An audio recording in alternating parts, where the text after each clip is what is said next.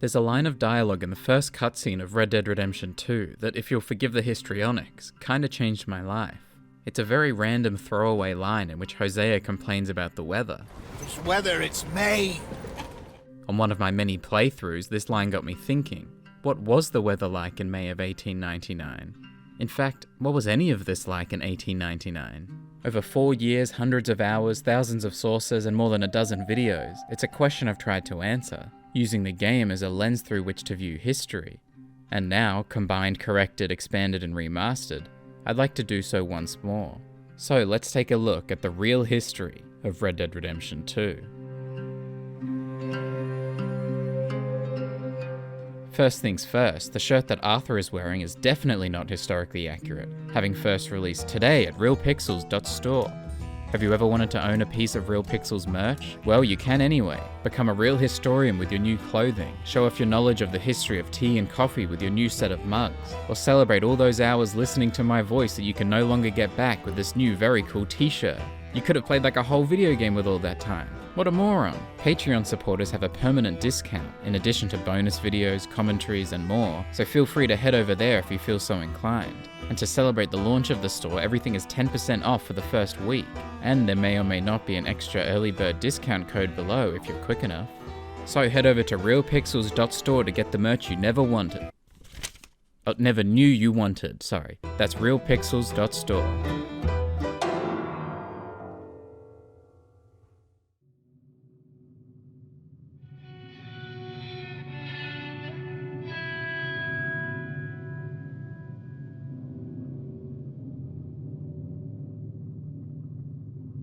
The game's opening text is entirely accurate. By the end of the 19th century, the Old West was nearing its end. The 1890 US Census showed that the frontier had nowhere else to conquer. The Civil War was long since over, and laws were commonplace. Historian Frederick Jackson Turner argued that the American frontier had already come to an end by 1893, citing the end of westward expansion and the arrival of civilization. However, in support of the Red Dead games, several historians believe the period lasted just a bit longer, typically up until the 1910s, citing Arizona's admission to the Union and the events preceding World War I. Some gangs still roamed, but they were being hunted down and destroyed. In fact, a lot of gangs were ultimately destroyed around the turn of the century. The Alvord Styles gang, formed in 1899, ended when one of its leaders was captured in Mexico in February 1904. The Chacon gang, a dangerous group formed around 1890, was finally stopped when the leader was captured and hanged in 1902. The Ketchum gang, formed in 1896, ended after 3 years when its members were captured, sentenced, or hanged. Few gangs made it very far into the 20th century, and the Vanderlyn gang is on a path to suffering an unfortunately similar fate. In the gang's first appearance, they're moving wagons with horses, which is of course entirely historically accurate. Horses were domesticated thousands of years before the game's setting, and horse-drawn carriages have been used for just about as long.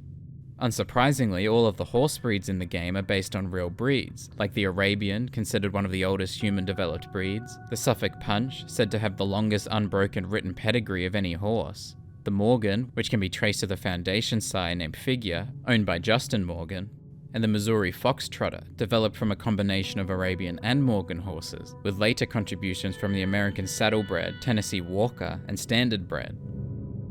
The state in which the Vanderlyn gang are traveling, Amberino, could be based on any number of Rocky Mountain states like Idaho, Montana, or Wyoming, though a lot of evidence points towards Colorado.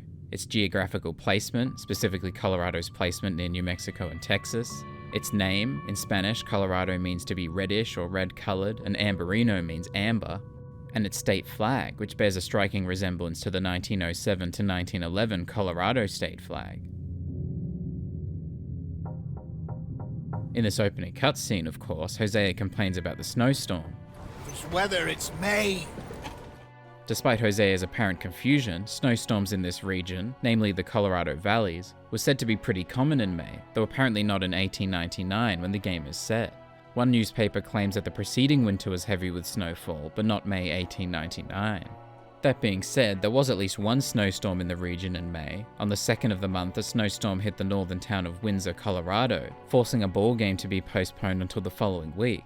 Perhaps not strong enough to have held back the law so significantly against the Vanderlyn gang, but notable nonetheless.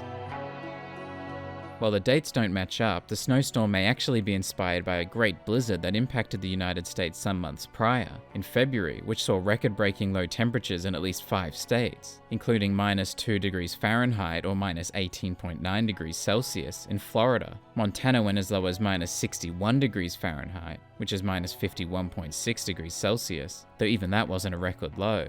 It impacted much of the country. Ice was even seen flowing past New Orleans, down the Mississippi River to the Gulf of Mexico. It's estimated that more than 100 people died during the cold wave, with significant deaths and damages caused to livestock, crops, and infrastructure. Eventually, the Vanderlyn gang settled down in Coulter, a mining town that was abandoned during a storm 15 years prior. In real life, the mining industry boomed about 50 years before the events of the game, during and after the California gold rush in 1848. After about 10 years of mining, California's resources began to wane, and by the 1860s, prospectors were moving towards the mountains. Colorado experienced an enormous boom after the discovery of silver at Leadville in 1879. Around 1893, however, the price of silver dropped rapidly. Several years of depression in the state followed, and mining towns were abandoned. In the 1990s, more than 18,000 abandoned mines were identified in Colorado alone.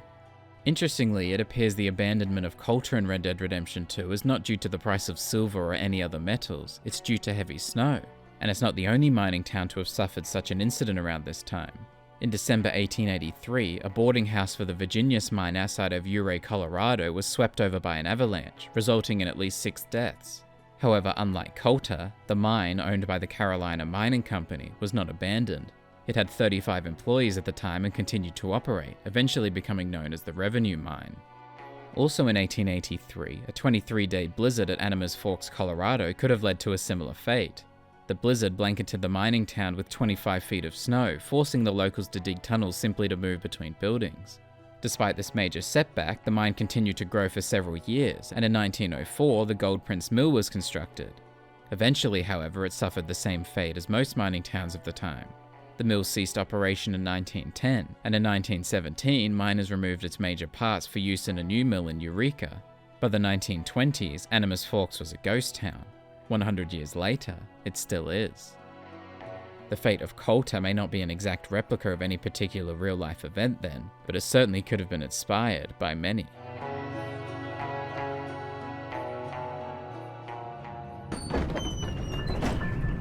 The next few scenes in this mission feature several interesting historical connections, obvious though some of them may be. The gang use fuel-burning lanterns to light their path, and this is an item that Arthur can use all throughout the game. The kerosene lamp, which unsurprisingly uses kerosene as a fuel, was invented by Ignacy Łukasiewicz in 1853, replacing the lanterns of the 1700s, which were lit with the more expensive whale oil or sperm oil. After Davy's death, the gang put coins over his eyes. It's often believed that this ritual dates back to the ancient Greeks, but there's actually only one known occurrence of this happening in Judea around the 2nd century AD. In reality, the coin was placed in or on the mouth of a dead person as a payment or bribe for the ferryman who transported them from the world of the living to the world of the dead. Much later, in Gaelic-speaking areas like Ireland or Scotland, placing coins on the eyes of a dead person was more of a practical task than a religious one. It was used to stop the eyes from springing open due to muscular contraction, which would have been pretty disturbing. Eventually, this version of the tradition made its way to the Old West, and evidently to the Vanderlyn gang, where its prevalence is even less surprising considering Molly and Sean's Irish heritage. Nowadays, however, morticians simply glue the eyes shut, or use eye caps to hold the eyelids in place.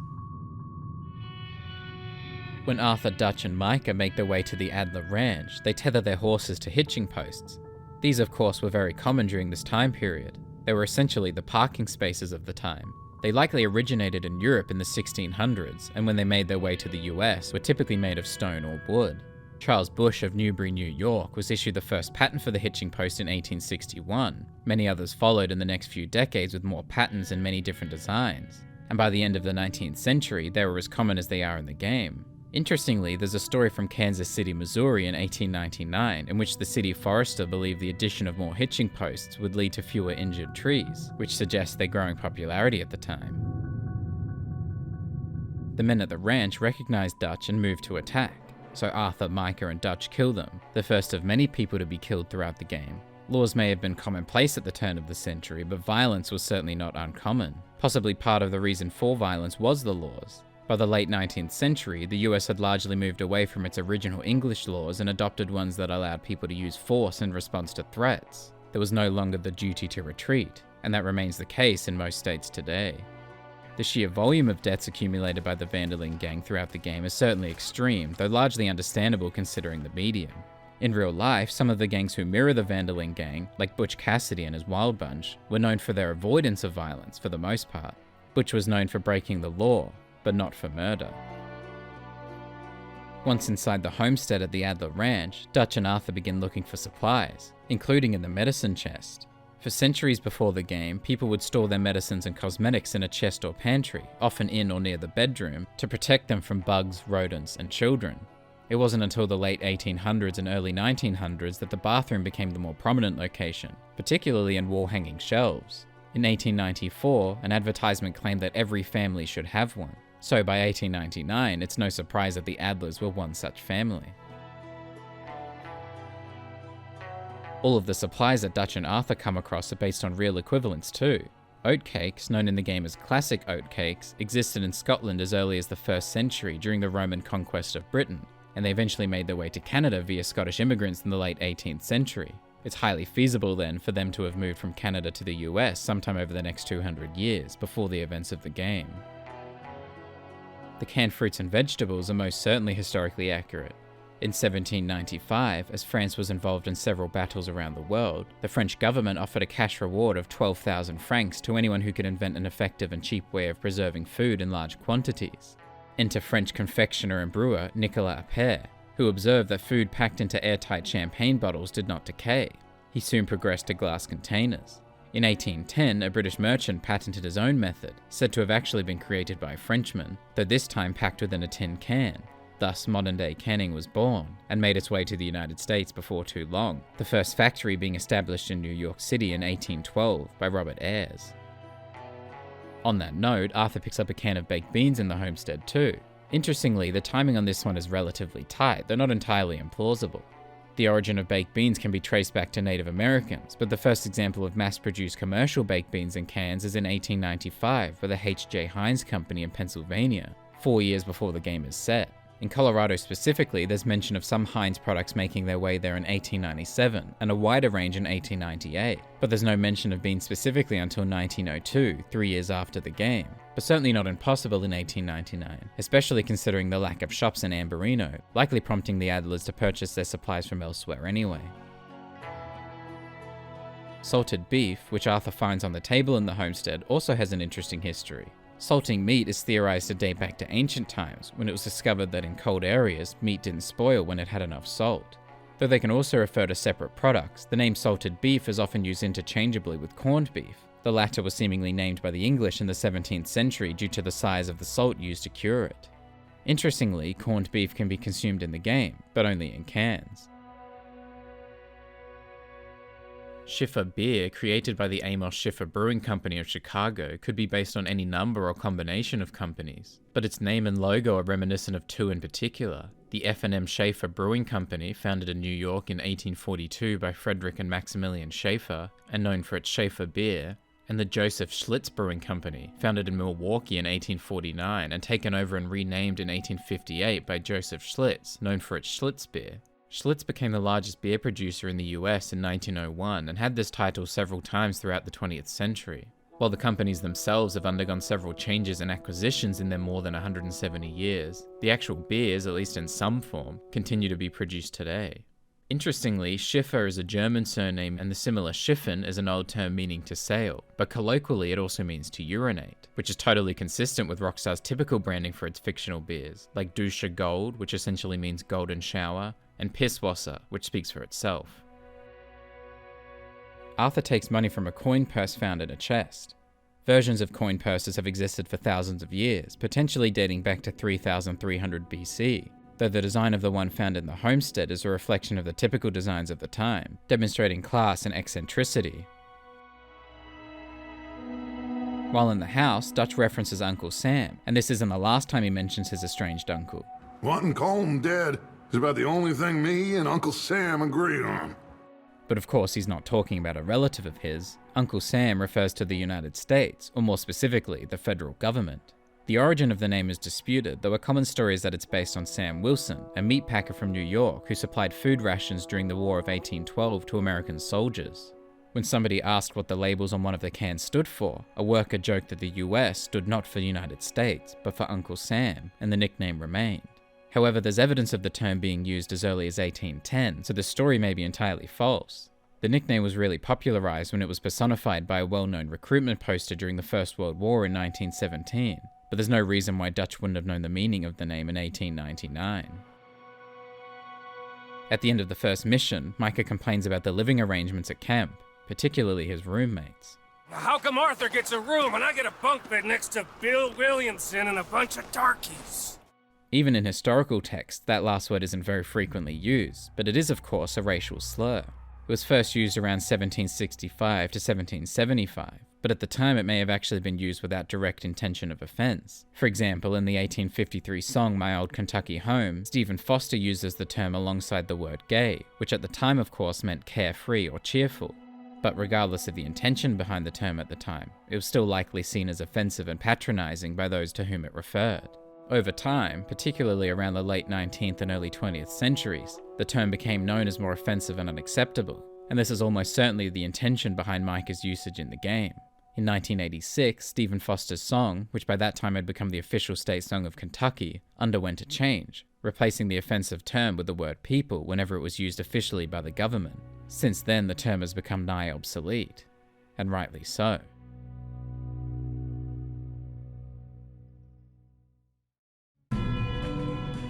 In the second mission, Arthur and Javier save John and protect him from wolves. Grey wolves were fairly common around the Rocky Mountains in this time. In fact, there were attempts to exterminate them entirely in Wyoming. They made their way north of Fort Collins, Colorado in 1899, and attacks certainly weren't uncommon. In Nebraska in 1899, Peter A. Watson was attacked by a grey wolf but managed to kill it in close combat with a small revolver. Watson was a wolf hunter for the State Stock Association, killing an average of 400 grey wolves per year, though it was closer to 200 per year by the turn of the century. In Colorado, the last wild wolf was shot in 1945, and it wasn't until 2020 that an initiative was approved to finally reintroduce them back into the wild. Speaking of animals in the wild, one of the next missions involves hunting deer with Charles. But before that, Arthur talks to Pearson, the camp's cook, who enjoys speaking of his time in the Navy. Assuming that Pearson was born around the middle of the 19th century, he technically could have joined the Navy at the age of 14 with parental consent. This lines up with the end of the American Civil War, so he likely joined the force during the post-war period of decline. When I was in the Navy, I do not wish to hear about what you got up to in the Navy, Mr. Pearson. There's a fairly good chance that Arthur simply does not wish to hear more of Pearson's stories, especially considering their circumstances. But there's also a chance he's slyly referencing a common stereotype that men in the Navy, stranded at sea for so long, would naturally have sexual relations. There were known examples of this. Philip Van Buskirk, for instance, wrote fairly extensively and candidly of his and others' sexual experiences at sea, claiming that the majority partook. There have been suggestions that port cities like Chicago, New York, and San Francisco have become gay capitals partly because they were often the locations that military members who received a blue discharge, often for homosexuality, disembarked in the 20th century. By 1946, around 9,000 blue discharges had been issued for homosexuality among the Army and the Navy. The stereotype itself likely grew more in the 20th century after the 1919 scandal of Newport, Rhode Island, when the US Navy investigated gay personnel by enlisting other personnel to essentially seduce them into entrapment. A Senate committee later denounced the investigation's methods, calling the behavior of the Secretary and Assistant Secretary of the Navy reprehensible. The latter was Franklin D. Roosevelt, later the longest-serving President of the United States. As Arthur and Charles leave, Pearson gives them some assorted salted offal. Typically referred to as variety meats or organ meats in the United States, offal is the organs of a butchered animal. Unsurprisingly, it's not hugely popular to Americans, which might explain Arthur's reaction. Starving would be preferable. Before long, Arthur and Charles encounter some deer. This isn't too surprising, as white-tailed deer are native to North America, especially near the Rocky Mountains, though it's more likely that mule deer would be found in Colorado. Looking specifically in 1899 though, white-tailed deer were spotted and hunted in October and November after heavy storms in the mountains, so the encounter in the game is certainly not impossible. On their way back to camp, Arthur and Charles almost run into a grizzly bear. This wouldn't be the only encounter in this area around this time. In May 1899, R.W. Bryan of Maybell, Colorado fought with a grizzly bear after it had killed a mountain lion and focused its attention on him. Sadly, by this time, the grizzly bear population was already in steady decline.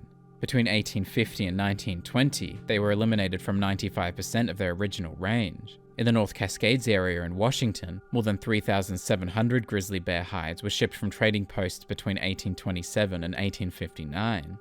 In Colorado, the grizzly bear was considered locally extinct in 1951. That is until Ed Wiseman killed one with an arrow in his hand in September 1979 after being attacked and mauled by it. By this time, bears were protected by law, so an investigation followed, but it was eventually determined that he had acted in self-defense. Unfortunately, this was the final sighting of a grizzly bear in the wild in Colorado. For a fellow with a black father and an Indian mother. The term Indian to refer to Native Americans dates back to Christopher Columbus. Around the time of his voyage to the Americas in the late 15th century, Europeans often referred to South and East Asia as India or the Indies. Upon arriving in the Americas in 1492, Columbus, believing he had reached the Indies, called the indigenous people Indians, a name which soon became commonplace among the Spanish and other Europeans. Of course, there remains some opposition to this name, since it technically arose from a historical error and it inaccurately reflects the origins of the people and their varied groups, though some see it as more acceptable since it's been in use for so long despite its origins. Some also object to the term Native American, also a name assigned by white oppressors after colonization. Different indigenous Americans had and have their own names for the country, continent, or even world, like Turtle Island for many Algonquin and Haudenosaunee peoples, and Abya-Yala by the indigenous Kuna people of Colombia and Panama. Generally speaking, the best way to refer to indigenous peoples is simply by whatever name they prefer, typically the name of their own tribe or nation. He treats me fair. Most of you do. That ain't normally the case. He's right, of course. The country has a long history of discrimination against both African Americans and Native Americans, especially around this time. That the Vanderlyn gang is fairer and more welcoming, though, is not an inaccuracy. Butch Cassidy's gang was all white, but Cassidy was said to have stood up for one black man with whom he frequently worked and socialized. There were several people and groups who were actively supporting civil and political rights for marginalized communities at the time too, plus many more who likely didn't have much of an opinion either way. So to have a group of less than 24 criminals with similar enough ideologies is not that far-fetched. Not to mention that some of them are still racist and sexist anyway. When Arthur and Charles return to camp, Pearson shares his drink with them, and Arthur is in for a shock. Jesus, what is that? Navy rum, sir. It's the only thing. The only thing. Based on the actual properties of Navy rum though, Arthur's reaction is not at all surprising. In 1794, when the US Navy was officially established, it inherited the British Royal Navy's tradition of providing sailors with a daily rum ration. In the UK, the rum was 57% alcohol by volume, so the term Navy strength certainly places emphasis on the strength. Sailors were originally given about half a pint of distilled spirits, reduced to a quarter pint in 1842, and to nothing during the Civil War in 1862. I thought you liked action. Couple of days on the lam, and you lot have all turned yellow. In a modern context, on the lam refers to fugitives on the run, and it makes more sense when it's pulled apart. To lam is to beat, and to beat it in Old English means to leave, so on the lam is essentially on the leave, or on the run.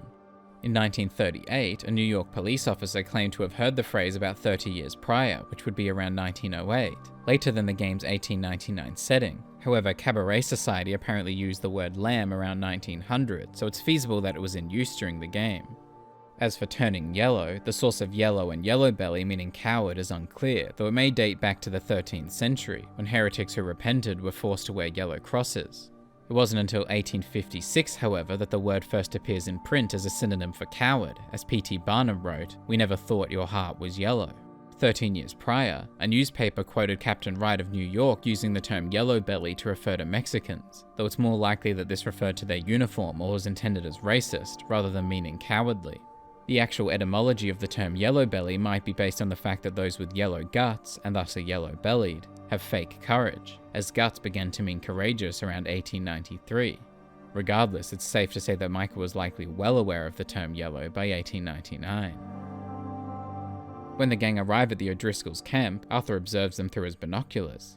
This piece of equipment has an interesting history, tracing all the way back to Hans Lippershey, the first person to file a patent for the telescope in 1608. Lippershey was asked to build a binocular version of the telescope, which he reportedly did later that year, but it was criticised for its lack of efficacy.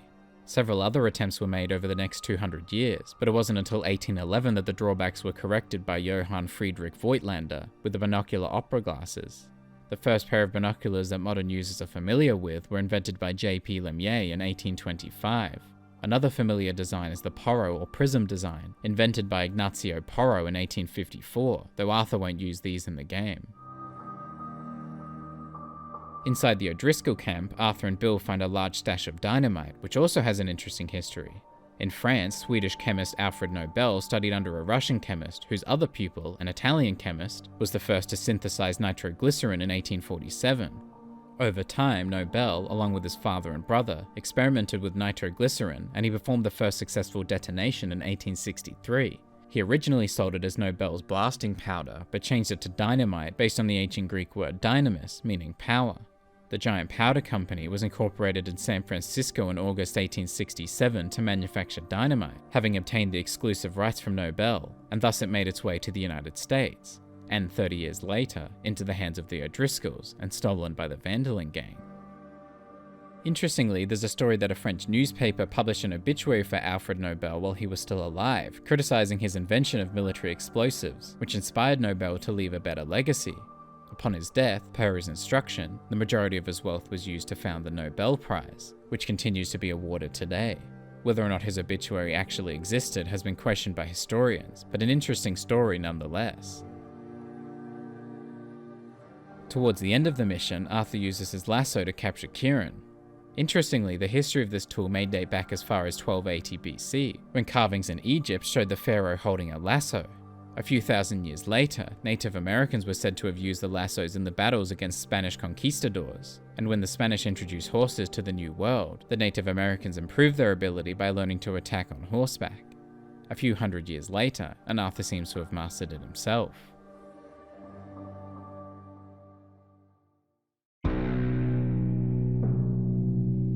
In the next mission, the gang prepare to rob a train. Bill sets up the dynamite below the railway bridge, and Arthur helps him connect the wire to the detonator. This method is basically as old as dynamite itself. In 1864, Alfred Nobel realized that nitroglycerin could not be detonated by a fuse, but it could be detonated by the explosion of a small charge of gunpowder, which could be detonated by a fuse. Not far from the planned detonation spot above the railway track is a water tower. Elevated water storage tanks have existed in some form since ancient times, but these modern water towers were developed in the mid-19th century. The one in the game is a railroad water tank used to refill the boilers of steam locomotives on the line. Interestingly, some settlements were built around water stops. Some locations were too insignificant for a regular train station, but the existence of a water stop in the town led to the nickname jerkwater towns. One notable example is the city of Coalinga, California, whose name developed from Coaling Station A, the original name of the station established in 1888. Just before the train comes around the corner, the gang members pull up their bandanas to disguise their faces. The predecessor of the bandana, the kerchief, dates back centuries, but the bandana was popularized during the American Revolution, during which Martha Washington had a bandana made depicting her husband, General George Washington. As Arthur runs from the back of the train to the front, there are a few items found in the carriages, all with interesting histories. The phonograph was actually fairly recent in 1899, having been invented in 1877 by Thomas Edison, the first of his inventions to gain him notoriety, and commercialized in the 1880s. The globe was much less recent, having been sold in the US since 1813. They were created by James Wilson of New Hampshire, who had taught himself map making after becoming interested in cartography. He opened the first geographic globe factory in the country, and his products were widely successful but quite expensive, with the first 13-inch globe priced at $50, the equivalent of almost $1,000 today. Even older than the globe is the harp. They have been known since antiquity in Africa, Asia, and Europe, dating back to as early as 3000 BC. Another item dating back that far is the candle, but the candelabra is a bit more recent. Candle holders made of clay date back to 400 BC, and it is understood that the candelabra was used in the Middle Ages from 400 to 1400 AD, though the earliest existing records date back to the 1600s. The invention of the light bulb in the 1870s somewhat diminished the need for the candelabra, though it appears that the train's owner, Leviticus Cornwall, may have maintained an affinity for them. Not too surprising considering their prevalence as part of the ongoing Art Nouveau movement at the time. Once Arthur breaks into Cornwall's private train car, he can find some interesting items. The cigar has its origins as early as the 10th century, with the ancient Mayans wrapping tobacco in a palm or plantain leaf to smoke. The first Westerners to encounter tobacco in recorded history were Christopher Columbus and his men in 1492, after encountering the indigenous Taino people in Cuba. The word cigar was first recorded in English in the 18th century, when its use became more popular.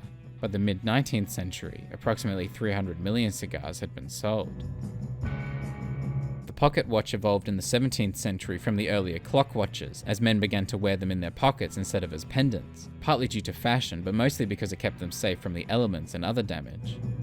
Brandy was first distilled in France in the 14th century, though production in the United States really began in the 18th century, and it became truly popular in the late 19th and early 20th centuries. Fine brandy, as Arthur finds, typically refers to high-quality French brandy, which isn't entirely unsurprising to find here, considering Cornwall's riches. The last and most valuable item that Arthur collects from the private mail car are some bearer bonds. These are government or corporate-issued instruments of debt that are unregistered, with no listing of the owners' names. They were first introduced to the United States in the late 1800s to fund Reconstruction after the Civil War, but by the 20th century became virtually unused as they offered no protection from loss or theft. Their anonymity made them ideal for illegal and unlawful activity like tax evasion and money laundering, and an easy target for heists, especially in popular media. And in 1982, they were essentially outlawed in the US by the Tax Equity and Fiscal Responsibility Act. Perhaps the most interesting historical comparison to be made in this mission is of the train robbery itself. In many ways, it's an homage to the 1899 Wilcox train robbery in Wyoming, likely orchestrated by Butch Cassidy and his gang, the Wild Bunch. The beginnings of the heists are quite different. One of Butch's men waved down the train, while Arthur and Lenny dive aboard theirs and stop it themselves. But the similarities become clearer when it comes to the opening of the mail car. In both cases, the men inside the car refused to exit, prompting the robbers to riddle the carriage with bullets and blow open the doors. It was at this point in Butch's robbery that a second train began to bear down on them, so he eventually got the engineer to move down another mile or so, just beyond a newly constructed bridge. When the train stopped, Butch placed 10 pounds of giant powder beside the track and lit the fuse. Like in the game, the bridge remained in place, though in Butch's case, an explosion actually occurred, and the bridge appeared fairly impassable. Butch and his gang blew open the second mail car and both its safes, and at around 3:30 AM, walked away with about $50,000 in cash, coin, and jewelry. Or at least that's one version of the story. Whether or not Butch was directly involved in the robbery is somewhat disputed, but considering Dutch's involvement in the in-game robbery, it appears that it's this version of events that the game decides to follow. Regardless, the millionaire who ran the Union Pacific, E.H. Harriman, read the news report about the robbery and hired the Pinkerton Detective Agency to track down the Wild Bunch. It appears that Leviticus Cornwall, the millionaire who owns the train in the game, has the same idea. Thanks to the snowstorm subsiding, in this mission Arthur can get a good look at the night sky, which demonstrates Rockstar's attention to detail. The constellations in the sky appear to be based on real constellations, and not just that, but they appear to be grouped together according to how they might appear on particular nights of the year, since many constellations are only really visible in particular seasons. The observation and interpretation of constellations dates back millennia to Mesopotamia in 3200 BC, and one of the first to specifically and systematically catalogue constellations was the Greco-Roman geographer and astronomer Claudius Ptolemy. His catalogue of 48 constellations forms the basis of contemporary astronomy, particularly in the list of the 88 constellations published by the International Astronomical Union in the 1920s.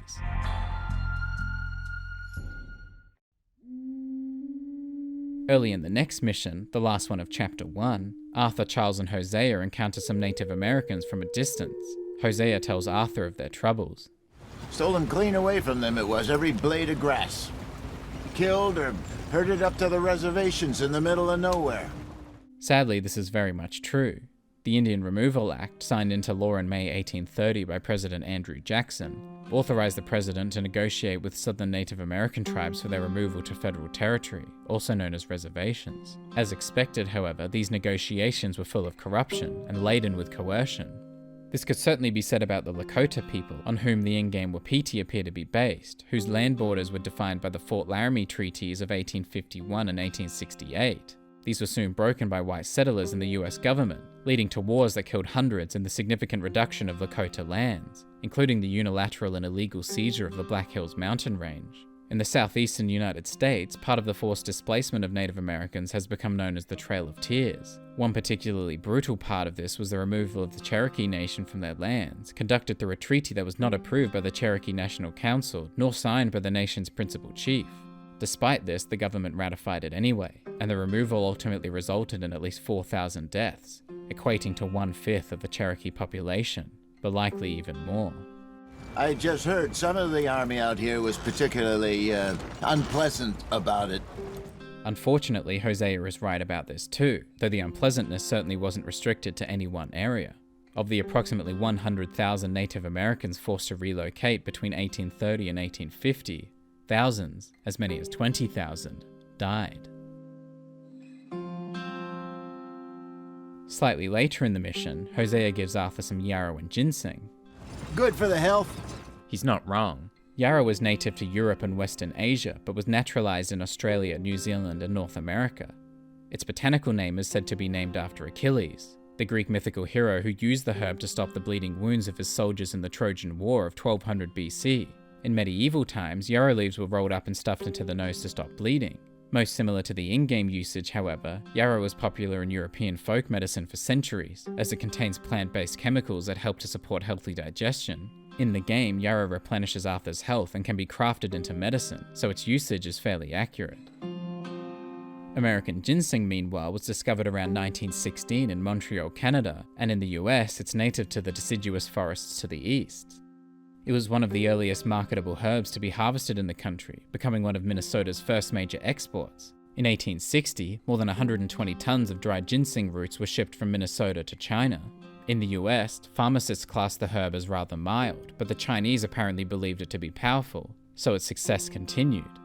The genus name, Panax, is derived from the Greek word panakia, meaning universal remedy. Not quite universal, as may be discovered later in the game, but it certainly helps to cure Arthur's health.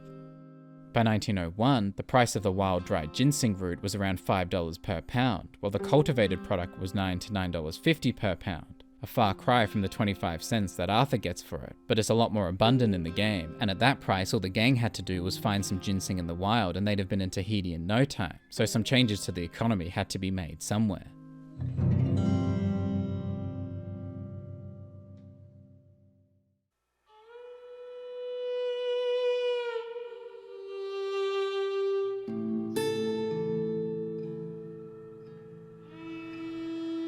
Once the gang have settled in their new camp, Hosea gives Arthur a cup of coffee.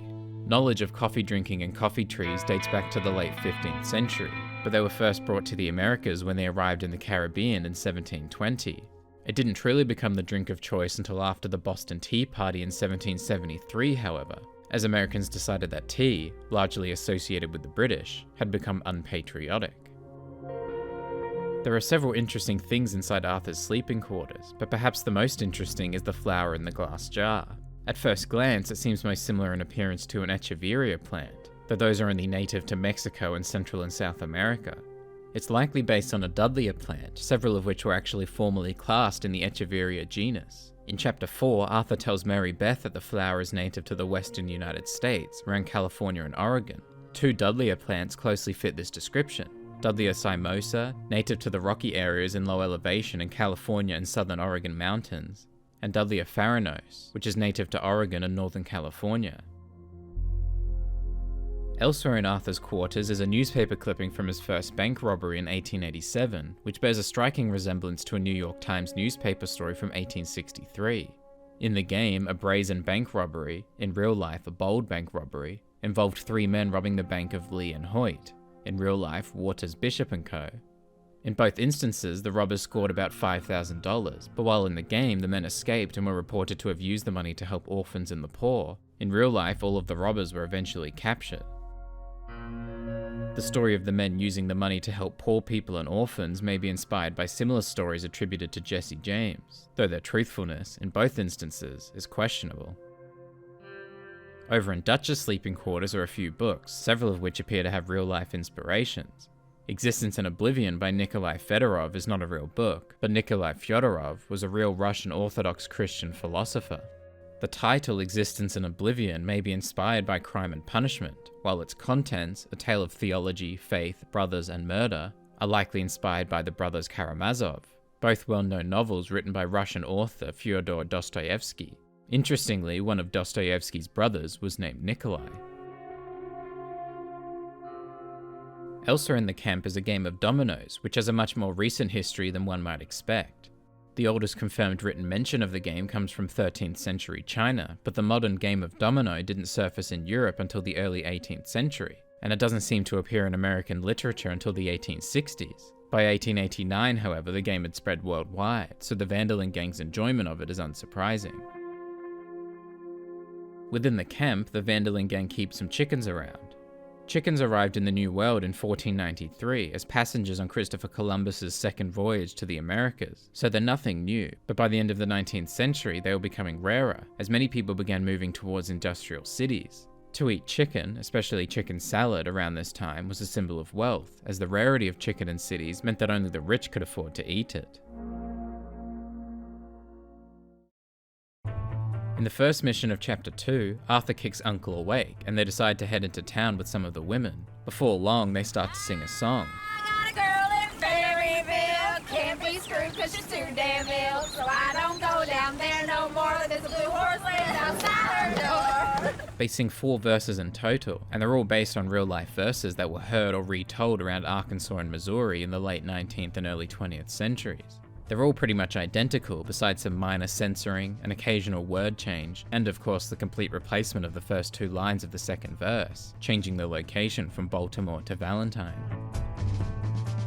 Speaking of Valentine, it doesn't take too long to arrive, and it certainly doesn't take long for the women to mention the sheep, or their smell. Smell those sheep. Or is that Uncle? Because of course, Valentine is a livestock town.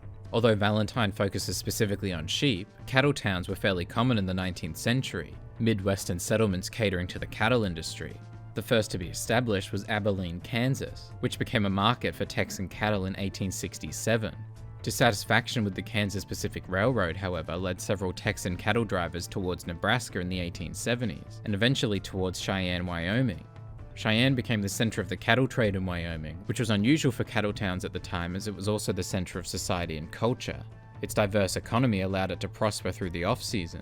Its proximity to the Colorado state border and relative proximity to the Rocky Mountains also make Cheyenne a pretty good candidate for the inspiration behind Valentine. It wouldn't be the only one though. For instance, Cheyenne had a fairly large population and was home to a Union Pacific Railroad depot, while Valentine appears a bit less populous and only seems to have a fairly standard train station. Some believe it may be inspired by Valentine, Nebraska, not only in name but also its relative youth by this time and its status as a cattle town, or Eureka, Colorado for its distinct look at the turn of the century, or Deadwood, South Dakota for its appearance and prevalence in popular media. It's also seen a number of comparisons to fictional towns from famous films, like Harmonville from Open Range and Big Whiskey from Unforgiven. So as with other parts of the game, it seems Valentine is a bit of an amalgamation of several different locations, the quintessential stereotypical livestock town that one might expect to see in the Western genre.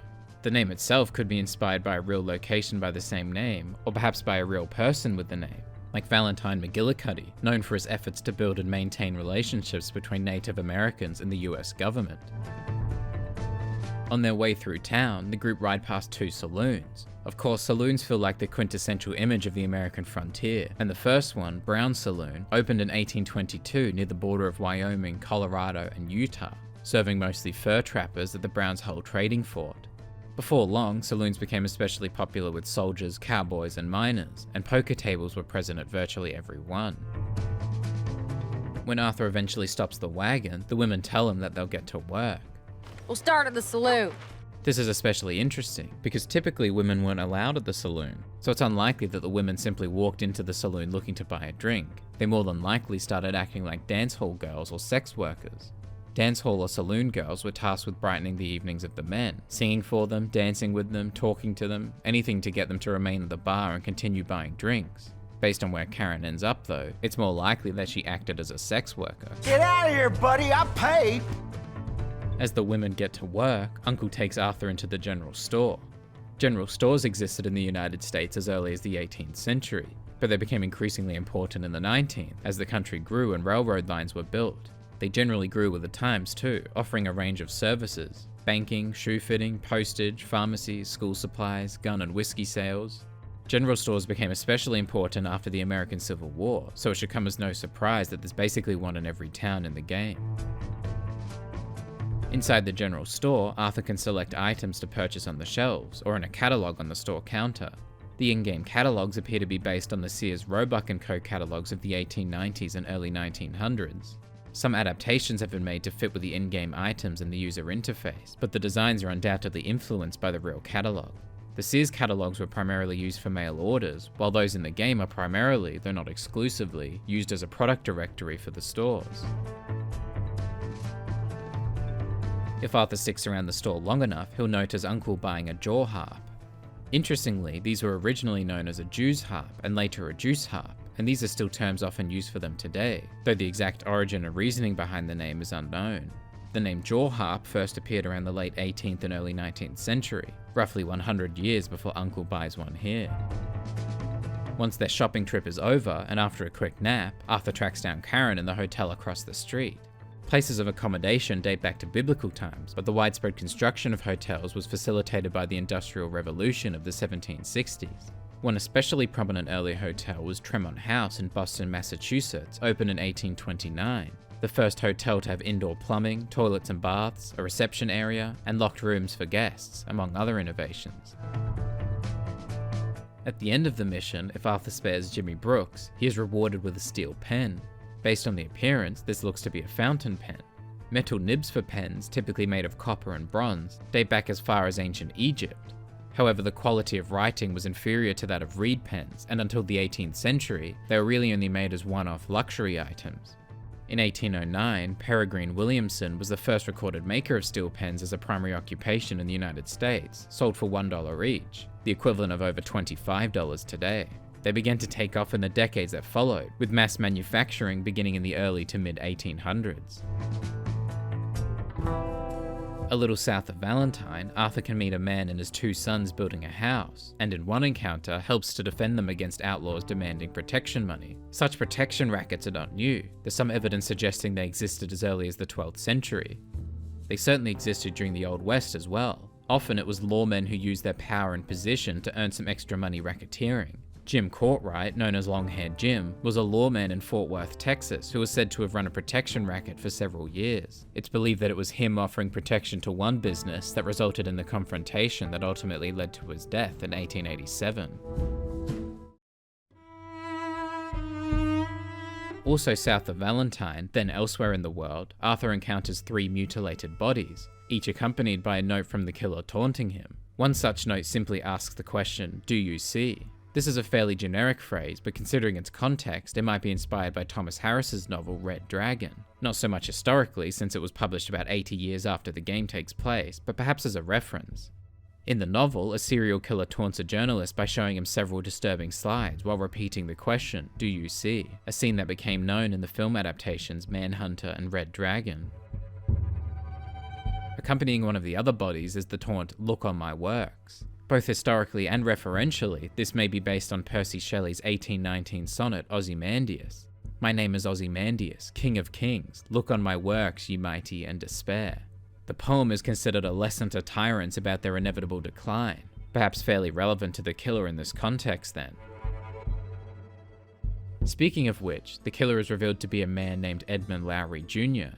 He could really be based on any number or combination of real and fictional serial killers. In fact, there were several around this time, in the decades before and after, with whom Lowry shares some similarities, like Stephen D. Richards, who was considered polite and well-dressed, Jack the Ripper, who sent letters boasting about his crimes, H.H. Holmes, who wanted people to know about his crimes to the point where he seemingly exaggerated and fabricated several, and whose real name, Herman, resembles one of Lowry's victims, Abbott Fish, who tortured and mutilated his victims, and Ed Gein, real name Edward like one of Larry's victims, who kept mutilated body parts in his shed, like Larry does in a basement, and whose violence was directed towards women who physically resembled his mother, just as Larry appears to have similar issues with his mother.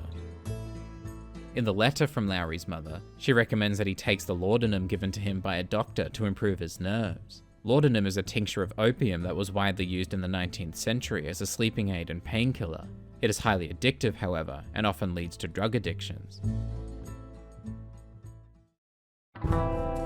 Back in Valentine, Arthur can purchase an issue of the New Hanover Gazette. Elsewhere in the world, he can also purchase the Saint Denis Times-Tribune and the Blackwater Ledger, whose contents are identical. There are several articles written in these newspapers, which become available throughout the story, with interesting historical connections. In fact, some stories bear striking resemblances to real stories published in real newspapers. A story in this first paper mentions that Francisco Torres, who seized the presidency of Mexico in the bloody coup of 1876, has placed troops along the border, prompting retaliatory action from US President McAllister. A somewhat similar event occurred in real life many years before the events of the game. Porfirio Diaz, who seized the presidency of Mexico in 1876, sent troops to the border in retaliation to US President Hayes ordering that the US Army could cross it if necessary. Tensions soon calmed as a mutual agreement was made. Interestingly, the 1890s marked the beginning of a different dispute along the border, that of the land known as El Chamizal, in which shifts in the Rio Grande made the land appear to be American soil, despite Mexico never ceding it as such. The dispute was finally solved in the 1960s, under Presidents John F. Kennedy and Adolfo Lopez Mateos. Another article in the paper mentions the bubonic plague breaking out in Hong Kong and India and killing several American soldiers in the Philippines, specifically in the city of Manila. Interestingly, there are similar articles written in 1899 with similar phrasing, specifically the loathsome disease breaking out in Hong Kong and India and killing a number of American soldiers in the hospitals at Manila.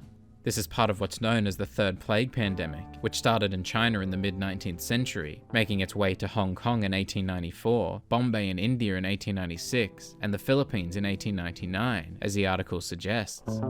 American soldiers were stationed in the Philippines at the time because of the Philippine-American War, which is discussed in another newspaper article. It talks of the First Philippine Republic effectively declaring war on the US by objecting to the Treaty of Paris, in which the US took possession of the Philippines from Spain after the Spanish-American War, and the US Navy subsequently bombarding the city of Iloilo. This is all true. The First Philippine Republic's objection to the Treaty of Paris led to battles in Manila and Iloilo from February 1899. The article talks of the War Department's expectation that hostilities would cease quickly due to the strength of the American military. Ultimately, the war lasted over 3 years, with additional conflicts another decade beyond it, and saw the deaths of hundreds of thousands of people, mostly civilians, and largely due to disease and famine. Opposite one of the Valentine saloons is a man named Mickey, who claims to be a war veteran. Based on his outfit, this would be believable. It bears a resemblance to the Union Army uniform of the Civil War era. Some of Mickey's comments aren't entirely unbelievable for a veteran too. I fought in a war, mister. I did. Sent me strange seeing all them fellas die.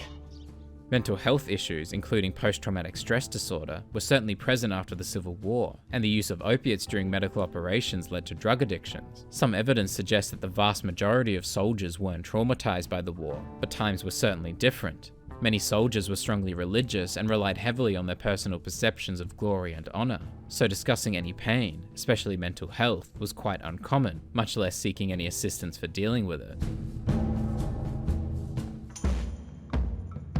Elsewhere in Valentine, Arthur spots a pair of men stalking through a window. There's 3 sheets to the wind, I reckon. This phrase refers to being drunk or inebriated. It was fairly common by at least 1817, referring to the sheet that controls the sails on a ship. The ship loses control if the line isn't secure, and is said to be out of control if all 3 sails are loose, hence 3 sheets to the wind. Inside the window is a couple smoking opium. Historically speaking, this is entirely unsurprising. Opium was used to treat the sick and wounded during wars, including the American Revolutionary War. Several well-known American figures took opium for pain, like founding fathers Benjamin Franklin and Alexander Hamilton, the former to deal with a bladder stone and the latter after his duel that eventually led to his death. Its usage increased dramatically during the Civil War.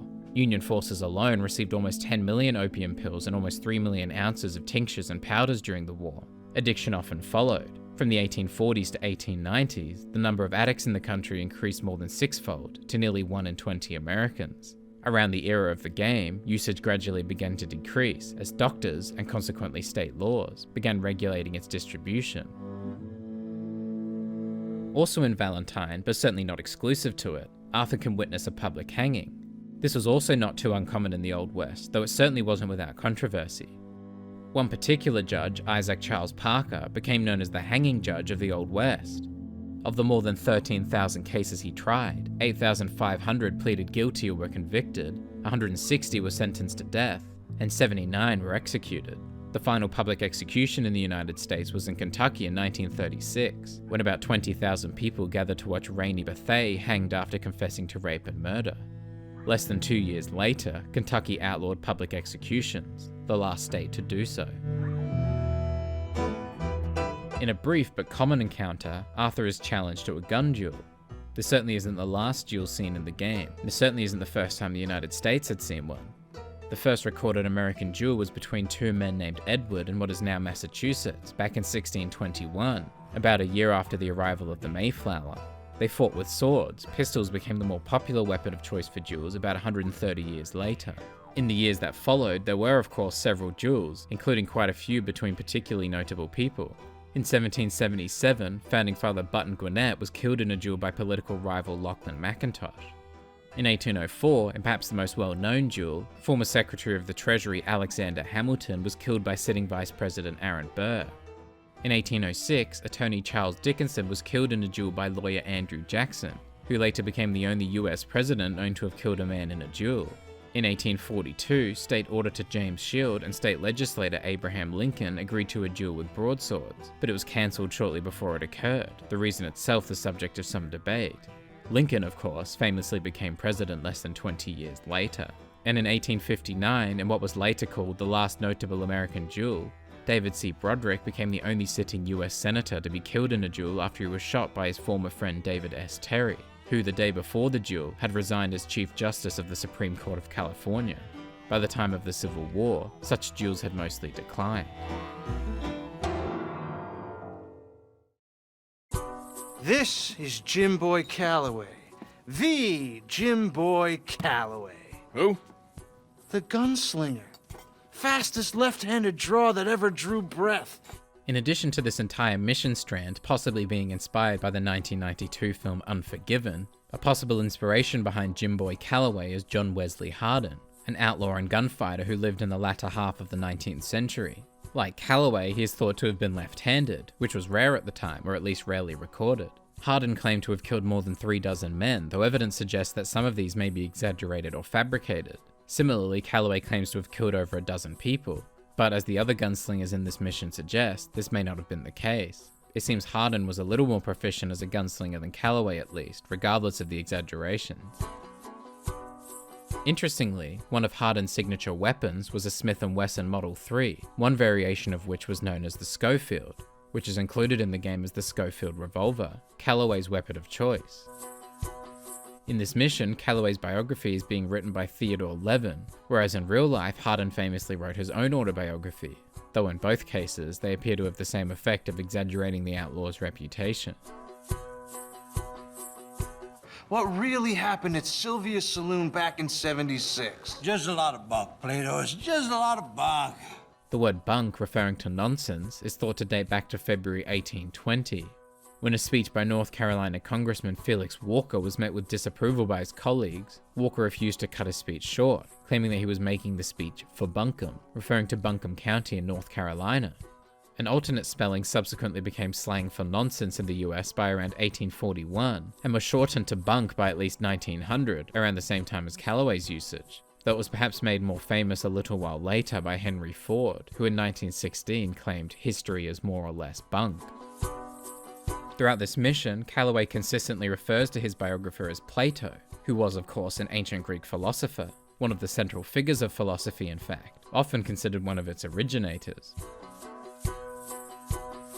Oh, get photos! The camera given to Arthur bears a striking resemblance to the original Kodak camera, created by George Eastman around 1888, as well as the subsequent Brownie, created by Frank A. Brownell for the Eastman Kodak Company around 1900.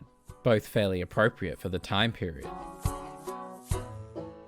In this mission, Arthur is initially tasked with finding and talking to 4 famous gunslingers, each of whom have varying degrees of similarity with real-life outlaws. For example, Emmett Granger, an outlaw who received a federal pardon about 4 years before the events of the game, has a similar name to Emmett Dalton, an outlaw and member of the Dalton gang who was pardoned after serving 14 years in prison. There's also Flaco Hernandez, a wanted Mexican outlaw associated with the Del Lobo gang who fled a lodge near the snowy Can Lake. Similarly, in real life, there was Red Lopez, a wanted Mexican outlaw who, according to some, ran a gang with former members of Butch Cassidy's Wild Bunch, and fled on foot across snowy mountains to a ranch near Utah Lake. The nickname given to Hernandez, the Terror of the Grizzlies, is similar to those given to several other Mexican bandits around this time, like Manuel Lozada, the Tiger of Alicar, Joaquin Murrieta, the Robin Hood of the West, and Heraclio Bernal, the Thunderbolt of Sinaloa. Another gunslinger to track down is Billy Midnight, a man who was relatively unknown until he killed his boss, the famous gunslinger Rabbit Matthews. This sounds very similar to the story of Robert Ford, the outlaw who became famous for killing the legendary Jesse James, with whom he worked as a junior member of his gang. Billy Midnight is said to have become an overnight sensation and national celebrity, giving speaking tours and reenactments all across the country. Robert Ford similarly became a national celebrity, posing for photographs and reenacting the murder in a stage show that toured across the country. Midnight received several death threats and murder attempts, but is ultimately killed by Arthur after running from a bar. Ford similarly survived attempts on his life for several years, until he didn't, eventually killed in his own saloon in 1892. Hey! I didn't shoot him in his sleep, and if I did, it was the only way. Like Billy Midnight, Robert Ford also denied cowardice at the death of Jesse James, and just as Midnight became known as the man who killed Rabbit Matthews, Ford became known as the man who killed Jesse James. Arguably the most impressive of the gunslingers is Black Belle, the grand dame of the gunslingers, said to have married 6 times and never divorced. She's likely based on Belle Starr, the bandit queen, said to have married at least 3 times, possibly with as many as 8 lovers, but never divorced. Black Belle's choice of clothing colour is suggested by her name, and Belle Starr was similarly said to have dressed in black velvet, with a plumed hat, 2 pistols, and belts of cartridges across her hips. I'm an old man. This never happened to Achilles, to Gawain, nor Caesar. Calloway is of course referring to 3 legends of history: Achilles, the hero of the Trojan War, the greatest of the Greek warriors; Gawain, a knight in Arthurian legend and King Arthur's closest companion; and Julius Caesar, the Roman general and dictator who saw the initial transition from the Roman Republic to the Roman Empire. Well, I always hated Slim Grant. Well, where's Slim Grant? Who's Slim Grant? He's state marshal now, out of Annesburg. Insofar as a lawman also being known as a gunslinger, Slim Grant may be based on Wyatt Earp. Best known for his role in the gunfight at the OK Corral in 1881, Wyatt Earp was associated with the law for much of his life, becoming assistant marshal, deputy marshal, and full marshal of towns and cities at several points in the late 19th and early 20th centuries. After completing this mission, Arthur received $350 for his services, the equivalent of over $13,000 today, and a letter from Levin telling him that the book is selling like hotcakes. This phrase, meaning for something to be in great demand, seems to originate around 1839. There's nothing in particular that apparently led to its origin, but hotcakes were always popular at church events and fairs, so it's an apt idiom. As for a book about famous gunslingers selling well, this is entirely unsurprising. Dime novels were especially popular around the 1840s to 1890s and beyond, often for representing real people in America and for telling fictionalized stories about famous real people, including gunslingers and outlaws like Jesse James, Wyatt Earp, and Billy the Kid. Audiences enjoyed reading about the heroes and villains of the Old West, even before that time had passed.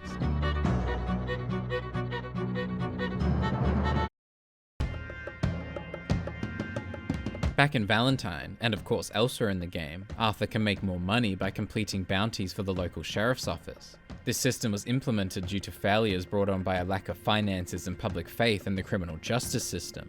The reward system allowed bounty hunters to push beyond the financial and physical restraints of law enforcement officials. However, there were some drawbacks. Whenever a law enforcement officer wanted to offer a reward, they were required to contact the Attorney General in Washington, D.C. for approval.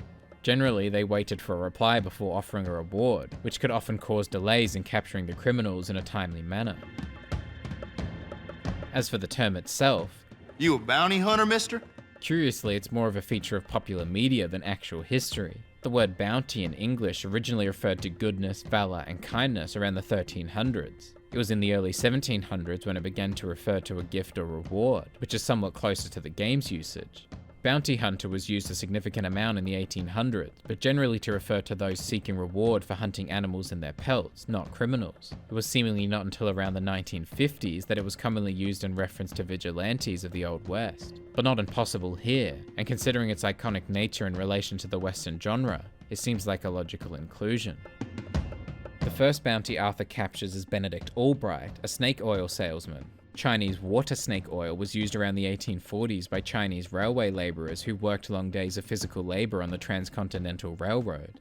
The oil is suspected to have had real benefits due to its high concentration of the omega-3 fatty acid EPA. Later in the 19th century, rattlesnake oil was promoted as a similar cure-all. However, genuine rattlesnake oil is not known to have any health benefits. The Chinese water snake oil has almost 3 times the amount of EPA.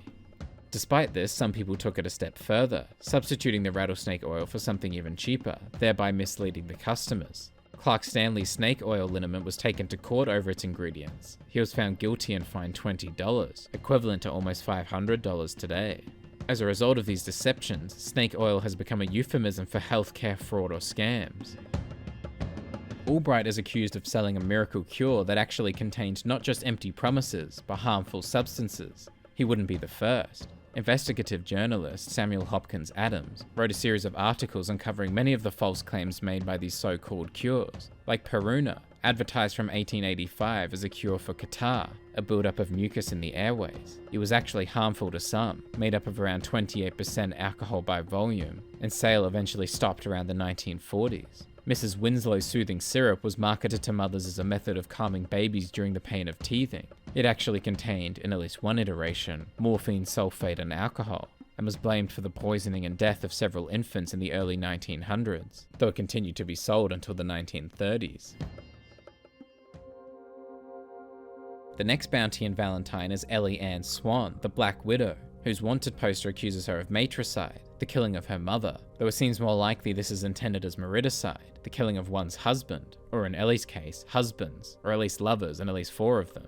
There are several historical and mythological examples that are quite similar, but one pair with a strikingly similar nickname are the Black Widows of Liverpool. 2 Irish sisters, Catherine and Margaret Flanagan, allegedly killed at least 4 people and collected their burial society payouts, including Catherine's son and Margaret's husband. They were convicted for the latter and hanged in 1884, but not before Catherine made allegations naming several more victims and their killers, leading to rumours that there was a murder ring of Black Widows. Unsurprisingly, there are several other murderers with that nickname too. Another similar story is that of Tilly Klimek, whose first husband died after a short illness, as did her second husband, her boyfriend, and her third husband, on whom she carried life insurance. When her 4th husband became ill, tests confirmed it was arsenic poisoning, and the exhumed bodies of her other husbands confirmed the same. It was also discovered that at least 20 neighbours had also become ill, of whom 14 died. There were rumours of a group of murderers, but other wives in the neighbourhood were released. Klimek died in prison in 1936.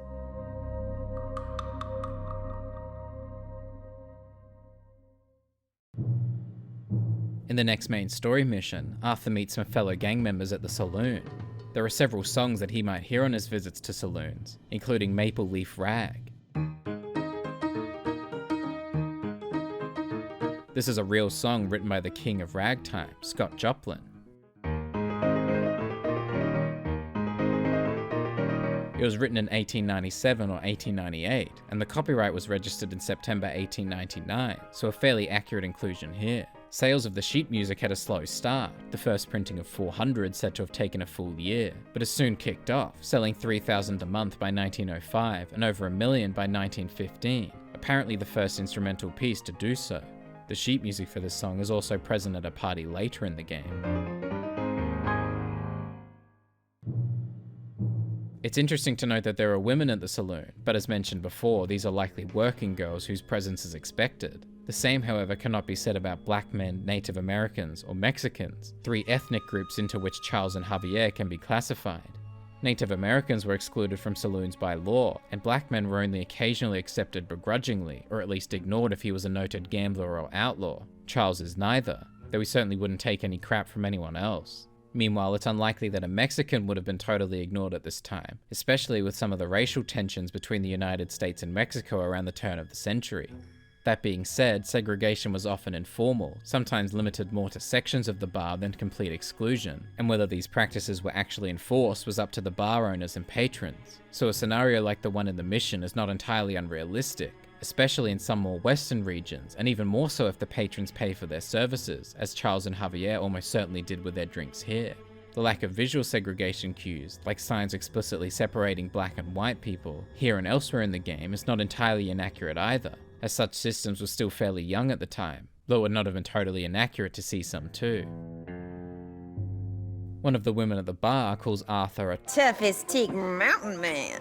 Interestingly, real mountain men would have been located relatively close by, though likely many years earlier. From the 1810s to the 1880s, and especially around the 1840s, mountain men were explorers who lived in the wilderness, most commonly around the Rocky Mountains. They were instrumental in the opening of several trails in the country, which were eventually widened into wagon roads that allowed Eastern Americans to settle into the far west. They arose in the first place due to the lucrative earnings available in the fur trade, but the failing fur industry around the late 1840s led to their eventual decline. Of course, Arthur isn't actually a mountain man in the traditional or historical sense, but he sure resembles the stereotypical image of one. Before long, the boys find themselves involved in a bar fight. These occurred around this time, of course, but media loves to romanticize their frequency. In truth, fights happened everywhere, but the presence of alcohol likely played a part in their locations at bars. During the early 19th century, especially around 1830, Americans consumed almost 3 times as much alcohol as they do today. This number dropped as the century went on, especially before Prohibition in the 20th century. Interestingly, some words or phrases mentioned towards the end of the mission seem to have originated in the decades before the game. Come here, you little greaser. Greaser dates back to at least the 1840s, a popular insult for Mexicans at the time, as it apparently referred to how people of darker complexions were said to have oilier or greasier skin. Some also think that it refers to the greasing of wagon axles, considered a lowly occupation typically held by Mexicans. Ya bum! Ugh. The word bum in this context is meant to refer to a homeless person or a vagrant. It was first used in this way around the 1860s, apparently taken from the German word Boomler, which means loafer, somebody who is idle, slow, or unemployed.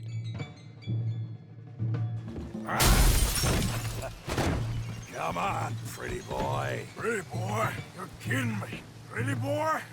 Pretty boy, at least in this place, time, and context, is meant as an insult, referring to a man who is too interested in his own clothing and personal appearance. Not that there's anything wrong with that, of course, but Arthur is meant to be a rough and tough cowboy who doesn't have any feelings, so it's pretty offensive to him. The term is known to have been used as early as 1835, so it's no surprise that Tommy has added it to his own vocabulary.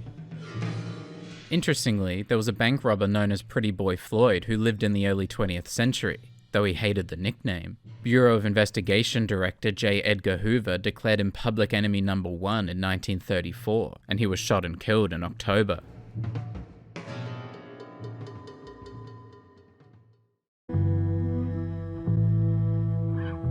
Back in the saloon, Arthur can meet John, perhaps best known for his unique raccoon hat.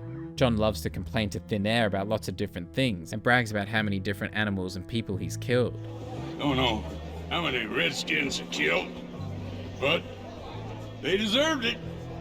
They weren't Christians, so I sent them to hell. This isn't too surprising.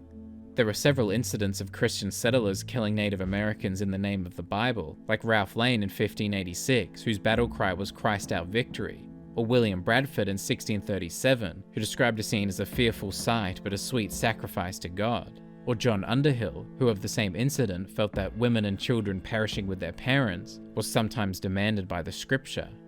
Even Christopher Columbus's adventures to the New World are said to have been inspired by the Bible, rather than any kind of science or reason. How many redskins he killed? Some research suggests that this term emerged from Native Americans themselves. An early appearance was in an 1812 meeting between President James Madison and a delegation of chiefs from Western tribes. However, a linguistic analysis of books published between 1875 and 1930 determined that the term was used negatively far more than it was positively. Today, it's generally considered offensive, which is likely how John intended it here. Behind the saloon in Valentine, Arthur witnesses, and has the ability to stop, a scene of domestic violence, as a man attempts to drown what appears to be his wife or partner. Unfortunately, this is not entirely out of place for the time or era. Some decades earlier, the Mississippi Supreme Court essentially established that men could beat their wives if they were provoked and responded reasonably. North Carolina saw a similar conclusion reached in 1852, stating that husbands could not be prosecuted if the injuries were not permanent, meaning black eyes, bruises, and cuts were acceptable. The growing first-wave feminism movement in the 19th century began to see some changes made in legislation as well as public opinion. Tennessee is credited as the first US state to explicitly outlaw wife beating in 1850, and other states followed. However, while judges and police would sometimes punish or condemn male perpetrators by the early 20th century, arrests remained rare, and a Supreme Court case in 1910 declared that a wife was unable to sue her husband in civil court for assault, so a scenario like the one presented in the game is likely not entirely inaccurate. Back at the saloon, Arthur encounters a sex worker who claims to have killed a man in self-defense, though it's strongly suggested that she is a more prolific killer than she'd have Arthur believe. There's a well-known example of this happening in real life, and much later. In 1989 and 1990, 90 years after the game, sex worker Eileen Warnos shot dead and robbed 7 male clients, claiming that she had done so in self-defense after they had raped her, or attempted to. She was sentenced to death for 6 of the murders and executed by lethal injection in 2002. If Arthur decides to help hide the body, he does so by placing it in a nearby pig pen and letting the pigs dispose of it. This is alleged to have happened in real life too. Joseph Brigham, a hog farmer, was known for his prize pigs. It turns out the reason for their success was that they were being fed the farmhands he was employing. This was discovered in 1902 when his newest employee found 2 severed fingers near his bed and alerted the authorities, who found evidence of at least 12 or 13 bodies. Brigham received life imprisonment, but died shortly thereafter.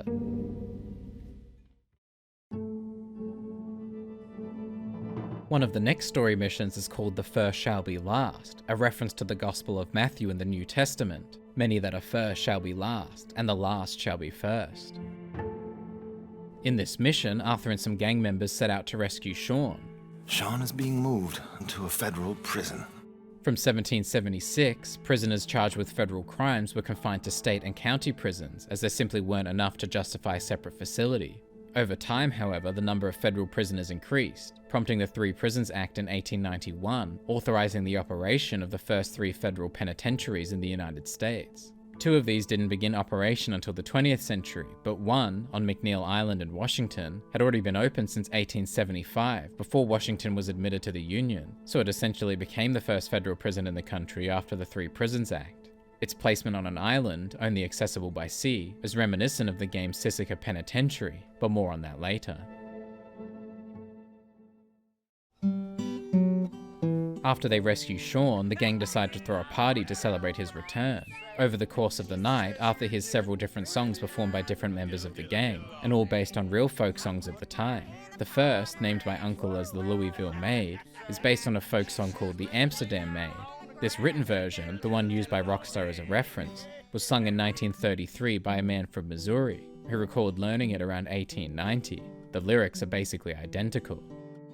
The next song, lovingly known as the Ring Dang Do, is much more well known.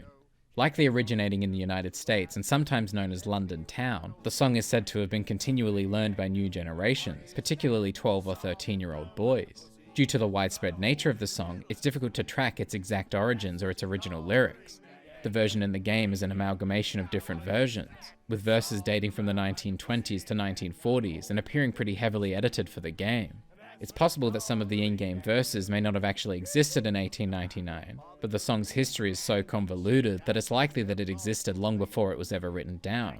Even if the game is inaccurate here, it's only by a few decades at most, and who would complain about hearing Uncle sing this? And that's what you call the ring-dang-do.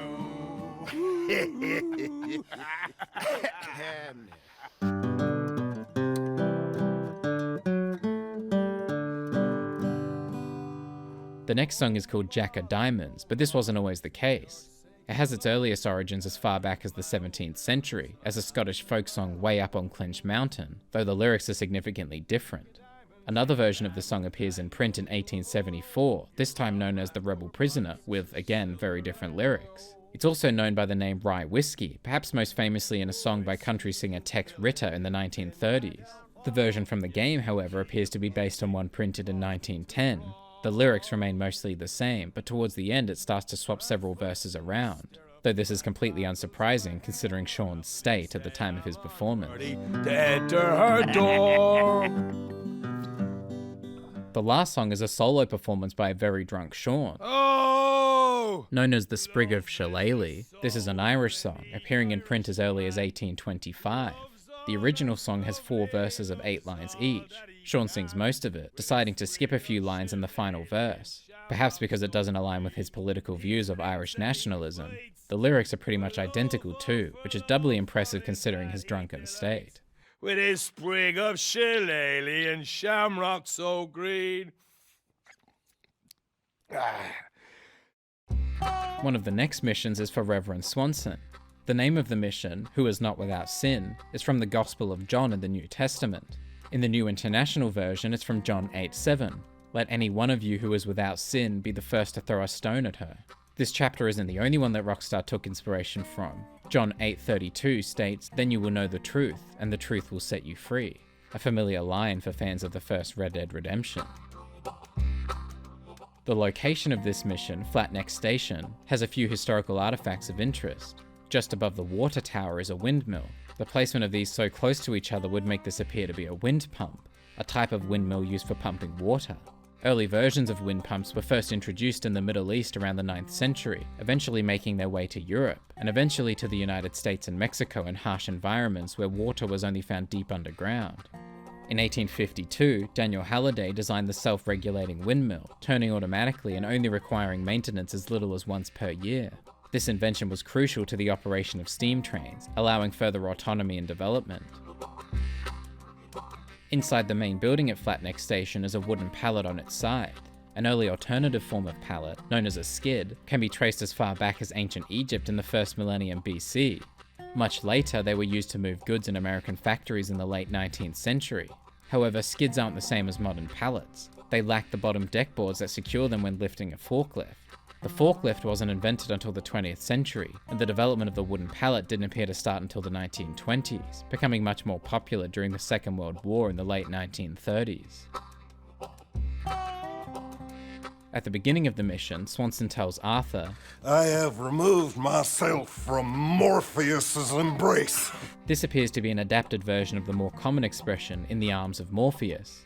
The Greeks believed Morpheus to be the god of dreams, so to be in his arms is to be asleep, or in a state of unawareness or being forgotten. By apparently removing himself from such an embrace, Swanson is attempting to snap back to reality, to return to the land of the living, though it appears the alcohol may be preventing him somewhat. Of course, Swanson's line is also a reference to his apparent addiction to morphine, an opiate which was also named after the Greek god of dreams. Morphine was first isolated in the very early 1800s, marketed commercially from 1827, and became widely used around the 1850s after the invention of the hypodermic syringe, so its usage in 1899 is entirely unsurprising. The same can be said about Swanson's addiction. Morphine is highly addictive. Many soldiers became addicted during and after the Civil War, when it was used to treat soldiers in pain.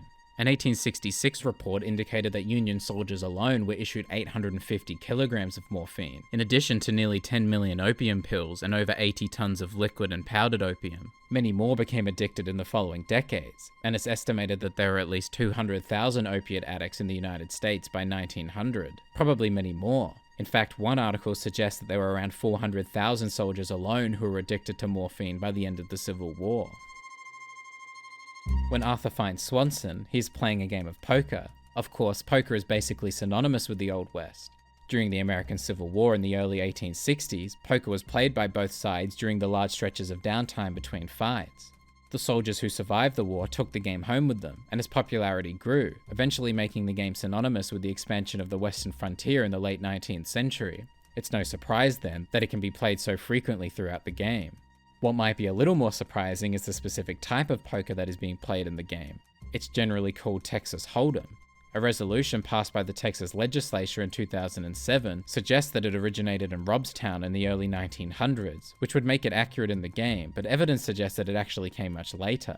In any case, it was popularized in Las Vegas in the 1960s, quite some time after the game, so its prevalence is certainly questionable. Perhaps more likely variants would be draw or stud poker, both played during and after the American Civil War.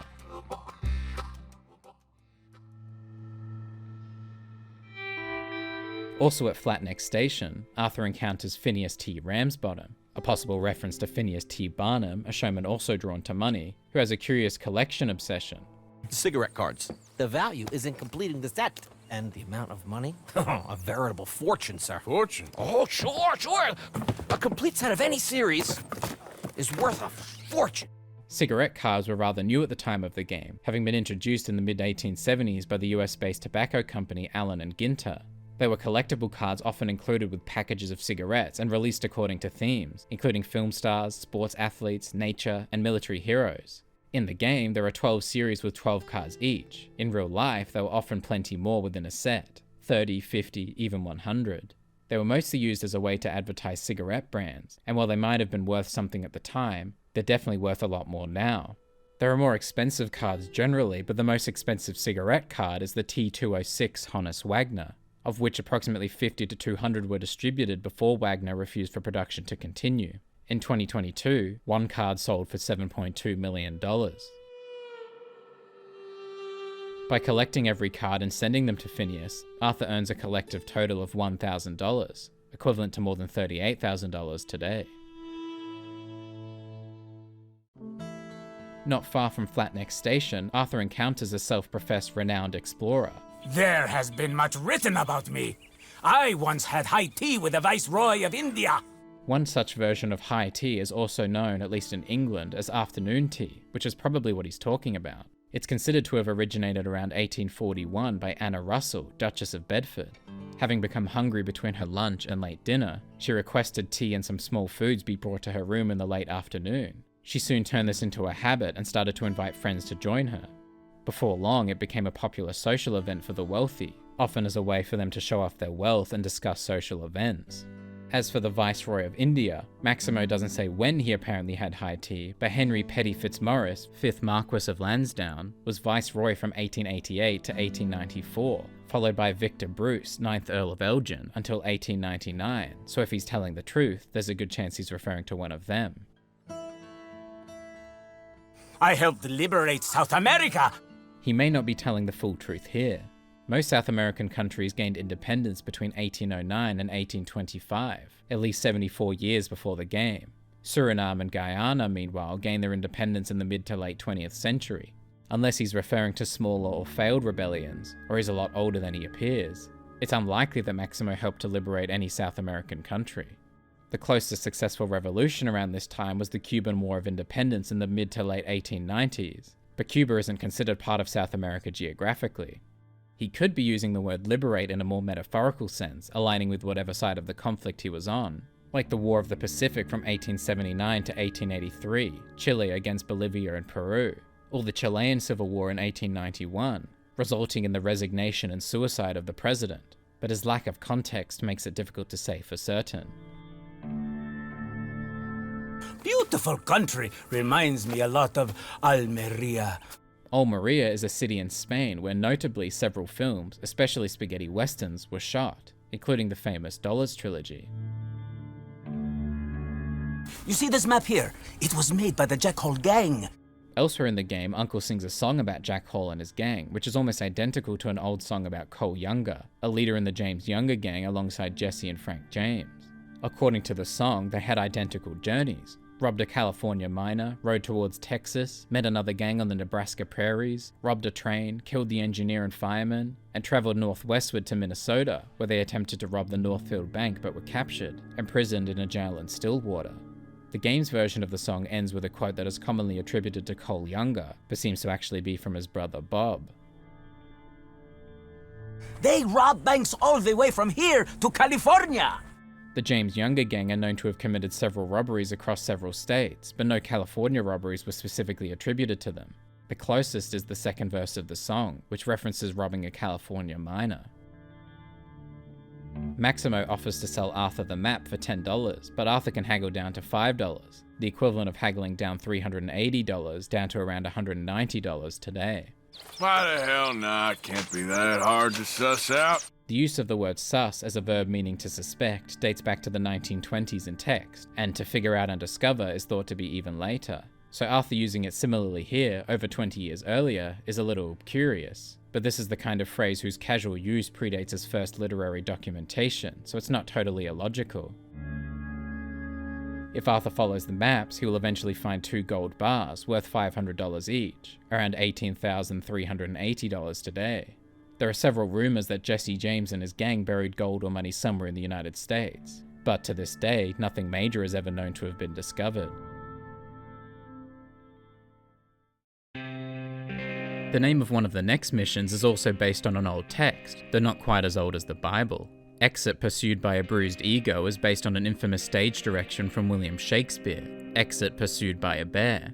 The direction appears in Act 3 of The Winter's Tale, and its random nature has led to significant confusion about the staging of the scene.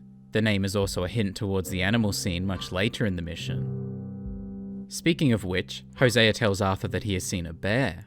One of the biggest I ever saw. I reckon nearly 1,000 pounds. My God.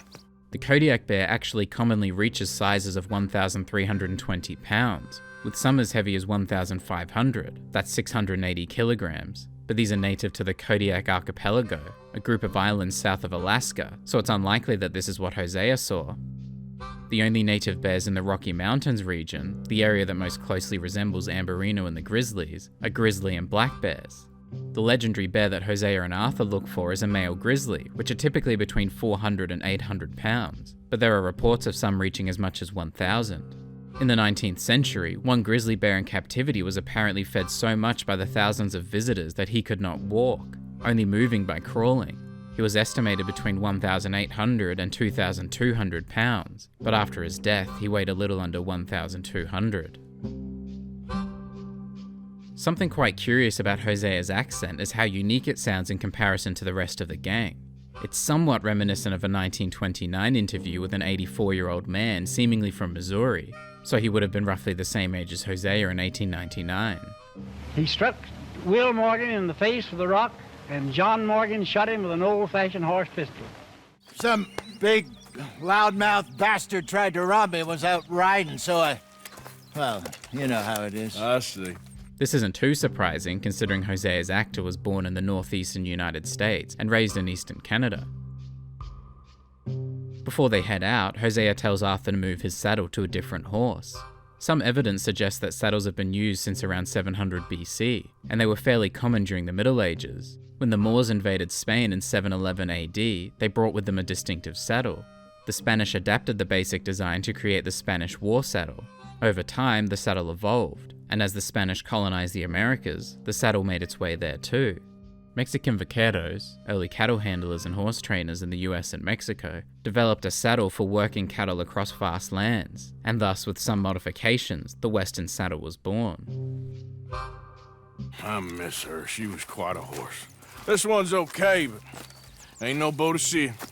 This name is likely a reference to Boudica, also known by other names like Boadicea, a queen of the ancient Celtic Iceni tribe, who led a failed uprising against the Roman Empire around 60 or 61 AD.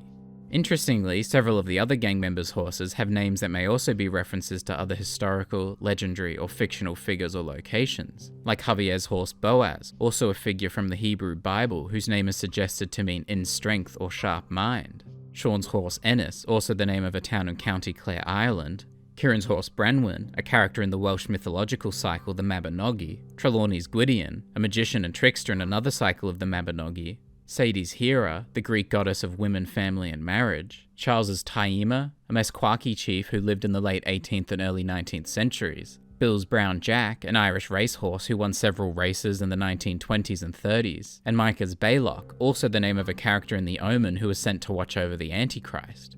Fitting. In preparation for the bear hunt, Arthur crafts some bait out of fish and berries. This is pretty accurate for a bear's diet. Grizzly bears are big fans of fish and eat lots of berries, especially around September and October, in preparation for hibernation in the winter months.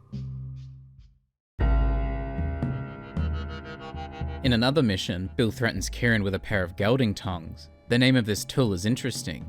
A gelding is a castrated animal, usually a male horse, while tongs, of course, are a type of tool used to grip and lift objects. What Bill appears to be using, however, is an emasculator, a tool used in livestock castration. It works by simultaneously crushing and cutting the spermatic cord, preventing hemorrhaging while still detaching the testes. While the intended use of the tool is accurate, its portrayal is not quite. The act of castrating a horse is more complicated than simply cutting off the testicles and cauterizing the wound. Kieran, having a good knowledge of horses, probably knows this. Perhaps that's why he's even more scared, because he knows the correct way to do it and knows that Bill might not be so precise. Or maybe he's just scared of Bill holding a hot metal tool. That makes sense. You know, in Imperial Rome, eunuchs was among the happiest and most loyal of courtiers. No, you kidding me, right? He's not kidding. Eunuchs were considered important to royal service, helping with a variety of tasks, as it was believed they would be unencumbered by sexual passions. The Emperor Caracalla left the eunuch Sempronius Rufus in charge of Rome in 214 AD while he was on campaign. The next century, Eutropius became rather powerful under the Emperor Arcadius, and was the first eunuch appointed as consul in 399 AD. So Dutch's words, threatening though they may be, are entirely accurate. As the group ride off towards the O'Driscoll's camp, Bill tells Arthur that he's put some throwing knives in his saddlebag. Throwing knives may date back to ancient Libya around 1350 BC, but they can be confidently traced back to Central Sudan around 1000 AD. In the United States, they were popularized in the late 19th century by traveling acts like the Barnum and Bailey Circus. Interestingly, despite their portrayal in video games and films, they're unlikely to be 100% effective in combat, unless perhaps as a ranged stealth attack, as they're used in the mission. They're more likely to be used as a distraction technique, focusing the target's attention away while the attacker readies something a little more useful, like a gun. Inside the cabin at the O'Driscoll camp, Arthur can find a bottle of Kentucky bourbon. As the name suggests, bourbon is strongly associated with the state of Kentucky, its suspected place of origin. The term bourbon began to appear in newspaper advertisements for Kentucky by the 1820s, but its origin story from Bourbon County, Kentucky didn't appear in print until the 1870s. Some believe that bourbon can or could only be named as such if made in Kentucky, but this is a popular misconception. Half of all bourbon was made in Kentucky before Prohibition, but it was also made elsewhere. One story suggests the drink may have been named after, or at least its generic name popularized by, Bourbon Street in New Orleans, where it was popular in the French Quarter saloons. Regardless, its placement within an O'Driscoll camp, and eventually in Arthur's satchel, is entirely unsurprising.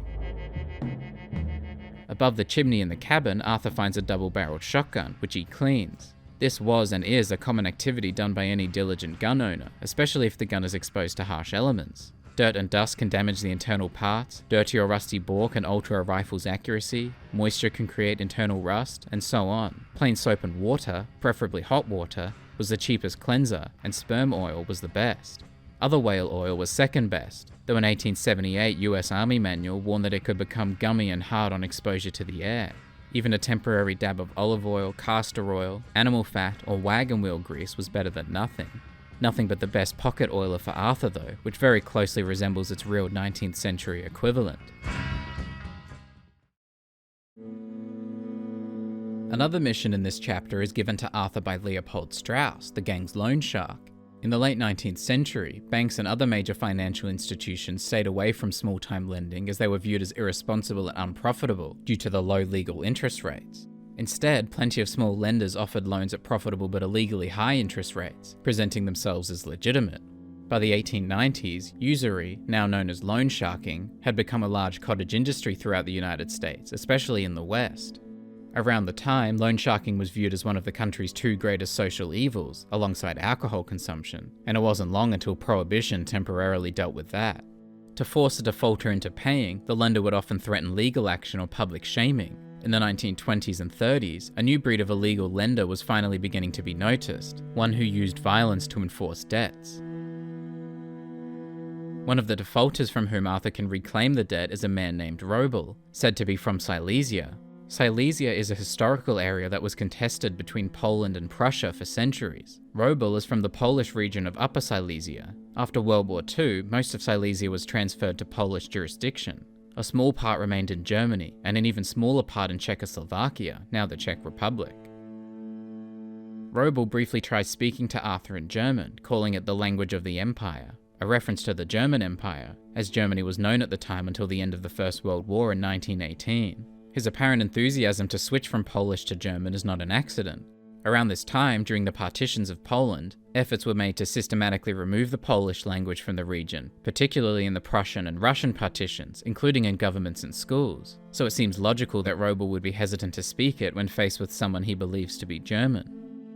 In Polish, Roble also says that he should never trust Prussians, likely referring to the people of Prussia, the leading state of the German Empire until 1918, which notably does not include Strauss, who was raised in the Austrian Empire. Within Roble's home, Arthur can find and take a wedding ring. Interestingly, men didn't frequently wear wedding bands in the US at the time. It wasn't until around the 1920s that the industry began paying attention to the groom. In 1926, manufacturers and jewelers launched a major campaign to popularize the custom of male engagement or betrothal rings, and it wasn't until the 1940s and 50s that this advanced to wedding rings. That's not to say that it didn't happen beforehand, of course. It had occurred many years earlier in other countries and cultures, and in World War II, many men would wear wedding rings as a reminder of their wives and families. So perhaps many years earlier, Roble kept his, in a drawer notably, not on his hand, to remind him of a wife back in Silesia or passed away. In one of the game's most iconic missions, Arthur and Lenny get drunk at the Valentine saloon. Before they finish their first drink though, there are a few terms of interest. Lenny describes Micah's state on their trip to Strawberry. He was half soaked before we even got there. Soaked, of course, is a synonym for drunk, one of many actually, thought to have been first used in this context in 1737. At the bar, a local man tries to insult Arthur and Lenny. Oh, they're dullards! This word, meaning a stupid person, a dunce, a simpleton, originated in the mid-15th century. This mission, yet again, depicts Lenny, an African-American man, happily drinking at the bar. In this instance, however, he is preceded by Arthur, who has a bit of a reputation in Valentine and is therefore unlikely to receive much opposition. So Lenny's acceptance makes a little more sense. At the end of the mission, if Arthur gets caught and arrested with Lenny, the deputy offers them a way out. It's $10 and you're free to walk. Sure. While he claims that this is a fine for drunken violence, this may not actually be the case. In the 19th century, there was a growing belief, in the United States especially, that prison sentences and probation should focus on rehabilitation instead of punishment, so they became the primary type of sentence instead of criminal fines. That's not to say that they were completely removed though. According to the Judiciary Act of 1789, bail, money paid to secure the release of a prisoner, can be decided upon by any judge, used in all non-capital crimes. In medieval England, which is what the American system is loosely based on, local sheriffs could dictate the conditions under which a defendant could be detained. However, this system was abandoned in the 13th century, long before the United States was colonized, so it's unlikely that the depiction in the game is bail, at least legally. Unless the deputy was really telling the truth and it is a $10 fine for drunken violence, which is certainly possible in a small livestock town like Valentine, then it's more than likely that this transaction was an undetected bribe. Unsurprising, really.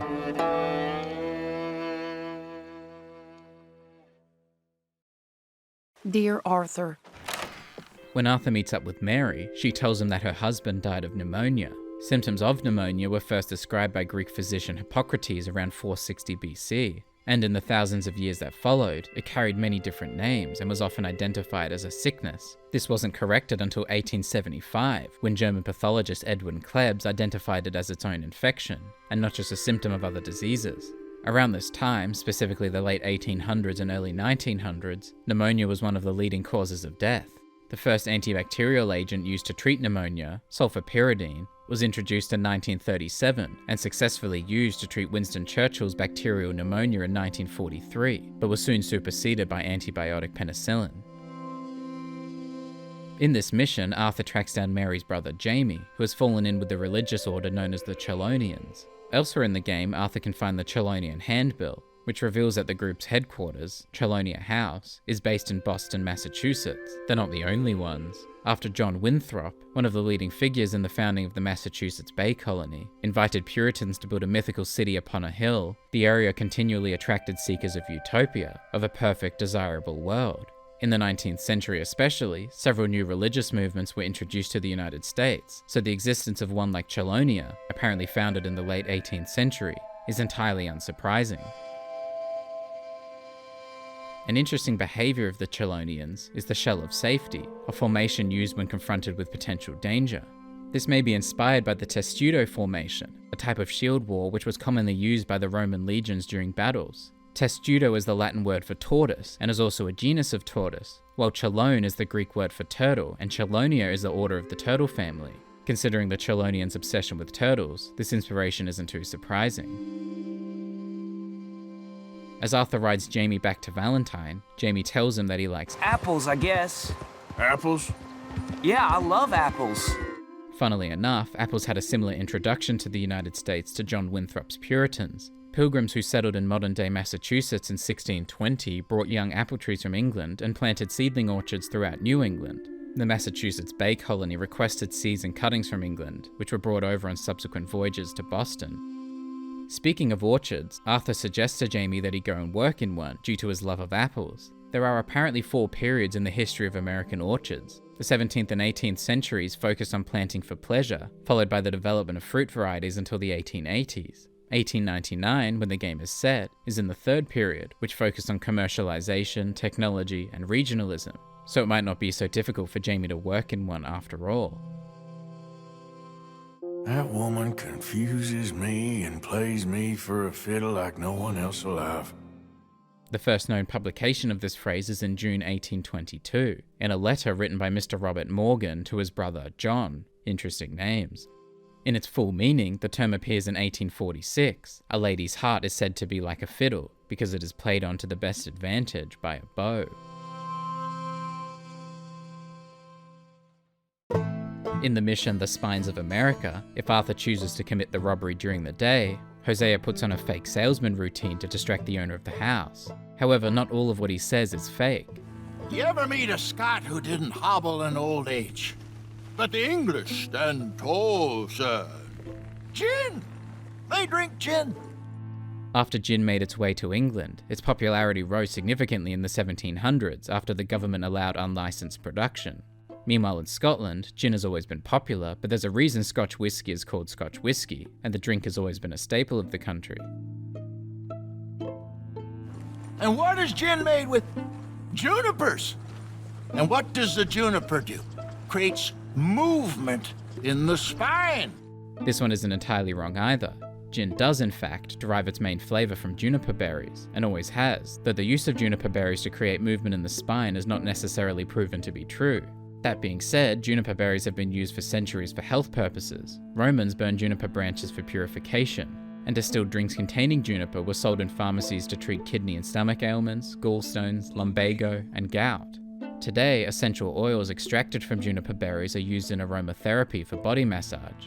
Hosea might have been onto something here. Whereas your whiskey, made with grain as it is, leaves the spine brittle. His knowledge of whiskey is basically the same as his knowledge of gin. He's right, whiskey is a type of distilled alcohol made from fermented grain mash. As for leaving the spine brittle, this isn't directly proven, but excessive alcohol consumption can lead to a myriad of health issues, including osteoporosis, decreased bone density, or the aggravation of pre-existing joint pain. This might even be a subtle reference to monkey shoulder, a muscle injury which was often caused by the physical labour of creating whiskey, on which the name of a modern Scotch whiskey brand is based. Regardless, Hosea wasn't exactly trying to be accurate here, so the truthfulness and context behind his statements isn't really relevant anyway.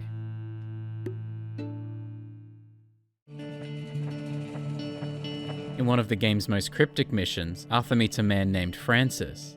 Well, what's eating you, partner? Eating me? Oh, I'm sorry, I'll dry up. If this accent sounds out of place in Red Dead Redemption 2, well, there's a reason for that.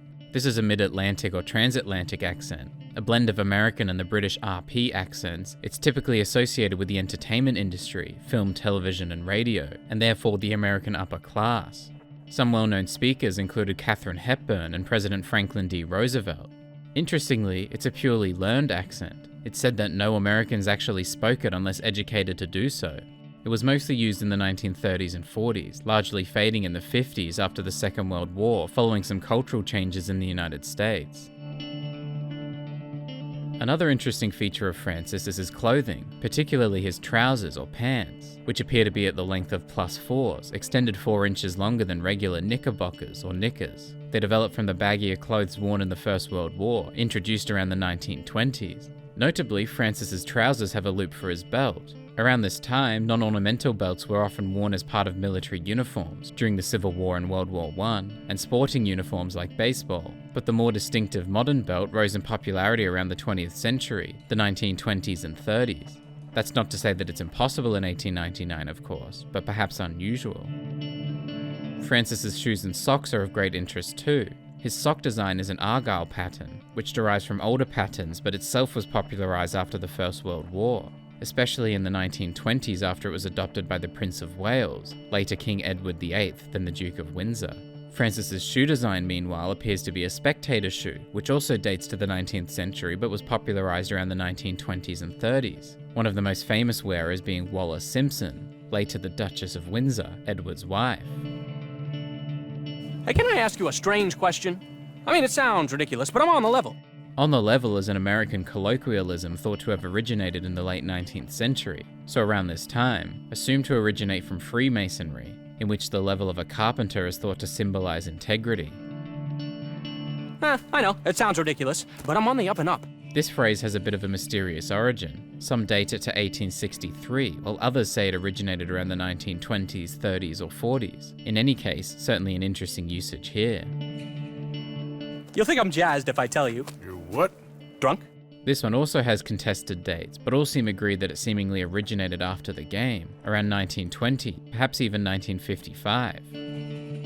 If a lot of these dates appear out of place for the game setting, well, there's a reason for that too. After Arthur finds all of the rock carvings, he meets Francis again, this time as a 1-year-old child, and finds a mural on the wall.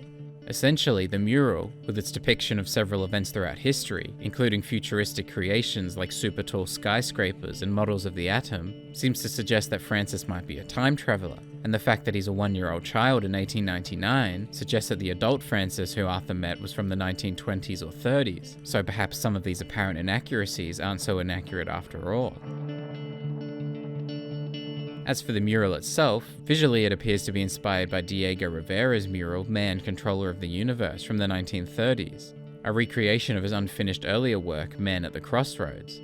Rivera's mural represents politics, namely socialism and capitalism, whereas the in-game mural mostly appears to represent time travel, showing different stages in history. The original mural was painted in the new RCA building at Rockefeller Center in New York City. After a newspaper called the mural anti-capitalist propaganda, Rivera added a portrait of Vladimir Lenin, the former leader of the Soviet Union. Nelson Rockefeller, the director of the Rockefeller Center, requested the removal of Lenin's portrait, but Rivera declined, and the mural was later destroyed. Rivera recreated it in Mexico on a smaller scale based on photographs of the original, with some additions.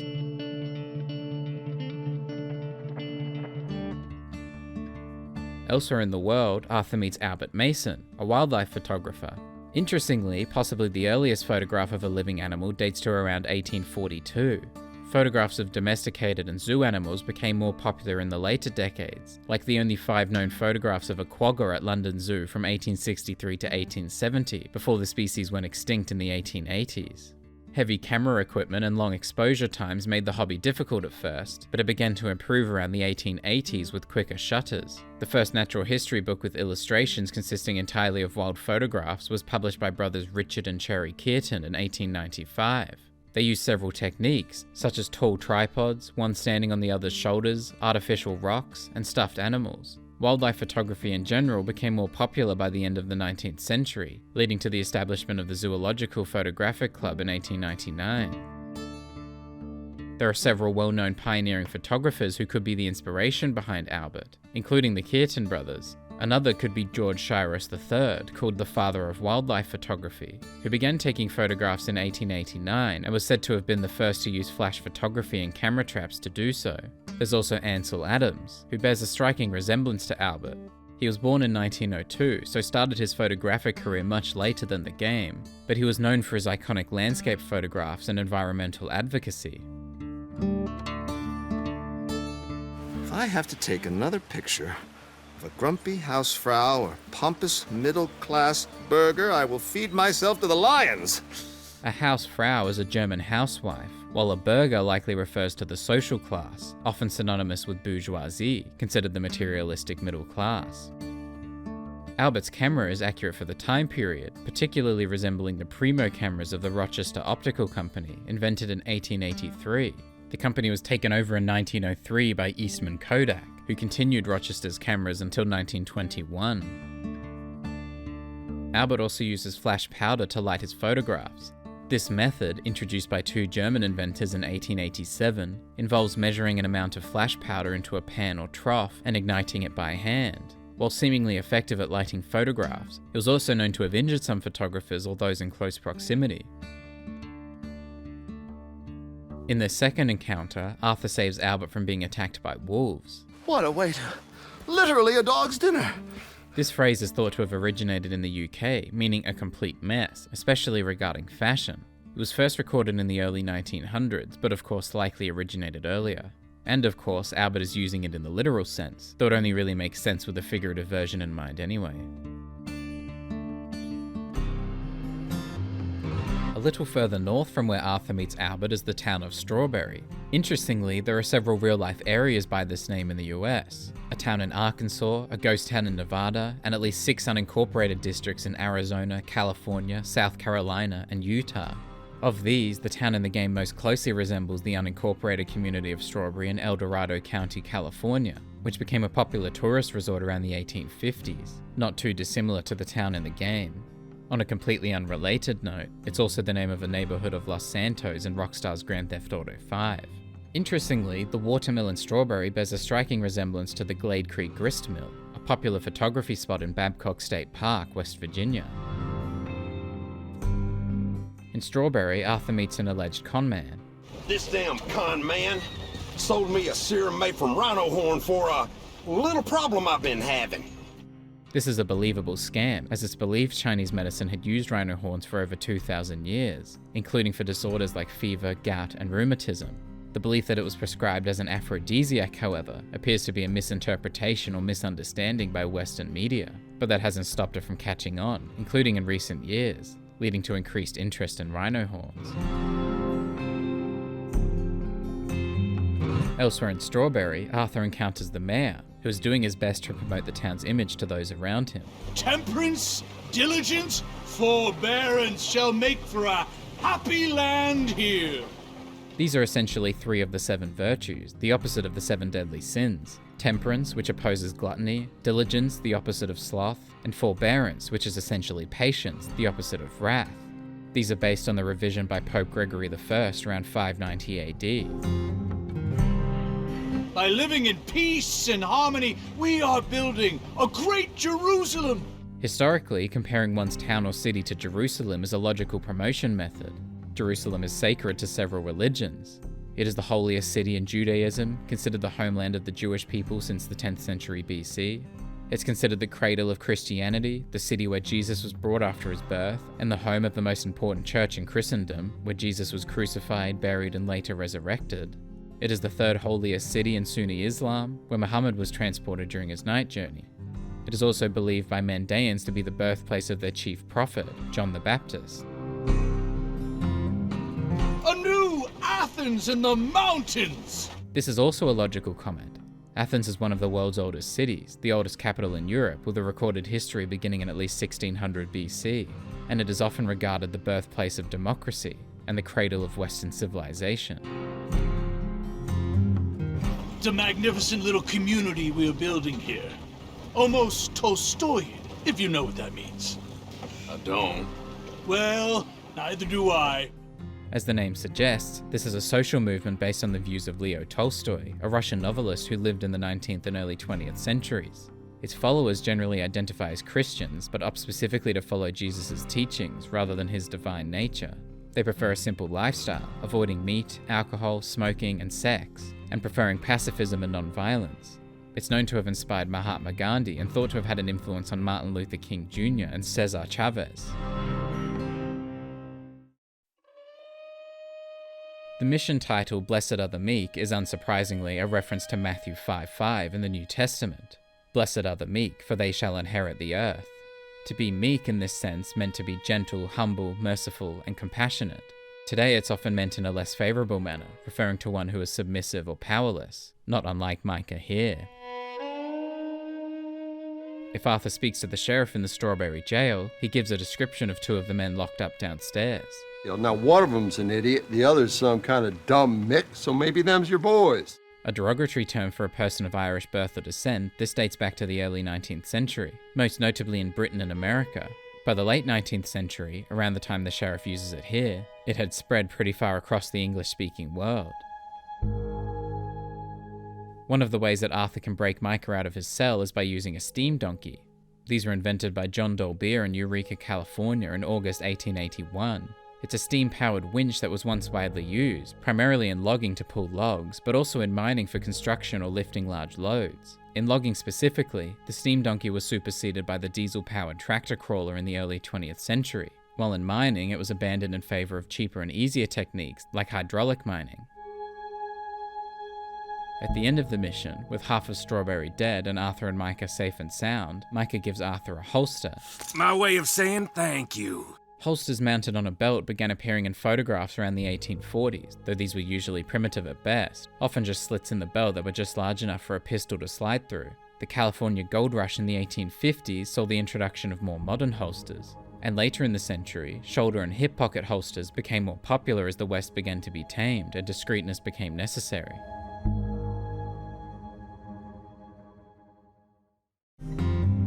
Northeast of Strawberry, Arthur can find and assist a logging camp run by the Appleseed Timber Company.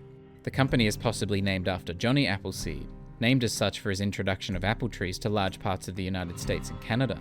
He was said to have radiated a spirit of peacefulness that led to him becoming a bit of an American legend. There were several companies similar to the Appleseed Timber Company operating around this time, though lumber companies seemed to be more common. Some were named after the area, like the Atlantic, Pacific, and Oregon lumber companies, and several were named after their founders, like the Babcock and Long Bell lumber companies. All of these were founded between the 1860s and 1890s, as logging operations increased with the introduction of railways, so Appleseed's existence is entirely unsurprising. Unsurprisingly, yet again, the name of another mission in this chapter is based on the New Testament, specifically Matthew 4:19 and Mark 1:17. The former says, "Follow me, and I will make you fishers of men." Pretty early in this mission, Jack tells Arthur that he left a storybook back in Blackwater. This opens an item quest, which eventually leads Arthur to a Penny Dreadful storybook. Penny Dreadfuls were cheap, popular serial literature produced in the United Kingdom during the 19th century. They were first published in the 1830s, released in weekly parts of 8 to 16 pages and costing 1 penny each. More than 1 million of the periodicals were sold each week. They've since been described as the Victorian equivalent of video games. The rise of competing literature in the 1890s, especially the halfpenny periodicals, led to the waning popularity of penny dreadfuls. However, these were basically exclusive to the UK. The American equivalent was the dime novel, popular fiction issued in series of cheap paper-bound books. That being said, it's not unquestionable for this British phenomenon to make its way to the United States in limited quantities, especially considering the gang consists of 1 person from England and 2 from Ireland. Towards the end of the mission, Arthur and Jack are confronted by men from the Pinkerton Detective Agency. This was, of course, a real detective agency. Originally known as the Northwestern Police Agency, and later as the Pinkerton Agency, it was founded in Chicago, Illinois in the 1850s by Alan Pinkerton. In the 1870s, the agency worked directly with the government to detect and prosecute those guilty of violating federal law. However, the passing of the Anti-Pinkerton Act in 1893 barred the employment of the agency by any government service or officer. As a result, Pinkerton detectives were limited to private employment, and they were well known for their work infiltrating unions and providing protection for worker strikes, something that Arthur mocks them for. You enjoy being a rich man's toy, dear. And of course, after Butch Cassidy and the Wild Bunch robbed a Union Pacific Railroad train, Executive E.H. Harriman hired the Pinkerton Detective Agency to track them down. Considering the Van der Linde gang's recent robbery of a Cornwall train, it appears owner Leviticus Cornwall had the same idea. Regarding these 2 specific Pinkerton agents, their appearance is pretty similar, from their hats to their coats, and even their badges. Rockstar has clearly done its research, so much so that Securitas AB, the parent company of the modern-day Pinkerton agency, issued a cease and desist to Rockstar and Take-Two Interactive based on the depiction of the company in the game. It withdrew its claims some months later.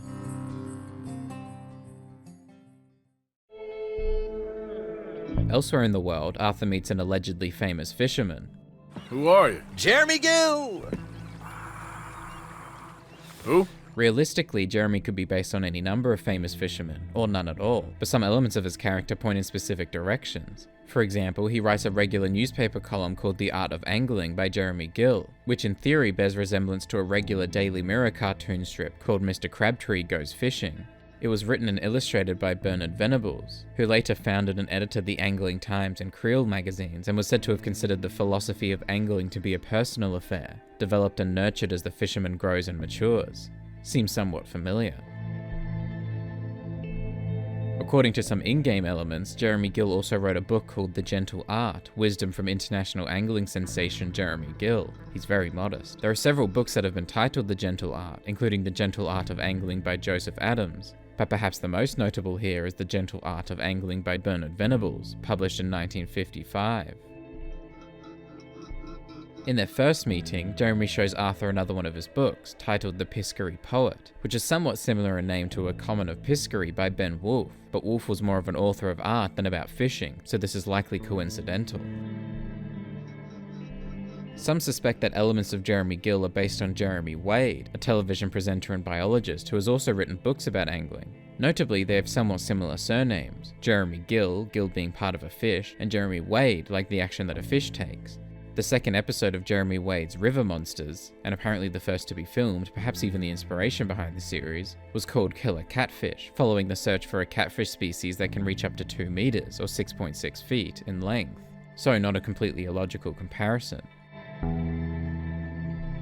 What I mostly do is send fans stuffed fish. This form of taxidermy had been popular for some time. Sir Hans Sloane's museum in London recorded over 1,000 fish in 1725, though a great proportion were bones and some flesh, rather than fully stuffed. From around the 19th and 20th centuries, the stuff and mount technique pivoted to focusing on realism and artistry, like Jeremy Gill here. It helps them to know that out there's some man fighting with Neptune on a daily basis. Neptune, of course, is the Roman god of the sea and of freshwater, essentially the Roman version of the Greek god Poseidon, so to fight with him on a daily basis is seemingly to disrupt the sea, i.e. through fishing. Only the decent ones. No one wants to imagine Jeremy Gill catching a tiddler. There's no money in tiddlers. This is thought to have originally been used as a nursery name for a stickleback, a fish that usually grows to about 2 to 3 inches long. But it has also been applied to other types of small fish. The word was first published in at least 1885, so a logical use here. It wouldn't be a Red Dead Redemption 2 chapter without a robbery, and this one involves stealing one of Leviticus Cornwall's oil wagons. In addition to the railroad executive E.H. Harriman, Cornwall also appears to be an amalgamation of several businessmen, including industrialist Andrew Carnegie, railway owner Leland Stanford, railroad and shipping businessman Cornelius Vanderbilt, and business magnate John D. Rockefeller. This specific endeavor of Cornwall's, Cornwall Kerosene and Tar, appears most similar to Rockefeller and his Standard Oil Company. Both companies appear to have similar trajectories. Rockefeller co-founded his company in 1870 and ran it as chairman until his retirement in 1897. It was dissolved in 1911 and split into 34 different companies, several of which, and their own successors, still exist today. Before the robbery actually begins, Arthur and Sean partake in their usual bickering. You are threatened by me. Threatened by you? Yeah, my youthful vigor. It intimidates you. Does it? It's a story as old as the hills. This is an interesting phrase, thought to have originated from the Bible verse Job 15:7. Art thou the first man that was born, or was thou brought forth before the hills? In the more verbatim usage, it first appears in print in the 1730s. As vales as old as the hills, so locks and rivers must be as old as they. The changing of the guard, the fading of the light, you're toast, old man. This one is a little more interesting. The earliest recorded usage of this phrasing is relatively recent, an ad-lib by Bill Murray in Ghostbusters in 1984. This chick is toast! Of course, being the first recorded usage doesn't mean it was the first ever usage, and there's anecdotal evidence that it was in use for at least a decade before the film's release, but nothing that dates it as far back as 1899. Sean does something particularly interesting in this first cutscene that is almost unnoticeable. He reloads his gun through a swing-out cylinder. John does the same later in the game. This isn't necessarily historically inaccurate. Revolvers had swing-out cylinders by this time, starting with the Colt Model 1889 10 years earlier. But this gun, the Cattleman Revolver, is modelled after the Colt Single Action Army, which has a fixed cylinder. That so many people use this gun in the game is unsurprising. It served as the standard issue revolver for the US Army from its first production in 1873 until 1892, during which time it received its nickname, the Peacemaker. On that subject, there are a few other minor oddities with some other weapons in the game. For example, the volcanic pistol is based on the 1855 model by the Volcanic Repeating Arms Company. However, the company was short-lived, as was the gun and the ammunition it used, so to be able to purchase the gun and especially the ammo in such high supply in 1899 is certainly curious, though it's enjoyable to use nonetheless. Interestingly, the Volcanic Repeating Arms Company was previously called the Smith & Wesson Company, whose name would later return in a bigger fashion. The Volcanic Company, meanwhile, became the New Haven Arms Company, and then the Winchester Repeating Arms Company, also quite well known. In the mail car is a tennis racket on one of the shelves. Tennis rackets came into use in the 16th century, alongside the name tennis, but the modern game was developed in the mid-19th century in Birmingham, England. The world's first tennis club was founded in 1872, and Welsh inventor Walter Clopton Wingfield designed and patented a lawn version of tennis the following year. Wingfield was often given credit for developing and popularizing the modern version of tennis. From what can be seen, the racket is pretty accurate to those made around the end of the 19th century too. As for the mail car itself, the world's first official carriage of mail by rail was by the General Post Office in the United Kingdom in November 1830. In the United States, the first shipment of mail by train probably occurred in 1831 on the South Carolina Railroad. In 1838, Congress designated all railroads as official postal routes, and in 1862 the first railway post office was introduced, using converted baggage cars. By the 1880s, railway post office routes were operating on the vast majority of passenger trains in the country. Notably, and accurately, the foreman in charge was required to carry a regulation pistol while on duty to discourage mail theft, unfortunately for Sean. Fans of cinema might recognize some of the shots from the train robbery. This isn't by accident. Rockstar has been very open about its love for the 2007 film The Assassination of Jesse James by the coward Robert Ford. But the inspiration here doesn't just end with the shots. The train robbery seems pretty closely inspired by the Blue Cut train robbery, depicted pretty early in the film and based on a real train robbery committed by Jesse and Frank James in September 1881. Blue Cut, where the real robbery took place, was a 30-mile curve on the train tracks that forced the trains to slow down, a perfect place for the James Younger gang to safely bring it to a stop. In the game, the robbery takes place just after a similar bend in the tracks, also forcing the train to slow. At Blue Cut, one of the robbers, thought to be Clarence Hyde, stood on the tracks and waved a lantern, signaling the train to stop. In the game, this is Arthur, standing atop the oil wagon with his gun in hand. The next parts of the robberies went a little differently. Jesse James and Wood Hyde introduced themselves to the engineer and ordered him to call back the express messenger, who opened the safe. When he saw such a small amount of money inside the safe, one of the robbers, probably Charlie Ford, hit the messenger over the head with his pistol. In the game, the gang don't wait this long for violence. As soon as the train stops, Charles knocks out the engineer, while Sean knocks out one of the guards. Jesse James ordered the gang to rob the passengers, reportedly boasting his identity to those on board without a mask on his face. John and Arthur, on the other hand, keep their identities hidden while they rob the passengers. Once they were done with the passengers, Jesse shook the engineer's hand, gave him $2, and told him that his gang was going to ruin the railroad company. In the game, meanwhile, once he's done with the passengers, Arthur joins Sean in robbing the mail car, but they are ambushed by lawmen and forced to fight back. Jesse James and gang jumped off the train and vanished, and it was the final robbery ever committed by the James brothers. While Arthur and gang jumped off the train and fled from the law, though it certainly wouldn't be the last robbery they'd ever commit. The final take at Blue Cut was around $1,000, with some reports as high as $3,000, while in the game the gang makes away with around $1,500 in total, equivalent to more than $57,000 today. After this mission, Arthur can purchase a new issue of the newspaper. In it, one story describes the president's congratulations to the American people for coming together, North and South, for victory in the Spanish-American War. described as a splendid little war in which the US had 300 deaths and Spain had thousands. This is fairly accurate. The war was seen by some as the first time that Northerners and Southerners had joined forces against a common enemy since before the Civil War. The splendid little war description is also accurate, coming from John Hay, the US ambassador to the UK. The death statistics are only partly accurate, however. The US lost around 385 soldiers, a little more than the article suggests, while Spain lost around 900, fewer than the article suggests. Accounting for death from diseases sees both figures increase significantly, more than 2,600 for the US and 15,000 for Spain. Another story later quotes General Edwin Forsyth's congratulations to the troops in Washington, D.C. for their quick victory during the war. Plenty of generals did the same in real life in 1899, including Brigadier General Harrison Gray Otis and perhaps most notably, the commanding general of the United States Army, Nelson A. Miles. One article reports on the renewal of the Chinese Exclusion Act, which passed into law in 1882. This is true. The law was signed in 1882 by President Chester A. Arthur, prohibiting all immigration of Chinese laborers, except for some diplomats, merchants, students, and teachers. The act was renewed in 1892 and 1902, not 1899, but it was otherwise still relevant. The article quotes New York Senator Lansing, who called the act nothing less than the legalization of racial discrimination.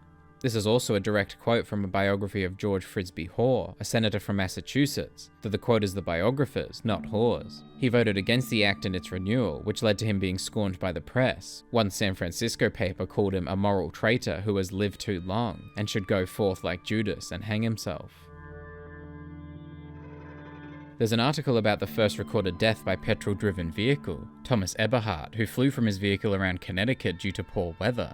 In real life, the first recorded death in a motor vehicle collision in the US was also in 1899, Henry Hale Bliss in New York City, though unlike Eberhard, Bliss was hit by an electric-powered vehicle. Back at camp, Arthur has an opportunity to go hunting for bison with Charles. My mother used to tell me stories of how her tribe moved with the bison. They lived almost as one.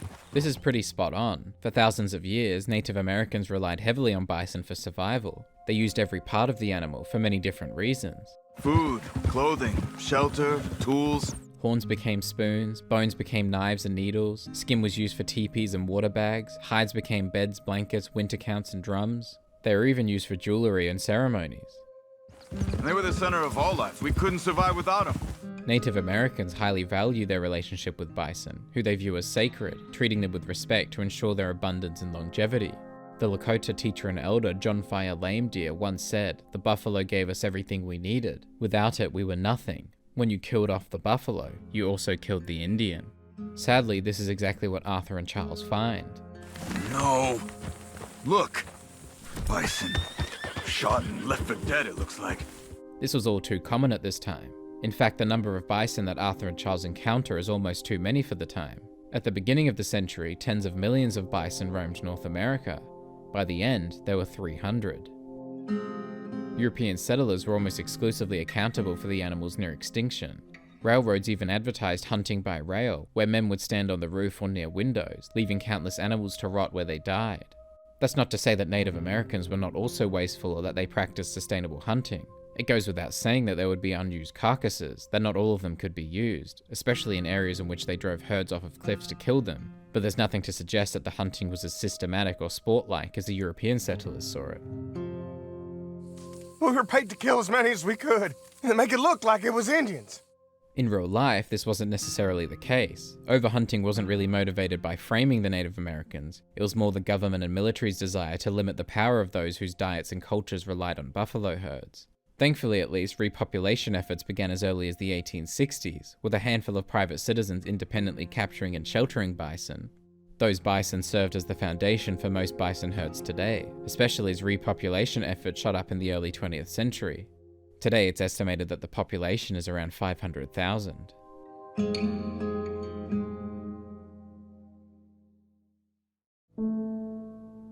In another short mission, Arthur encounters a man named William. You familiar with the study of plants, my friend? Interestingly, but unsurprisingly, botany has been studied for thousands of years. Greek philosopher Theophrastus, who lived in the 4th and 3rd centuries BC, is often considered the father of botany for his works on plants. and his Historia Plantarum is sometimes considered the beginning of taxonomy and an inspiration behind modern botany and biology.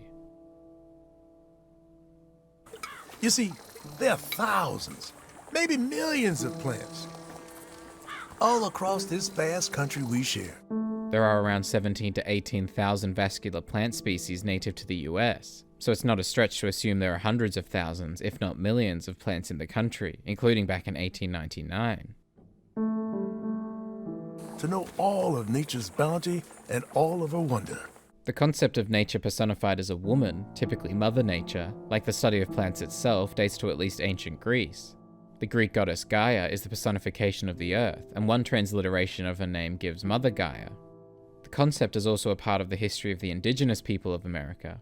Algonquin legend refers to the Earth Mother, the Anishinaabe talk of Xcakamikwe, Earth Woman or Mother Earth, and Inca mythology refers to Pachamama, the World Mother.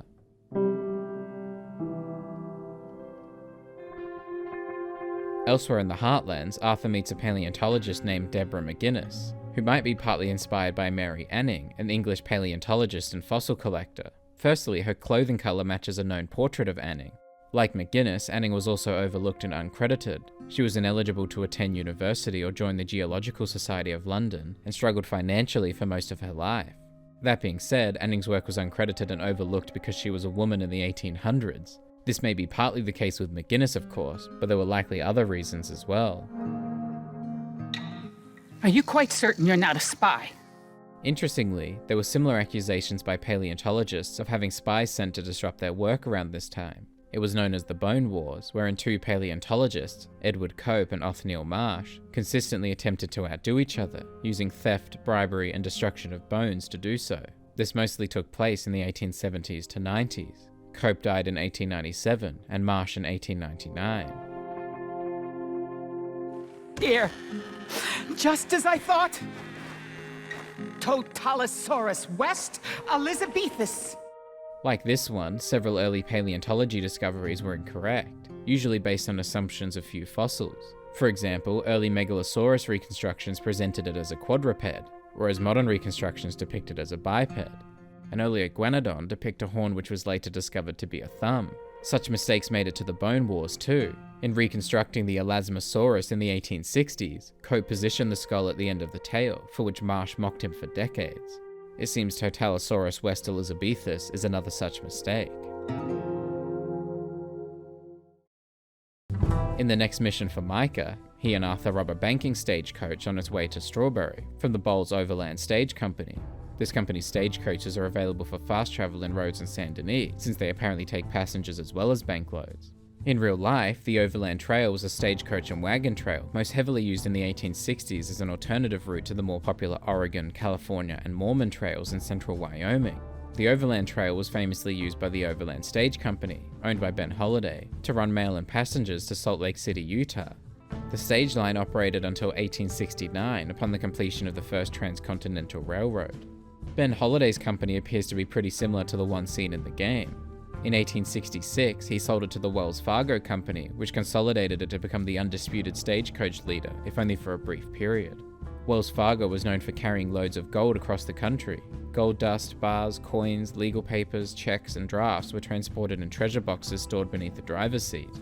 Unlike other popular stagecoach companies before it, Wells Fargo employed shotgun messengers or shotgun guards, that name being the origin of the phrase riding shotgun. Between 1870 and 1884, their coaches were the target of 347 robbery attempts, averaging about 2 per month.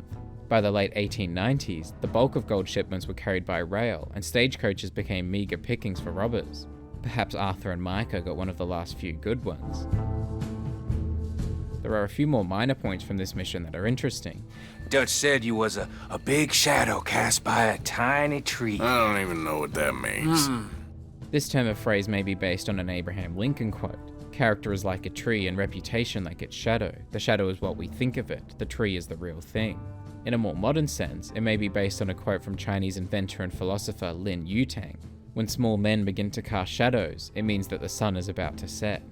However, since Lin Yutang was about the age of 4 when Micah says this here, this is likely not where Dutch got it from. What are you doing anyway, camping out here like some crazy hermit? In Christianity, dating back to around the 13th century, this term refers to a religious recluse, one who dwells apart in a solitary place for religious meditation. The more modern definition, a person living in solitude, originates around 1799, around 100 years before Arthur's usage here. On the wagon, Micah finds a Lancaster repeater and gives it to Arthur. This rifle strongly resembles the Winchester Model 1866, nicknamed the Yellow Boy. It may have been introduced over 30 years prior, but this model was very popular for many years. Due to public demand, it continued to be manufactured and sold until 1899, so its placement here makes perfect sense. You'd be wearing a California collar now if I hadn't broken you out of jail. California collar is classic cowboy slang, meaning hangman's noose. The term is recorded as early as 1842 in Wyoming, though was likely used long before that in oral form. It's said to have originated as a joking term for the hangman's noose when vigilante justice was popular in early California, during the gold rush in the mid-19th century. One of the last missions of chapter 2 is called the sheep and the goats, yet another Bible reference, this one from Matthew 25:32. And he shall separate them one from another, as a shepherd divideth his sheep from the goats. In the first half of this mission, John and Arthur round up a stolen herd of sheep and move them towards Valentine. Of course, this was pretty common at the time, particularly towards this side of the country. Beginning in the 19th century, sheep production in the United States moved westward. The predominance of low-value grazing land, unsuited to most range animals in the Rocky Mountains region, meant that it was the logical home of the wool grower. The herd that John and Arthur steal are merino sheep, which are historically relevant and were pretty economically influential, prized for their wool. In 1870, 80% of American sheep were merinos or merino grades. In 1900, the merino and English breeds were about equally important. Merinos largely predominated the wool-growing regions of the far west, while English breeds predominated the farming states east of the Rockies. The decline in the number of sheep in the middle and central west around the late 19th century was largely a decline in merinos as a wool breed. Mutton types were the majority, with wool only a secondary consideration. Put a shot in near them. I reckon they'll hightail it. This phrase is said to have originated around 1890, so if that's true, then it's fairly recent. It's easy enough to assume by context, but it means to move quickly. It's a Western expression, originally used to describe the way a herd of wild horses or white-tailed deer will break and race away when frightened by the approaching of cowboys. Marston, why don't you leave the sheep to me? You ride Shank. The more common phrase to use is to ride Shank's mare, meaning to walk or to use one's own legs, as the shank is the part of the leg below the knee. In this context, Arthur is essentially telling John to take it easy, to move at his own pace and keep an eye out for any trouble. This phrase seems to first appear in text around 1948, where it is said to have been used for about 200 years, so it's been around for quite some time before Arthur uses it here. You want me to put another hole in your head? Folks swing for rustling livestock. There's evidence of the word rustle being used in this manner in 1882, though it was likely used much earlier as well. It's probably derived from earlier American English slang, meaning to move about vigorously. Some suggest it may be a combination of rush and hustle. What he's actually saying is pretty accurate too. Livestock rustling was considered a serious offense in the American frontier, and often resulted in vigilantes hanging or shooting thieves. In the last half of the mission, Arthur meets with Dutch and Strauss before sitting down for a drink. Nothing like talking to old Strauss to make you want to blow your own brains out. I should have left him where I found him all those years ago. Bookish little Austrian, fresh off the boat. These immigration statistics are difficult to interpret for years between 1861 and 1910, since the United States Bureau of Immigration categorized all inhabitants of the Austro-Hungarian Empire together. However, it's safe to assume that Strauss was one of the earliest immigrants. In 1860, there were fewer than 3,000 Hungarians living in the US. According to Strauss's stories, he entered the country around the New York City draft riots in 1863. The last decades of the 19th century saw a much bigger boom of Americans entering the United States. By 1910, there were 275,000 German-speaking Austrians in the country. Bookish little Austrian, fresh off the boat, his eyes out on stalks. Well, to have eyes out on stalks is to have eyes widened in amazement or inquisitiveness. In its literal sense, an animal with its eyes at the end of a stalk-like structure, it was used some decades before the game. But in this more metaphorical sense, the first published usage was in the 1930s, sometime after the game. You start spinning a yarn. To spin a thread, meaning to tell a long, entertaining story, was a popular expression used in the 1300s. This specific usage, though, spin a yarn, has only been in use since the early 1800s. A common belief is that it was originally a nautical idiom. Seamen often had to spend time repairing rope on board a ship. This involved twisting fibers together, alleged to have been referred to as spinning yarn. While doing this, sailors would often tell each other stories to pass the time. Over the years, these stories came to be known as yarns, and telling the story came to be known as spinning a yarn, or at least that's the prevailing theory. Of course, this mission is the first in which Dutch and Arthur come face to face with Leviticus Cornwall. It's clear that he's starting to get a little desperate here. So did E.H. Harriman, who raised the price on the heads of Butch Cassidy and his Wild Bunch from $1,000 to $10,000 each. Cassidy's gang, however, responded by pulling off a string of rapid-fire robberies over the next 2 years, hitting trains and banks and escaping with impunity. Sounds familiar.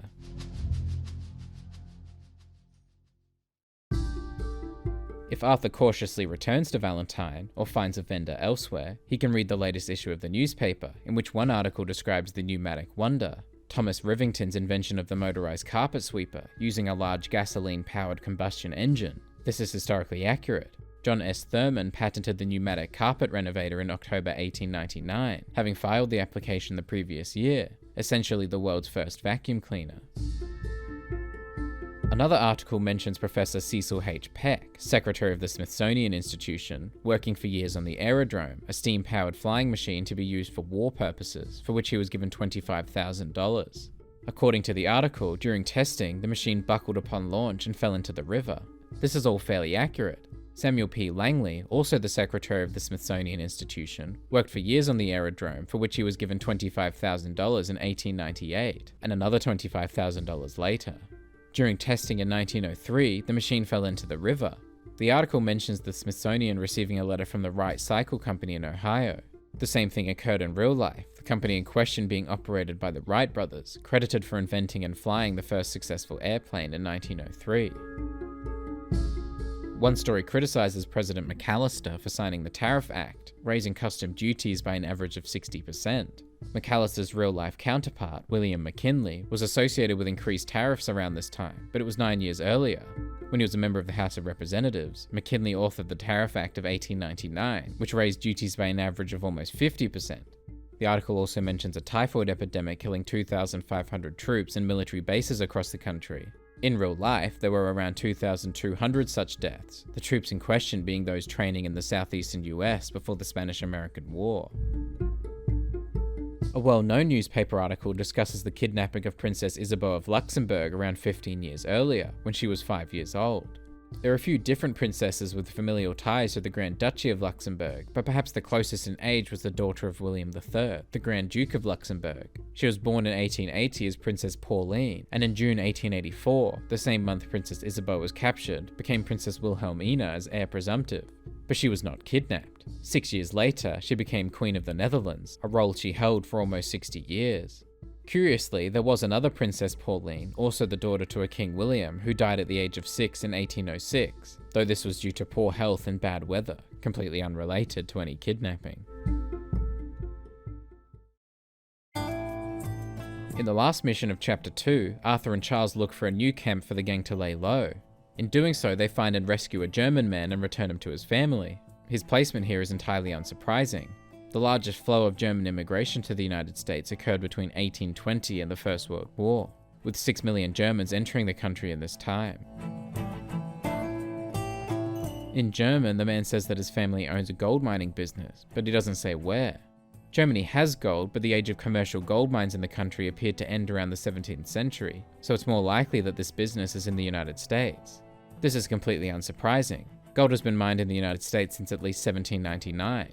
And large-scale production began with the California Gold Rush in 1848, so it's certainly not unfathomable for this man's family to own a business in the gold mining industry at this time.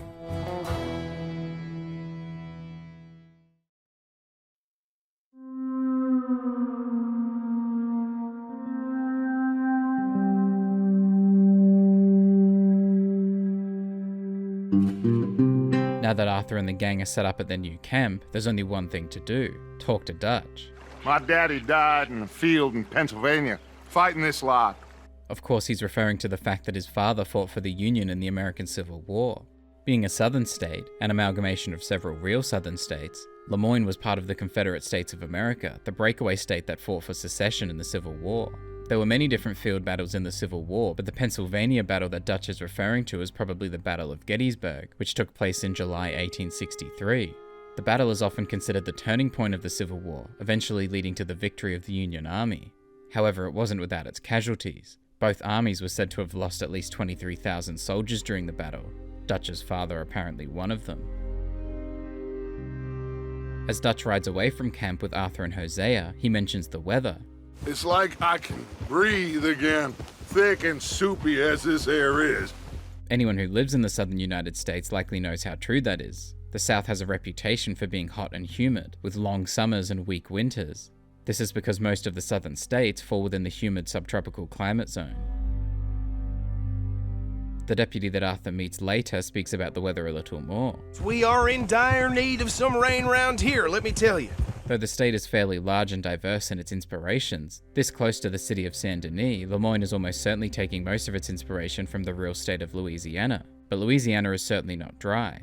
In fact, it's the wettest state in the contiguous US, averaging almost 60 inches of rain and 60 days of thunderstorms per year.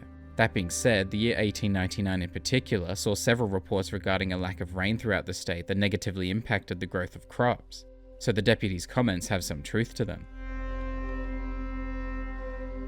While the city of Saint Denis has its own inspirations that will become quite clear, Rhodes is a little more ambiguous, taking elements from several different southern states. Most notably, the red clay soil that colours the town can be found in several such states. Most notably Georgia, but also Alabama, Mississippi, North and South Carolina, Virginia, Arkansas, and Oklahoma, whose name comes from the Choctaw language, Okla meaning people, and Hummer meaning red.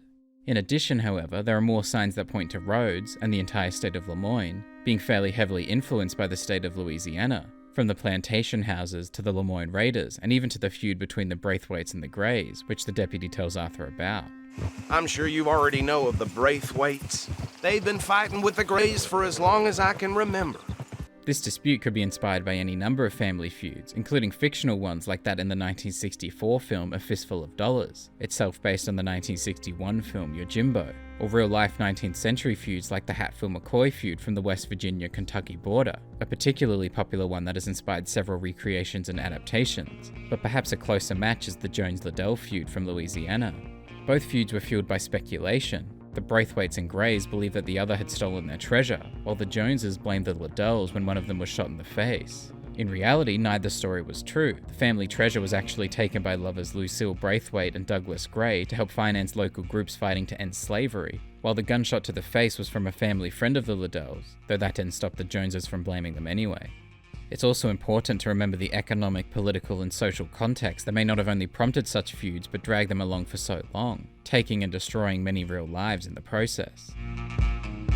The ideologies of the families in the game are also similar to the real ones. Both the Braithwaites and Greys benefited from slave owning and suffered financially after the war, especially the Braithwaites, who are said to be in debt, while the Greys appear a little better off, owning half the businesses in Rhodes. In real life, Colonel Jones aligned himself with the Union after the war in order to save his property, while the Liddell plantation, in financial ruin, was put up for auction, an auction that even Jones couldn't pass up on, beginning negotiations to purchase the property.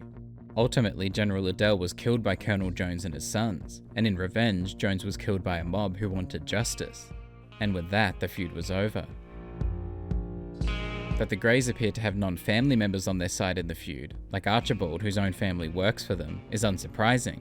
The same was true of the aforementioned Hatfield-McCoy feud, where in one instance, more than half of the 31 Hatfield supporters were not family members. In fact, 3 of them were McCoys. Well, look what the cat drug in. This phrase, using the word dragged instead of drug, was first found in print in 1888, 11 years before Dutch uses it here, though as an informal phrase it was likely used much earlier. You cop bastards! While there are several interesting theories and stories about the origin of the word cop, that it's an acronym for Constable on Patrol, that it derives from the copper badges worn by police officers, truthfully it derives from the word cop meaning to take or seize, which also began referring to arrests in the mid-19th century, and subsequently to those doing the arrests, coppers or police officers. Come along now. I will keep this fellow on the straight and narrow. This phrase is much older, being derived from the New Testament verse Matthew 7:14. Because strait is the gate, and narrow is the way, which leadeth unto life, and few there be that find it. This is also where the word straight originates in the context of heterosexuality. Well, we be three poor mariners newly come from the seas. This song, performed beautifully here by Arthur, Dutch and Hosea, dates back to at least 1609, when it was first recorded in Deuteromelia as a song to entertain King Henry VIII.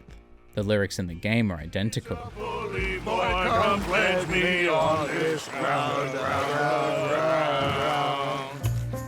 Back in Valentine, Arthur met Mickey, a man claiming to be a war veteran. Over in Rhodes, he meets another named Joe, though Joe's stories seem to have more truth to them. Based on his uniform, he appears to be a veteran of the Confederate Army, and his words certainly support this. Thinking it was Yankee spies during the war and everything. Nowadays, the word Yankee refers to Americans, sometimes in a friendly manner, sometimes a derogatory one. It became the name of the New York baseball team in 1913, having been known as the Highlanders for a decade. Before this, though, it was the term used by Southerners, Confederates, to refer to Northerners, Union, in the Civil War, just as Joe uses it here, and just as many Southerners still do today. As for Yankee spies, well, they wouldn't have been the only ones. A particularly well-known spy was Alan Pinkerton, whose work for the intelligence service preceded the US Secret Service. One historian called Pinkerton's work the poorest intelligence service any general ever had, though another argued that it was relatively accurate. Another spy was Pauline Cushman, an actress from New Orleans who ingratiated herself with Confederates and was later made an honorary major by President Lincoln. She was caught in 1864 and found guilty, but escaped. Elizabeth Van Lew cared for wounded soldiers in Richmond, Virginia, through which she received information that she passed on to Union commanders. Commanding General Ulysses S. Grant appointed her Postmaster General of Richmond for 8 years, and called her work the most valuable information received from Richmond during the war. Perhaps the most successful Union spy, though he was more of an intelligence officer, was Grenville M. Dodge, who was said to have had one of the most accurate and comprehensive intelligence networks, which was absolutely vital to Grant during the war. He apparently had over 100 agents working for him, of whom several identities were so well hidden that they remain unknown. The Confederates had their own fair share of spies during the war too. Rose O'Neal Greenhow was a socialite in Washington, D.C. before the war, and used her connections in the city to pass her information to the Confederacy. Upon being discovered, she was forced to house arrest, then imprisonment. In Virginia, Belle Boyd shot and killed a Union soldier, prompting several others to closely observe her actions. She charmed one of them, from whom she gathered information and conveyed it to Confederate officers. She was arrested at least 6 times for her actions. In the Rhodes Saloon, there's a man who claims to be a successful gunslinger, though his hesitation when faced with a real gunslinger, and his loss in the subsequent duel, certainly leads to concerns about the veracity of his claims.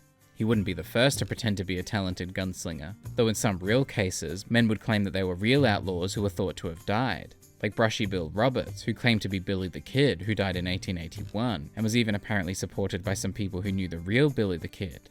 Roberts died in 1950. There was also J. Frank Dalton, who initially claimed to be Frank Dalton, who died in 1895, then Jesse James, who died in 1882. He even convinced a journalist that he was Jesse James, and was supported by James Russell Davis, a man who claimed to be Cole Younger, as well as Brushy Bill. Dalton died in 1951. Some years later, a man offered a $10,000 reward for anyone who could prove that Dalton wasn't Jesse James. When the daughter-in-law and grandchildren of the real Jesse James presented their evidence, the man was ordered in court to pay the reward, though he died in 1972 without having paid. Elsewhere in Rhodes, Arthur overhears a couple arguing about whether they should stay in the town or move elsewhere. I ain't gonna work for the Braithwaites my entire life. Not like my pa, not like yours. Ugh. My pa worked for the Grays. Former slave families continuing to work for their former slave owners was not uncommon, even this many decades after emancipation. Former slaves largely lacked education or money, and several laws remained to make their lives difficult. They could marry, own property, and sue in court, but they couldn't serve on juries, testify against white people, or serve in state militias. The Freedmen's Bureau operated for 7 years after emancipation to assist former slaves to obtain food, clothing, shelter, and work. But as part of this work, several former slaves had to work for large landowners, including some for their former masters, and sometimes for multiple generations, as is suggested in the game here. Just where will we go? Huh? St. Denis ain't far. I hear tell they got these places there called tenements. Historically, this would be accurate. Tenements were built to house working-class families, largely during and after the Industrial Revolution. They were especially common in New York City, which had more than 80,000 by 1900, housing 2.3 million people, around a third of the city's total population at the time. The Tenement House Act, passed in 1867, defined a tenement as a building rented out to 3 or more families, who share some areas like halls and stairways, but otherwise live independently. It wasn't until 1901 that the Tenement Act mandated fireproofing and indoor toilets connected to city sewers. New Orleans had tenements by then too, like in the French Quarter and Irish Channel, so its in-game counterpart, Saint Denis, also having them is historically accurate. In one of the game's most interesting side missions, Arthur meets Jeremiah Compson, who feels he's had a lot taken from him, including his old house. Repossessed by the bank. Interestingly, the notice on the front door of Compson's old house is signed by Judge Meredith Holden, almost certainly a reference to the possible historical figure Judge Holden, popularized by his depiction in the novel Blood Meridian by Cormac McCarthy, Meredith likely being a reference to Meridian. Inside the house is a letter of termination of employment signed by the head of staff of the Central Union Railroad Company, John James Freer. There's a fairly good chance that this is just a random name chosen for a random unseen character, but there are several people whose names could have provided inspiration, such as John James Thrasher, who died in 1899 when the game is set. Referred to as Cousin John and said to have been incredibly generous, Thrasher worked on the railroad in what is now Atlanta, Georgia, and founded the nearby city of Norcross.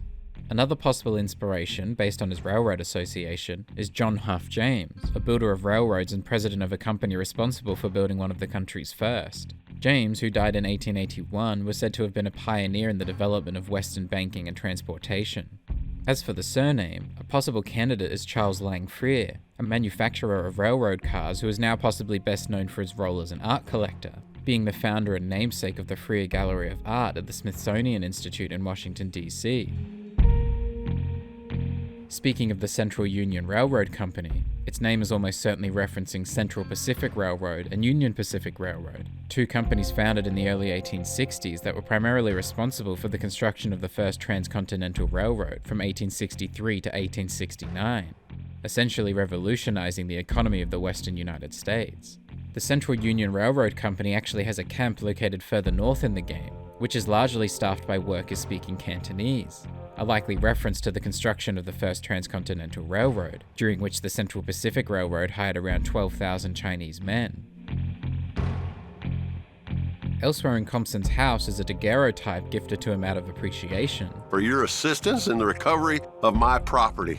As suggested by the fact that this is from someone working at the Ascension Plantation, and as will soon be confirmed in the basement of the house, this property was, of course, slaves, and Compson a slave catcher. This was not uncommon. Several men specialized in such a profession, especially those who are illiterate and did not themselves own slaves. For capturing runaway slaves, they could earn decent money, $10 to $50, which in the mid-1800s is equivalent to around $300 to $2,000 today. For example, Edward King of Louisiana charged 6 cents per mile and $2 per day, plus expenses, in 1831.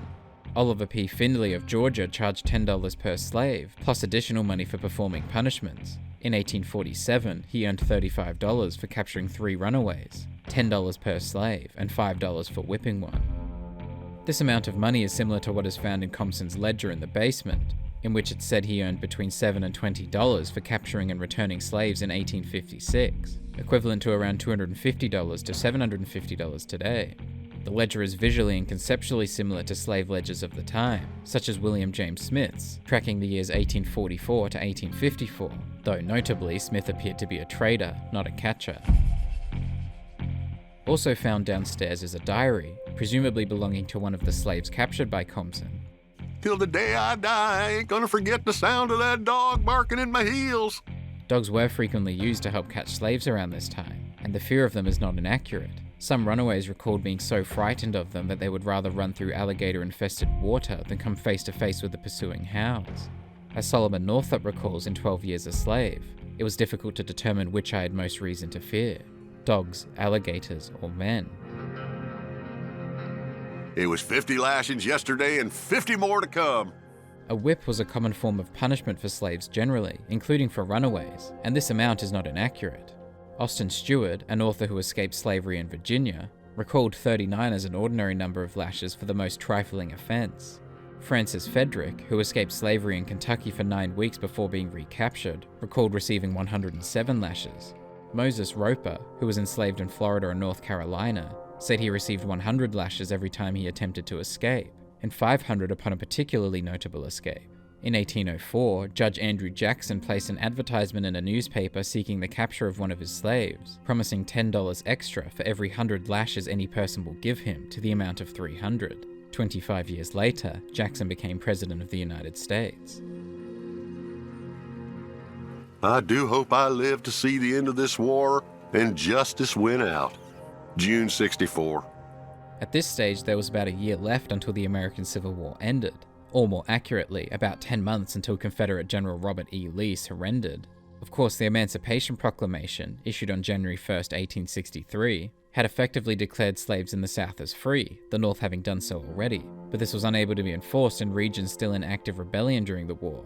It wasn't until the 13th Amendment was proclaimed in December 1865 that chattel slavery was formally abolished in the country. That didn't remove it entirely though. For example, the territory of New Mexico continued peonage, that is, the act of being bound in servitude due to debt, until it was abolished in 1867, and there continued to be illegal examples of this happening as late as 1961, potentially even later. And of course, involuntary servitude as a punishment for crime remains legal in the United States today. Regardless, that Compson continued to work at the Ascension Plantation until April 1870, more than 4 years after emancipation, is certainly curious and leads to questions as to what his role was, if no longer a slave catcher. There's potential that the date is a developer mistake, considering it is the same date written on the termination letter from the railroad company. But since Compson's voiceover reads the date on the plantation letter and not the railroad one, it's more likely that the latter is the one in error, and he really did work at the plantation until 1870. Speaking of the Ascension Plantation, there were several plantation houses in Ascension Parish, Louisiana from which this name may have been inspired, including the Homer, also known as the Burnside Plantation, which is now a tourist destination and one of the possible inspirations behind the look of Braithwaite Manor. Interestingly, there was also land apparently known as Ascension Plantation, later known as Chatham Plantation, which was established as a sugar plantation by Louisiana Governor Henry S. Johnson and his father-in-law and operated until at least 1865, when the 13th Amendment abolished slavery. Finders keepers.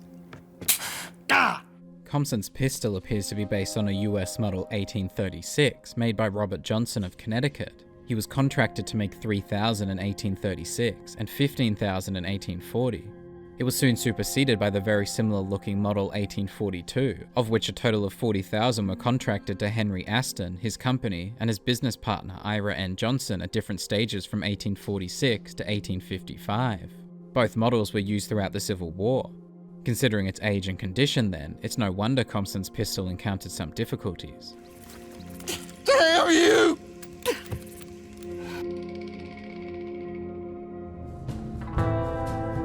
In one of the game's most interesting encounters, Arthur stumbles upon an initiation ceremony for the Ku Klux Klan. In real life by this time, the KKK as a unified organization was no longer around. The game somewhat implies this, as the leader of the group complains about their low numbers. Our numbers are waning, thanks to the fools in Congress and their ludicrous ideas. The Enforcement Acts in 1870 and 1871 prohibited violence to prevent black people from voting, which, alongside the subsequent labeling of KKK members as criminals and terrorists, led to its disbandment around this time. That being said, an attempt to regroup the organization in the late 1890s is unsurprising. Smaller local groups, including paramilitary groups, emerged around this time. Attempts by black and poor white people to create a movement to support themselves against the aristocracy of the Old South was promptly met with stronger efforts to suppress and manipulate black voters and voices. The United States also saw increased immigration in the mid to late 19th century, and several laws were enacted and groups created in opposition to it. And when the KKK reorganized in the 1910s, anti-immigration was on its agenda. Interestingly, the infamous outfits worn by Klan members in the game are seemingly historically inaccurate. While members of the first era of the KKK had occasionally worn masks, hoods, or robes, including plain white clothes. Having a wider variety of outfits was considered important at the time in order to keep the organization more secretive. It's said that some members wore more outlandish outfits, fake beards, animal horns, wizard hats, while others wore pillowcases or flour sacks. Some even wore blackface. It was the second iteration of the clan, which emerged in the 1910s, that established the consistent hood and robe that is well known today and depicted in the game. It seems to have originated in the 1905 novel The Klansman by Thomas Dixon Jr. Its 1915 film adaptation, D.W. Griffith's The Birth of a Nation, popularized both the image and the organization, and it regrouped only months after the film's release. The outfit began to be sold more widely in the early 1920s. The burning of the cross, as depicted in the game, is similarly not said to have been a symbol of the original iteration of the clan, having also been introduced in Dixon's 1905 novel, drawn from his own Scottish heritage, and popularizing Griffith's 1915 film. Dixon is thought to have drawn inspiration from the Scottish tradition of the Cran Tara, a cross that burned as a way of bringing Scottish clans to arms. In November 1915, 10 months after The Birth of a Nation debuted, a cross burning took place atop Stone Mountain, Georgia, officially reviving the KKK. As Arthur approaches the group, one of them refers to their leader as the Supreme One. The Supreme One is talking. Using words like Supreme wasn't uncommon for the KKK and related groups in the South around this time. In the 1920s, the imperial officers of the KKK used Supreme before their titles, like Supreme Chief Executive, Supreme First Vice President, and Supreme Secretary. There's precedent for this word too. In the 19th century, the Supreme Cyclopean Council was a white extremist group operating in Tennessee. The meeting notes found on one of the members mentions that female members were still not allowed in the group. Unsurprisingly, this appears to be accurate. Women were excluded from the first era of the clan. However, they did sometimes help in other ways, like with sewing costumes. One of the clan's stated purposes was to protect women, though only white women of course, and seemingly only middle or upper class white women who strictly adhered to their cause. They were said to have abused and raped women who had lived with black men, or who had a bad reputation. Some decades after the game, in 1923, an auxiliary group called Women of the Ku Klux Klan was formed, becoming independent from the KKK. According to the group, members numbered around 125,000 and doubled to 250,000 within 4 months, with 36 states having chapters by November 1923. A letter found on another member of the group claims to be seeking a white utopia. Interestingly, this was actually a phrase that was once applied to the US state of Oregon, whose founding constitution did not permit black people to live there until 1926. Those who were already living there when it was admitted to the Union in 1859 were sometimes allowed to stay, though their numbers were limited. In another encounter with some clan members, they're attempting to erect a large cross. Use your legs, that's what you have them for Pete's sake. Interestingly, this phrase was seemingly first published in 1903, so around the same time period as the game. Pete seems to be a substitution for Christ or God, though why it's Pete is difficult to say for sure. Perhaps in reference to St. Peter, one of Jesus' apostles and believed to be the holder of the keys to heaven.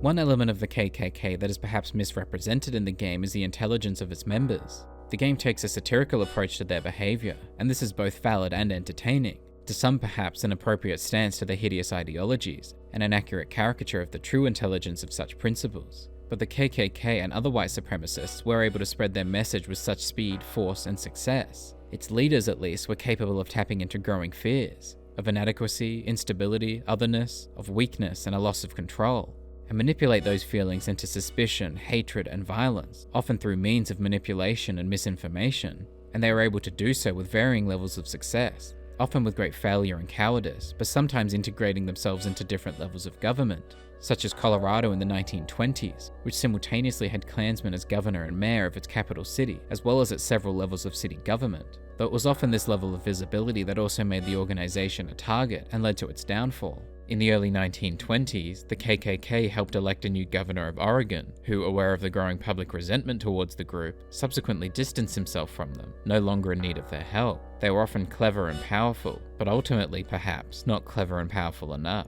So while the slapstick-like comedy of the accidental immolation and crushing is entertaining, and perhaps not even entirely inaccurate, there is certainly a fuller picture to be considered when it comes to the widespread extremism of such an organization, especially in the decades after the game's setting. Elsewhere in Rhodes, Arthur encounters a doctor who apologizes for offending him. How could you have offended me? I have no idea. But I had no idea how I offended the last fellas. And they stole my wagon on account of my impudence. Stole your wagon for backchat? Interestingly, the word backchat first appears to be published around 1902, a few years after the game, with a full description of its definition. The confusion of the author implies it was not widespread, but the confidence with which the speaker uses it also implies its familiarity, so perhaps its usage was dependent on the region. Entirely unsurprising then that Arthur would use it so confidently here. I was undercutting the competition. Or I was too colored. In 1899 in the United States, and especially in the southern United States, this was definitely a valid concern. Historian Rayford Logan declared the late 19th century, 1877 to 1901, as the lowest point for American race relations. Other historians argued it went as late as 1923, and some as late as 1940, but all include 1899. Logan accused the weak presidents of facilitating and endorsing, or at the very least failing to address, white supremacy in the South. As the scholar and writer W.E.B. Du Bois described the years that preceded it, the slave went free, stood a brief moment in the sun, then moved back again towards slavery.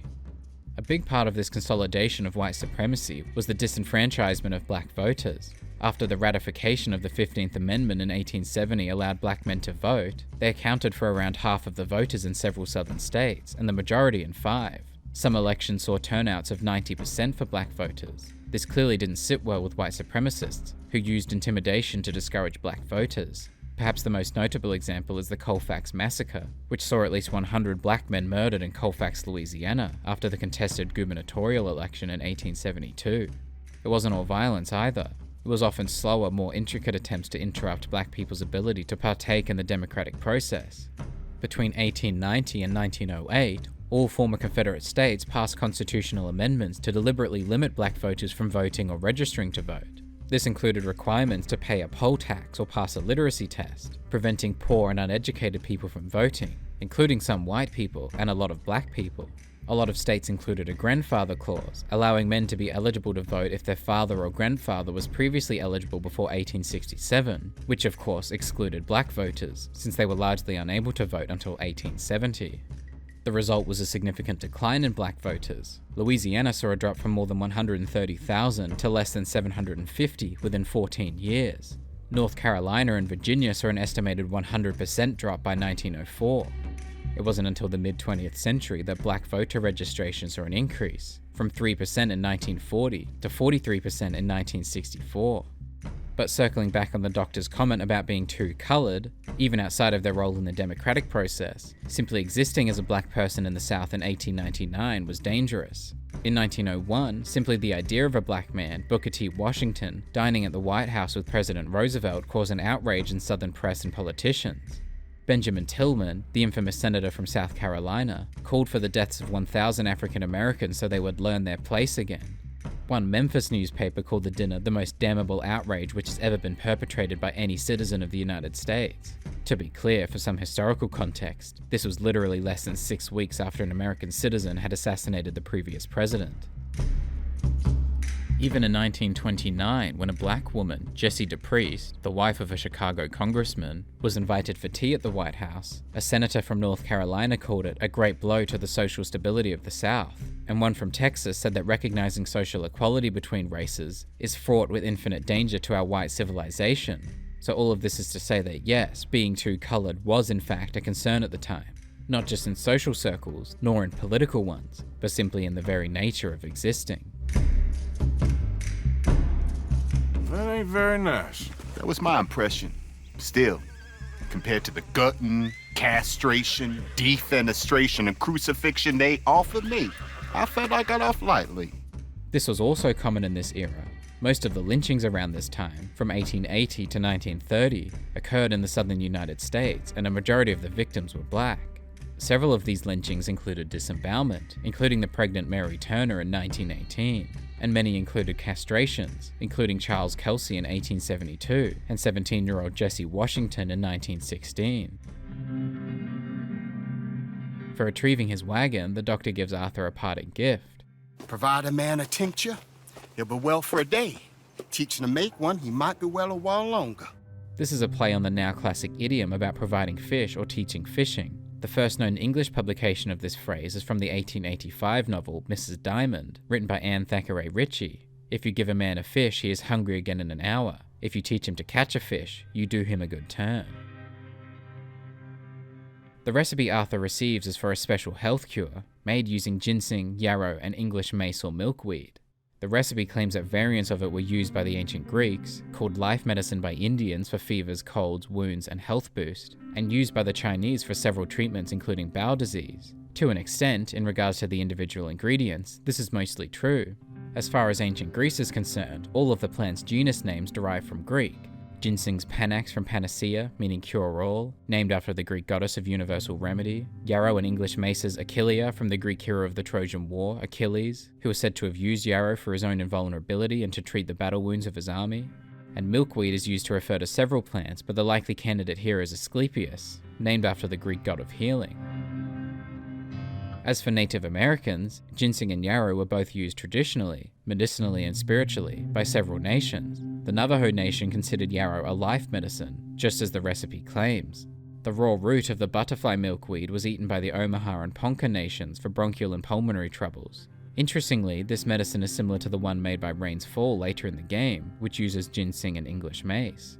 And regarding the Chinese using it for disease of the bowel, yarrow was used in traditional Chinese medicine to treat indigestion, as well as the common cold, toothaches, and colic, while ginseng, seemingly first recorded in a Chinese text, was said to assist those with chronic illnesses.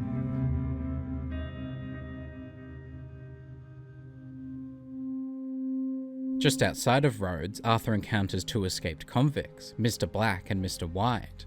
This concept is almost certainly based on The Defiant Ones, a 1958 film about two escaped prisoners, a black man and a white man, who are shackled together and forced to cooperate to survive. Even some of the lines in the game seem to pay homage to the film. I'll knock the color clean off you! Are you afraid of catching my color? And I'll tell you lily-livered... This term is certainly accurate, having been first published in William Shakespeare's Macbeth in 1623, and performed earlier in this play and King Lear in 1606. Interestingly, it was believed that yellow bile regulated courage and spirit, and a lack of yellow bile would leave the liver white, or largely colourless. Logically then, lily-livered is synonymous with white-livered, which was used even earlier than Macbeth, in at least 1546. Black and White's wanted posters boast a reward of $40, the equivalent to over $1,500 today. While retrieving the wanted posters, Arthur overhears a conversation about the two convicts. But the darky killed a white man. Jimmy Holdacre had a weak heart. He died of a heart attack. And upon meeting up with them again, Arthur mentions this. And you killed a farmer? Well, firstly, I would have, but he died before I could. Interestingly, sudden cardiac arrest has actually been used to charge and convict people with homicide if they were the reason for the elevated stress. That being said, the game suggests that Holdacre attacked first, so perhaps he was the reason for his own elevated stress. Samson Black was set up. Everyone knows Judge Amory took a bribe. If true, this wouldn't be surprising, especially around this time. There's a bit of a history with incompetent judges, including cases of bribery. For example, the only impeachment in Wisconsin's history took place in 1853, when Circuit Court Judge Levi Hubble was impeached for allegations of bribery and corruption. He was ultimately acquitted, but his reputation was ruined. 2 decades later, between 1872 and 1875, 4 federal judges resigned following investigations for irregular conduct. And in New York City, scandal and corruption became so prevalent that it led to the 1870 formation of the New York City Bar Association, which continues to operate today.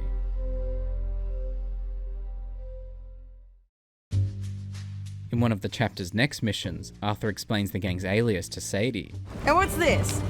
Return to Tacitus Kilgore. Oh, that's Dutch's idea. All mail to be sent to the same alias. Aliases certainly weren't uncommon for outlaws in the Old West. Remember Butch Cassidy and the Sundance Kid? That's Robert Parker and Harry Longabar.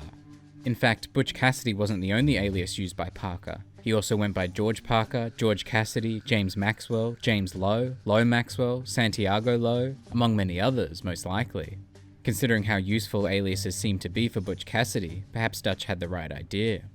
As for the name itself, Tacitus Kilgore may be based on Kilgore Trout, a character created by the American author Kurt Vonnegut, partly based on another author, Theodore Sturgeon. On their way back to camp, Arthur and Shady are confronted by a group who call themselves the Lemoyne Raiders. The group mostly consists of Confederate Army veterans and the reactionary young men who they have recruited. Because of their allegiance to the Confederacy, they remain bitterly opposed to the northern states and continue to hold their deeply racist and anti-government views. There are several neo-Confederate organizations that the Lemoyne Raiders could be based on, but it more than likely takes its history from the White League, a paramilitary group of Confederate veterans in Louisiana. The group, founded in 1874, targeted mostly African Americans, made clear through its affiliation with the KKK, though they also targeted whites who supported the Republican Party and Northerners who supported the Union. The group itself was essentially defunct within 2 years, though unfortunately its ideologies did, and does, live on. A newspaper article about the Lemoyne Raiders mentions that they largely fled to Texas after repeated clashes with the government and law enforcement. This is entirely unsurprising. Texas was once called the premier destination for white supremacists, due in part to the president's decision not to intervene in its politics, particularly President Grant in the 1870s.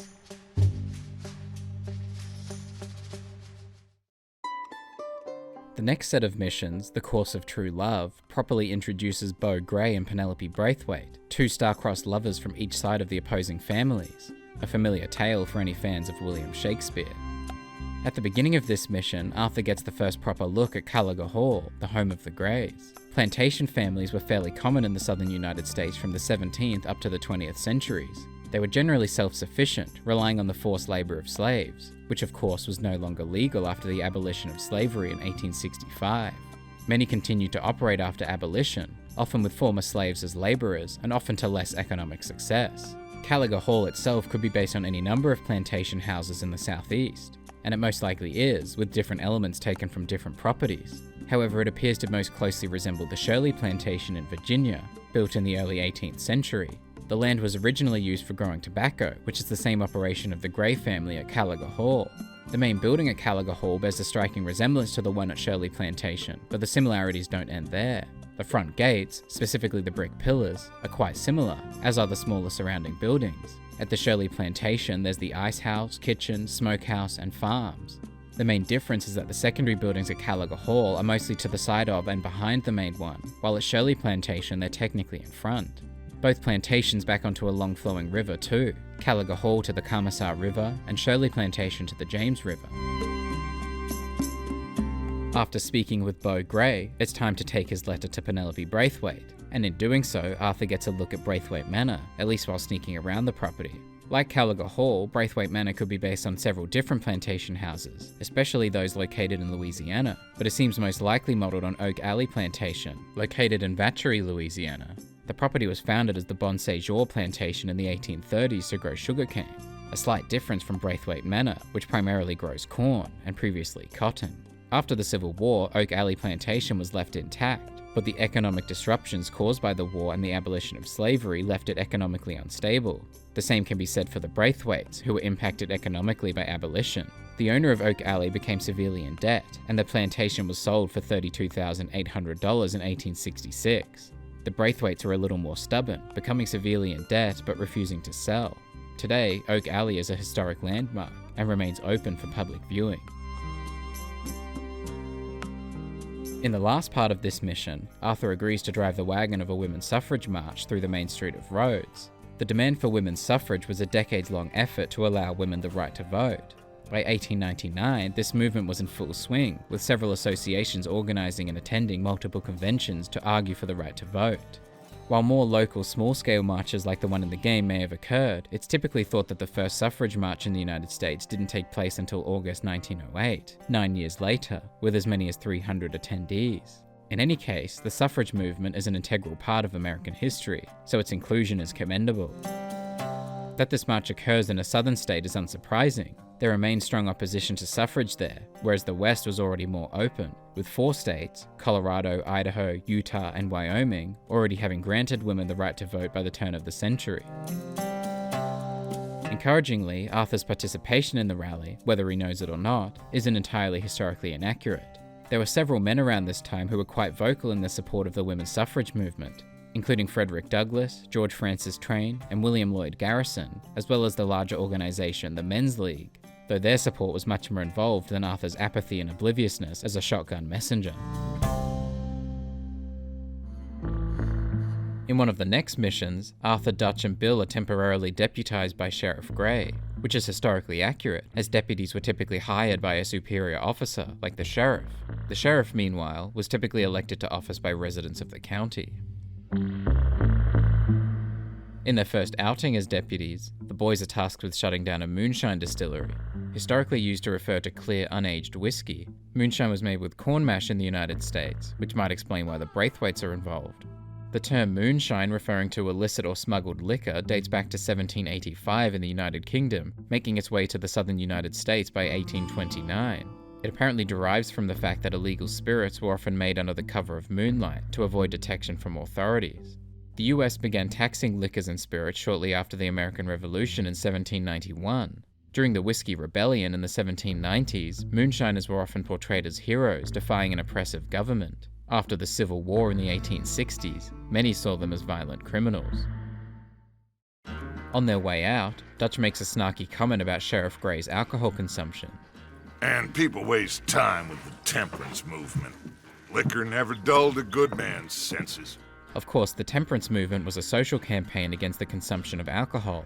Small movements originated in the 18th century, but it grew into a mass movement from around the 1860s, and eventually led to the Prohibition movement, which resulted in the ban of alcohol production, transportation, and sale in 1920, but still just a movement in 1899, not yet a law. During the ride, Archibald gives Arthur a brief history of the Braithwaites and their fortune. Old Cotton family had a fortune at one point until, well, a few changes in the labor laws. By changes in the labor laws, he's referring to the abolition of slavery. The early history of cotton farming in the US is synonymous with the history of slavery, as the massive number of slaves is the primary reason that so much cotton would be farmed. Hot summers and rich soils also made the southern United States ideal for growing cotton. In fact, the cotton industry in the South was so strong that it was used as an attempted political strategy by those in support of seceding the southern states. Of the 15 slave states in the US, the 7 whose economies were based on cotton plantations seceded by 1861 and formed the Confederacy. The other 8 slave states, with little or no cotton production, initially remained in the Union when the Civil War broke out, though most of them also joined the Confederacy by the year's end. Cotton production continued to be strong long after the Civil War too, increasing by more than 62% between 1859 and 1899. On their way to the moonshine distillery, the group encounter a broken, abandoned wagon alongside 2 dead bodies. Archibald identifies one of them. Frederick Mitchell, Lemoyne State Legislator. In the US, each state has its own legislature, generally consisting of the upper and lower house. In Louisiana, that's the state Senate and House of Representatives, which in 1899 consisted of 36 and 98 members respectively. There were actually quite a few deaths in both houses around this time. In fact, in 1902, one newspaper wrote of great mortality among the ranks of the members of the lower house state legislature. However, these were mostly the result of fairly ordinary illnesses like pneumonia, cholera, and heart disease, not quite like ambush and murder in an open field in Lemoyne. When the group arrive at their destination, in Lemoyne's Bayou region, one particularly notable element of the environment is the extensive vines. This appears to be kudzu, which is native to some parts of Asia and the Pacific Islands. Its existence within the US is accurate. It was introduced to the country in Philadelphia in 1876, but its proliferation and invasive nature as seen in the game is perhaps a little premature. After its introduction, it was generally used for ornamental and livestock purposes. It wasn't until the 1930s and 40s that it was introduced to control soil erosion. More than 85 million seedlings were given to landowners in the South, and over 1 million acres had been planted by 1945. It wasn't long before it was considered a nuisance, an invasive weed, as it is often known today. On the body of one of the Lemoyne raiders, Arthur can find a letter written by William Marcus Anderson referencing raids against the Jayhawkers in Lawrence, Kansas. This is likely a reference to William T. Anderson, also known as Bloody Bill, who notoriously took part in a raid or massacre in Lawrence, Kansas in August 1863, resulting in more than 150 deaths. In this context, Jayhawker refers to anti-slavery guerrillas, sympathizers of the Union, in Kansas or Missouri, essentially the counterpart to the Confederate sympathizers. Today, the term is generally used for any native of Kansas.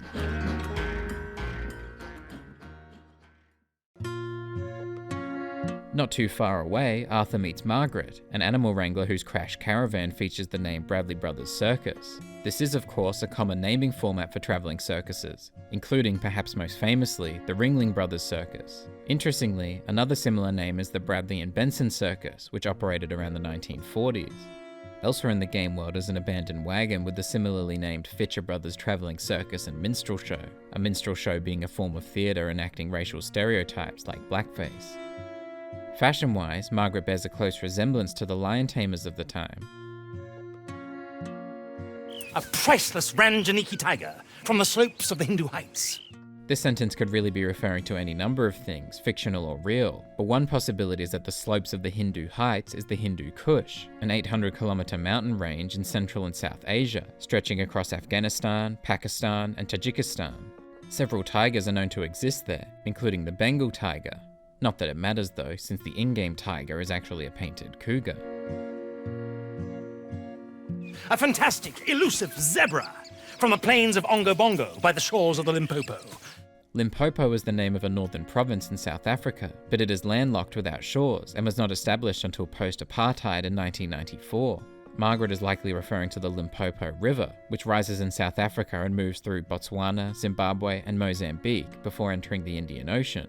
Most notably, Mozambique does have zebras, but it also has donkeys and horses, like the zebra in question here. So even if Margaret is lying, the lie has some sort of logic at least. And a magnificent lion from the grasslands of Tanganyika. This is likely referring to Tanganyika, which is now Tanzania. At this time though, the country was a German colony, essentially known in English as German East Africa. It would later become Tanganyika Territory, a colonial territory under British control, sometime later in 1920, named after the lake, which itself was named sometime earlier. It eventually became the sovereign state known as Tanganyika in 1961, and renamed the United Republic of Tanzania in 1964. If the in-game lion is actually from Tanganyika, or German East Africa, then it would likely be an East Southern African lion. This would make sense, since the Serengeti in northern Tanzania is known for its significant lion population, with recent estimates surpassing 3,000. Look, I'm well aware that we're not Royal Command performance material. Royal Command performance refers to any performance that occurred at the request or direction of the United Kingdom's reigning monarch. Depending on when this mission is played, that would either be Queen Victoria or King Edward VII. This eventually became known as the Royal Variety Performance, now a televised variety show in the UK. But a cow barn in Rhodes is hardly Drury Bloody Lane. And this is referring to the Theatre Royal Drury Lane, a West End theatre in London which became known for its large set pieces in the late 19th century, and even more so around the 1920s, around the same time as a major interior renovation. It was also the venue of a Royal Command performance in 1911, attended by King George V. From the mines of El Dorado. There are several actual mines called El Dorado, though most didn't exist at the time. Margaret is much more likely referring to the legend of El Dorado, of a gold city, kingdom, or empire, which, like the emerald, and most of the animals, is not real. Or so it's thought, though at the time at least, this was a little less clear.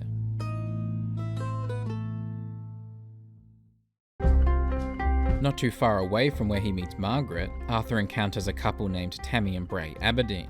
Yes, they have the same surname. No, they are not married. They are both lovers and siblings. If Arthur accepts their invitation inside and drinks with them, he passes out, and they rob him and throw him in a shallow grave filled with other bodies. This may be inspired by a real family of murderers known as the Bloody Benders. John Bender, his wife, sometimes named Elmira or Elvira, their daughter Kate, and a man named John Gebhardt. Gebhardt may have been Kate's husband or her brother. The confusion of this detail may have inspired the incestuous relationship of the Aberdeens. The Benders built a one-room cabin in Kansas, which operated as a way station for passing travelers. Kate also advertised her services as a spirit medium. Several people subsequently disappeared. When the brother of a politician went missing in 1873, a search party led them to the Benders, who shortly fled.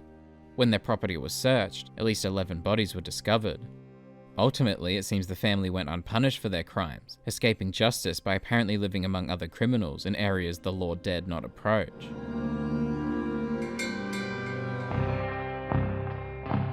In one of the next missions, everyone's favourite uncle tells Arthur about a potential job. It's a supply wagon carrying payroll, but very briefly unguarded, apparently, as it passes through a crossroads near here where there's an old ruined church before it connects with the rest of the wagon train. The Van der Linde gang has already been seen using the wagon train method as they travel between camps.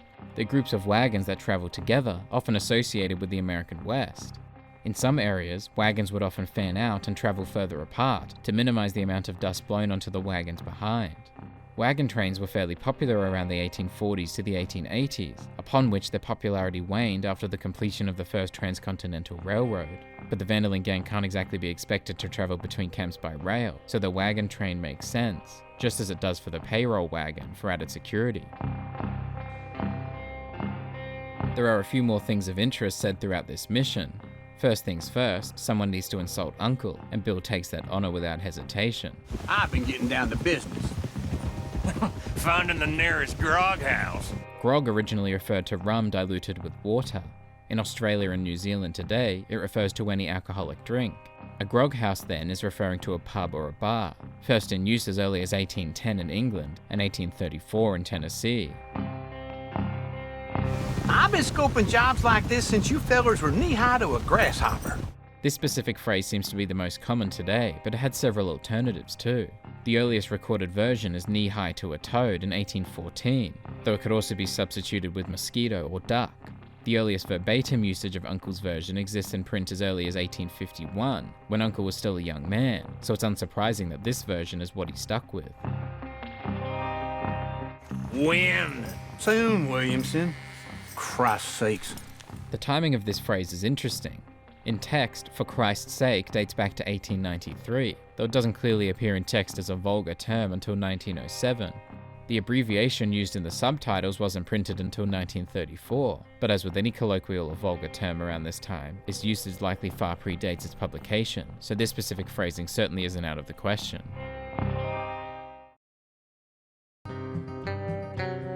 After the mess made in that mission, it's time to help some of the folks around camp, like Sean, who Arthur helps to rob a homestead and a stagecoach.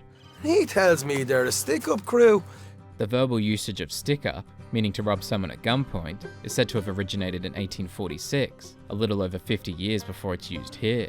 Unsurprising considering the stereotypes of the Old West. At the beginning of the homestead mission, Sean asks about Arthur's heritage. Is your people, Jacobites or English lovers, Arthur? Jacobitism was an ideology that sought for the British throne to be restored to the senior line of the House of Stuart, who, as Catholics rather than Protestants, had been excluded from the line of succession. Jacobite supporters claimed that the monarchs chosen to follow King James, the 2nd of England and 7th of Scotland, starting with the co-reign of his daughter Mary II and her husband William III, was illegitimate, as monarchs were appointed by God or divine right and could not be removed or selected, therefore making King James's eldest son, also named James, the rightful heir, followed by his son, Charles Edward Stuart, who was also known as Charles III, not to be confused with the modern monarch, and Bonnie Prince Charlie.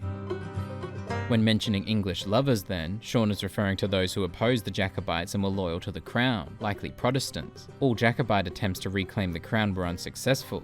Mary and William's successor, Mary's sister Anne, was the last monarch of the House of Stuart, succeeded by the House of Hanover, which ruled for more than 186 years. Arthur answers Sean's query with his own guess at his heritage. My people were peasants. We had no time for politics. In the Middle Ages, it's said that 85% of the population of Europe could be described as peasants, so Arthur is probably right in this regard. Though in a historical sense, anyone who lived in the countryside was sometimes considered peasants, so this high percentage makes sense. My dad would say that no politics was politics. A little more information about Sean's father, Dara Maguire, can be discovered in an Imperialist of London newspaper article found at camp, which describes him as a well-known Fenian. This word is generally used to describe members of the Irish Republican Brotherhood and its American counterpart, the Fenian Brotherhood, organisations dedicated to the establishment of an Irish Republic independent from the United Kingdom. They're named after the Fianna, a legendary band of Irish warriors, who interestingly in one story visits Connemara, the same place Dara Maguire was found by government agents before escaping. The newspaper mentions that Dara was involved in the Fenian uprising in Galway around 1860, possibly a reference to the failed Fenian uprising of 1867, which took place in February and March in southern counties like Cork, Kerry and Limerick, among others. Galway was one of the locations of the more significant, though also failed, Easter Rising in 1916. Dara fled to Canada, where according to the newspaper, he took part in a Fenian raid near Niagara Falls that left 8 people dead. This is unsurprising, as there were several such raids in Canada around this time. The raid in question may be a reference to the battles of Ridgeway or Fort Erie, which combined left 13 people dead. Dara returned to Ireland to partake in politics, criticising the parasitic aristocracy of Ireland, whether English or Irish, not unlike the words of those like James Fintan Lalor, who in 1848 criticised those who wished to preserve an aristocracy and chose to consider the English landowners as Irishmen. Dara eventually fled to the United States, where according to the news story, he was shot and killed in Boston, Massachusetts, notably not too far from the death place of known Fenians like John Boyle O'Reilly, who died in Hull in 1890, and Dennis Cashman, who died in Boston in 1897, though neither, it seems, was murdered. Interestingly, Sean owns a knife with the year 1848 engraved in it, suggesting that his father was also involved in the Young Ireland Rebellion of July 1848, an event that, in part, led to the creation of the Fenian Brotherhood and Irish Republican Brotherhood, a lifelong Fenian, it seems. Arthur goes fishing with Kieran, who talks about the fate of his parents. I lost my mammy and pappy when I was young to cholera. This is interesting. The only cholera outbreak in the United States that is close to matching up with Kieran's childhood or teenage years was the 4th outbreak in the late 1860s, and even that would likely be too early. The outbreak hit New York in April 1866, and by the middle of the year it had made its way inland, mostly due to the new railway networks. It's more likely then that Kieran's parents happened to catch a random bout of cholera unrelated to the mass pandemic. Arthur also goes fishing with Javier, who on the way to the creek tells Arthur that he recently went fishing at the Lannahechee River. This river is likely based on the real-life Mississippi River, the second longest river in North America. Just as the Mississippi circles around New Orleans, the Lannahechee circles around Saint Denis. Though spelled slightly differently, there is also a Lannahechee Creek in the state of Georgia, thought to have been named after several Muskogee words, essentially meaning old yellow water.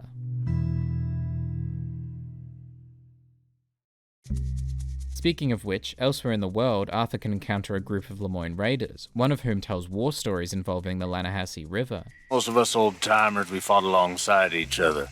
3rd Lemoyne Regiment. It's the summer of '62. There was actually a unit known as the 3rd Louisiana Infantry Regiment who fought in battles around this time, including the Siege of Corinth just before the summer of 1862. We was hunkered down by Copperhead Landing for weeks, but we knew that sooner or later the enemy would be coming down the Lannahechee if they wanted to take Saint Denis.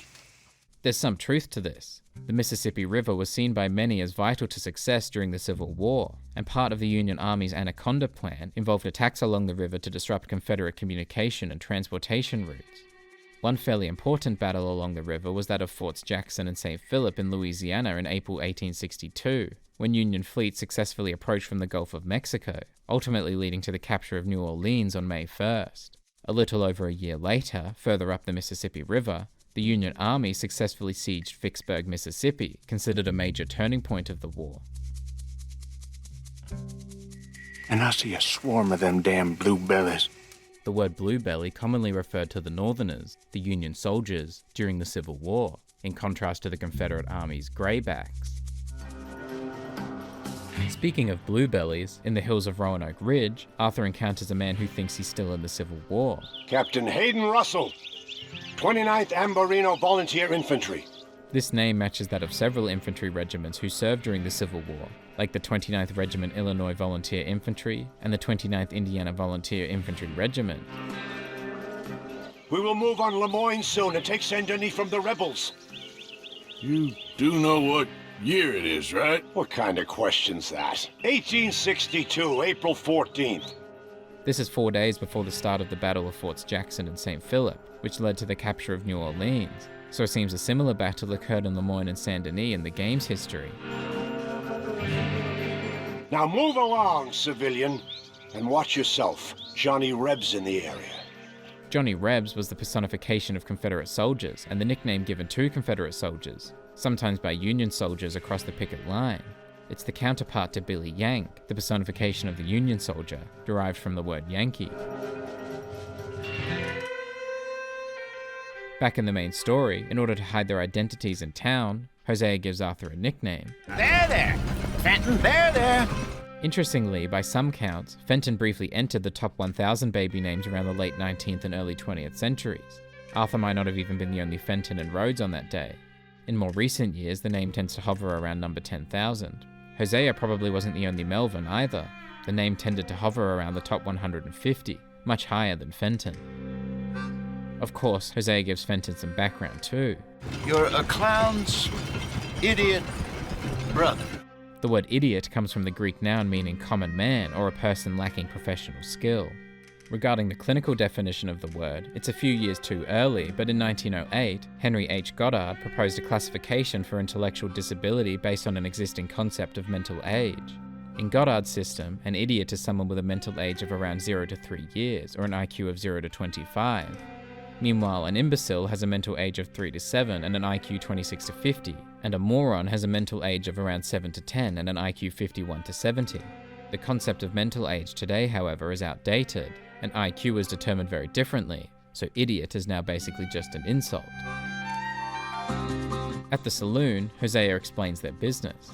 We're in the new trade of advertising, which is an American art form about ensuring people buy the correct things. While advertising certainly wasn't new in 1899, its status as an art form was somewhat recent, at least in more rural areas. In some format, advertising has existed for thousands of years. Egyptians wrote sales messages and wall posters, and the ruins of Pompeii and Arabia demonstrate commercial messages and political campaign displays. Modern advertising, though, began with the advent of magazines and newspapers in the 16th and 17th centuries.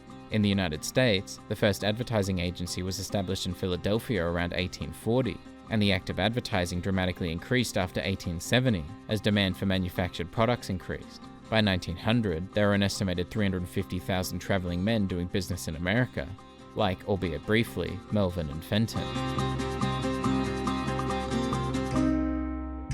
In one of the game's more unique missions, Catherine Braithwaite compliments Arthur's size and intelligence. So this one, he is big and as dumb as he looks? Well, he's surely big. They're not entirely wrong, it seems. The average height for a man born at the same time and place as Arthur is around 170 centimeters, or roughly 5 feet 7 inches. Arthur's exact height is unclear, but every knowledgeable estimate places him much taller than this, so perhaps he is as big as he looks. As usual, Sean has some interesting things to say. Just leave it to me. I can talk a dog off a meat wagon. The meaning of this phrase is along the same lines as talk the hind leg off a donkey, as in to have the power to persuade someone to do something simply using speech. There are some alternatives to this, but the earliest printed example is in 1926, more than a quarter century after Sean's usage here. But again, informal phrases like this are very difficult to trace, so its usage here may still be accurate. The horse is like a swift one, do they? This one is even more difficult to trace, but for those unaware, it's British and Irish slang, referring to having a quick drink of alcohol, often because of limited time. Speaking of drinks, before long, Sean makes some fire bottles. The concept of fire bottles in some form dates to pre-modern history, but this exact concept doesn't appear to be documented until their invention in the 1930s, many years after the game is set.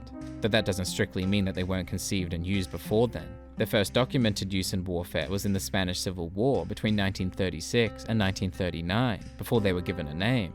That name, of course, is the Molotov cocktail, named as such by the Finnish during the Winter War in 1939. The name is a reference to the Soviet foreign minister, Vyacheslav Molotov, who declared on Soviet state radio that they were delivering airborne humanitarian food in Finland. In reality, they were actually dropping bombs. The Finns named the fire bottle so Molotov would have a drink to go with his food parcels.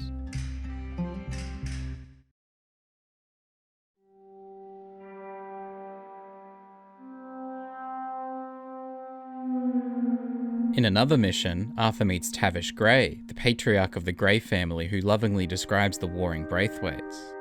Goddamn peasants! Mongrels! Slave fuckers! Such abuse often occurred. Owners could legally use their slaves as sexual objects and would frequently do so. Men, women, boys, and girls. Slave owners would often perform or promote promiscuity in order to breed children, and about 13 to 15 years later, those children became an economic asset to the slave owner. to sell, put to work, or abuse yet again. And the stories get much darker than this, a dark shadow cast over America's history. In this mission, Tavish Grey sends Arthur, John, and Javier out to steal some of the Braithwaite horses and greatly exaggerates their worth. These are prized horses I'm talking about. Them they'll get you 5,000. 5,000 for horses. John is right to be hesitant. Old nags around this time were sold for around $10, and decent riding horses usually cost between $120 and $185. There are stories of more expensive horses, from $200 to as much as $600 for one. And of course, in modern history, there are horses that have sold for millions of dollars, usually well-known race horses or descendants of some. But $5,000 for some unknown horses in 1899 is practically unheard of, and the characters in the game know it. Ain't no one round here got $5,000, boys, but nice meeting you. Interestingly, the horses stolen in this mission also have notable names. This here's Cerberus. Also the multi-headed dog in Greek mythology who guards the gates of the underworld. This one's Old Faithful. The name of a geyser in Yellowstone National Park. And this here is Old Father Time. The personification of time itself. At the end of the mission, Arthur recounts the experience in his journal. At the end of it, we felt like prize idiots. This term isn't as common anymore, but it makes sense for Arthur to use it here, having first appeared in print as early as 1863 and throughout the 1870s. Speaking of stolen horses, in a fairly brief but annoying encounter, a man approaches Arthur asking for some help, and then promptly steals his horse. Horse thievery was not uncommon in the Old West, but it was certainly frowned upon. It said there was a saying that if you stole a man's horse, you had condemned him to death. In 1780, Pennsylvania passed a law demanding a tiered punishment for horse thieves. First-time offenders had to stand in the pillory for an hour, had their bare backs whipped 39 times, and had their ears cut off. Second-time offenders were again whipped and had their forehead branded with the letters HT, horse thief. This law was repealed in 1860. Horse thievery became rampant enough in this time that several organizations were established to prevent it, like the Society in Dedham for Apprehending Horse Thieves, founded around 1810 in Massachusetts, and the Bentonville Anti-Horse Thief Society, founded in 1853 in Ohio. Missouri's Anti-Horse Thief Association, founded in 1854, had over 40,000 members in 9 states. In Oklahoma between 1899 and 1908, the association caught over 400 suspected thieves, saw 272 of them convicted, and recovered $83,000 worth of livestock, the equivalent of more than $2.8 million today. In one of the next missions, Arthur and Charles look for Trelawney at his caravan in Rhodes. Caravans have been used as a means of transporting goods since the 15th century, but these portable homes began to appear in the UK in the 19th century, drawn by horses and basic in design. Around this time, caravans were often associated with the travelling Romanichal in the United Kingdom, especially wagons known as Vado, which have several different designs and are known for their elaborate decorations. The first luxury caravan was developed by Dr. William Stables in 1885. These types were typically considered luxurious and exclusively owned by the wealthy upper class, so it's no wonder that's how Trelawney wished to live. However, considering its rundown state and surroundings, it appears Trelawney's caravan has not been on the back of a horse in some time. Inside Trelawney's caravan, Arthur can find some hair pomade, though it's usually just referred to as pomade, since its main purpose is to be used on hair. Soap was used as a type of pomade by some European tribes during the Roman era. In more modern history, pomades in the 18th century were exclusively used by gentry and mostly associated with the upper class. In the 19th century, bear fat was the main ingredient for pomade, and by the early 20th century, beeswax, lard, and petroleum jelly were also commonly used. Elsewhere in Trelawney's caravan is a razor.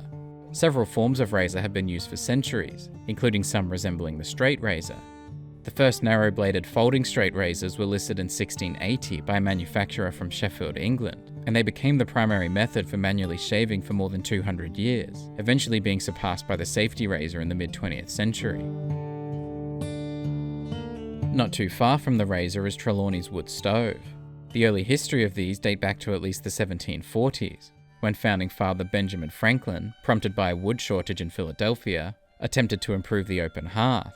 He created the Franklin stove, a 3-sided iron box which used far less fuel but raised the temperature much quicker. While it didn't gain much popularity at the time, subsequent designs drew from it. In the 1790s, Sir Benjamin Thompson designed a cooking device to scientifically control heat, initially using bricks. Later versions used cast iron for tops and doors, which led to an increase in production after the growth of the American coal and iron mining industries in the 1820s. Nearby to the wood stove too is a water pump. The rope and bucket technique for gathering water had been used for centuries. In 1849, however, the Gould's Manufacturing Company in New York was said to have cast the first all-iron pump. By the 1870s, cast iron pumps had become much more common, and they had several advantages. Namely, they were easy to use, and granted the ability to prevent water contamination by closing the top of the well. He's a strange one. Fear not. He's just a cockroach in fancy breeches.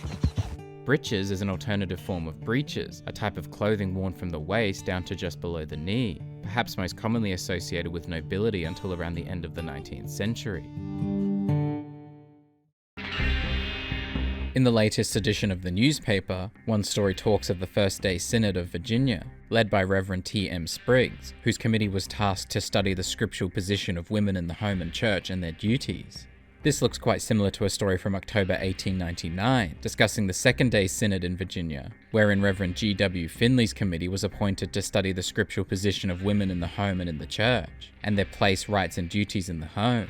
There are more similarities too, like the mention that women's subordination is denied by the women's movement, that the home is the throne and the special sphere of a woman, that the scripture forbids a woman to hold office or bear rule, but not to sing in the church, and that this report was unanimously signed by all 5 clergymen.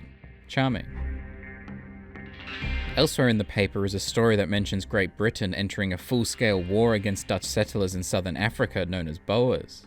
The war in question is known as the Second Boer War, which began in October 1899. The story says that rival European powers accused Great Britain of threatening legitimate claims to territories controlled by others, which seems in line with real history too. There was sympathy for the Boers among Europe, and a few hundred volunteers from some European countries fought against Great Britain in the war. In one of the next missions, Lenny tells Arthur about a lead. They said there's a gang of fools holed up in the swamps east of here who think their war ain't never ended. The Civil War? Interestingly, but unsurprisingly, the American Civil War was not always the name attributed to this conflict. As it began, Northerners referred to it as an insurrection and civil war, but more formally gave it the name rebellion, while Southerners proposed names like Abolition War and Slaveholders' Rebellion. When those didn't catch on in the North, they used others like War Between the States and Civil War, the latter of which did catch on. By the end of the century, it was the common name, and in the early 20th century, Congress essentially recognized it as such, so Arthur's usage here is entirely accurate. These ignorant fools are weapon dealers.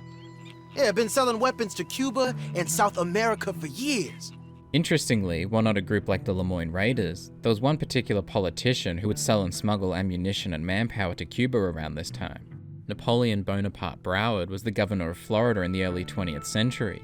About 10 years before he took office, Broward built a steamboat with his brother and an associate, and partnered with a prominent member of the local Cuban community to ship a load of military supplies and Cuban men back to Cuba to support their fight for independence from Spain. Broward wasn't exactly known as a Confederate sympathizer like many of the Lemoyne Raiders, but he was a known racist and white supremacist, so they have that in common. Speaking of Lemoyne Raiders, Lenny tells Arthur about some of his troubles in the area. We won't find no shortage of angry peckerwood idiots in the state of Lemoyne. The word peckerwood, an inversion of the word woodpecker, is intended to be an offensive term towards white people, especially those living in poor rural areas. In this context, it apparently originated around 1859. In the 1920s, in contrast to the blackbird, African American folklore used the woodpecker to represent white people. Lenny's usage here, then, is completely accurate. This is peckerwood country, all right. Lenny tells Arthur about his treatment in the South. Most of it is a glance or a word. And after that, a visit in the night. Unfortunately, he's right. More than 1,300 black people were lynched in the 1890s alone, and this period was considered one of the worst for this reason, among many others. As Lenny and Arthur make their way closer to the destination, they come across a Civil War battlefield, full of wrecked old weaponry and trenches. Trench warfare was actually utilised a bit during the Civil War, most notably during the sieges of Vicksburg in 1863 and Petersburg in 1864-65. At least in appearance alone, the Battle of Petersburg bears a striking resemblance to the battlefield in the game, while geographically Vicksburg, in the southern state of Mississippi, may be a little closer, so an inspiration there would be unsurprising. In real life, battlefields likely would not have been preserved to a level like this by 1899, but of course its existence in the game is meant to demonstrate history rather than replicate it, and it's likely based on similar battlefields seen in other popular media, so it's an understandable concession. If Arthur visits this same battlefield during a stormy night, he hears the voices of those involved in the battle. General Harris, sir, is everything all right, sir? Quincy T. Harris, the general who led the Confederacy in the fight, forced his men into a losing battle before he secretly escaped, claiming it wasn't a retreat. Despite this apparent cowardice, Harris was later glorified as a hero of the Confederacy and a courageous commander in his battles. This is in line with the Lost Cause, an ideology that alters and ignores certain aspects of the Confederacy and its leaders to make them appear more heroic. One method of doing so is to blame their failures on their subordinates. For example, some Lost Cause authors believe that Lieutenant General James Longstreet is to blame for the Confederate loss at the Battle of Gettysburg. But while he launched the disastrous Pickett's charge on the final day of the battle, it was actually Confederate General Robert E. Lee who ordered him to do so. In fact, Longstreet had opposed the assault and attempted to call it off.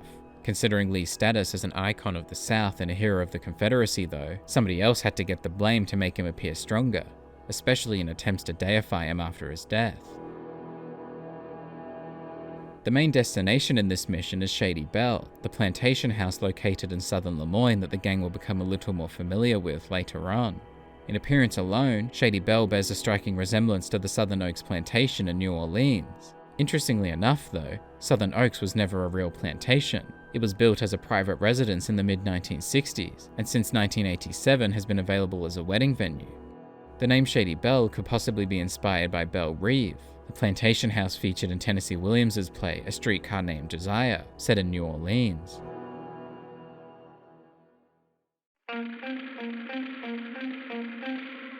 In one of the next missions, Trelawney tells Arthur about his associates. You know me, I like to make friends in low places. Some may know this term from the popular Garth Brooks song from 1990, but the term itself comes from a lot earlier, at least August 1916 in one of its earliest publications. But of course, informal phrases like this usually far predate their first use in text. The phrase is a parody of the term friends in high places, referring to one having influential friends. The original phrase began as friends at court around the 1360s, and the exact quote began really being used in the 1800s. They reckon they just invented a new horseless carriage will be the end of us. His prediction may be a little premature, but he's right about the invention. The horseless carriage was an early name for an automobile, which were invented some years earlier but began to gain notability around this time, hence Alden's concerns. In this mission, Arthur robs a stagecoach with the help of a lockbreaker from Trelawney. From the invention of safety locks in the 1770s, many felt that their valuables were safe, with the locks unable to be properly opened without the key. The inventor of one of these locks, Joseph Brammer, placed one in the window of his shop in 1790 and offered a prize of £200 to whoever could pick or open it. For 67 years, the lock remained in place, until American locksmith Alfred Charles Hobbs finally opened it after over 50 hours spread across more than 2 weeks. And from then on, no locks were safe. While Arthur robs the stagecoach, Trelawney distracts its passenger, Mrs. Chester Damson. She appears to be based on Florence Foster Jenkins, a well-known singer and socialite who was often mocked for her poor singing ability.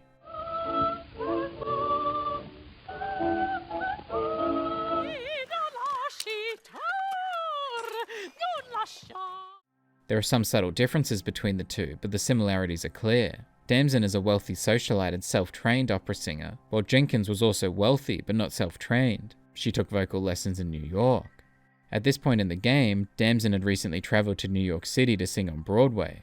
Jenkins, meanwhile, only ever performed live once, at Carnegie Hall in New York City in October 1944, at the age of 76. Damson's performance is said to have received very mixed reviews. Similarly, Jenkins' final performance was met with strong negativity and sarcasm. Damson blamed the reviews on the orchestra and the vicious press. Jenkins, meanwhile, was devastated by the reviews. 5 days after the concert, she suffered a heart attack and died a month later.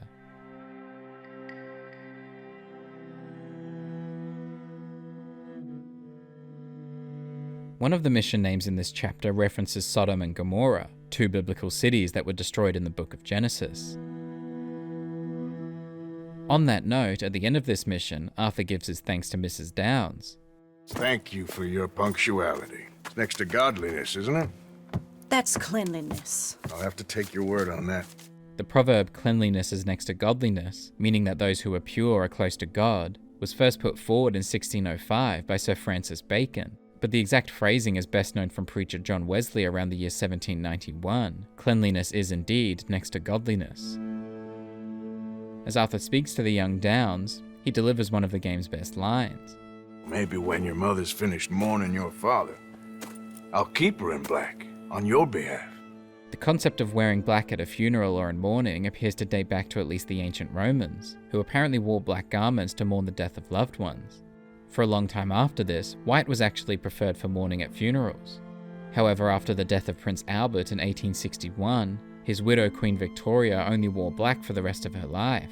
The British upper class aspired to be like her, and the trend remained.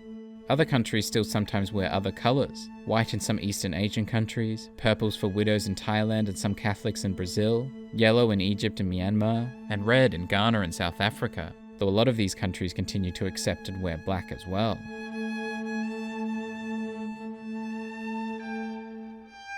The title of one of the next missions is also a reference to a biblical verse. Earlier in the game was Blessed Are the Meek from Matthew 5:5.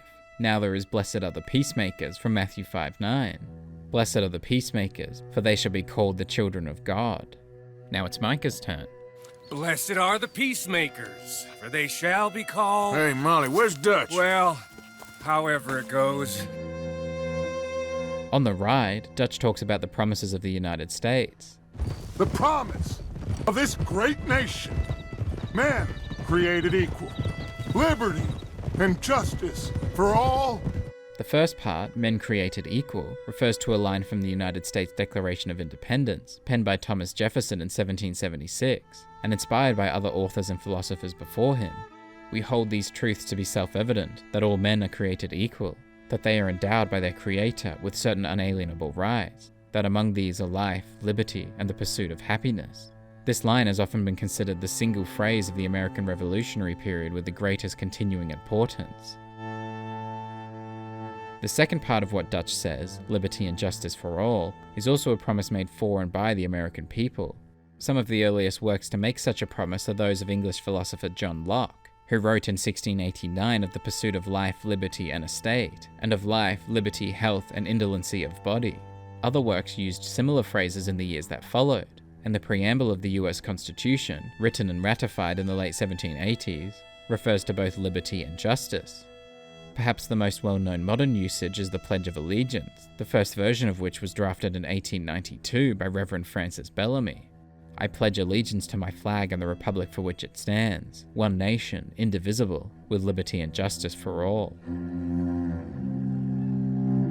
Later in the mission, after he is captured and shot, Arthur cauterizes his wound. The history of cauterization dates back centuries, first described in ancient Egyptian medical text from around the 17th century BC.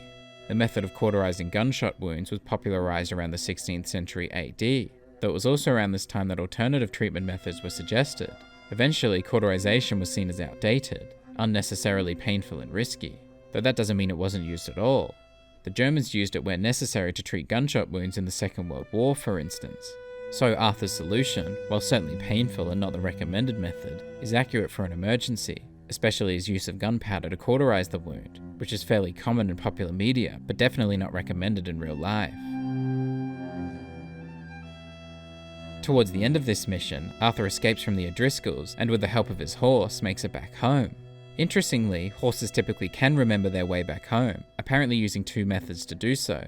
The first is mind mapping, where once they're familiar with their surroundings, they use visual landmarks and scent mapping to get their bearings and find their way home. The second method, when unfamiliar with their surroundings, is compass orientation. It's believed that horses are able to tap into the Earth's magnetic fields and use them to navigate their way home. So Arthur's half-conscious ride back to camp actually has some accuracy to it, and he has a lot to thank his horse for.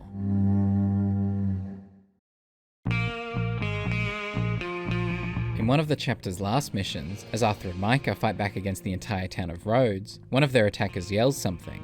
Broadside into those sons of bitches! The term broadside originally referred to the entire side of a ship above the water, where the guns were placed. It later became used to refer to the actual firing of the guns. On land then, it probably came to be used as a synonym for attack or fire upon. Arthur is a bit too preoccupied to notice, but inside the Rhodes gunsmith is a well-known yellow flag depicting a rattlesnake and the words "Don't tread on me." It's known as the Gadsden flag, named after its creator, Christopher Gadsden, who designed it in 1775 to represent the Continental Navy during the American Revolutionary War. Interestingly, the grass that is depicted on the flag today, and in the game, did not seem to appear on the flag at the time, nor for many years to come as far as publications go. Once most of the town is dead, Arthur and Micah confront Sheriff Grey, who also says something of note. Who do you think you are? Bunch of two-bit thugs from God knows where? A bit in the United States is equal to 12.5 cents, so 2 bits is a quarter, as it was known in the 1790s. The term 2 bits became well known from the call and response "shave and a haircut," first recorded in 1899. Its meaning of cheap and tawdry is first recorded in 1929, but of course its usage likely far predates its first recording. With the town dead and the trio ready to depart, Micah can't help but use his favourite nickname for Arthur. Okay, cowpoke. This term apparently dates to around 20 years before the game, originally used to refer to cowboys who used long poles to poke cattle onto railroad cars. The low honour version of Arthur's post-mission journal entry directly mentions the town's gold, or lack thereof. Still no Confederate gold. The term Confederate gold was used to refer to hidden reserves of gold that got lost after the Civil War. Millions of dollars worth of gold went unaccounted for. According to the stories, with the Union troops hot on their tails in New Orleans, the Confederates allegedly moved millions of dollars of gold to Columbus, Georgia, a safer place. It was temporarily stored at the Iron Bank, and General P.G.T. Beauregard was ordered to take it in October 1862. According to Beauregard's biographer, what became known of that coin is a mystery. What is known at least is that the Confederate States Secretary of the Treasury for the final years of the war, George Trenholm, was arrested after the war ended and accused of stealing millions of dollars in Confederate assets. He was pardoned by President Andrew Johnson a few months later.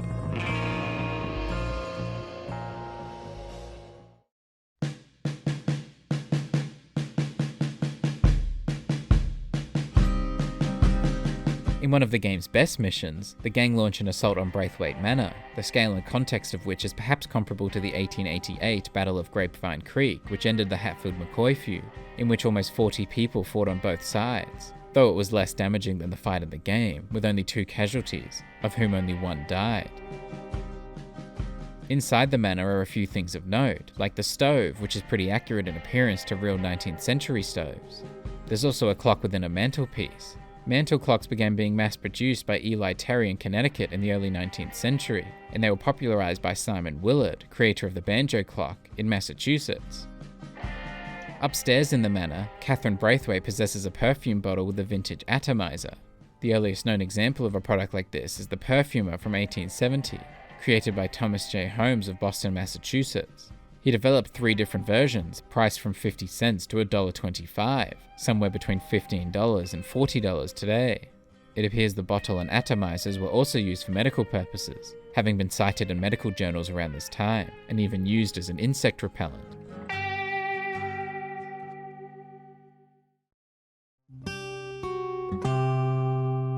In the last mission of Chapter 3, the gang are visited by the Pinkertons, and John tells them his real name. And who are you? Rip Van Winkle. This is actually the name of a short story written by Washington Irving and first published in 1819. It follows a man named Rip Van Winkle, who falls asleep in the Catskill Mountains and awakes 20 years later to a completely different world, having missed the entirety of the American Revolution. The story of a man finding himself in an unfamiliar modern world that has left him behind is perhaps not too far from reality to some of those in this scene, especially considering the men by whom they are visited. Milton updates Dutch and the gang on the state of the country. We didn't kill all them savages only to allow the likes of you to act like human dignity, and basic decency was outmoded or not yet invented. Of course, by kill all them savages, he's likely eloquently referring to the American Indian Wars, a series of several conflicts that ultimately lasted over 300 years, and with the help of diseases brought to the country through colonization, decreased the indigenous population in the Americas by more than 80% by 1900, and by up to 98% in some areas. In this mission, the gang moved camp to Shady Belle, the old plantation house that Arthur and Lenny visited earlier, and they wouldn't be the only gang to do so. In 1879, the James gang robbed 2 stores before finding shelter in abandoned cabins on the property of the Kemp plantation in Louisiana. The Vanderlyn gang are a little more luxurious then, living in the main property itself. While clearing out Shady Belle, Arthur and John kill several Lemoyne raiders, and Arthur encounters an elderly raider in the master bedroom. I knew you'd come. Soon enough. The bounty hunters. The freedmen. The carpetbaggers. The army of criminals who stole our land and our government. In this context, the word carpetbagger was used in a pejorative manner by Southerners to refer to Northerners who moved south after the Civil War for their own gain, assuming they could fit all of their belongings in one carpetbag, and obtain many more belongings and much more influence in the process. The elderly raider's suicide is reminiscent of the death of Edmund Ruffin. Hope for a surprise victory had kept him going, but by the end of the Civil War in 1865, having lost his wife, several children, his plantation, his slaves, and increasingly his hearing, the 71-year-old felt helpless and hopeless. He wrote in his diary of his unmitigated hatred to Yankee rule, to all political, social, and business connection with Yankees, and to the perfidious, malignant, and vile Yankee race, then shot himself. After the gang arrive, Arthur and Dutch go for a ride. Where are we going? To take a look at this 8th wonder of the civilized world, Saint Denis, I keep hearing about. There are several different lists of wonders of the world, but the most well-known one is probably the 7 wonders of the ancient world, dating back thousands of years. This so-called 8th wonder is an unofficial title that has been given to many different locations around the world, though Dutch's usage here is more likely an ironic overinflation of the importance of Saint Denis, based on stories he's heard about the city. As the two get close to Saint Denis, Dutch discusses his ideas for the future. I think we need to move a little further. Put some ocean between us and all of this. He wouldn't be the only one to have this idea. Around 1899, Butch Cassidy and the Sundance Kid began making plans to leave the United States. They ultimately made the move in 1901, using the $30,000 that they had inherited from Butch's uncle. His uncle, of course, being the National Bank of Winnemucca, Nevada, and inherited, of course, meaning stolen at gunpoint.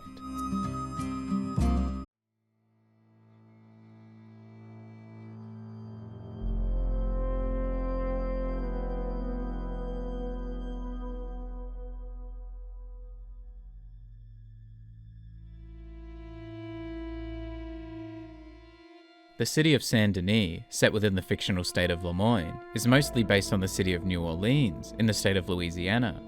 New Orleans is said to have been named after Philippe II, Duke of Orléans, who served as regent of the Kingdom of France in the 18th century.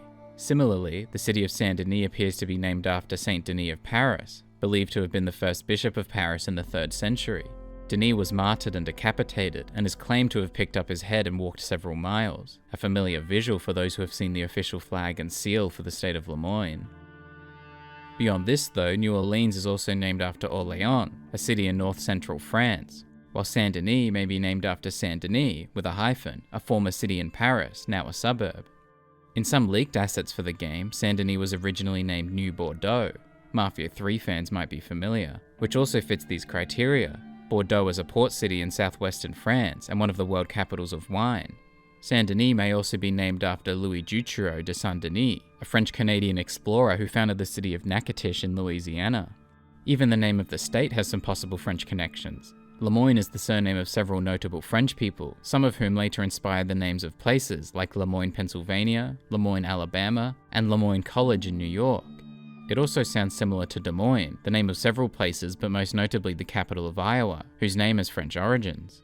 These French connections are not coincidental. New Orleans, or La Nouvelle Orléans, was founded in 1718 by the French Mississippi Company and was once the territorial capital of French Louisiana.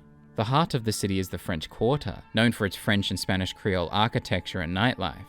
In terms of culture, it remains a very French city, and Saint-Denis imitates this accurately and lovingly.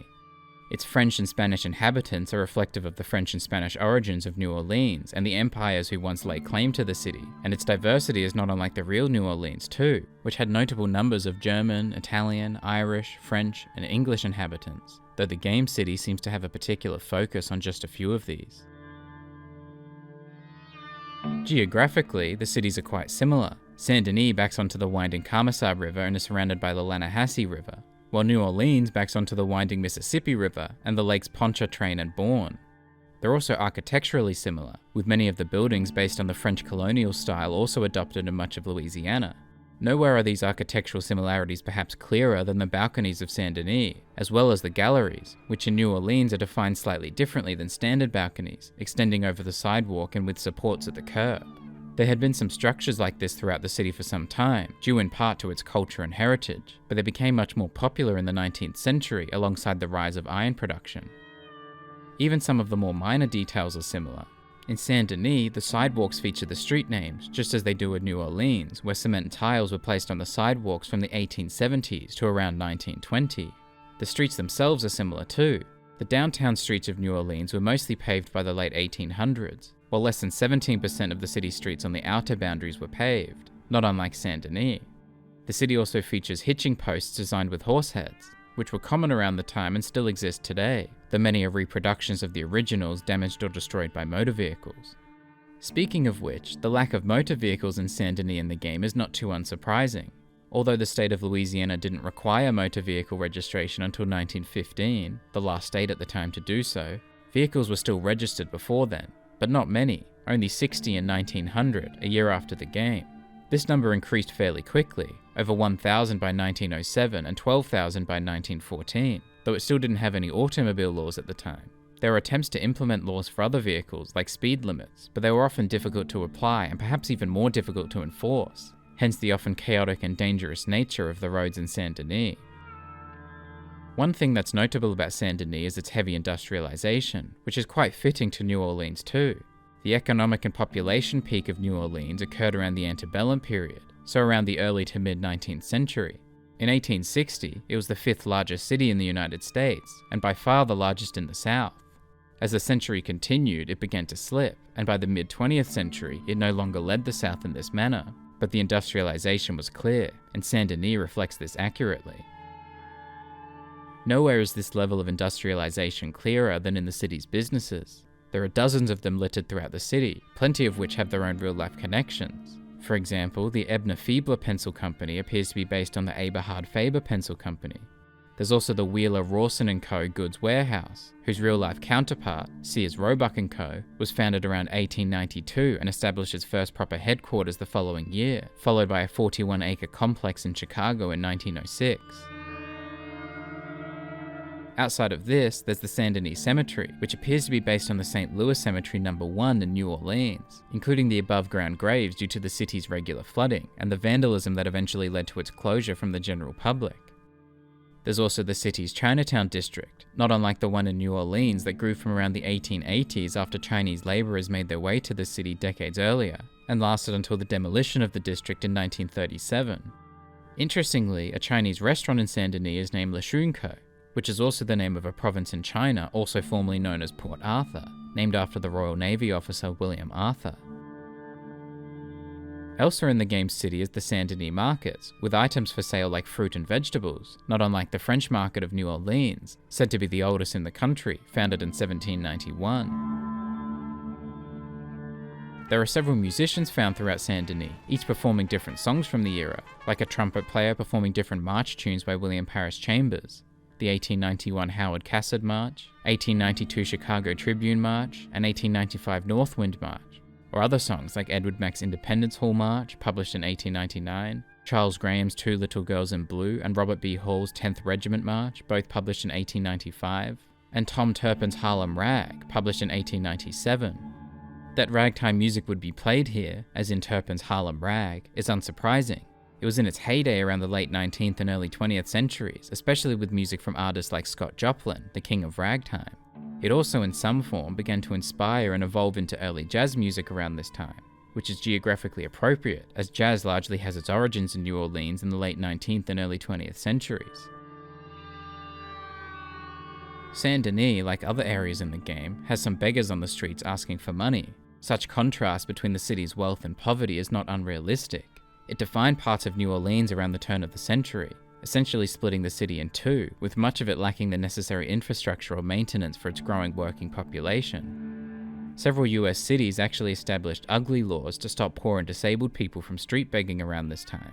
San Francisco, California was the first in 1867, seen as a response to those who remained in California after being unsuccessful during the gold rush. New Orleans passed its ordinance in 1879, seeking to punish vagabonds, those who aim to obtain and gather alms by the exposure of wounds or deformities. Enforcement for this crime was ramped up in 1883, and lewd women were added to the list of vagabonds in 1887. The last known arrest for an unsightly beggar in the US was in 1974. In a brief interaction in Saint Denis, Arthur encounters a woman asking for donations. We're trying to raise money to build an expansion to the Quincy Harris Memorial Hall, a shelter for homeless veterans and their families. After the Civil War ended in the mid-1860s, the United States underwent several recessions and a general deflation lasting until the 1890s. In this time, many people, including hundreds of thousands of soldiers and their families, were displaced, and many were homeless. Several groups claimed to assist veterans around this time, like the National Asylum for Disabled Volunteer Soldiers, established in 1865. The Quincy Harris Memorial Hall is also accurate in its naming. In the game, Quincy Harris is a Confederate general, and there are several memorial sites for and named after Confederate generals in real life. The Memorial Hall bears a striking resemblance to the real Confederate Memorial Hall Museum in New Orleans, which was built in 1890 and has the second largest Confederate collection in the world. For one day in 1893, the body of Confederate General Jefferson Davis lay in state in the Memorial Hall, before moving to its final resting place in Virginia. A donation of $20 would put us well on our way. That's equivalent to over $760 today, so Arthur's reaction is logical. $20 ain't no chicken feed, but sure, I can help you out. On another street in Saint Denis is a man yelling about his book. Buy my book! Read my book! Do exactly what I say and you'll be rich! As Tori Olson discusses in his fantastic Red Dead's history, there's a book with a curiously similar promise written by James Brisbane, a Union Army general in the Civil War, titled The Beef Bonanza, or How to Get Rich on the Plains, published, curiously, in 1881, the year before Brisbane purchased his own ranch. Schemes like the one presented in the game have existed long throughout history and continue to do so. One early known example is William Miller, a Brooklyn bookkeeper who operated the Franklin Syndicate, promising 10% interest on weekly contributions. He ultimately defrauded investors of $1 million and was sentenced to 10 years in jail for grand larceny. It's believed that Miller's work inspired an Italian man named Charles Ponzi. In the early 1920s, he promised his clients would receive a 50% profit within 45 days, or 100% within 90, by purchasing discounted coupons internationally and redeeming them in the US. In reality, he was actually using new investments to pay off the earlier investors. It ran for a year and cost investors $20 million. Meanwhile, it cost Ponzi almost 10 years in prison, and a long-lasting reputation, being the namesake for the Ponzi scheme, despite not being the first. On a different street, Arthur encounters another man yelling, Norris Forsyth, preaching about eugenics. I'm not a hater. I'm a racist. I don't hate anybody because of what they are like. That's not kind or Christian. I hate people because of the way they look, entirely without reference to character or personality. The origins of eugenics are generally attributed to the ideas of Francis Galton in the 1880s. He believed that the social positions of Britain's upper classes were a result of superior genetic makeup, superior being Anglo-Saxon, Germanic, and Nordic people, and that it could be passed on to the next generations through selective breeding.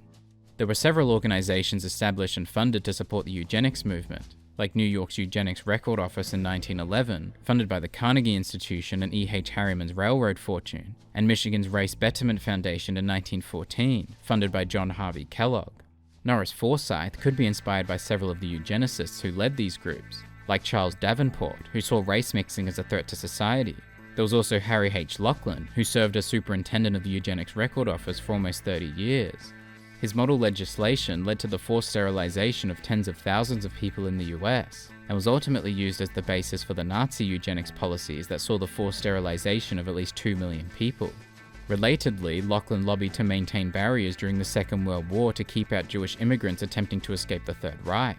According to legal historian Paul A. Lombardo, Laughlin is generally considered among the most racist and anti-Semitic of early 20th century eugenicists. A staunch defender of preserving superior genetic traits, he died childless in 1943. He had retired a few years earlier, having suffered a series of seizures caused by epilepsy, which, so the rumor goes, was hereditary. Late at night in Saint Denis, Arthur can encounter some Lemoyne raiders setting alight a government building. Unsurprisingly, this is not the first such act. The Oregon state capitol, in the state capital Salem, is currently in its third iteration. The first two were destroyed by fire, and arson was suspected for the first in 1855, though no arrests followed. A more notable set of fires occurred in August 1814 as part of the War of 1812, when British troops partially burned the US Capitol and White House, along with some other locations, causing damages estimated at around £365,000, approximately $46 million today. The Lemoyne raiders in this encounter compared this vandalism to the Charleston Harbor. Just like they torched Charleston Harbor! This is likely referring to the Charleston Harbor in South Carolina, which houses Fort Sumter, the place where the first shots of the Civil War took place in 1861, and where the USS Housatonic was sunk almost 3 years later. Interestingly, Fort Sumter was built partially as a response to the British troops marching on and damaging Washington in 1814. In addition to torching the government building, the Lemoyne raiders vandalize it with graffiti. One such piece of graffiti features the words "No taxation period," which is likely a play on no taxation without representation, an old term that preceded the United States. It became a more popular slogan during the American Revolution, as colonists felt they were not being actively represented by the British Parliament, and therefore the taxes being imposed on them were unconstitutional. The slogan was later used by suffragettes, who felt they should not be taxed if they were barred from voting. Another similar phrase graffitied on the building is "Freedom from the tyranny of taxation," which is also somewhat similar to "Taxation without representation is tyranny," a slogan commonly associated with lawyer and political activist James Otis Jr. around the American Revolution. Outside of Saint Denis, Arthur finds a pair of Lemoyne raiders holding up 2 men at gunpoint. I don't care if you're a tax collector, post collector, or damn census taker. Well, whether he cares or not, tax and tax collecting were certainly real by this point. President Lincoln introduced a personal income tax in 1861, a 3% flat rate income tax for those with an annual income at or exceeding $800, which applied to only around 3% of the population at the time. This was altered in 1864 and expired in 1873, intended for the period of wartime towards the end of the Civil War. Income tax was restored in 1894 with a Revenue Act, which imposed a 2% tax on income over $4,000. You're an agent of the government in the free state of Lemoyne. This is not the first time such a title has been used. The Free State of Louisiana was formed in 1863 to create a new constitution prior to Louisiana being readmitted to the Union. Lincoln approved the organization, but Congress subsequently rejected the plan in 1865. Speaking of the Lemoyne raiders, just outside of Rhodes, Arthur finds a police officer who has been abducted by them. Let me go, and there's no bad blood. This is an older term, seemingly first published in 1664 and based on blood being associated with emotion. There's more than 40 years of bad blood between you and us. This checks out. White supremacist groups, like the Lemoyne Raiders, conflicted with police quite a bit during this time. In 1874, the White League fought the Metropolitan Police in New Orleans and took over the State House, where they declared the end of Reconstruction. The White League lost 21 members, and the police lost 11. A week later, President Grant sent 5,000 federal troops to restore order in the city, and the White League is dispersed. Back in Saint Denis, Arthur encounters a police officer pursuing and beating an alleged criminal. and he accuses him of brutality. You just go around beating the tar out of anyone you please? Police brutality is, of course, not unusual for this era and many others. According to Dr. Gary Potter, there are two primary characteristics shared by early American police departments. They were notoriously corrupt and flagrantly brutal. Communities commonly targeted included American immigrants and African Americans, many of whom were fleeing the Jim Crow South. In 1940, sociologist Arthur F. Raper estimated that police officers actively participated in at least half of the lynchings in America and condoned or approved of most of the other half.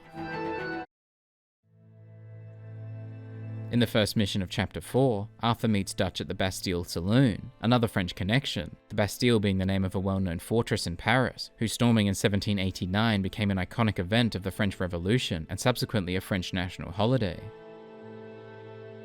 So, here we are in a strange land of papists. Papists is an intentionally derogatory word for Roman Catholics, and offensive intentions aside, Dutch would be pretty accurate in this assessment. Even before the founding of New Orleans in 1718, the Catholic Church has had a significant presence in the city. In 1906, almost 53% of the religious Louisiana population, or about 30% of the total population, identified as Roman Catholic, one of the highest in the country. America's very own Gomorrah.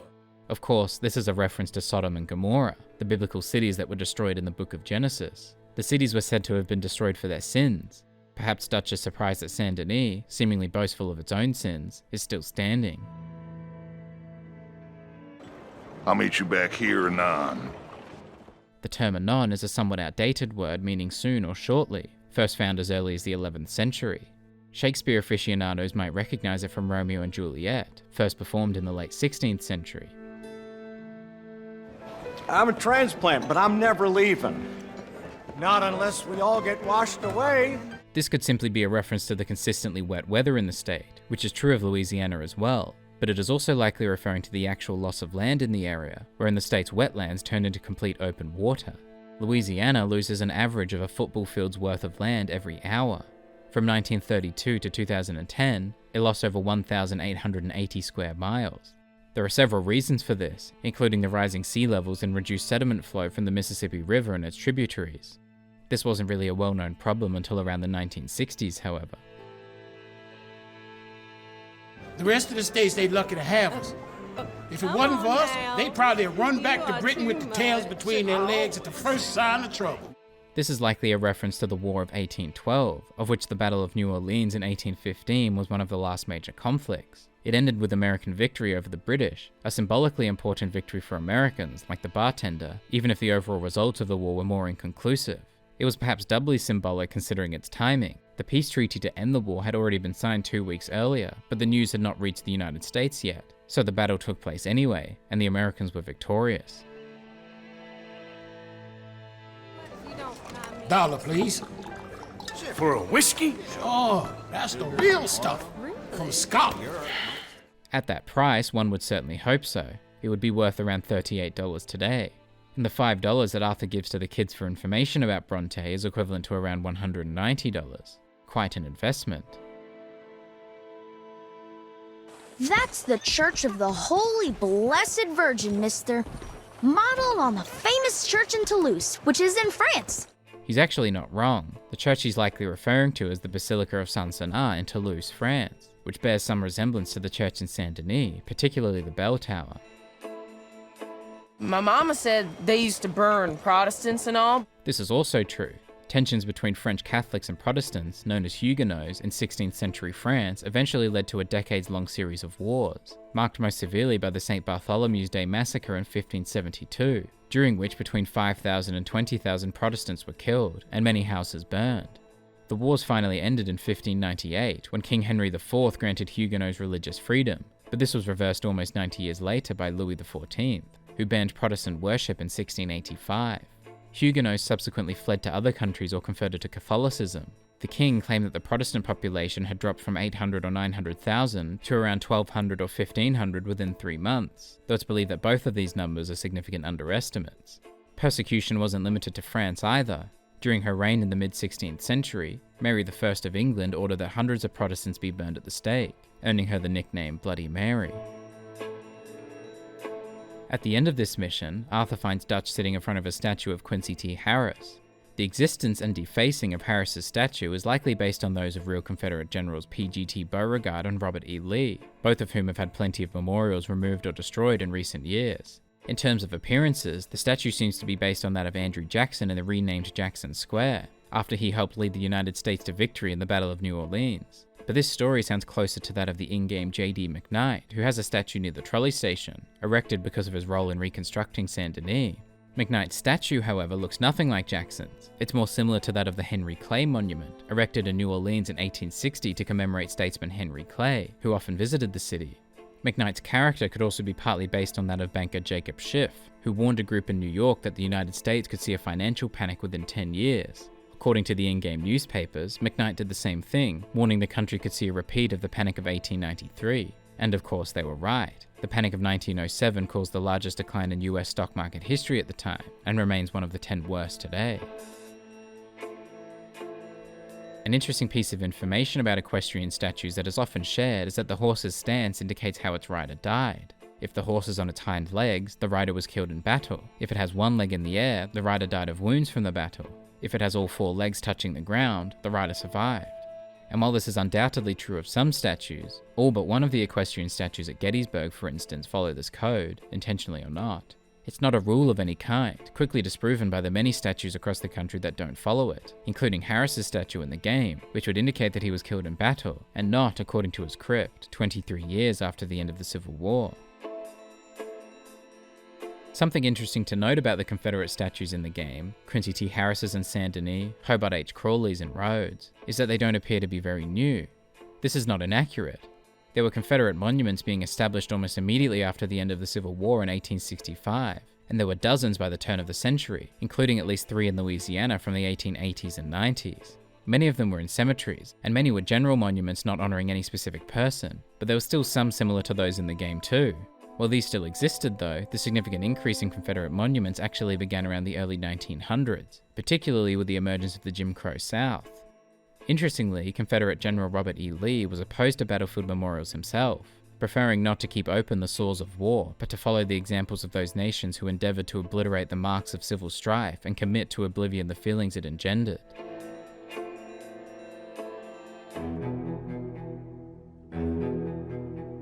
In the next mission, Arthur finally meets the infamous Angelo Bronte. Bronte could be based on any number of gangsters or criminals from around this time, and he's likely an amalgamation of several. But there's one piece of evidence that suggests a particular influence. An article in the in-game newspaper reports on the murder of police officer Henry Jenkins, who had been leading an investigation against Bronte when he was killed. In real life, New Orleans Police Chief David Hennessy was killed in October 1890, around the same time that he was reportedly planning to introduce evidence that would implicate the Matrunga crime family. Of course, in the game, Angelo Bronte was never held accountable for the murder and was vouched for by a number of city officials. In real life, several men were tried, and a series of mistrials and acquittals led to an angry mob storming the prison and lynching 9 Italian men, the largest known mass lynching in American history. It's part of the reason why President Benjamin Harrison, following backlash from the Italian government, declared Columbus Day a one-time holiday in 1892 to celebrate Italians and their heritage. That Bronte is so influential among the city and its elites is certainly a dramatization, but the Matrunga family being an inspiration for Bronte is unsurprising. It's believed that some of the earliest American mafia families operated in New Orleans, running the Black Hand extortion racket that focused largely on Italian-American workers and business owners. They were also known for their operations in New York and associated with the murder of another police officer almost 20 years after Hennessy's death, Joseph Petrosino, who was killed in Italy during a mission to gather information about Italian criminals in New York in an attempt to see them deported. Bronte's proud Italian heritage is fairly obvious throughout his house, which is full of paintings by several well-known Italian artists, like Paolo Veronese, Paris Bordone, Baciccio, Caravaggio, Correggio, and Titian, as well as French artists like Théodore Géricault, Valentin de Boulogne, and Jean-Baptiste Udry, and the Dutch artist Peter Klaas. On their way to the cemetery, Arthur praises John for keeping silent. You did good, holding your tongue in there. This phrase had been around for at least 500 years, but its origin is interesting, having first been published in the 1380s in a book by Geoffrey Chaucer. Preceding this in the early 1300s was the variant used in traditional wedding services, "Speak now or forever hold your peace." As Arthur and John escape the cemetery, they can hear the police approaching with their whistles. The story of these was fairly recent at the time. In 1870, English farm worker Joseph Hudson started selling handmade whistles. About 13 years later, around 1883, one of two things happened, depending on who's telling the story. Either he saw an advertisement seeking a new noisemaker to replace the wooden rattles of the Metropolitan Police, or he personally saw the police struggling to communicate with their rattles and decided to create a replacement himself. Either way, before long, he started to sell police whistles, and his contract in 1884 made him the largest whistle manufacturer for the British police forces, military and railways, among others. His business expanded overseas around 1909 with connections in the United States, but there's evidence that some police whistles existed as early as the 1880s, so perhaps they made their way there faster than his business did. Upon Jack's return to camp, the gang decided to throw another party, and of course with a party comes music.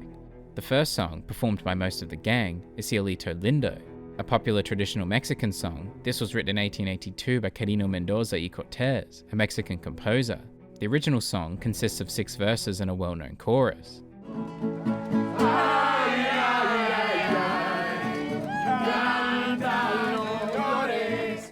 Though in the game, Javier plays the first and third verses twice, and of course the chorus.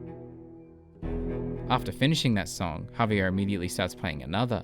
Cuando salí de Hermosillo, lágrimas vine llorando. The song, called El Coyotito, dates back to at least 1904, in a recording by Charles Lummis. Lummis spent some time in New Mexico in the late 1880s, and otherwise travelled quite frequently, talking to people of various cultures, so it's unquestionable that he learned this song some years prior, therefore explaining its inclusion in the game. The melody as heard in Lummis's recording sounds different to the one in the game, but the lyrics, sourced from one of Lummis's publications, are practically identical, besides Javier skipping the 5th verse and altering a single word. If Arthur wanders around during the party, he'll hear Grimshaw and Karen singing The Sailor Boy. The lyrics here are practically identical to a version sung and notated in New York in 1953, but variants far predate this, including the version Bell Bottom Trousers, the clean version of which was written in 1944, and Rosemary Lane, which is printed as early as the 1780s. The transitional chorus, Home boys home, it's where I wanna be, dates to around the early 1800s. Its existence in the game is certainly accurate, though considering the state of Grimshaw and Karen by this point in the night, their consistent accuracy of the lyrics of a version that wouldn't be printed for another 50 years is certainly suspicious. Maybe it's the alcohol.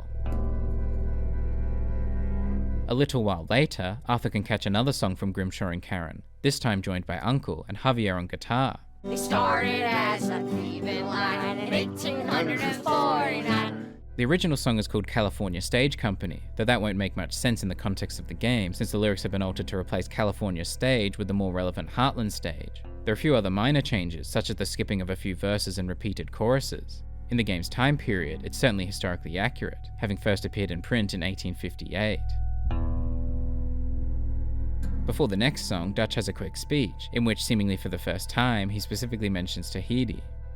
And we are gonna find our own paradise, our own heaven. Tahiti, Fiji, Australia, the real new world. The timing is interesting considering the gang is camped just outside Saint Denis, a former French colony, while Dutch is talking of moving to Tahiti, a current French colony. That being said, it is a geographical marvel and a beautiful location, so it's hard to blame him. Shortly afterwards, Uncle starts singing a solo song. The lyrics were first printed in 1910, and the first recording was in 1927, but the words were adapted from a cowboy poem originally published in 1885, The Cowboy Soliloquy, so its inclusion here is historically fitting. The lyrics are fairly similar, with a few minor changes, but there are some entire line replacements too, likely to feel more appropriate to the gang's outlaw status and attitudes, rather than talking about books and sermons. And of course, Uncle has to insert himself into the song at one point. And big old Uncle lying out on the ground. The last song of the night is a solo by Mr. Pearson, or a duo if Arthur decides to join in. But faithfully they did their part as brave men tried and true. The song is called The Old Scout's Lament. The lyrics are pretty much identical to the earliest known printed version from 1910, with some pretty minor changes. And of course, it's very much feasible that the song existed 11 years prior to its first publication, so Pearson's performance is certainly not inaccurate. In Hosea's room at the camp, Arthur can find a newspaper clipping reporting on Dutch and Hosea's escape from a prison in Kettering, Ohio in 1877. Interestingly though, the city of Kettering didn't actually exist at the time. The area where it now sits was known as Van Buren Township, renamed to Kettering after a vote in 1952 in honor of inventor Charles F. Kettering. After some population growth, it became a city 3 years later, in 1955.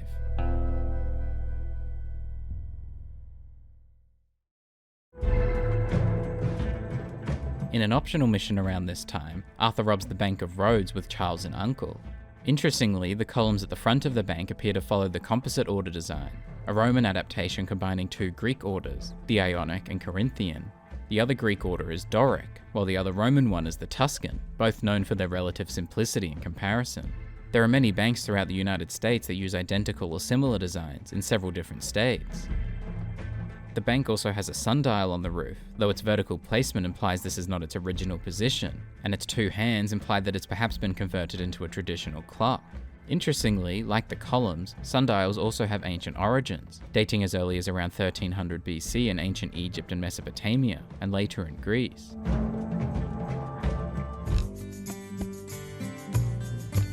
In one of the next missions, Mary Beth talks to Arthur about her life before the gang.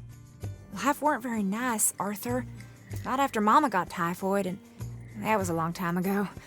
Typhoid was a pretty common and dangerous problem in European and American cities during the 19th century. Interestingly, there was a woman by the name of Mary, not Mary Beth, who was said to have spread typhoid to at least 53 New Yorkers during her time as a cook in 1907, earning her the nickname Typhoid Mary. Thankfully, the typhoid vaccine was being developed around this time and was distributed widely before long. Water chlorination also began to take place around this time, in the late 19th century in Europe and early 20th century in the US, partly to prevent the spread of typhoid and other waterborne infectious diseases like cholera and dysentery.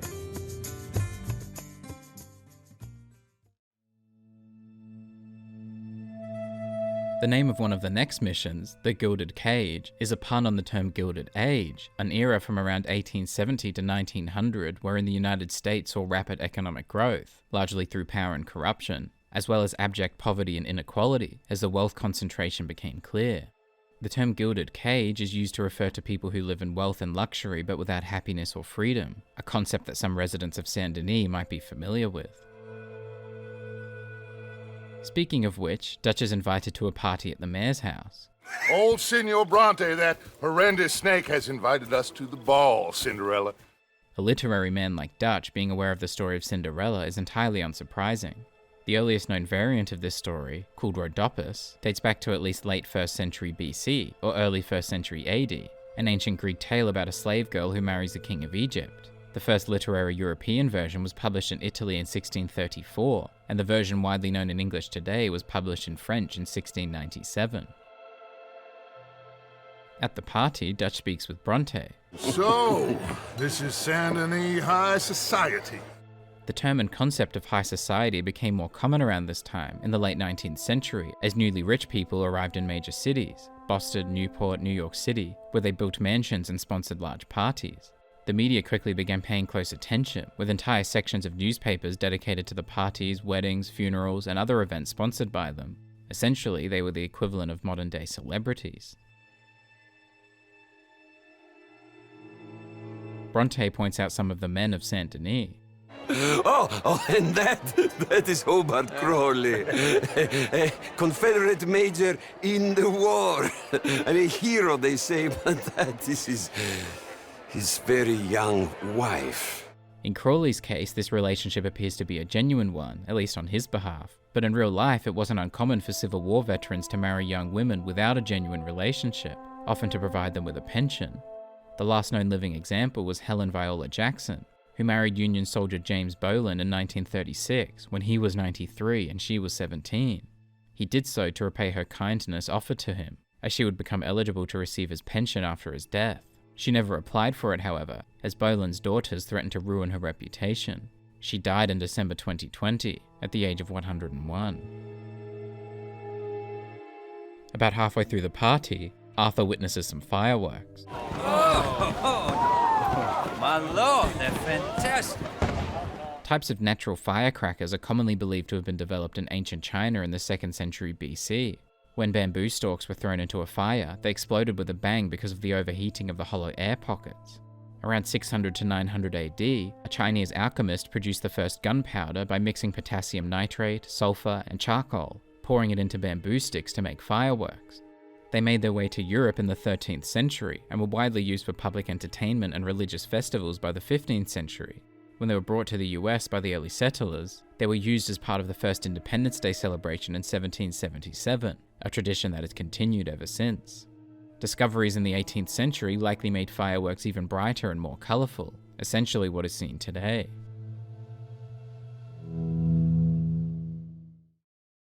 I'm looking for, the mayor?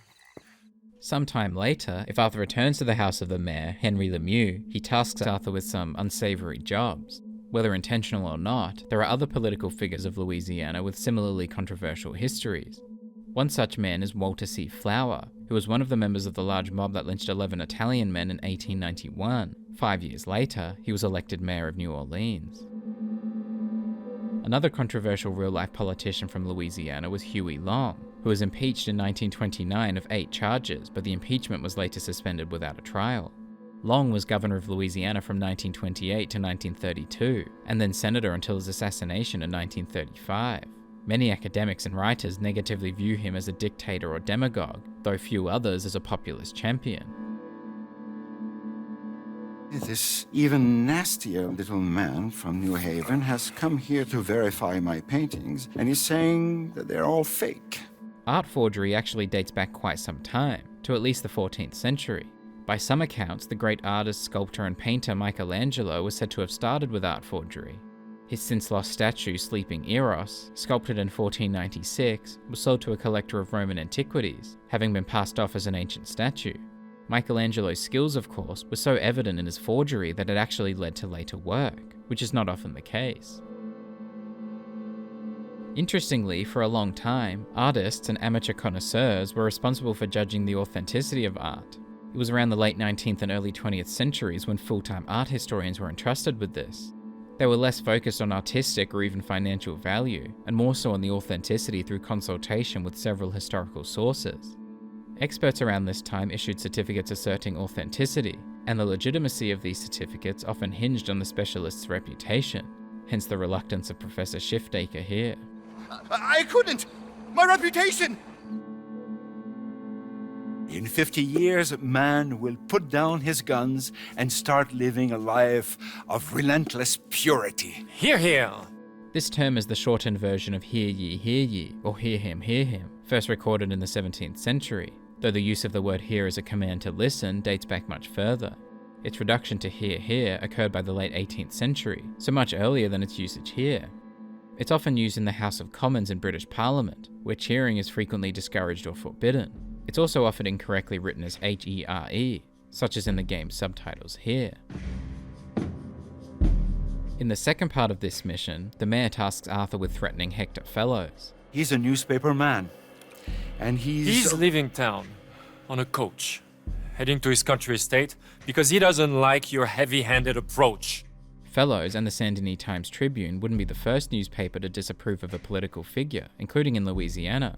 Like the Democratic Advocate, established in 1842 to defeat candidates of the Whig political party, the Baton Rouge State Times, with whom Huey Long started a feud after its publisher did not support him, the Times-Picayune, with whom Long started a feud after it criticized his policies, and the Louisiana Progress, established in 1930 by Huey Long himself to attack his opponents and promote his own policies.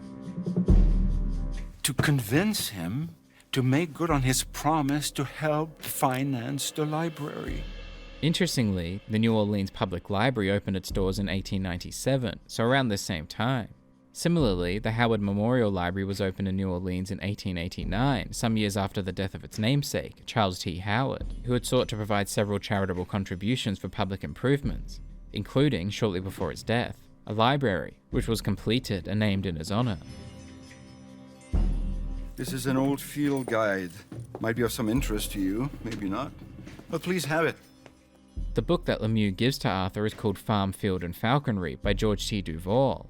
Probably coincidentally, there was a farmer named George T. Duval who lived in 1784 to the 1870s. He was considered a trusting and honourable man of high standing, and was one of the early settlers of Lewis County, Virginia. Where do I find him? Well, he does live over on Rue de Zacharie. In French, the word rue means street. Interestingly, there was also a Rue Zacharie in Paris, which crossed with the Rue de la Huchette, one of the oldest streets along the Rive Gauche. However, it was renamed Rue Xavier Privart in 1929, some 30 years after Arthur visits the similarly named street here.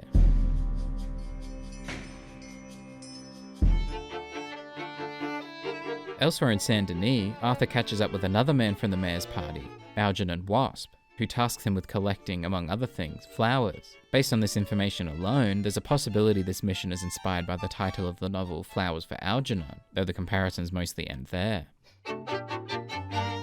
Algernon gives Arthur a cup of tea. Be careful with the china. In this context, china of course refers to porcelain. Unsurprisingly, based on its name, porcelain was invented in China. Its quality led to it being known as china or chinaware. The latter ultimately decreased in usage, but the former clearly did not. It is French. Not Belgian? No. They are Philistines in that area. This word was certainly accurate around this time, having been a common British term for almost a century. It essentially refers to someone being uncultured, averse to intellectualism or aesthetics. When Arthur later returns with the requested feathers and flowers, Algernon explains who they're for. The Duchess of Sorrento will be most happy with you. There's an Italian town with the name of Sorrento. When it was more of an independent state, the Duchy of Sorrento, it had an elected duke, and therefore duchess, around the 7th to 10th centuries. It was, however, annexed by the Normans after their conquest in the 12th century, quite some time before the events of the game. She writes the most dreadful missives from Baden-Baden. Baden-Baden is a spa town in southwestern Germany. There are several other places, including in Germany, known as Baden. This one essentially means the town of Baden within the territory of Baden, hence its double usage. The town itself apparently got its name formally in 1931, several decades after the game, but the name was used for the territory generally sometime earlier, so it's not inaccurate here. Italy is just so overrun with Americans just now, don't you find? Yeah, it's a real problem. Apparently it was considered cheap to be in Italy in the 19th century. One author in 1847 estimated that she could live comfortably in Rome for 6 months for a total of $400, around $15,400 today. And another author in the 1830s said he was renting lodgings that made him feel like a prince in Florence for $3 a month, a bit more than $100 a month today. Several Italians, meanwhile, went the other way. More than 1 million emigrated to the United States between 1871 and 1900. It was thought that most planned to work for a few years before returning home, and around 46% who entered the US between 1899 and 1924 ultimately returned to Italy permanently. Sometime later, Algernon is quite upset. I want you to kill me. Huh? I have a gun. Quite a gun. These are Tahitian pearls. Well, Tahiti? Tahitian pearls, cultivated of course in French Polynesia, including Tahiti, are known for their beauty and highly sought after. Oysters in the region were harvested to the point of near extinction until around the 1960s, before regulations were implemented. In the 1970s, American jeweler Harry Winston was struck by the beauty of the pearl and was able to sell a strand, for quite a price, within a week. The jewels were perhaps less sought after in the United States in 1899, but no less beautiful really, so Algernon's interest in them is entirely unsurprising.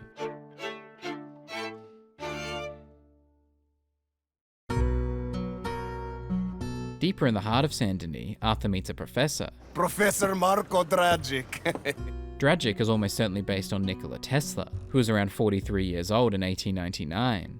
Interestingly, Tesla's family name, some centuries before his birth, was Dragonich, which is strikingly similar to Dragic.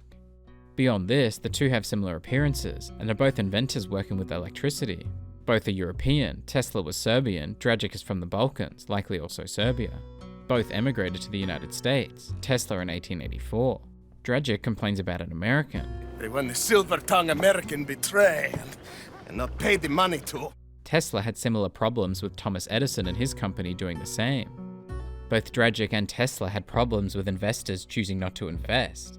Dragic's Doverhill also looks and seemingly functions just like Tesla's Wardenclyffe Tower, built in 1901. While Dragic is killed by his own creation during the events of the game though, Tesla died in 1943 at the age of 86. Oh, it's a toy boat. Yes, it is a toy boat that I can power remotely using electricity in ways you cannot see. Good for you. This is likely a reference to Tesla's Telautomaton, a radio-controlled boat he demonstrated at Madison Square Garden in 1898 and in Chicago in 1899. When he tried to sell the idea as a radio-controlled torpedo, the US military showed little interest in it, so not totally dissimilar to Dragic's rejection in the game. Think of those poor boys on the H.L. Hunley. 8 of them perished to a mere 5 on the Housatonic. This is a reference to the Confederate submarine, the H.L. Hunley, whose first and only enemy attack was against the Navy's USS Housatonic in February 1864. The Hunley rammed a torpedo into the hull of the Housatonic, who sunk within 3 minutes and with 5 crewmen. The Hunley and its 8 crewmen went missing, not to be discovered until 1976, verified in 1995 and raised in 2000. The steam train, the telegraph machine, the motor car. They will all seem pedestrian in comparison to this technology. These were, of course, all in operation by this time. The first commercially successful steam locomotive in 1812, first working telegraph in 1816, and first practical modern automobile in 1885. He lives! My son lives! The line itself is a reference to the 1931 film Frankenstein. It's alive! It didn't appear in the original 1818 novel by Mary Shelley. Dragic's son, meanwhile, is an automaton, a self-operating machine, which have existed for centuries, the word itself being first used by Homer around the 8th century BC. Perhaps the first to use electricity was the Televox, the electrical man, whose patent was filed in 1927. The first to move similarly to Dragic's robot seems to be Electro, who could walk by voice command. He could also speak around 700 words using a record player, blow up balloons, and smoke cigarettes. And he was often accompanied by a robot dog, Sparko, who could similarly move around, wag its tail, and bark. Despite being ahead of time with his automaton, it seems Dragic unfortunately did not have plans for the companion robot dog. Unfortunately for Dragic, his automaton also has other plans, killing him, then expressing remorse for doing so. Far more advanced than any known automaton of its era. In Dragic's workshop, Arthur finds a note in which the professor states his plans to take over the world. This is not too surprising considering the connection to Nikola Tesla. Popular culture depictions of Tesla often show him as a mad scientist, and some may have considered him as such during his lifetime too, though that he wanted to take over the world seems far less likely, besides simply wanting his inventions to be more widespread. Also in Saint Denis, Arthur meets another professor, this one asking for some moonshine. Well, as luck would have it, you are in the legal hooch capital of America. The word hooch is said to have originated from a group of indigenous Alaskan people, the Hoots-Nuwu, or Hoochinoo, who distilled their own liquor. American trappers and traders knew the drink to be called Hoochinoo or hooch, first published in 1897, a few years before the game. By the early 20th century, the word hooch was used for any improvised spirits, like Arthur's usage here. As for being the country's legal hooch capital, New Orleans was apparently dubbed the liquor capital of America during Prohibition some decades later. This wasn't quite legal hooch at the time, of course, but it seems the capital nickname being applied to Saint Denis is likely accurate as well. After Arthur obtains some moonshine, the professor reveals that he intends to use it for a new invention. The electric chair. In real life, the electric chair was invented by Alfred P. Southwick, a dentist from New York. In the early 1880s, he advocated that electricity was a more humane method for executing humans than hangings. His early designs used a modified version of a dental chair. The first person to be executed by electric chair was William Kemmler in New York in 1890, a little earlier than the game, but still roughly the same time period. Like the one in the game, Kemmler's execution did not go well. It apparently took 2 attempts to kill him, and the impacts on his body were unpleasant, to say the least. The electric chair was later adopted in other states and became prevalent in the country. The professor's patent document, which can be found on his body, matches the formatting of real patent documents, with a date, witnesses, and model number, though the professor's model number is very different from the one of the real-life patent of the electrocution chair. One of the next missions is called Horsemen Apocalypses, almost certainly a reference to the 4 horsemen of the apocalypse, a concept with which fans of Undead Nightmare will be familiar. In this mission, Kieran's decapitated body wanders into camp on horseback, sent by the O'Driscoll boys. From a narrative perspective, this is almost certainly a reference to Denis of Paris, the 3rd century Christian saint from whom the city of Saint Denis took its name. Remember the story from earlier? Denis was decapitated and is said to have picked up his head and walked several miles, a familiar image for the gang in this moment, unfortunately. This could even be another reference to the work of Rip Van Winkle author Washington Irving, whose short story, The Legend of Sleepy Hollow, features a headless horseman believed to have lost his head in battle. From the character's perspective though, this may be a reference to Dullahan, a legendary creature in Irish folklore, a headless man riding a horse, sometimes carrying his own head, and sometimes riding a headless horse, a logical reference considering the O'Driscoll boys' Irish connections. Perhaps even more logical in light of the fight that follows this scene, considering the Dullahan is sometimes viewed as a harbinger of death.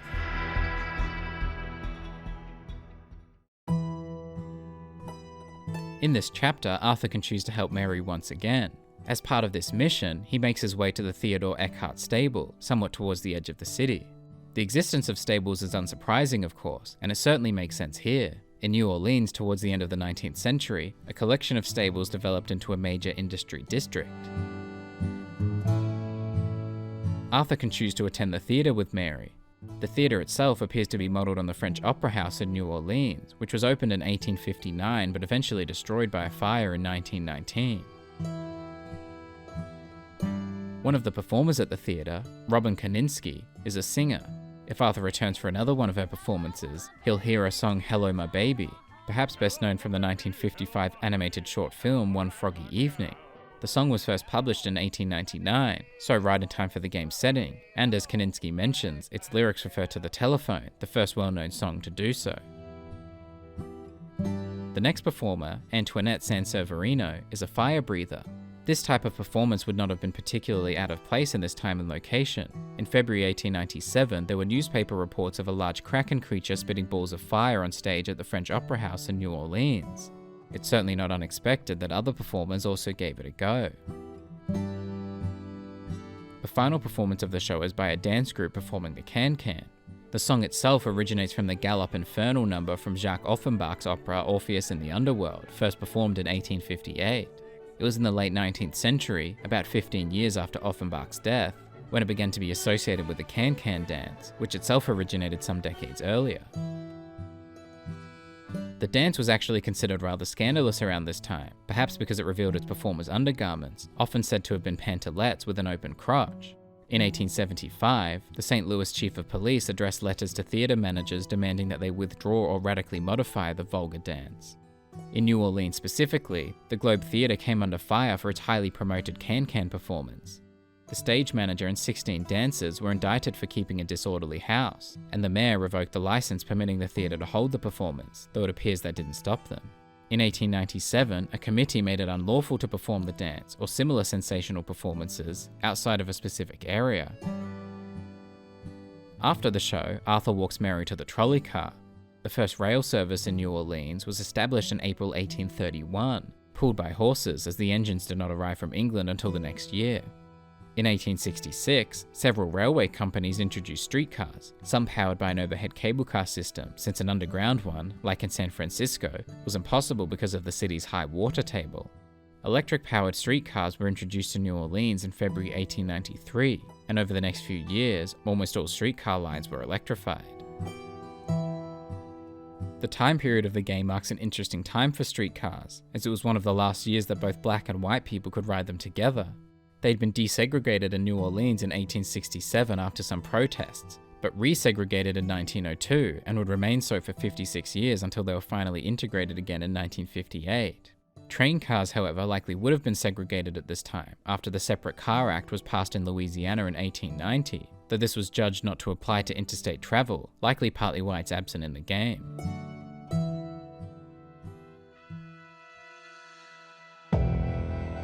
Speaking of streetcars, in one of the next missions, Arthur, Dutch, and Lenny rob the city's trolley station. In theory more than appearance, this is likely based on the New Orleans Union Station, but the one in the game is much smaller. Before the robbery, Dutch brings up his ideal destination yet again. Where the hell is Tahiti? South Pacific, an untouched paradise. Who lives there? Tahitians, I guess. The first Tahitians are said to have arrived around the year 1000 AD, with European visitors arriving in 1767. In 1897, it had a population of almost 11,000. So with almost 1,000 years of history and a population in the quintuple digits, untouched may not be the most appropriate descriptor, but it would likely feel more untouched than the bustle of Saint Denis, so Dutch's point is logical. The robbery doesn't go as planned, and Dutch seems to know why. He set us up. Played me like a yokel. The word yokel was first published in English in the early 19th century, though its origins are unclear. One theory is that it originated from the same name in German, or Jacob. Another is that it came from the nickname for the green woodpecker, also yokel, named as an imitation of its distinctive call.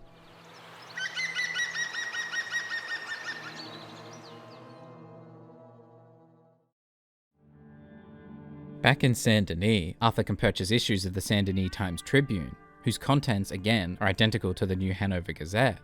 A new story describes the lynching of the Black Reverend Benson Floyd in Georgia, whose mutilated body was found hanging from a persimmon tree in a small hamlet in Georgia after being implicated in a murder by Otto Luther, the man who confessed to it before being hanged.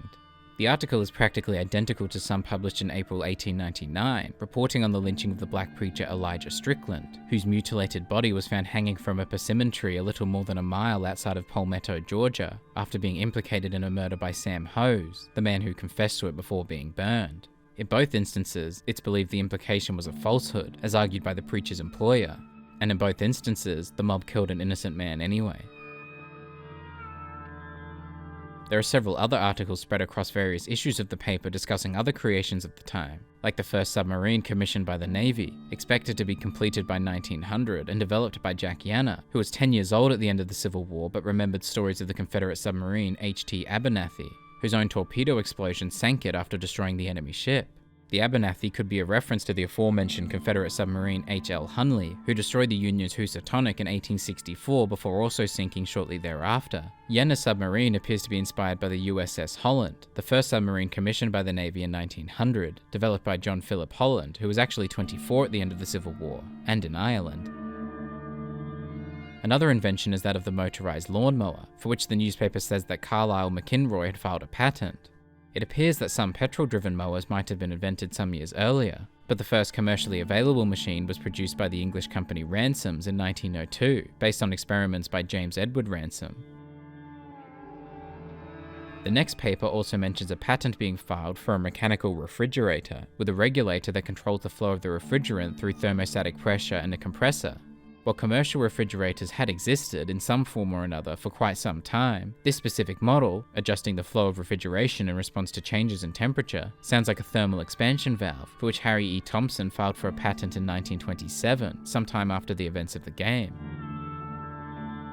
A later paper talks of the invention of the electric washing machine, produced by the Hathaway Machine Company in Chicago.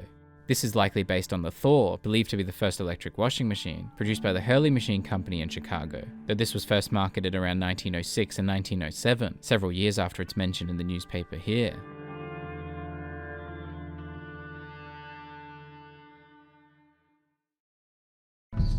In another mission, Arthur meets Rains Fall, the chief of the Wapiti Indians, and his son Eagle Flies. Yeah, we saw you in the wagon train, crossing the river at Cumberland Falls.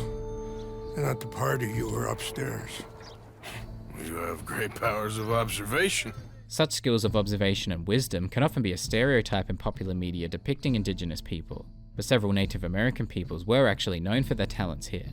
The Apache, for instance, have ways of recalling very specific events by linking them to specific locations. Some memories are linked with stories and songs, as with the Navajo and their classification of over 700 species of insects, and the Nunamute and Dajia with their knowledge of survival strategies.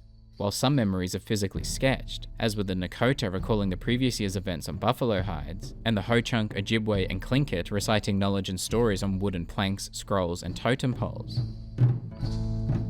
My people, if we are even a people anymore, we've made peace treaties, and those treaties were broken.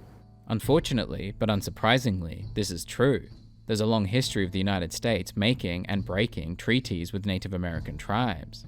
The first official peace treaty was the Treaty of Fort Pitt in 1778 between the United States and the Lenape people. Both sides agreed to maintain friendship and support each other against the British, but 4 years later, militiamen killed nearly 100 Lenape, mostly women and children, and before long, white settlers had forced them off their land. One of the next was the Treaty of Hopewell in the mid-1790s, which extended protection of the US to the Cherokee, Choctaw, and Chickasaw people, and promised that the hatchet shall be forever buried. But white settlers were already moving onto Cherokee lands at the time, and by 1791, another treaty forced them to forfeit even more land. There are several more examples over the next few decades, ending around the time of the Fort Laramie Treaty in 1868, in which the government recognized the Black Hills of Dakota as the Great Sioux Reservation, the exclusive territory of the Dakota, Lakota, and Arapaho people. But after gold was discovered there, miners and settlers began moving en masse, leading to a conflict in 1876. Over 100 years later, in 1980, the Supreme Court ruled that the Black Hills were illegally confiscated and awarded the Sioux more than $100 million in reparations with interest. The Sioux have continually refused the payment, worth well over $1 billion today, demanding instead that their land be returned. The reason that this treaty was the last one broken is because in 1871, Congress declared that native tribes would no longer be acknowledged or recognized as independent nations, and therefore could no longer be contracted by treaty. So instead of just not breaking the treaties, they stopped signing them altogether. We've been moved and punished and moved. This is already known to be true from the Black Hills example, but in this specific instance, it's to do with oil. Well, that would be accurate too. It happened around the same time in real life as well. In 1895, petroleum developer Henry Foster successfully applied for a lease from the Bureau of Indian Affairs to drill underneath the Osage Reservation in Oklahoma for oil, and in exchange had to pay the Osage people a 10% royalty on all sales. And now I am told we are to be moved again. Clearly contravening the peace treaty signed 3 years ago. As mentioned, Congress already declared it would stop signing treaties almost 30 years earlier, so this one signed 3 years before the events of the game doesn't have a real-life equivalent as far as the time period goes, though its contravention is certainly based on countless real examples. As for the oil explosion at the end of the mission, this doesn't appear to have been super common, but there's at least one example of it happening in West Virginia in January 1897, killing 2 men and injuring 2 others.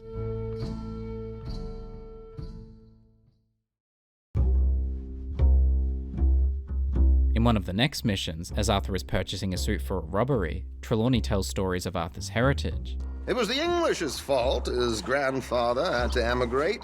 Trelawney is likely just saying this to try to blend in, but assuming he's serious, and assuming Arthur's ancestry is Welsh, based on both his names and some comments at camp, the dates don't quite match up. But it could be argued that something like this happened a little further back than his grandfather. In the 17th century, when Charles II was restored to the throne, he initiated a wave of religious intolerance, resulting in significant numbers of people leaving Wales, including entire communities. It could be a different Englishman that Trelawney is referring to though. Some Welsh people emigrated based on a promise from William Penn that they would be allowed to set up a Welsh colony in the United States. However, this promise was not kept. By the end of the 17th century, the land in question was partitioned into different colonies, and the Welsh tract never gained self-government. After Arthur gets dressed up, Trelawney gives him a backhanded compliment. Look at you! From Toad, the Prince. This seems to be a reference to The Frog Prince, the German fairy tale first published by the Brothers Grimm in 1812, and which partly inspired the 2009 Disney film The Princess and the Frog, which is notably set in New Orleans. Of course, in the original story, the spoiled princess meets and befriends the Frog Prince, whose spell is soon broken, and he transforms back into a handsome prince. In the Grimm version, this transformation occurred after the princess threw the frog against the wall. In modern versions, it happens after the princess kisses the frog. All Arthur needed, apparently, was a suit and a haircut. On their way to the riverboat, Trelawney tells Arthur about the man they'll be robbing. It's a man called Desmond Blythe. Made a fortune in hosiery of all things. Hosiery started as a putting out industry, meaning workers would craft their materials at home. It was rather slow to industrialize though. Despite the invention of the sewing machine in the 1840s and the introduction of steam-powered machinery factories in the 1850s, the industrial production of hosiery didn't begin until the 1860s. From around 1865 to 1876, the industry was generally in good shape economically, but began to slump around the time of the Long Depression in the 1870s. It stands to reason that Desmond Blythe entered the hosiery industry around this time, hence his economic success. Before long, Arthur and Trelawney meet Javier and Strauss at the riverboat. The first steamboat in the United States was launched and operated by John Fitch in Philadelphia in 1787. By the 1800s, rivers were crowded with steamboats, which were often used instead of hotels or halls for events. In the late 1800s, steamboats played a significant role in the development of the Mississippi River, which bypasses New Orleans, and in turn, the river played a large role in the development and popularization of steamboats. Around this time, it's said that the Mississippi River could have held as many as 1,200 steamboats at any one time. Riverboat casinos were fairly prevalent in the 19th century, particularly in the 1880s on the Mississippi and Ohio rivers, operating in a legal grey area away from local law enforcement. All forms of gambling were eventually banned throughout the century for some time, though states started to reverse course towards the end of the 20th century. Riverboat gaming became legal in Louisiana in 1991, and the first casino opened in 1993. Many have noted that revitalization of areas around the southern Mississippi River may be due to the return of riverboat casinos. As for the robbing of the steamboat, such a crime wasn't particularly uncommon around this time. In fact, there were several reports of them becoming more common, especially around the Mississippi River. Several of these took place while the steamboats were docked, but there were at least some where they were in open water, like in the game. In his poker game against Blythe, Arthur wins his Swiss pocket watch. It's worth more than you. He's right to an extent. The history of Swiss watches dates back to the 16th and 17th centuries, around the same time that the Swiss city of Geneva underwent a revolution that led to technological and cultural advancements. Swiss watches are usually quite expensive due to the specific movement and the production time required to make them. Around the mid to late 19th century, processes were introduced to the United States to increase the quantity of watches produced while still maintaining the quality, and thus the high prices. In the game, the watch can be sold for $155, which is roughly equivalent to some Swiss watches around this time, and equal to almost $6,000 today. As for worth more than you, looking at regular bounty posters might make one realize that perhaps another's life is worth less than $155 according to the government, but Blythe wasn't to know that Arthur's bounty, and thus his life, was worth a lot more than that. It's $5,000 for your head alone. Can I turn myself in? In this mission, Javier and Arthur are forced to endure the clear anti-Mexican stance of the pit boss. The pit boss, of course, being the name used for the person in charge of a casino pit, commonly known as the pit manager today. I cannot believe someone gave a greaser a job. The history of discrimination against Mexicans dates back at least as far as the Mexican-American War in the 1840s, which eventually led to Mexico losing almost half of its land to the US. A lot of the historical discrimination against Mexicans has gone overlooked, for a variety of reasons. For example, lynching records categorize Mexicans as white, so no true number is known, but conservative estimates suggest that almost 600 Mexicans were lynched between 1848 and 1928, including Josefa Segovia, the only woman ever hanged in California. Unfortunately, this anti-Mexican sentiment is not at all surprising, especially from a man who is blatantly racist and nationalist anyway. Next, we'll be hiring Negroes. Foreign made, but you can't have everything.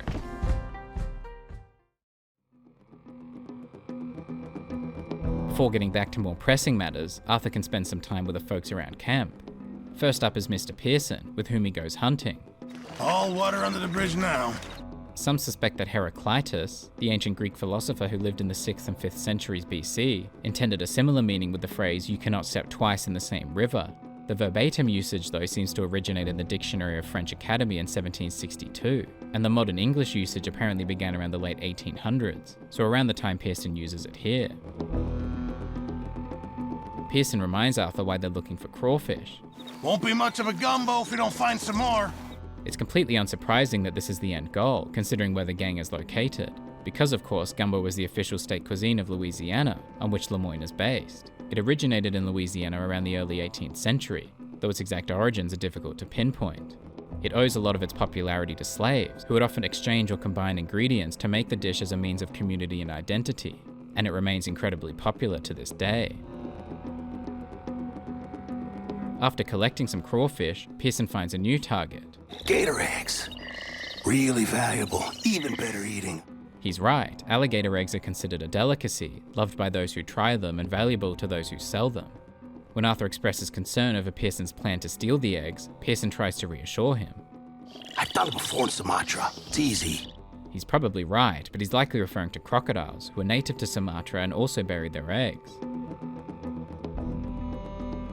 In another camp mission, Arthur can go rustling with Uncle, who mentions where he sourced his information. The barkeep there gossips like a fishwife. This was a fairly common phrase, but perhaps more common was the alternative swears like a fishwife, since the idea is that fishwives were loud and foul-mouthed. The first variant of this appeared in 1523. How old are you, anyway? Well, let's just say I was born sometime between the fall of 49 and the fall of Rome. This is probably accurate, since Uncle appears to be somewhere between the ages of 50 and 1423, but it's impossible to say for sure.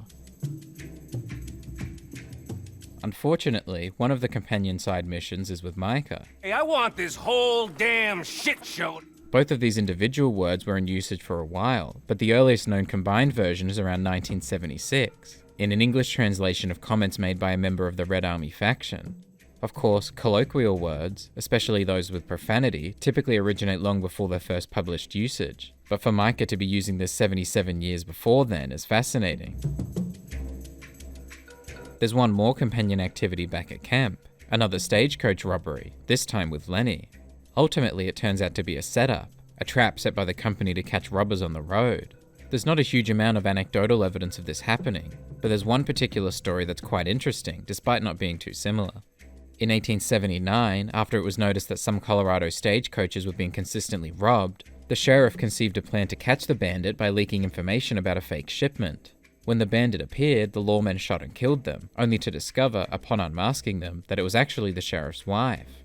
Out of shame, they buried the body there and then, and the grave still exists. There's no actual evidence of that particular sheriff's existence or of any stagecoach robberies at the time, so the story is disputed, but it's an interesting tale nonetheless, and the idea of the trap itself is not too far-fetched anyway. In another optional mission, Strauss of course has some debts for Arthur to collect. So you'll be joining us in Tahiti? I rather fancied Australia. A similar kind of people to us. The accuracy here really depends on what he's trying to say. If he's banking on the fact that Australians are still convicts, then he's sorely mistaken.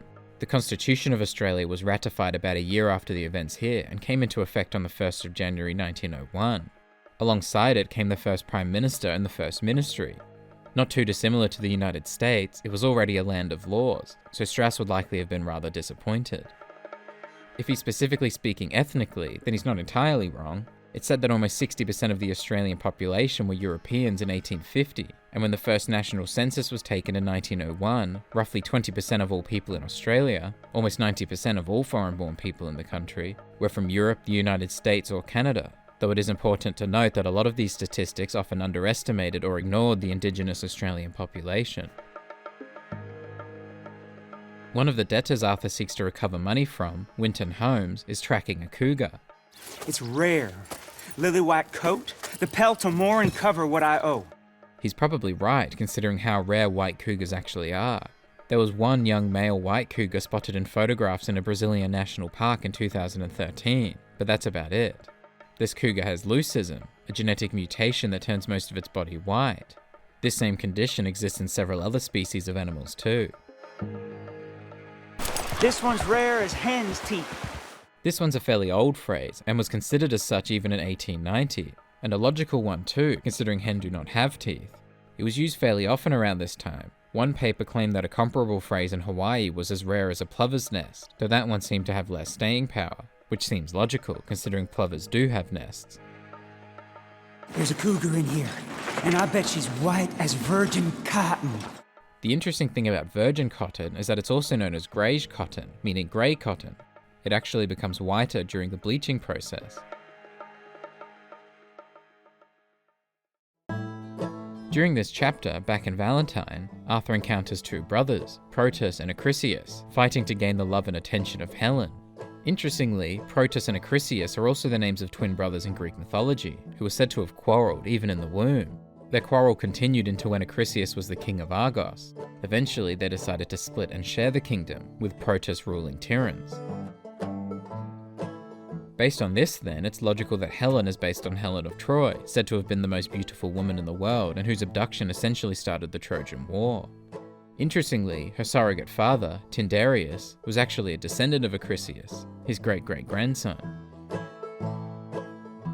You can tell he's not human because of his beady red eyes and his bestial tail. Interestingly enough, the coccyx or tailbone is considered the remnant of a lost tail. All mammals have a tail at some point in development, and incredibly rarely, a short tail-like structure is present at birth in humans. So rare, in fact, that there were only 23 recorded cases of humans born with this between 1884 and 1988. Does I look like that milksop there, but 'tis no matter. The word milksop, literally referring to a piece of bread soaked in milk, and figuratively to a man devoid of manliness, originates around the 13th to 15th centuries. Shoot a bottle off my head, like William Tell. William Tell is a folk hero of Switzerland, an expert crossbow marksman, first referenced in the White Book of Sarnen in the late 15th century. According to legend, in November 1307, he shot an apple off his son's head, forced to do so as punishment for not paying respect to his superior. Interestingly, there's an opera based on a play that draws on the legend of William Tell, and the last section of its very well-known overture is commonly known as the theme song to the popular Old West character, the Lone Ranger. He would have been better off staying at prep school. In the US, these refer to preparatory schools, basically high school but focused on preparing for university, essentially as a feeder school for university. Some of the earliest include Phillips Academy in Massachusetts and Phillips Exeter Academy in New Hampshire, both often considered feeder schools for Harvard University. Or going to the seminary. Interestingly, Phillips Academy also housed the Andover Theological Seminary, one of the oldest theological seminaries in the United States, a seminary being an educational facility focused on theology and scripture. Punch us both as hard as you can. You'll break his glass jaw. As the name suggests, a glass jaw refers to a weak jaw, one lacking the ability to absorb much force. One of the first written instances was in 1904, but as it was presented without further explanation or clarification, this likely means it was a familiar term around this time, so a logical inclusion here. I got a proper chin! Not like that toe rag.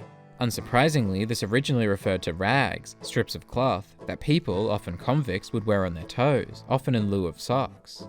It was first recorded in 1864 in this context. It soon became known as a term of abuse, particularly in the UK, first in 1875. Interestingly, it's often written as toe rag with a W, which is regularly seen as incorrect. However, the original printing of the phrase in 1856 was spelled this way. He's a troll. That's why we found him here. He escaped from his bridge. Trolls are part of Nordic folklore and Norse mythology, dating at least to a prose Edda book written around the 13th century. Trolls being found under bridges are thought to date to the story Three Billy Goats Gruff, a Norwegian fairy tale published in the 1840s, wherein a troll attempts to outsmart three male goats in order to stop them from crossing a bridge. Based on the publication history then, it's a logical reference.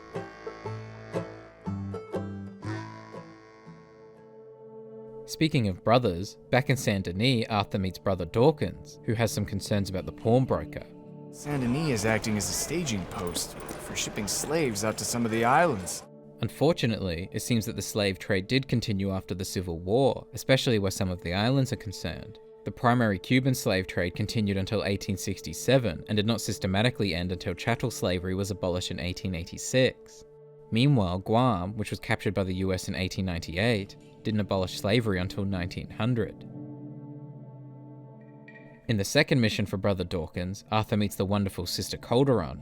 Nuns in particular have quite a long history in New Orleans, dating back to at least 1726, when King Louis XV of France ordered that nuns should go to New Orleans, where they would establish a hospital for the poor and sick and provide education for the young and wealthy. The following year, a Mother Superior, 8 nuns, a novice, and 2 postulants set sail, arriving in August 1727. Before long, they established the Ursuline Academy, the oldest operating school for girls in the United States.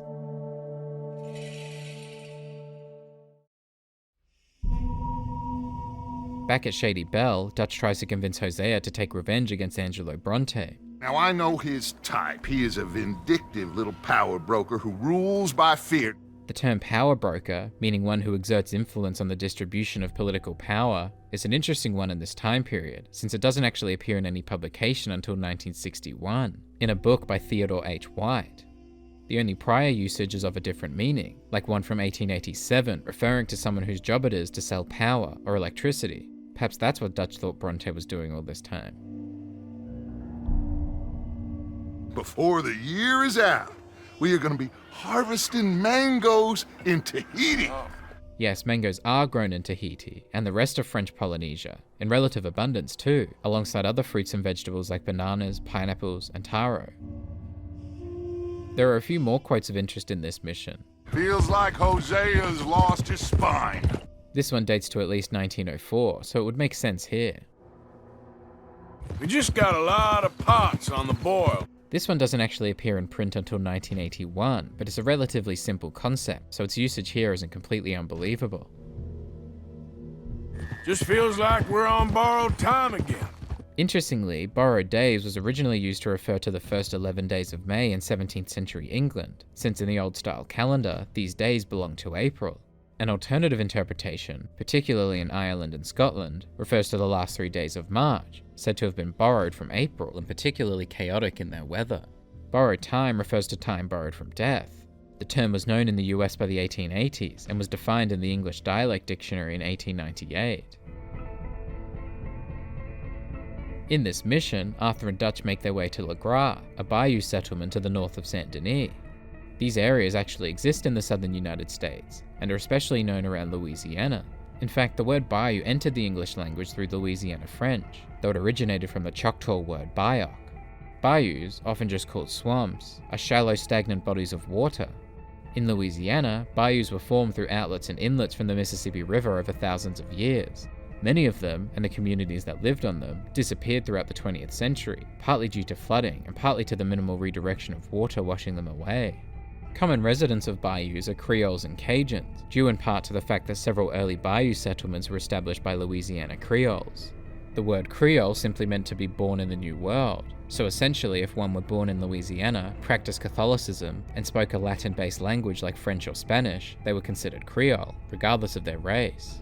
After the Civil War, however, the term's usage to refer specifically to native-born black people was revived, as they wanted to distinguish themselves from freed African slaves. As a result, white Creoles generally abandoned their traditional identity, hence the misconception that Creoles are exclusively black or mixed. That the bayous in the game are seemingly associated with economic disadvantage is neither a mistake nor an inaccuracy. The local economic collapse and depression that followed the Civil War from the 1860s, especially the collapse of agricultural industries, left many Cajuns poverty-stricken and isolated. Some historians noted that Cajuns were so isolated and economically disadvantaged that most did not notice the Great Depression in the 1920s and 30s. Such was the case with much of rural South Louisiana. When Arthur arrives in Le Gras, Dutch introduces him to Thomas. It is good to see you, my friend. Hello, Mr. Dutch. Prefixing a white person's name with titles like boss or captain, or if they're a little more well-known, Mr. or Miss, was largely expected of black people around this time, essentially a replacement of the term master used by slaves. Interestingly, in the South, or at least in some southern communities, using Mr., Mrs., and Miss is a sign of respect towards elders, especially black elders who came from the Jim Crow South. Unsurprisingly, white people would intentionally avoid using these prefixes for black people to reinforce their supposed inferiority. In fact, this came up in a legal case in the 1960s. When Mary Hamilton was arrested in 1963, she refused to answer the judge's questions until he addressed her with the same level of respect that he did white people, instead of simply referring to her as Mary. This led to a Supreme Court case, often referred to as Miss Mary, in which her contempt charges were reversed. Before long, Arthur, Dutch, and Thomas go to check on the crayfish traps. Crayfish, also referred to as crawfish among many other names, are found in high quantities in southeastern North America, and in 1983, Louisiana declared it the official state crustacean. Around this time, it produced 90% of the crayfish in the world, and in 2018 contained 93% of all crayfish farms in the United States. Within the state, they're also known to be located in the bayous, so of course their existence in this mission is completely unsurprising. As for the crayfish traps themselves, lobster traps were invented by Ebenezer Thorndike of Massachusetts in 1808, and looked pretty similar to the ones used in the game more than 90 years later. I love it out here. Peaceful. Nobody bothering you none. Except for the night folk sometimes. The night folk essentially appear to be an incredibly fictionalized version of voodoo folklore, borrowing some voodoo mythology and practices, and of course adding a lot of violence. Geographically, this makes sense, since Louisiana voodoo was known to have a following in the 19th century. It appears to have taken several elements from Haitian voodoo too. In Haitian voodoo culture, there's a celebration known as Fête Guédé, the Festival of the Dead, and as part of this event, several celebrants cover their face in white powder, a familiar image for those who know of the night folk. After splitting up to look for Thomas's friend, Arthur manages to find him. I got the skiff! The word skiff, referring to small rowing or sailing boats, was referenced in British media as early as 1670. In America, it refers specifically to small fishing boats, used in literature such as Moby Dick in 1851, and the much later The Old Man and the Sea in 1953. Interestingly, the boat in the game is more likely referred to as a pirogue, a small boat often associated with Louisiana and its marshland. Though considering Arthur is not from Lemoyne or the marsh, his vocabulary is understandable. Towards the end of this mission, of course, the group encounter the legendary bull gator, a monstrously large alligator. The largest alligator ever recorded was claimed to have been found in Louisiana in 1890, measuring more than 19 feet, or almost 6 meters, and allegedly weighing around 2,000 pounds, or over 900 kilograms, though the credibility of this feat has been questioned. More recently, the largest verified alligator is known as the Stokes alligator, killed in Alabama in 2014 and measuring almost 16 feet, or close to 5 meters, and weighing over 1,000 pounds, or about 450 kilograms. Interestingly, the legendary alligator in the game, like most other legendary animals, is bright white, possibly due to the aforementioned genetic mutation leucism. Jules gets bitten by the alligator, but thankfully the group are able to get him back to shore. Feed him garlic for the infection. Though some might believe this to be a myth, garlic actually works against infections, and has been used as treatment for digestive and respiratory issues for at least around 4,000 years. On a similar note, in this area, Arthur can run into the wildlife photographer Albert Mason, helping him capture photographs of alligators. Did you know that in the last 50 years, we've killed 90%? While it would be difficult to ascertain a precise statistic, especially around this time, his general sentiment is accurate. Last year, they brought 10,000 skins out of the swamps of Lemoyne alone. Some conservationists estimated that from Louisiana, around 3 to 3.5 million alligator skins were sold between 1880 and 1933, approximately 60,000 per year. In 1881, 3 people in Assumption Parish, Louisiana alone killed 9,000 alligators. They were hunted and poached unsustainably around this time, and by 1898 were said to have become scarce. Further into the 20th century, fewer alligators were taken. Between 1939 and 1960, the yearly average had dropped to less than 20,000 skins sold. 17 feet, 19 feet, 21 feet with a 5-foot head. This matches the stories. In 1854, a man claimed to have killed a gator in Pascagoula Bay, Mississippi, measuring 21 feet long. In 1890, Marsh Island, Louisiana apparently had a male alligator exceeding 19 feet, though it was too large to relocate and thus verify. Albert's claims certainly have some legitimacy, at least as far as the stories go.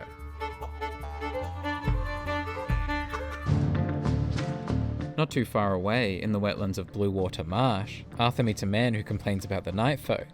Them night folk would put me on a pipe. They got their paws on me. Hang me up on a hardwood hammock. A hardwood hammock is a canopy habitat wherein the trees form shade due to their close proximity.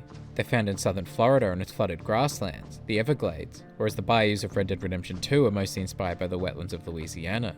But it's not unquestionable that they're partly inspired by other southern regions as well, including the Everglades. The game refers to this man as Old Cajun. Cajun usually refers to descendants of Acadian exiles who moved to Louisiana in the 18th century, Cajuns being the Anglo corruption of Acadians. But it's also sometimes used more broadly as a cultural term, not strictly referring to Acadian descent. By the early 19th century, many Acadian planters considered Cajun or Acadian degrading, and to avoid the social stigma associated with poor Cajuns, instead identified as Creoles. By the 1870s, some people associated the word Cajun with white trash, referring to poor Creoles living in the bayou or prairie. According to historian Carl Brosseau, the term Cajun became a socio-economic classification for the multicultural amalgam of several culturally and linguistically distinct groups. So, based on at least one definition of the word, this man almost certainly does fall under the word Cajun. His clothing appears accurate too, at least based on the Cajuns' dependence on manufactured clothing at the time. They're often depicted with a shirt underneath their overalls, but the climate and context of this mission make this seem like a pretty logical alteration.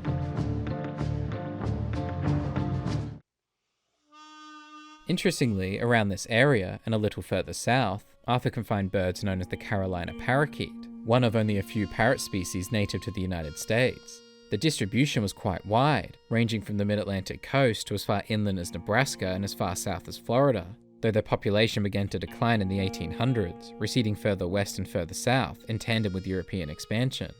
By the turn of the 20th century, around the time the game is set, it was only found in Florida, South Carolina, and a few regions west of the Mississippi River. The last known wild Carolina parakeet was killed in 1904, and the last in captivity died in 1918. It was declared extinct in 1939. Horrifically, Arthur can cause this extinction many years earlier. Killing 25 parakeets will cause them to stop spawning and declare them extinct. Further north in Blue Water Marsh, Arthur can encounter the ghost of Agnes Dowd. Based on her dialogue from several encounters, it appears she had a son with a man her parents disapproved of. Her father later killed the man, and it's implied that she then murdered her father, and possibly also her mother and her son, before taking her own life. This may be partly inspired by the tale of La Llorona, the crying woman, who was said to have drowned her 3 children, who reminded her of her unfaithful husband. Legend says that she remains near water looking for her children, and those who hear her wail are doomed to death. This is often used as a way to scare children away from bodies of water. Speaking of ghosts, outside of Rhodes at a very specific time, Arthur can encounter a ghost train. There's an old US folktale of the ghost of Abraham Lincoln's funeral train in New York. The train itself had passed there in 1865. There have been plenty of other stories of ghost trains in the United States too. In a similar tale dating to the late 19th century in Japan, it's said that the occupants of trains late at night would hear a steam whistle blowing, prompting the conductor to stop in fear of a crash, but no train ever came. At the break of dawn, those checking the tracks would find a big dead tanuki lying on them. This tale spread across the country just as the railways did. Another creepy encounter back in Lemoyne is the vampire, who Arthur can find after discovering 5 pieces of writing in Saint Denis. Tales of vampiric creatures have been documented in ancient civilizations and medieval folklore, but the modern vampire seems to originate around the early 18th century in Europe. During the Age of Enlightenment in the 18th century, most folklore beliefs turned to legend, but interestingly enough, belief in vampires actually increased and led to a mass hysteria in Europe, possibly as a result of alleged vampire attacks in East Prussia in the 1720s. This also occurred in the Americas from the late 18th century, like in New England. Several families believed their dead relatives, especially those who had died from tuberculosis or consumption, were vampires who were responsible for further sickness and death, so they removed their hearts.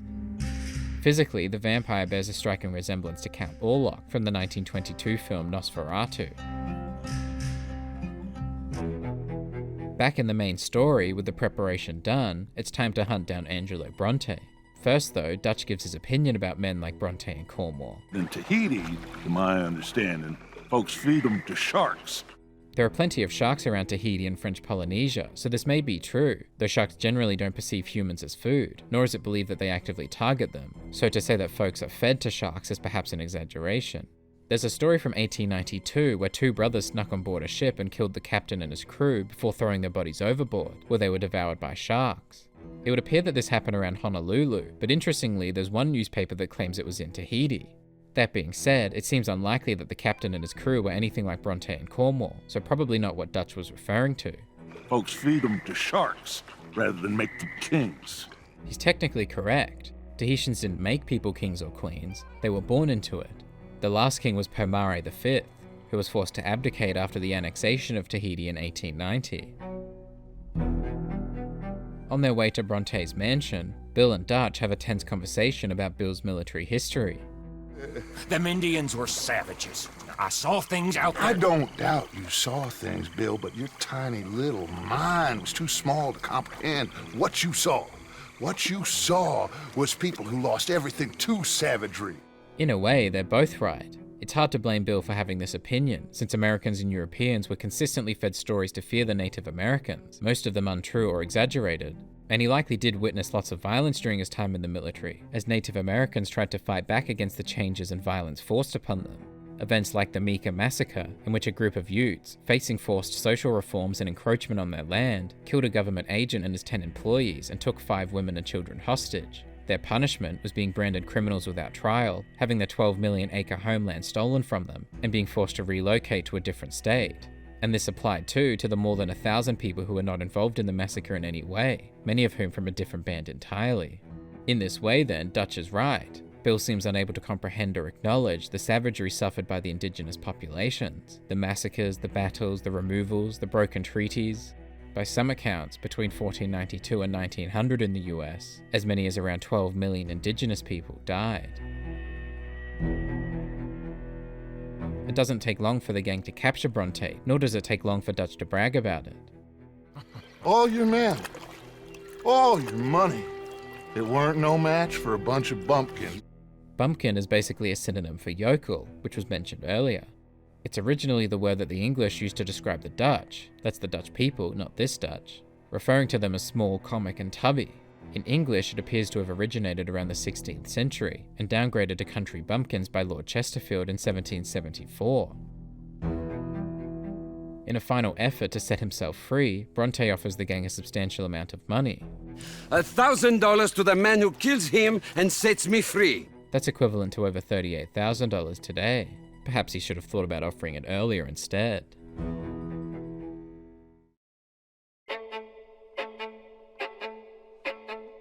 In Chapter 4's final adventure, the gang, well, Hosea can set it up. We rob ourselves a bank, and within 6 weeks we're living life anew in a tropical idyll, spending the last of our days as banana farmers. Regarding the time frame, assuming he's referring to Australia or Tahiti, he's not too far off.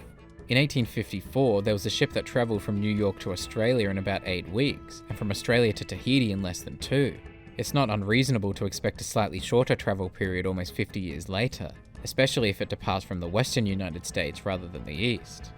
As for becoming banana farmers, he's not far off here either. Tahiti is said to be the best place for fey bananas to grow, and Australia has banana plantations in at least 4 of its 8 states and territories, so if they manage to pull this off, they're in luck. The bank that they rob, the Lemoyne National Bank, appears to pretty closely resemble the Louisiana State Bank, incorporated in 1818 and built within 4 years. It was Louisiana's first state bank after being admitted to the Union in 1812 and ran for almost 50 years before going out of business around 1870. The interiors of the buildings appear to match pretty closely, at least as far as the first level positioning goes, especially the circular banking room and the placement of the vault. This isn't the only former bank in Louisiana that inspired a building in Saint Denis. The Lemoyne Supreme Court appears to be inspired by the Bank of Louisiana, the construction of which was completed in 1826. After a fire in 1863, it required serious repair, and 5 years later, in 1868, it went bankrupt and ceased operation. This is America! You can always cut a deal! The oldest written reference of this phrase is around 1979, though its oral usage is likely much older. In fact, an article by Bruce William Jones argues that it may have a history of nearly 4,000 years, originally written in Biblical Hebrew, specifically referring to the ancient act of cutting up an animal when entering an agreement with someone, as referenced in old text. At the end of the mission, after the bank robbery goes wrong, some of the gang members jump aboard a ship called the Antenor. The name itself doesn't appear to have any major historical relevance to Saint Denis, but Antenor was the name of a counselor to King Priam of Troy during the Trojan War, who, according to some sources, was a traitor, allowing the enemy inside the gates. On the ship, the group are told that they'll be heading to Cuba in a few days. So you reckon they'll follow us to Cuba? Like Colonel Waxman on a jolly? By jolly, he's presumably referring to the jolly boat, a small boat used to transport the crew to and from the ship. And by Colonel Waxman, he's referring to Colonel Thaddeus Waxman. Waxman is pretty clearly based on Theodore Roosevelt. Some consider his name a reference to Robin Williams' character in Night at the Museum, a wax mannequin of Roosevelt come to life. The background of Waxman's cigarette card features a stuffed moose, a likely reference to the official mascot of Roosevelt's Progressive Bull Moose Party. Both Waxman and Roosevelt led the Rough Riders in the Battle of San Juan Hill. In the game, this was Guamans rebelling against Cuba, whereas in real life it was Cubans rebelling against Spain. Sometime after the events of the game, Waxman becomes president following the assassination of sitting President Alfred McAllister, clearly a stand-in for William McKinley, who after himself being assassinated in 1901, was replaced by Theodore Roosevelt. Going back to the Jolly, Roosevelt didn't actually travel to Cuba on a Jolly. After he departed the main ship, he travelled on Vixen, an ex-yacht, to the Cuban shore. Perhaps Waxman preferred a more low-key entrance.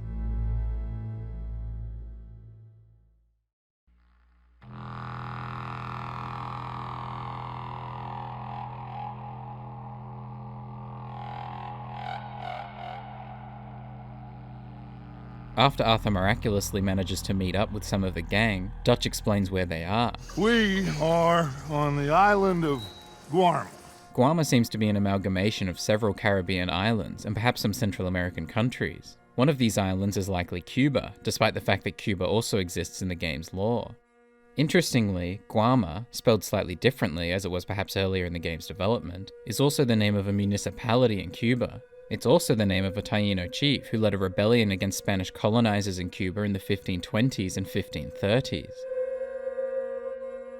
It's a old sugar plantation island. Sugar plantations were a significant part of the Caribbean economy from the 18th to 20th centuries.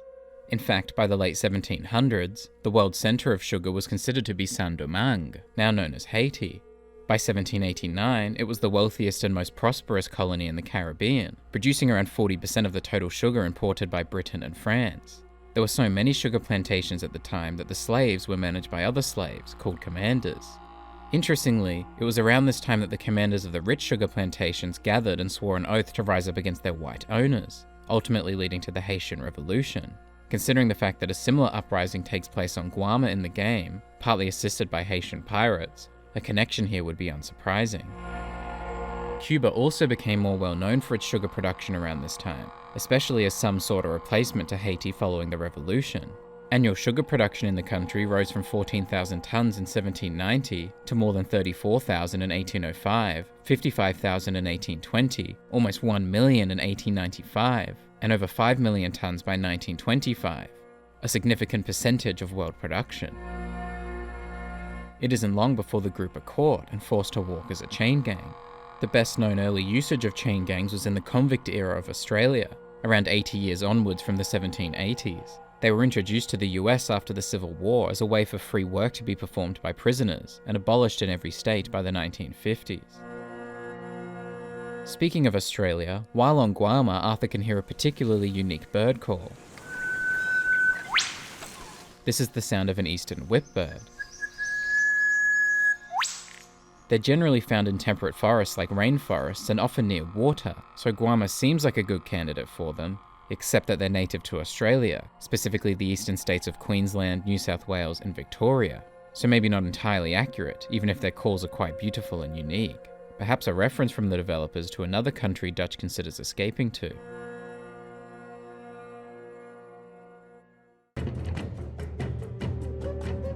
In one of the next missions on Guam, Arthur and Dutch seek to free Javier from the compound at Agua Dulce, Spanish for fresh water or sweet water, and also the name of several real places in Mexico, Panama, Spain, Uruguay, and the US, as well as the name of a Timucua people of Spanish Florida until around the 17th century. Interestingly, the compound bears a striking resemblance to the Cafetal La Isabelica, a two-story mansion located in southeast Cuba. The building was constructed in the early 19th century as a coffee plantation. It became a museum in the 1960s, and alongside some other remaining coffee plantations, was named a UNESCO World Heritage Site in 2000. To distract the attention of the guards, Dutch causes an explosion in the warehouse using sugar and dust. This has actually happened several times. One somewhat recent example, possibly one that Dutch was aware of, was in Chicago in March 1890, where a sugar refinery explosion killed 9 and injured at least 17. In more modern times, a sugar refinery explosion in February 2008 killed 14 and injured 36 in Port Wentworth, Georgia. The uniforms worn by the guards in this mission appear to mostly resemble rayadillo, the military uniforms worn by Spanish soldiers in the 19th century. They were most notably worn in Cuba, the Philippines, and Puerto Rico in the 1880s and 1890s. The most significant difference in the game is the use of red around the collar and cuffs, but they're otherwise fairly similar. On that note, it appears that Alberto Fusa, the governor of Guam, is or was a proud member of the Spanish military. How exactly this is meant to work is unclear, considering the Spanish-American War ended with Spanish defeat in 1898, before the events of the game, but it's not entirely impossible that slightly alternative events occurred in Guam. His uniform and medals, like the Cross of Military Merit, Commander of the Order of Charles III, Order of Alcantara, among others, indicate his membership or allegiance to the Spanish government and military. Considering his reputation for cruelty and greed, this is unsurprising. The Spanish-American War was largely prompted by views of the Spanish rule of Cuba, such as the reconcentration policy, which saw several hundreds of thousands of people, perhaps up to a third of the Cuban population, moved into concentration camps, of whom at least around 170,000, 1/10 of the population, died.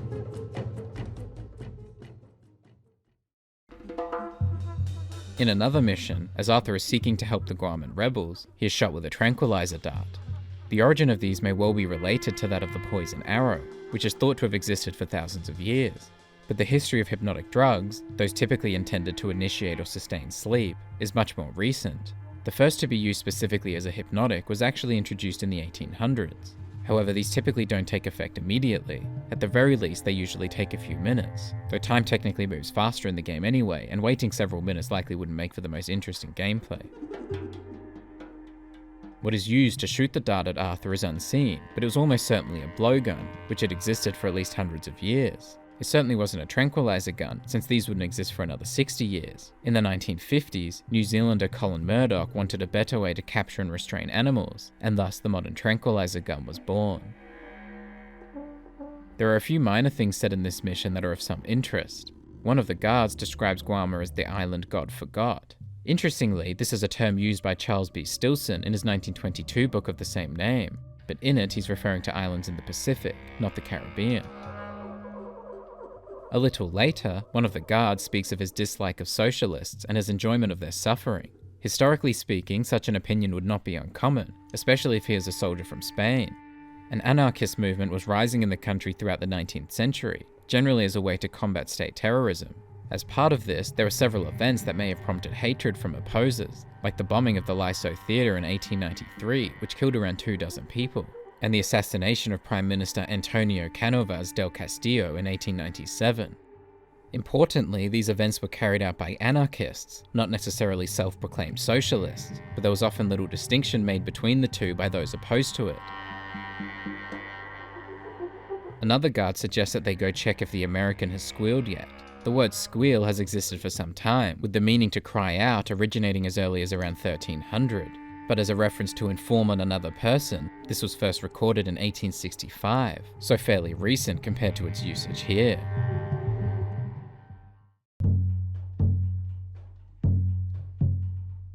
The next mission is called Hell Hath No Fury. This is a bit of an old phrase, originating in 1697 in the play The Mourning Bride by English playwright William Congreve. Interestingly, it was said a little differently on its first usage. Heaven has no rage, like love to hatred turned, nor hell a fury, like a woman scorned. In this mission, Arthur and the gang meet Hercule at Cinco Torres, Spanish for 5 towers, a former military fort. Based on its appearance and location, it might be fair to assume that the fort is based on Morro Castle, a fortress that guards the entrance to the harbour in Havana, Cuba. Morro Castle was built in the late 1500s and early 1600s as a response to raids on the city, and the capture of the fortress in 1762 led to a temporary British occupation of the city. While it wasn't used for anything that significant afterwards, it wasn't completely abandoned, like Cinco Torres on Guam. A lighthouse was added in the 1840s, and the castle can still be visited today.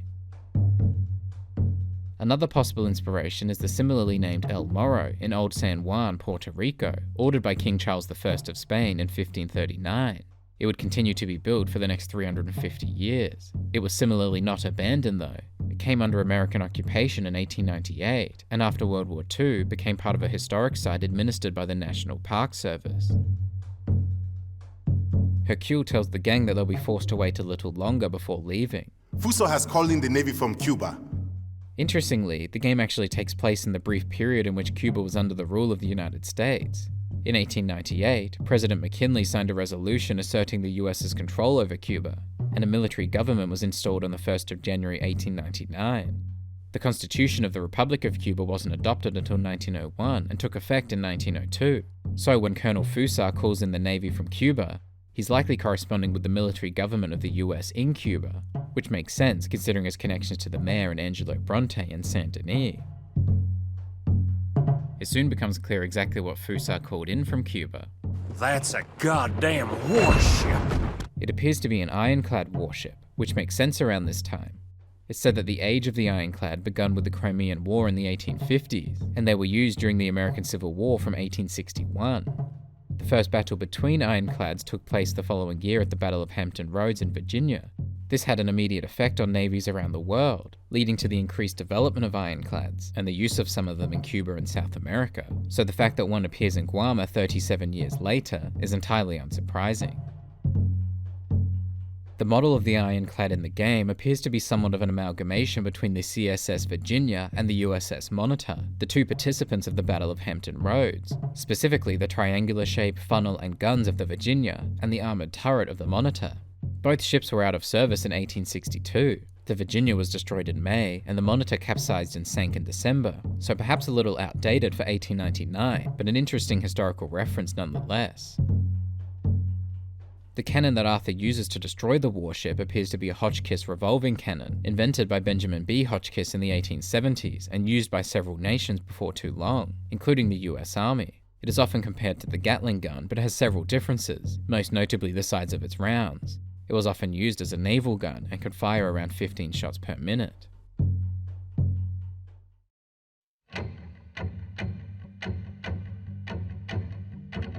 In the last mission on Guam, there's one minor comment worth noting.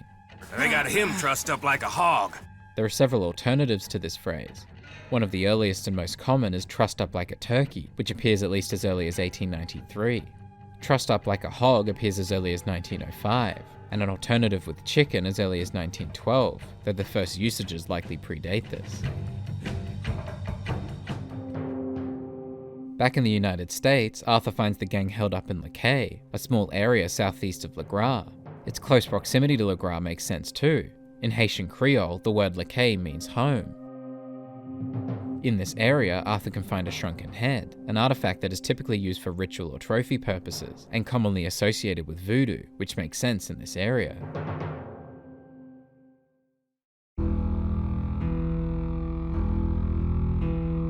With most of the gang back together, some choice words are said. Cheerful nymph of the prairie, wasn't you, Abigail? A nymph is a minor female deity in ancient Greek folklore, generally regarded as a personification of nature, and sometimes known for their promiscuity. The prairie, meanwhile, is an area of grassland commonly associated with the American West, simple and perhaps unrefined, a cruel and misogynistic way to insult Abigail, her perceived intelligence, and her former occupation. Interestingly, but almost certainly unrelated, the prairie nymph is the name of a flower native to South America and the southern United States. Unfortunately, it doesn't take long for the Pinkertons to find the gang's hideout. Notice how Agent Milton describes the state of West Elizabeth. On behalf of Cornwall, Kerosene and Tar, and the Commonwealth of West Elizabeth! Here we go. This is interesting, since it seems to be the only time it's referenced as such in the game. Only 4 of the 50 states in the US use the name Commonwealth: Kentucky, Massachusetts, Pennsylvania, and Virginia. These titles are maintained from when they were granted statehood, but they're mostly used symbolically, as a way to demonstrate that the states have a government based on the common consent of the people. According to Agent Milton, it seems West Elizabeth is one such state. The Commonwealth of West Elizabeth may even be based on the Commonwealth of Virginia, itself believed to be named after the Virgin Queen, Elizabeth I.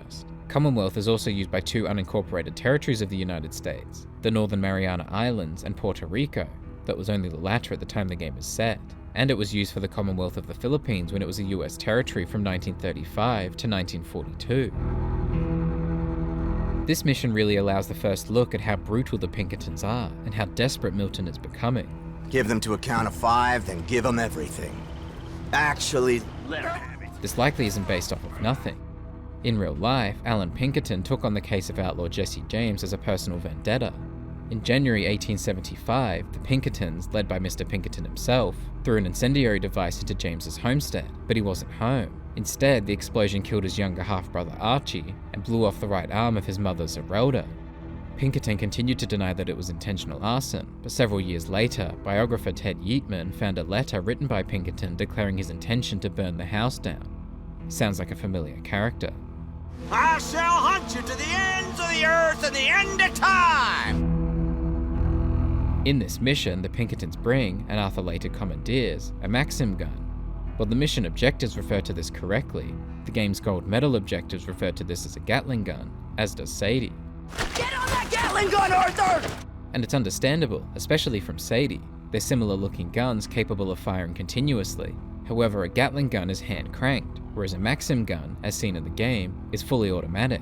It was designed by Sir Hiram Stevens Maxim, patented in 1883, demonstrated in 1884, and first used in warfare in the 1880s and 1890s, so its usage here is perfectly appropriate, despite the mix-up of the name.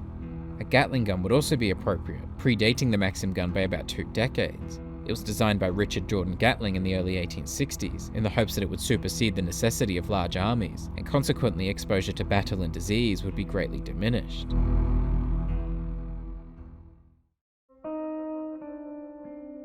At the start of the chapter's final mission, Arthur finds Dutch reciting a famous chess move. White to d4, black to f5. Fittingly, this is actually known as the Dutch defense. This specific move is the semi-Leningrad variation. It was first recommended in 1789 in a book by Elias Stein, and has been described as one of the spiciest, most aggressive openings in chess, a suitable description for the man of the same name. Dutch's phrasing of the moves is also interesting. He's using algebraic notation, which was used in the 19th century, having existed in some form since at least the 1730s, though it was generally limited to continental Europe, not really becoming the standard in the US until around the 1970s. The more common notation in English-speaking languages at the time was descriptive notation, using abbreviated language rather than numbers and letters. So instead of white to d4, black to f5, you probably would have said something like white to q4, black to kb4, or when abbreviated, pq4, pkb4. In this mission, Dutch tasks Arthur and Charles with finding a suitable location for a camp at Roanoke Ridge. Like most locations in the game, Roanoke Ridge is likely an amalgamation of different real-life areas. Geographically, it's likely based on the US interior highlands, the Ouachita Mountains and Ozark Plateaus, one of the few mountainous regions between the Western Rocky Mountains and the Eastern Appalachian Mountains, located north of New Orleans in Louisiana, just as Roanoke Ridge is north of Saint Denis in Lemoyne. In terms of its name, history, and demography though, Roanoke Ridge is a little closer to the cultural region known as Appalachia in the eastern United States. First and foremost, the name Roanoke is closely associated with several areas in Appalachia.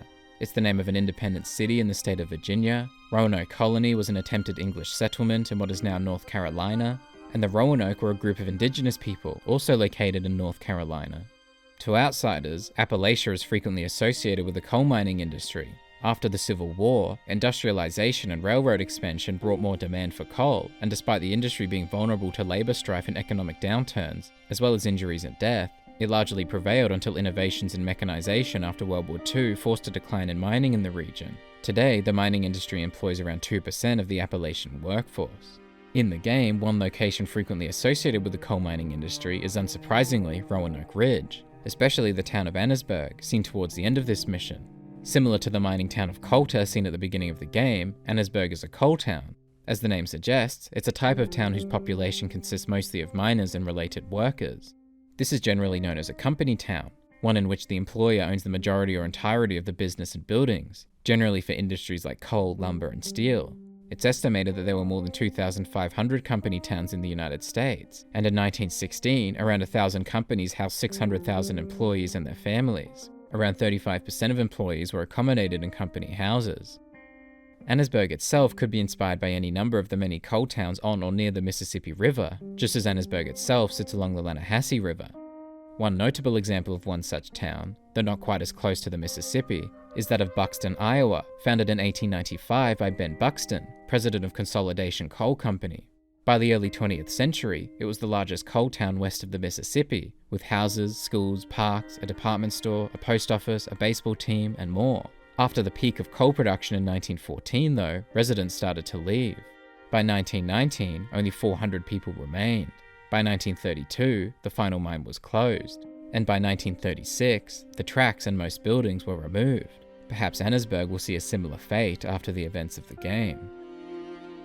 Another interesting town in this area, now a city, is Montgomery, West Virginia. The town was called Coal Valley Post Office until 1890, and at one point in the early 20th century it was a shipping center for more than 24 coal operations, due in part to the construction of the nearby railroad. It's also known for its placement along the Kanawha River, just as Annesburg is known for its placement along the Lannahechee.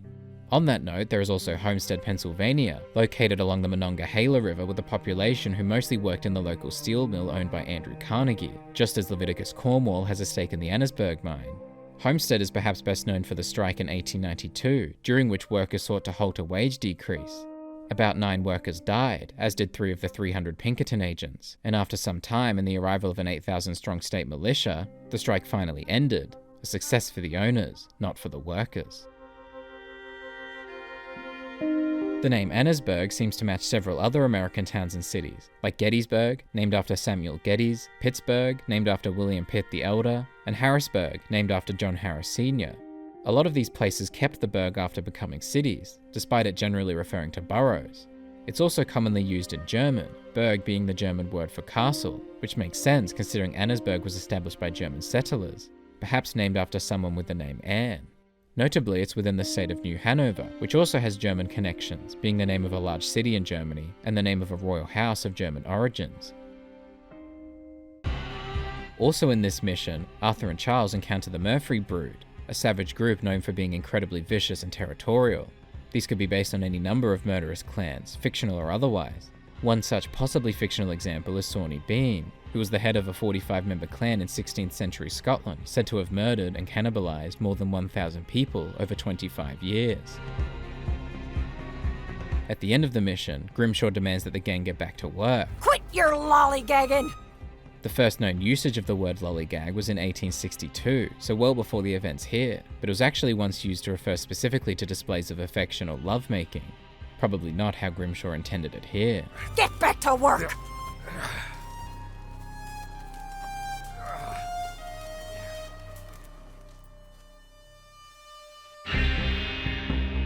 A bit further south, Arthur encounters a man who seemingly wants to return home. Butcher's Creek! Butcher's Creek! Is that where you're from? Butcher's Creek. Interestingly, there are several real-life locations with this name. One such stream in South Dakota got its name from a fight that occurred there between Canadian Indians and Sioux.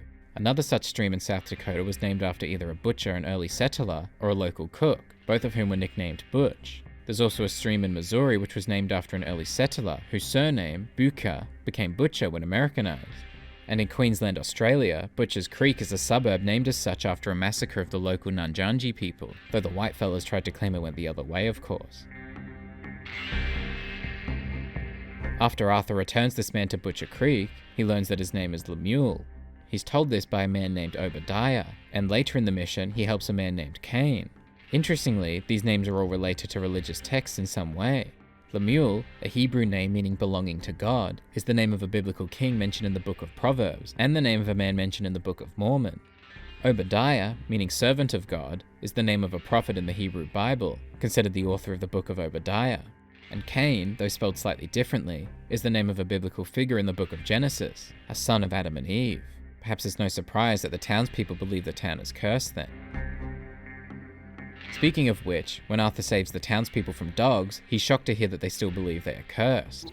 What are you talking about? It's just sick dogs. Hydrophobia or some other poison. Hydrophobia often refers historically to rabies, in which case Arthur's theory is likely correct based on the dog's symptoms.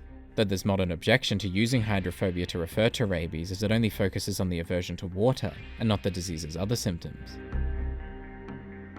This mission features a man pretending to be a shaman who informs the town about their alleged curse. A shaman is someone who interacts with the spirit world, typically for the purposes of healing or divination. By this definition then, the man's imitation of a shaman is not entirely inaccurate. Notably though, Obadiah refers to this shaman as a medicine man at the end of the mission. Now the medicine man left some money there. In several Native American tribes and communities, a medicine man is a spiritual leader, often for healing purposes. However, the term shaman often became synonymous with this position by non-natives, and by people attempting to imitate the traditions for profit. It may be considered accurate in few cases, as traditions have evolved and some tribes and nations do have people who fit the shaman description, but it doesn't justify using the term as a generalization, and some Native Americans consider it offensive or reductive. Dark charms possess the woods, I told you. I found one. These dark charms bear a striking resemblance to a god's eye, a spiritual object in which yarn is woven onto a wooden cross, typically in multiple colors. These originated from the Huichol and later the neighboring Cora people of northwestern Mexico before spreading to the United States. There is some evidence of the Navajo using them. Traditional ones are sold in the Southwest, especially around Arizona and New Mexico, where they are most popular. These are meant to protect those who pray. Some Native American tribes believe they were symbolic of things unseen, and the power to see those hidden from the naked eye. I think something's going on in this holler. Unsurprisingly, this is an alternative form of hollow, meaning a small valley between mountains, that is used colloquially in the United States, especially in Appalachia. Its first recorded usage was in 1845. There is a dig on the other side of the hill there. There was a dig anyway. It's closed now. In this context, of course, dig is referring to a mine. The first printed example in this context appears to be in the Daily News in 1890, not too long before the game, referring to a strike by iron ore men in Cardiff, Wales. It's also similar to the term digs or diggings, a common term for one's lodgings or living quarters, possibly of the same origins. No, I hereby release, absolve, and indemnify the aforementioned Roanoke Fuel Company. Interestingly, there was a company called Roanoke Ice and Fuel Company, which started operation in Roanoke Rapids, North Carolina around 1915. As its name suggests, it was focused on creating ice, unlike the company in the game. In its first advertisement, it reassured its ice would not contain ammonia, which of course is very different to the poison referred to in the game, but an interesting disclosure from a company with this name nonetheless. Oh, the dig. All they found was arsenic and lead. In the United States, there are around 40,000 federal Superfund sites established to clean up areas contaminated with hazardous substances. Approximately 1,300 of these are on the priority list. At these sites, some of the most common contaminants include mercury, arsenic, and lead, often spread through, among other methods, soil and groundwater. So the contamination of this small mine, creek, and settlement at the turn of the 20th century is neither surprising nor historically inaccurate. Nor is the location itself, as regions like Appalachia are known for their abundance of natural resources, the dependence on which often deepen the level of poverty. North of Butcher Creek, Arthur stumbles across a tent containing a man crying out for help. Help me! The pox! This could refer to several diseases with the suffix pox. There are dozens, perhaps the most well known is smallpox, which would also be the most likely in this time and place. The last major smallpox epidemic in the United States was in Boston from 1901 to 1903, which saw 300 people die out of almost 1,600 cases.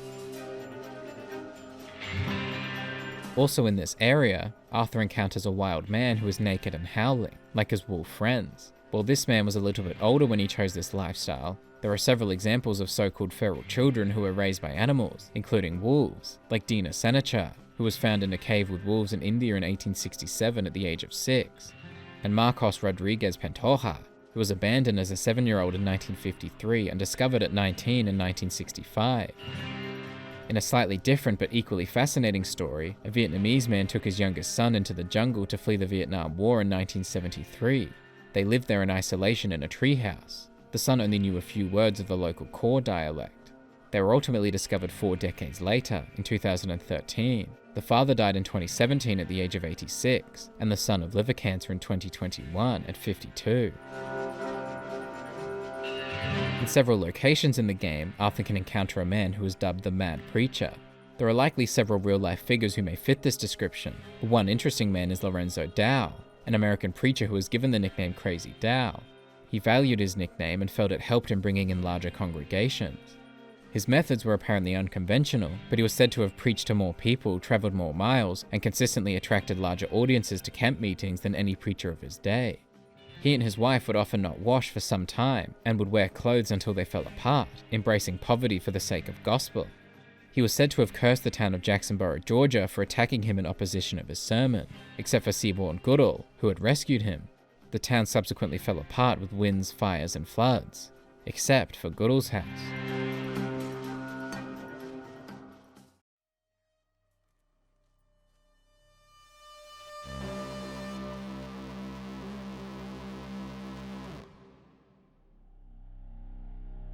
In the streets of Saint Denis, Arthur begins coughing uncontrollably and passes out. A kind stranger wakes him and directs him to the doctor's office, Dr. Joseph R. Barnes, the city's physician and surgeon.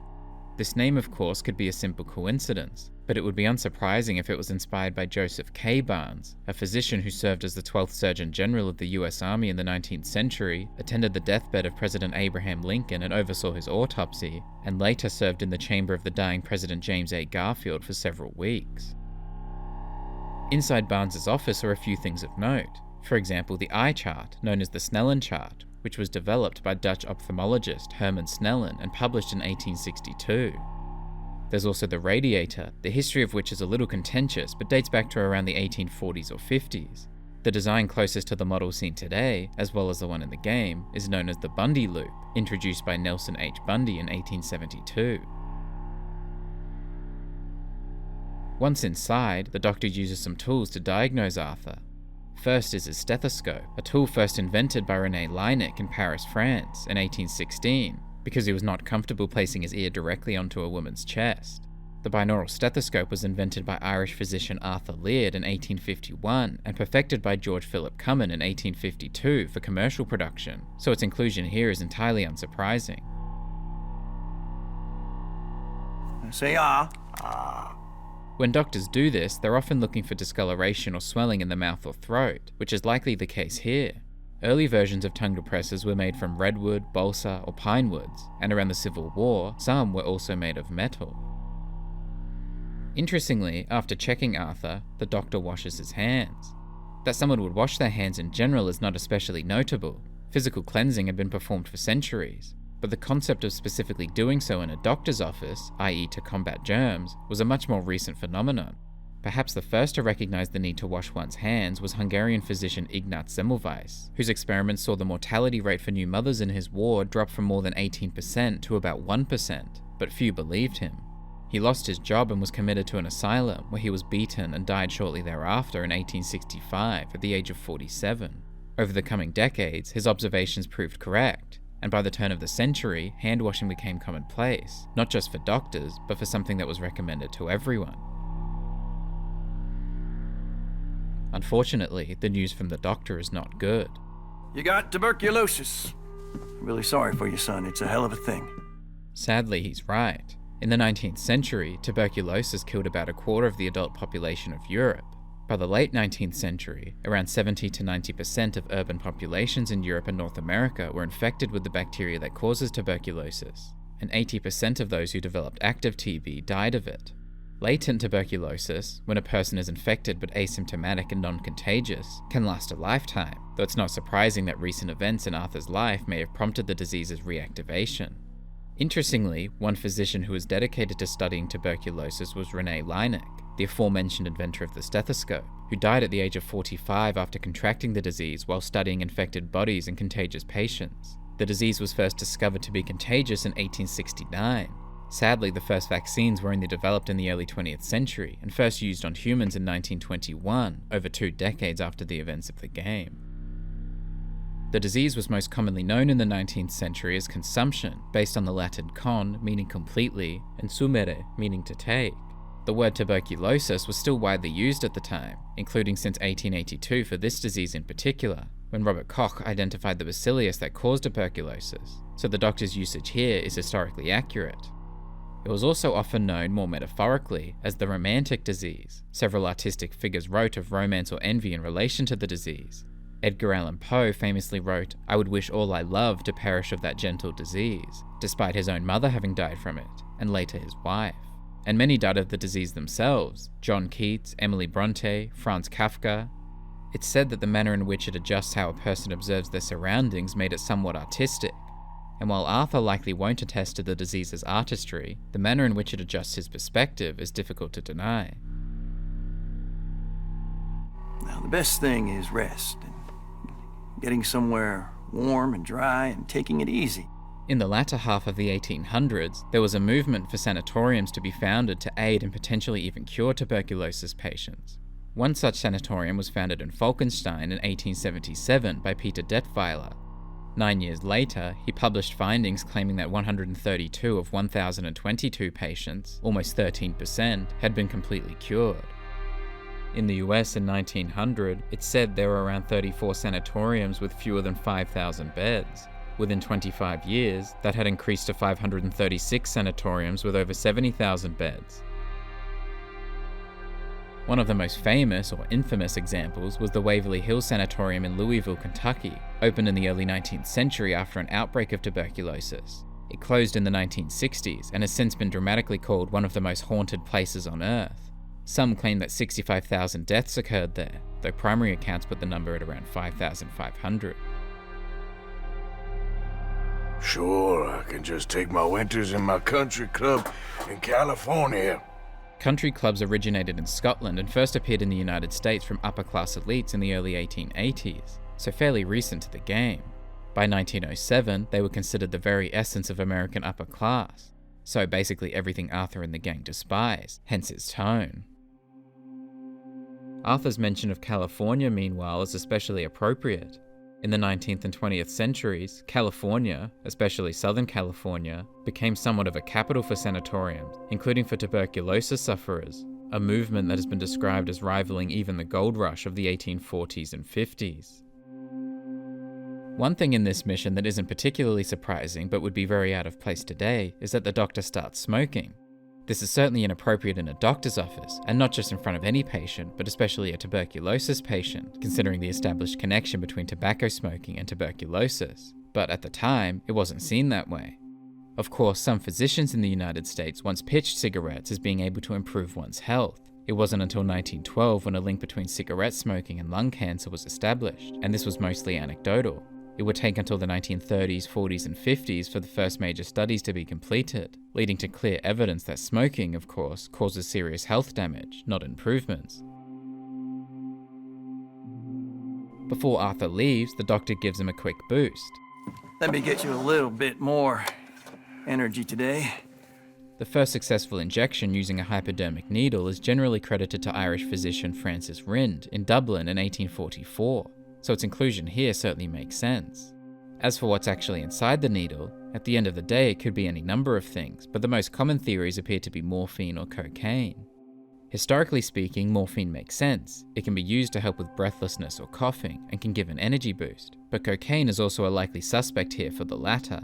The leaves of Erythroxylum coca, a plant that contains alkaloids including cocaine, have been chewed by the indigenous peoples of South America for over 1,000 years, but cocaine itself was first isolated in 1855. Soon afterwards, Western medicine began using coca and cocaine, and in 1885, US manufacturer Parke-Davis sold cocaine in several forms, including a mixture that can be injected using the complementary needle. Interestingly, a common effect of injecting cocaine that isn't shared with other methods of ingestion is a ringing in the ear that lasts around 2 to 5 minutes, including tinnitus and audio distortion. So perhaps Arthur's brief hallucinations once he leaves the doctor's office are actually somewhat scientifically accurate too. Perhaps the most unrealistic part of Arthur's diagnosis is his treatment by others. There has been a stigma surrounding tuberculosis since the 19th century, when its transmission method was discovered, as those without it sought to avoid it. It was often linked to social positioning or poverty, and often it was victims of social exploitation, racism, colonialism, who were most affected by it and its stigma. This stigma often leads to delays in diagnosis and treatment, even today, and can cause the disease to unknowingly impact others by not addressing it. Considering Arthur's reputation within the gang, perhaps their response to his apparent illness isn't entirely unrealistic, but such general empathy and understanding is certainly not a universal experience for those who suffer from tuberculosis, and may certainly come across as idealistic to many.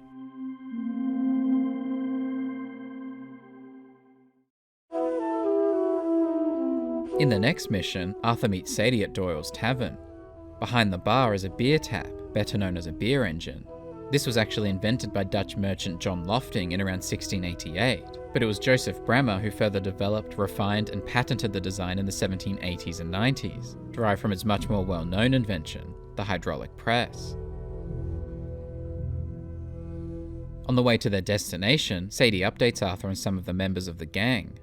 Strauss is a bag of nerves. This phrase originates around this time, in the late 1800s. The word nerves has been used as a metaphor for distress or nervousness since the 1800s too, possibly due to the medical theory that anxiety and agitation was caused by weak or sensitive nerves. Sadie and Arthur's destination, of course, is a hot air balloon. The hot air balloon was developed by French brothers Joseph Michel and Jacques-Étienne Montgolfier, and was first demonstrated publicly in an unmanned 10-minute flight in September 1783.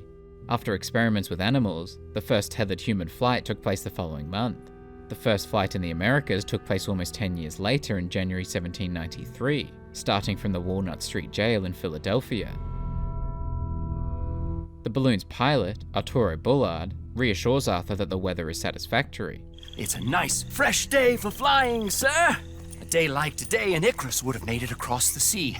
Of course, he's referring to the Greek mythological tale of Icarus and his father Daedalus, who attempted to escape Crete using wings that Daedalus had constructed from feathers and wax.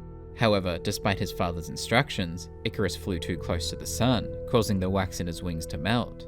He fell out of the sky and into the sea, where he drowned. Well, ain't she coming? Well, women can't fly, sir. Are you insane? We can't. Oh, no, sir. It does terrible damage to them, to the vapors. Unsurprisingly, Arturo isn't alone in his thinking. Vapors was a mental and physical condition commonly attributed to women in the 18th and 19th centuries, with symptoms including fainting, dizziness, and mood instability. They were named as such because they were thought to have been caused by vapors radiating from the uterus. It was taken so seriously that it was clinically studied as a disease and treated with innovative therapies, some of which included herbs, sex, and sexual abstinence. Even as recently as 1892, vapors was described as a popular term for hypochondriasis or hysteria, so Arturo's usage is unsurprising. A very nice woman. And no shrinking violet. An early example of this phrase in print is in the Pennsylvania newspaper the Titusville Herald in November 1870, so almost 30 years prior to this. Variety is the very spice of life, as they say. Or is it, though? Did you know they locked up the man who wrote that in a mental asylum? Surprisingly, he's not wrong, though the man in question was locked up before writing it. After 3 suicide attempts and suffering a period of insanity and depression, English poet William Cowper was sent to Nathaniel Cotton's asylum around 1763. Over 20 years later, in 1785, his poem The Task was published, containing the phrase "Variety's the spice of life," that gives it all its flavour.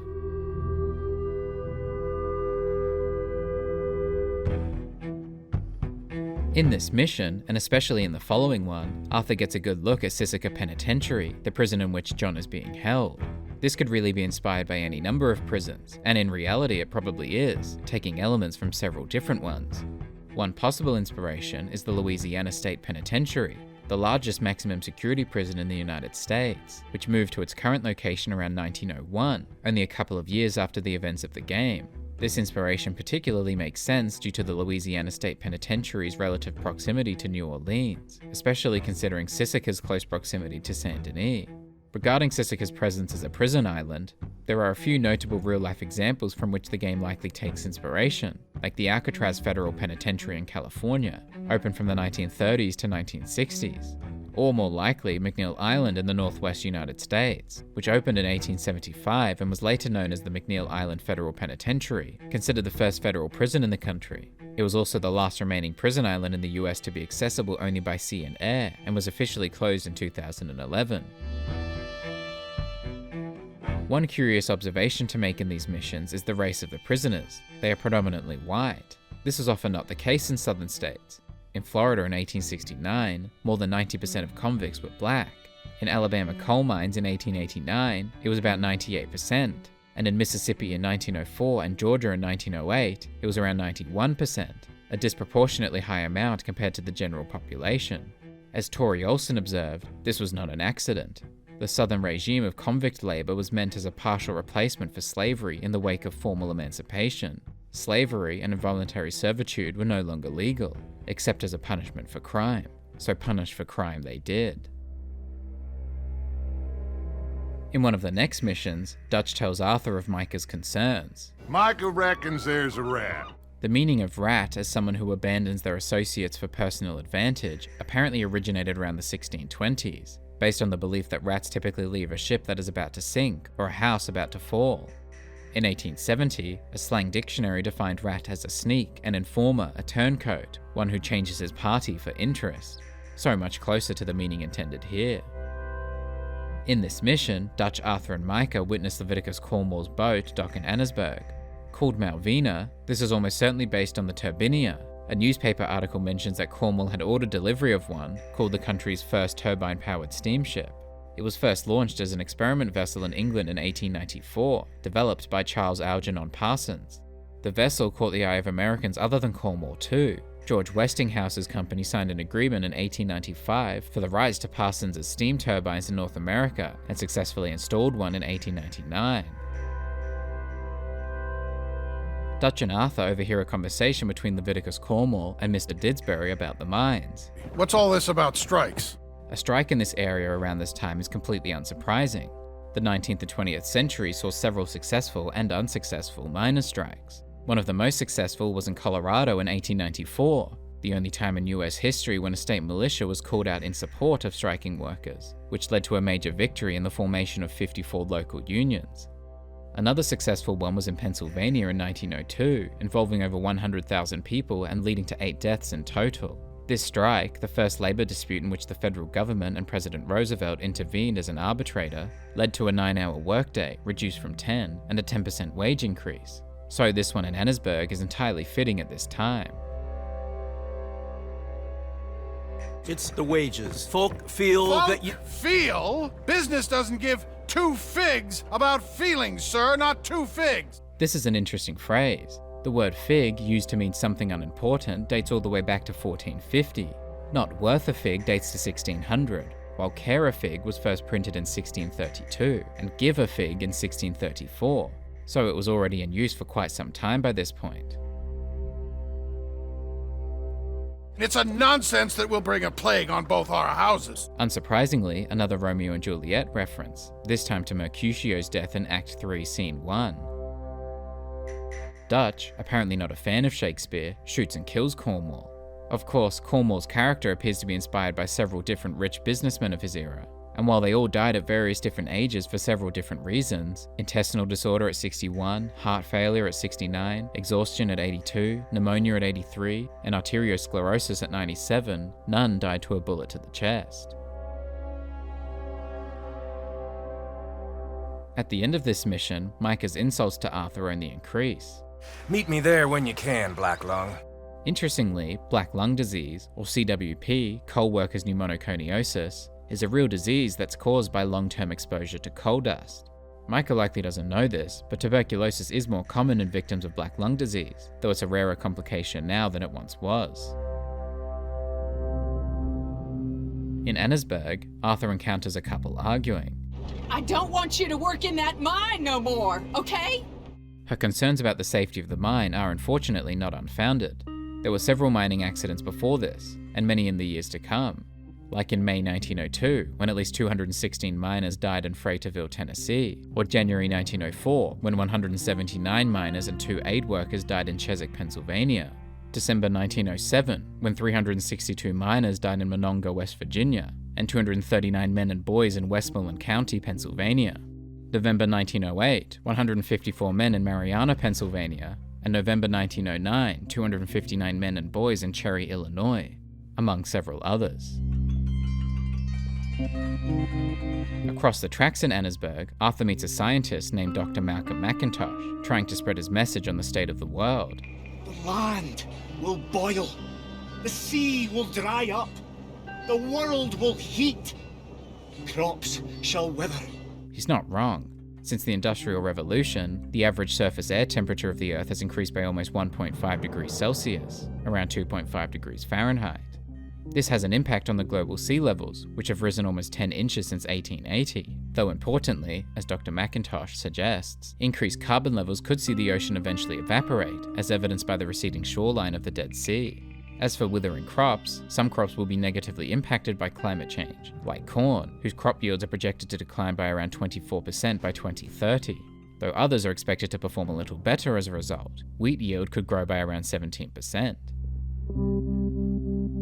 The recognition that the climate changes over time dates back thousands of years, to writers and philosophers in ancient Greece and Rome. The first to recognize the human impact on climate change was Alexander von Humboldt in 1800, identifying that deforestation led to a loss of soil moisture and impacted the water cycle.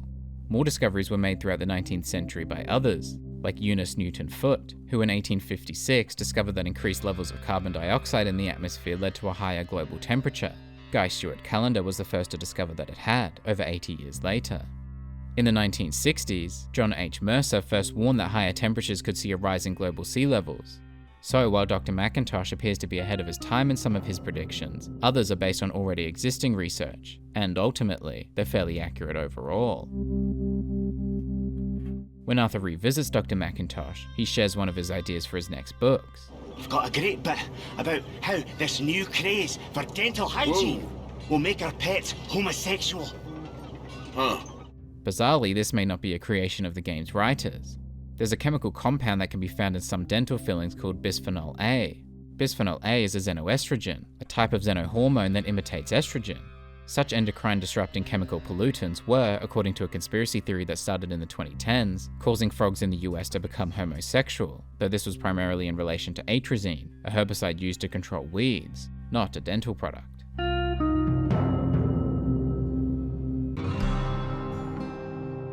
In one of the next missions, Arthur and Bill rob a stagecoach of dynamite in Van Horn. Van Horn appears to be based on Natchez, Mississippi, specifically the Under the Hill area, which in 1810 was described as a place that, for the size of it, there is not perhaps in the world a more dissipated spot. In 1825, it was called a city in perfect health and at the same time so universally abandoned.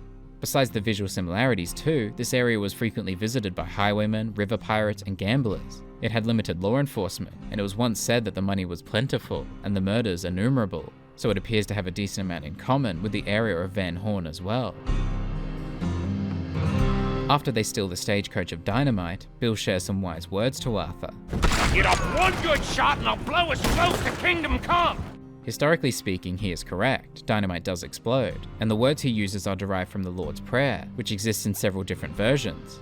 One such reads, Our Father, which art in heaven, hallowed be thy name, thy kingdom come, thy will be done. Similarly, Micah says something of note towards the end of the mission. I know we ain't always seen eye to eye. This phrase likely derived from the book of Isaiah. The watchmen shall lift up the voice, with the voice together shall they sing, for they shall see eye to eye. There's a big picture here, Arthur. The term big picture is a lot less archaic. One of the earliest known publications of the term was in 1862, though this was only semi-metaphorical.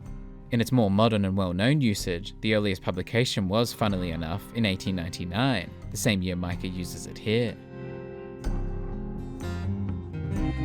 At a different time in Van Horn, Arthur encounters a drunk man singing a beautiful tune. A Yankee ship came down the river. Blow, boys, blow. This song is also performed by Shawn and Pearson at the gang's camp. It's sometimes called Blow Boys Blow, or a Yankee ship. Earlier versions seem to originate around 1813, referring to the slave trade, though the lyrics of later adaptations seem to refer to the American Civil War. Also in Van Horn is a stranger mission called The Smell of the Grease Paint, which is quite similar to The Roar of the Grease Paint, The Smell of the Crowd, a 1964 musical about the upper and lower classes of British society, itself based on the theatre phrase, The Smell of the Grease Paint, The Roar of the Crowd. In this mission, Arthur meets Miss Marjorie, the leader of a performance group consisting of Bertram and Magnifico. Physically, it appears that Bertram is likely modelled after Schlitzie, an American sideshow performer from the 20th century.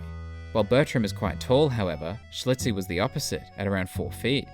He was born with microcephaly, a neurodevelopmental disorder resulting in a smaller than normal head. Schlitzie became well known for his role in the 1932 film Freaks, which was banned in the UK for over 30 years. He and other people with microcephaly were often sold to freak shows and referred to as pinheads, just as Bertram is in the game. Closer to Schlitzie's size is Magnifico, a performer with dwarfism. Several Americans with dwarfism were often relegated to sideshow performers at circuses around this time, perhaps most notably those working for P.T. Barnum, such as General Tom Thumb, Lavinia Warren, and Commodore Nutt. I ain't back. I'm gone on the next train to the Great White Way. The Great White Way is a nickname for Broadway, that is, the live theatre performances in Midtown Manhattan, New York City. The nickname is attributed to the bright lights that were implemented in the area in the late 19th century, and it came to prominence in the early 20th century, seemingly first published in a newspaper in 1902. So maybe a few years off, but not a totally illogical usage here. You got enough for a ticket? Because the way Big Fanny tells it, you spent all of our takings on a case of the French pox. French pox or French disease was an earlier name for syphilis, a sexually transmitted infection, named by the English, Germans, and Italians based on the belief that it travelled through France before reaching England. Meanwhile, the French called it the Neapolitan disease, the Russians Polish disease, the Polish German disease, some Europeans and Northern Africans Spanish disease, and the Japanese Chinese ulcer. It really shows the significant stigma and xenophobia surrounding the disease, anchored by the fact that it was thought to have been spread by foreign soldiers during frequent contact with local sex workers.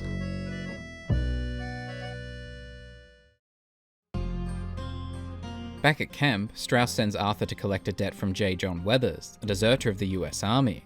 During the Civil War, both sides had problems with desertion. The Union Army saw about 200,000 desertions from around 2.1 million men, and the Confederate Army saw at least 100,000 desertions from its 1 million men.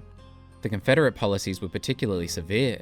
For example, in August 1862, to maintain discipline in the troops, General Stonewall Jackson approved 3 executions for desertion, rejecting the pleas from the men's commander that they be spared. On both sides of the war, around 1/3 of deserters later returned, either voluntarily or after being arrested and sent back.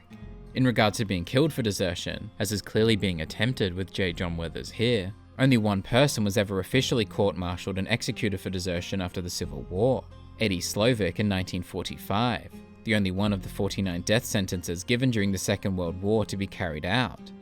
That being said, in the game, the attempted execution of Weathers may not have been an official command, nor was it successful, so it's not necessarily inaccurate. Of course, the reason for Weathers' debt, and likely his desertion, is his relationship with a pregnant Native American woman. Such relationships were actually forbidden in several states. At least 4 explicitly forbade marriages between Native Americans and white people, and 3 between Native Americans and African Americans. They were still permitted in several states though, and some notable such marriages occurred, like Donohoe Gayway, also known as Ely S. Parker, a Seneca man and lieutenant colonel during the Civil War who married a white woman in 1867, and Ohiesa, also known as Charles Alexander Eastman, a Santee Dakota man who married poet Elaine Goodale in 1891. All laws banning anti-miscegenation were ruled unconstitutional in a unanimous Supreme Court ruling in 1967. At some point during this chapter, Arthur receives a letter from Penelope Braithwaite. I will of course pay you handsomely for your troubles. Interestingly, when the word handsome was first recorded in the mid-15th century, it had the now obsolete meaning easy to handle. About 100 years later, in the mid-16th century, it began to mean convenient, handy, suitable, which is also obsolete, before generous, noble, magnanimous. By the end of the 16th century, it began to mean the more modern, having an attractive appearance, as well as fairly large and considerable, as can be used in reference to money, as Penelope uses it here. They killed her! They killed Miss Calhoun! She's referring to the woman Arthur met at the Suffrage parade in Rhodes in Chapter 3. There were a few suffragettes who died for the cause in the decades after the game, though generally in different ways to Miss Calhoun, like Mary Clark, Henria Williams, and Cecilia Haig, who were all assaulted by police during a demonstration in London in November 1910 and died within the next year as a result of their injuries, and Emily Davison, who was struck by King George V's horse at the 1913 Epsom Derby when she ran out on the track and died 4 days later. They killed her, those pigs! Interestingly, pig had been used as an insult for almost 400 years at this point, seemingly originating around the 1540s. Perhaps more interesting, though far less related, is that the term had been used to refer to police officers for close to 100 years, since 1811. In Annesburg, Arthur may encounter Edith Downs, the widow of Thomas Downs, who Arthur beat in Chapter 2 and from whom he likely contracted his tuberculosis. As seen when Arthur last encountered Mrs. Downs in Saint Denis in Chapter 4, she's now trying to earn money doing sex work. Such a life wasn't too uncommon around this time, though especially prior to the Civil War, particularly for women seeking financial stability. New Orleans was especially known for its thriving sex trade, operating 7 days a week. In 1859, Dr. William Sanger performed a study of 2,000 prostitutes in Blackwell's Island in New York. So, not particularly close to any real-life equivalent of Saint Denis or Annesburg, but an interesting study nonetheless. He discovered that almost 15% of the women, like Mrs. Downs, were widows, and more significantly, almost 85% depended solely on the work as their primary income. Around 25% of the women were destitute prior to starting the trade, and their decision in doing so was often shaped by financial considerations. The profession was not particularly lucrative and was notably risky, but sex workers were said to have been able to earn as much in an hour as a seamstress could in a day. However, the risk was almost certainly not worth the reward. Even beyond the prevalent danger of disease, sex workers were frequently the victims of violence, and simply their profession alone was enough for them to be outcasted by society, and for their legitimate accusations to not be taken seriously. In this mission, Arthur finds Edith's son Archie at the mines, where he also encounters miners with interesting-looking hats. Prior to 1850, light in mines mostly came from candles or small lamps hung from crevices or hammered into the timber. In around 1850 in Scotland, the oil wick cap lamp was invented. Shaped like a kettle and exceedingly smoky, it was worn on soft caps for the convenience of the light, but the light only really went a little further than one's face. The light seen on the hats in the game is a carbide lamp, which burned clearer, brighter, and at a wider range. However, the first carbide mining lamp was patented by Frederick Baldwin in August 1900, and commercial production began after this, so either these miners are about a year ahead of their time, or they created their own carbide lamps before Frederick Baldwin got around to applying for a patent the following year. Archie's age is unclear, but while he's young, Arthur calls him a boy and a kid for instance, it would be fair to assume that he's old enough to work in the coal mines. That being said, seeing a younger child working in the mines would not have been entirely uncommon. According to the 1900 US Census, more than 1.7 million children aged 10 to 15, almost 1/5, were employed. This included in coal mines. There were no specific statistics to verify how many, but one historian estimates that around 24,000 children worked in the anthracite coal mines.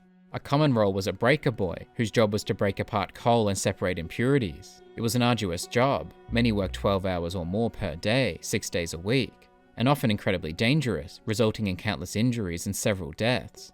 Public condemnation eventually followed, and some laws were put into place, like banning employment of children under 12 to work in breakers in Pennsylvania, though they were still poorly enforced until the 20th century, when further advocacy led to more laws in their enforcement. One of the missions that Arthur can complete in this chapter is for the very lovable Sister Calderon. The mission is called Of Men and Angels, derived from the first book of Corinthians. If I speak in the tongues of men and angels, but have not love, I am only a resounding gong or a clanging cymbal.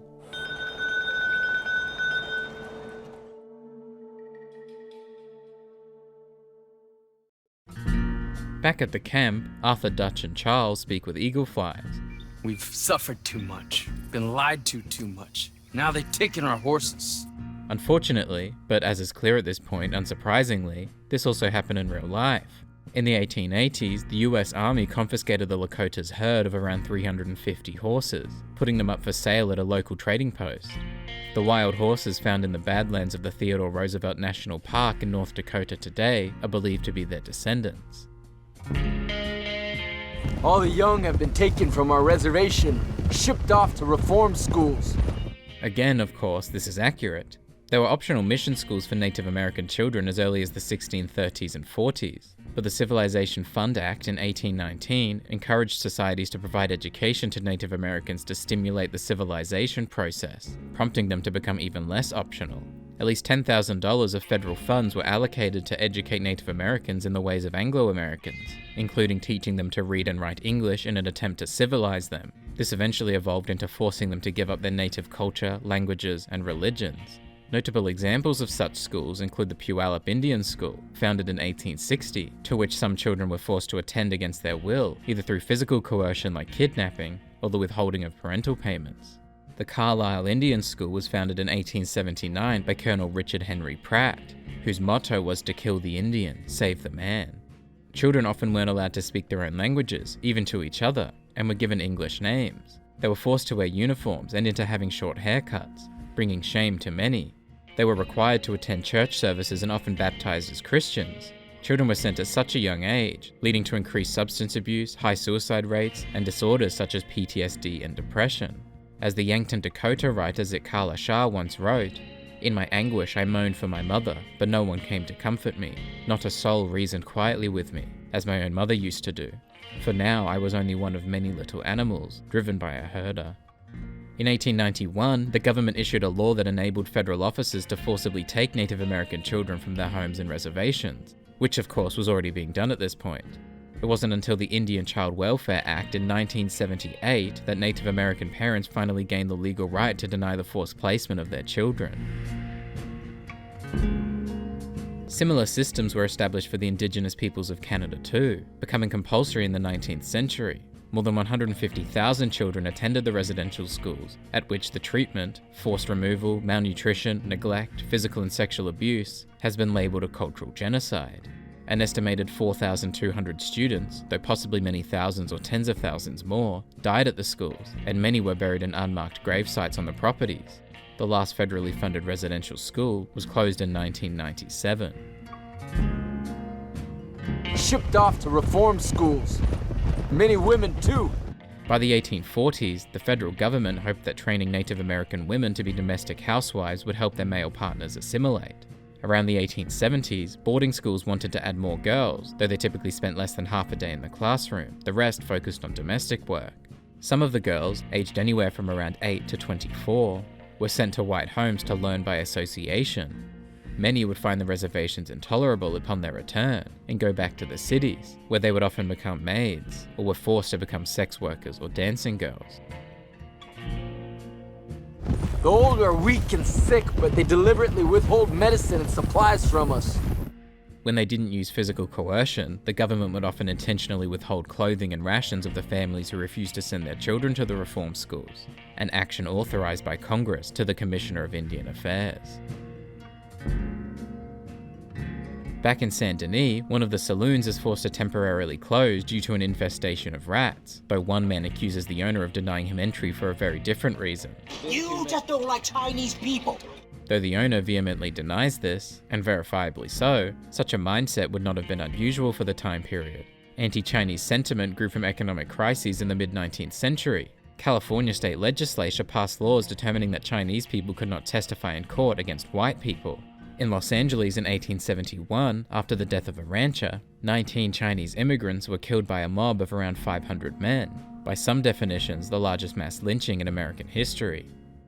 In Tacoma, Washington Territory in 1885, a mob marched the city's Chinese population to the train station and forced them to board, then spent the following days burning down their businesses and homes. This rapid and organized expansion became known as the Tacoma Method. The Page Act of 1875 prohibited Chinese women from entering the United States, and as discussed earlier, the Chinese Exclusion Act in 1882 prohibited immigration of all Chinese laborers except for some teachers, students, merchants, and diplomats. This legislation was renewed in 1892 and made permanent in 1902. It wasn't until 1943 that the law was repealed, and it wasn't until 1965 that immigration became less restrictive overall.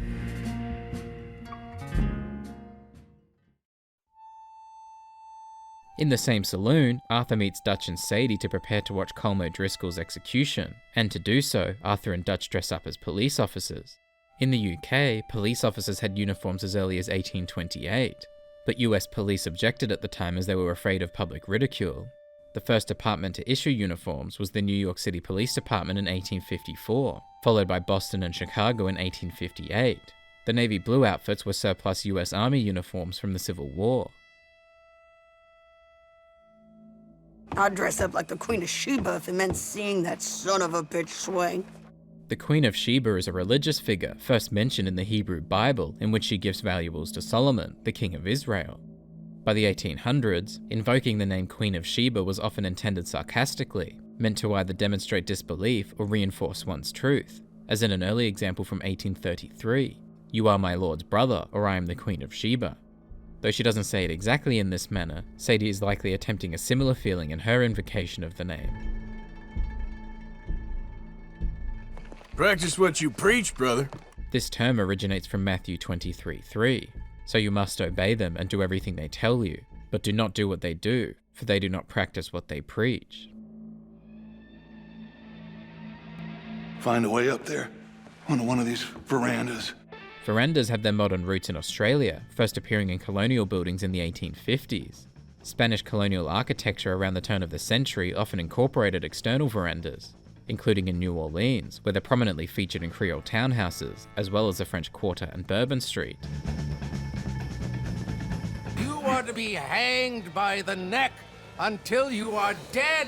There's a somewhat popular story that in India, the words "until you are dead" were not really used until the early 20th century, when a lawyer sent men to hold onto the legs of the accused so he could survive.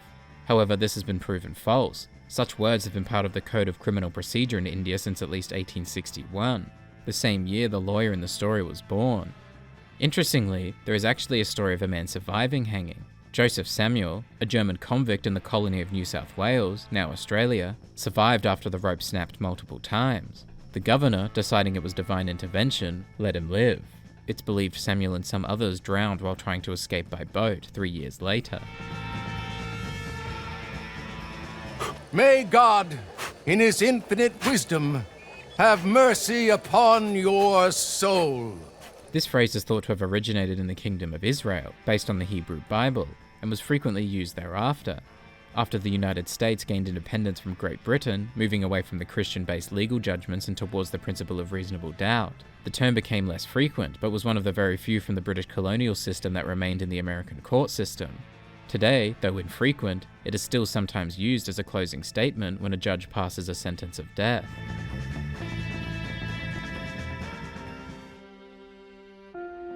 Just outside of Saint Denis, Arthur encounters a man with an infected arm and takes him to the doctor to get it amputated. Amputations like this were not uncommon, especially during the Civil War. Contrary to some belief though, anesthetic was used.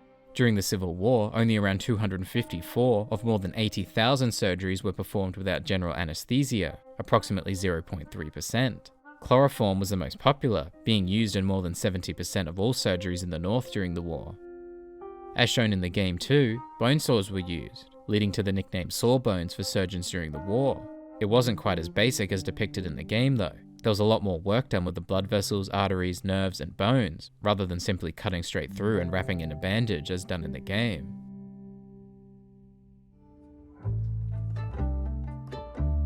Also in Saint Denis, Arthur meets an artist in a mission titled The Artist's Way.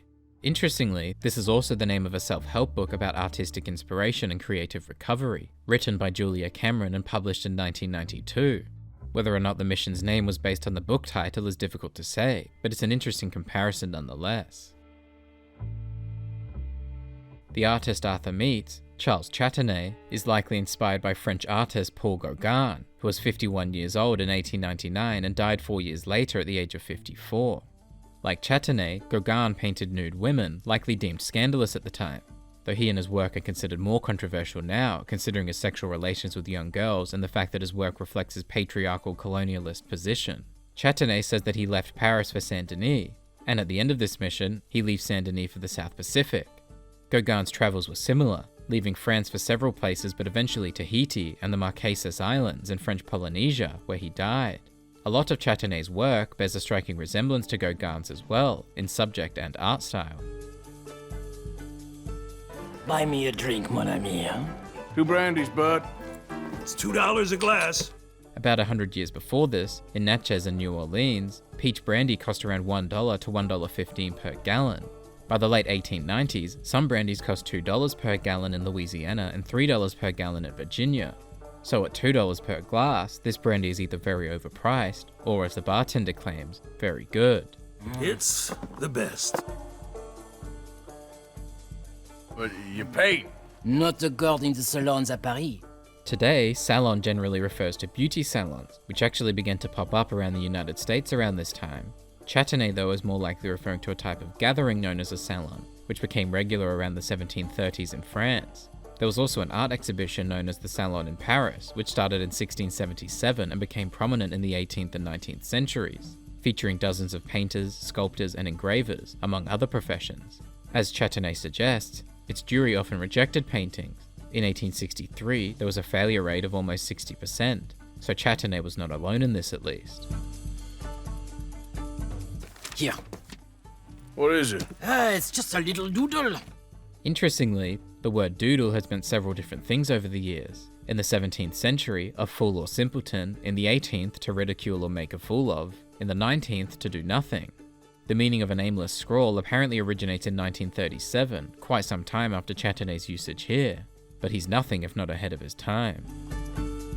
Later in the mission, Arthur visits Chatainet's art exhibition.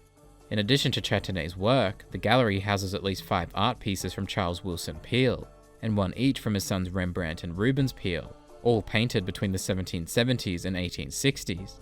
Charles Peale is well known for his portraits, especially of leading American figures. His 1779 portrait of President George Washington sold in 2006 for $21.3 million, thought to have been the highest price ever paid for an American portrait at the time.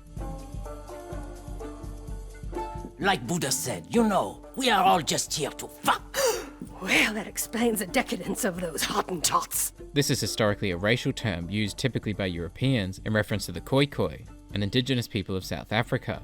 It's generally considered offensive in this context, and was later used as a more generally abusive term, not necessarily related to any particular race or ethnicity. It actually re-entered the cultural conversation recently due to its usage in the 1964 film Mary Poppins, which had its age rating lifted in the UK as a result. Up here, she is my sheep. The tradition of using she and her pronouns for a ship dates to at least 1375, apparently based in the idea that a ship is a goddess or mother figure who will help to protect her inhabitants. If they don't like you in the islands, keep on going to the South Pole. Nobody had actually verifiably made it to the South Pole by this point. The first successful expedition was led by Roald Amundsen in a ship, who, alongside a crew, arrived in December 1911. Amundsen was also among the first to verifiably reach the North Pole, this time by aircraft, in May 1926. In one of the next missions, Arthur meets Dutch with eagleflies in a small group. Rebellion. The smell of cordite and integrity. Cordite was actually developed and patented in 1889 as a way to replace gunpowder as a propellant, particularly by the military. It was developed in and used by the United Kingdom, and seems to have made its way to the United States the following year, and Canada the year after that, for testing, so Dutch's reference seems logical. What are y'all doing? An eye for an eye. This phrasing likely originates from the Book of Exodus, composed around the 6th to 5th centuries BC. And if any mischief follow, then thou shalt give life for life, eye for eye, tooth for tooth, hand for hand, foot for foot. The idea behind the phrase originates much earlier though, in the Code of Hammurabi, discussing the principle of reciprocal justice. One who kills another should themselves be killed. We're just gonna trap a few of them in the valley, disarm them, tar and feather them. The earliest example of this punishment is in the orders of Richard I of England to his navy in 1189.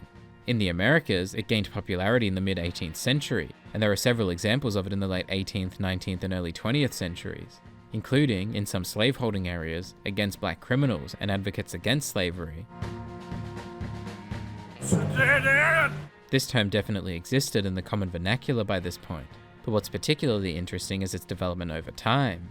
Regarding its literal usage referring to the closed-off ending of a passage, it was first used in 1851 in reference to drain pipes, 1874 for railway lines, and 1886 for streets. For its more figurative usage, as in a course of action that leads nowhere, it dates to 1914, as a figurative adjective by 1917, and as a verb by 1921, 70 years after its apparent first usage.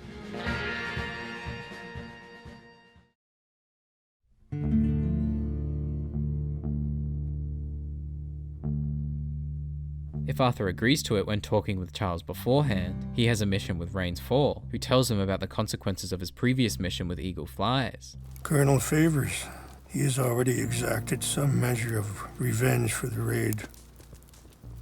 2 women were assaulted by his men. Unfortunately, this happened in real life too. In fact, it began with the first Europeans who came to the Americas, who attacked indigenous women seemingly with impunity, feeling as though it was within their rights as colonizers to do so.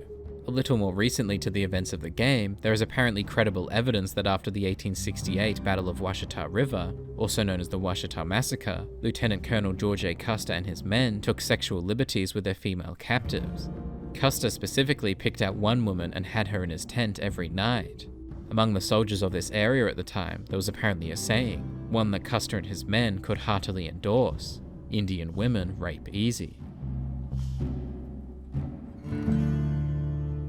On their ride, Arthur and Rains Fall are briefly accompanied by Captain Monroe, who tells them that an oil company has received approval to drill on the reservation's land.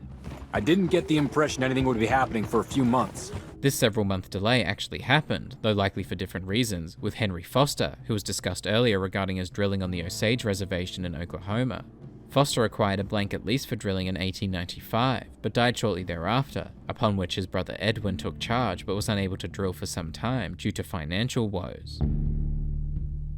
I need to find the Chanupa. As Rains Fall partly explains, Chanupa is the Lakota language name for the ceremonial pipe, as well as the ceremony in which it is used. Tradition says that White Buffalo Calf Woman brought it to the people to serve as a sacred bridge between this world and Wakantanka, the divine or sacred. Arthur sets out to retrieve the sacred items from the army camp, where he overhears some soldiers talking. Monroe went to West Point. Favors never made it. He's referring to the United States Military Academy, located at West Point in New York. It was formally established by President Thomas Jefferson in 1802 and focuses on engineering and academics.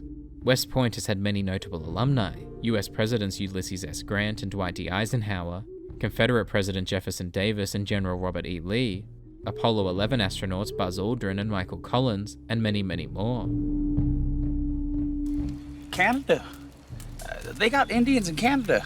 Yes, Canada has indigenous peoples, also known as Aboriginals, around 128,000 at the time, according to the 1901 census, comprising the First Nations, Inuit, and Métis. The First Nations are the most likely to be called Indians. It was once used and remains the legal term in the Canadian Constitution, but can otherwise be considered offensive. Where are you from? Me? I'm Polish. From Milwaukee. This isn't surprising at all. More than 200,000 Milwaukeeans can trace their family roots back to Poland, making it one of the capital cities of Polish America. Today, Wisconsin has around 500,000 Polish Americans, making it the 5th most populous Polish American state in the US, and the 1st per capita.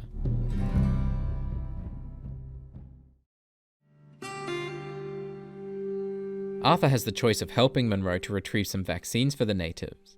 In the Indian Vaccination Act of 1832, Congress appointed $12,000 for vaccinating Native Americans against smallpox. By February 1833, over 17,000 were vaccinated. Due to a lack of funds, some US Army surgeons refused to participate, leaving Army agents and those without medical training to produce and administer the vaccines, as appears to be the case with Monroe here. Unfortunately, some were excluded from the vaccine, including the Mandan, 90% of whom were killed by smallpox, as well as the Hidatsa and Arikara.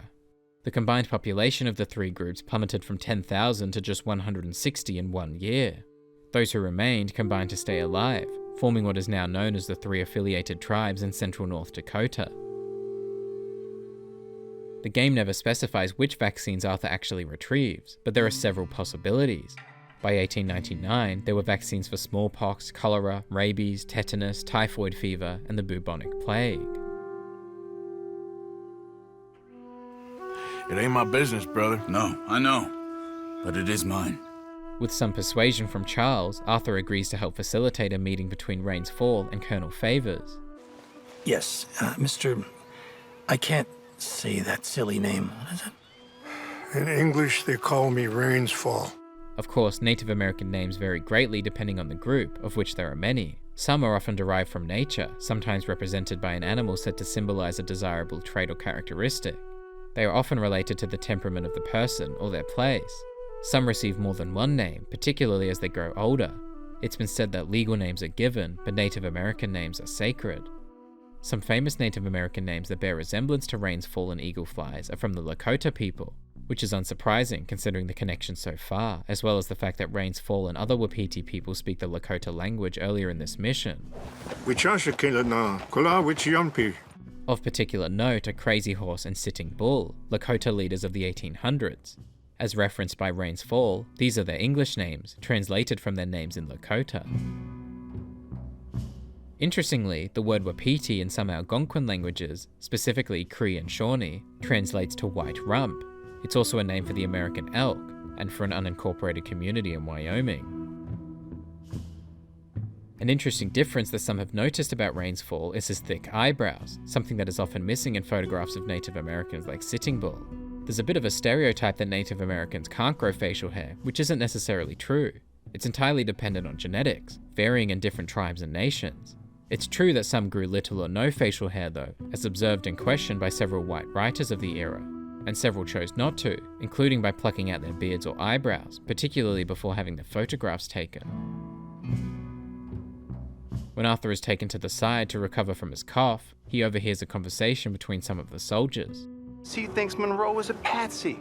The word patsy is thought perhaps to trace to Patsy Bolivar, a character created by Billy B. Van in a vaudeville skit in the 1890s, who was often blamed whenever something went wrong. The soldiers soon start talking specifically about Colonel Feuds. You know what they say about him. Hightail Favors, the man who missed a battle. In this context, Feuds bears a resemblance to John Chivington, a colonel of the United States Army whose inaction of returning to the main battle of Glorieta Pass was attributed as part of the reason for the Union defeat. A more important part of Chivington's career, however, was the Sand Creek Massacre in 1864, described as one of the most heinous war crimes in American military history. 70 to 150 or more peaceful Cheyenne or Arapaho were murdered and mutilated by Chivington and his troops, who took scalps, body parts, unborn fetuses, and both male and female genitalia as trophies. And while Feuds may not have committed an event as horrific as this, he cultivated an atmosphere not unlike Chivington's, in which the assault of women, withholding of vaccines, and destruction of shrines was not only accepted, but likely officially ordered by Feuds himself. Captain Monroe's disgust at the treatment of the Wapiti is not exclusive to him. Many were remorseful for the government's actions. Brigadier General George Crook, so respected an officer that future President Hayes named his fourth son after him and the Apache gave him a nickname, once said that one of the hardest things was to be forced to kill the Indians when they are clearly in the right, declaring our treatment of the Indian is an outrage. The story of Captain Monroe is reminiscent of the real tale of Valentine McGillicuddy.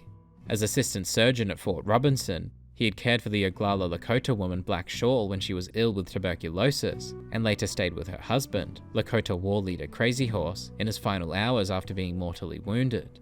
McGillicuddy became known as a friend to the Lakota. He traveled to Washington, D.C. to speak of the poor conditions of Fort Robinson, and was assigned as the Indian agent at Pine Ridge, the largest reservation in the U.S. The Oglala Lakota leader, Red Cloud, who shares many similarities with Rain's fall, was not initially fond of McGillicuddy, but years later described him as a young man with an old man's head on his shoulders. He was essentially forced out of Pine Ridge by the new administration, refusing to fire his own clerk on their orders, and falsely accused of defrauding the government of thousands of dollars. He was sent back years later to prevent trouble, but the government ignored his recommendations, and the Wounded Knee Massacre later followed. When word of the massacre reached home, McGillicuddy immediately set off to tend to the wounded. Rain's fall earlier called Captain Monroe a good man who wants to help. Perhaps nothing else, according to many, better described Valentine McGillicuddy. At the end of this mission, if Arthur has high honor and has met with her beforehand, he finds Sister Calderon at the train station. What are you doing here? Well, I'm on my way down to Mexico. They're finally sending me on a mission. They're a few years off, but in the early 1900s, several religious figures moved from the United States to Mexico. One such example was in 1903. Over the course of 7 years, the Texas Holiness Association established missions in several Mexican cities, perhaps not unlike what Sister Calderon intends to do here.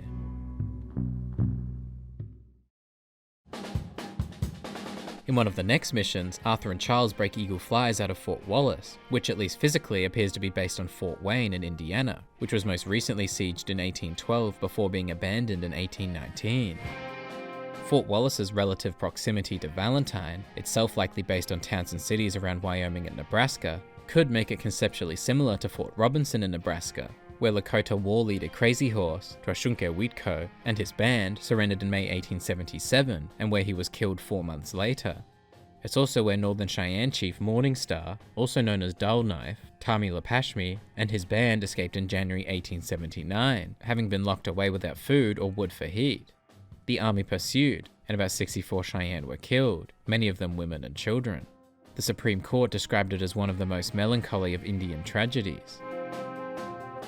The Rainsfall told me there was some retaliation after the meeting with Colonel Favors. Some women were taken, elders beaten, A similar sentiment is echoed by eagleflies after being found by Arthur and Charles. You okay? Sure. Enjoy being tortured. Clears the mind. Of course, despite some orders that Native Americans be treated with respect, this was often not the case. There are accounts of them being dragged from their homes and driven away at bayonet point, often to concentration camps. Of particular note was Fort Sixes, the first concentration camp to house the Cherokees. Little summarizes it better than the words of one of the members of the Guard. During the Civil War, I watched as hundreds of men died, including my own brother, but none of that compares to what we did to the Cherokee Indians. It may be worth noting that some Native Americans tortured their captives too, though this has been noted several times to be an exceptional ritual, an exaggeration of European law. More often than not, Native American raiding parties killed their enemies on the battlefield, or when they did capture them, it was with the intent of adoption or slavery, not torture.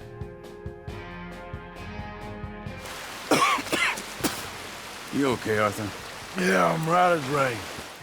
This idiom is said to have originated in Britain, first recorded in 1894, but apparently in use as far back as the 1870s.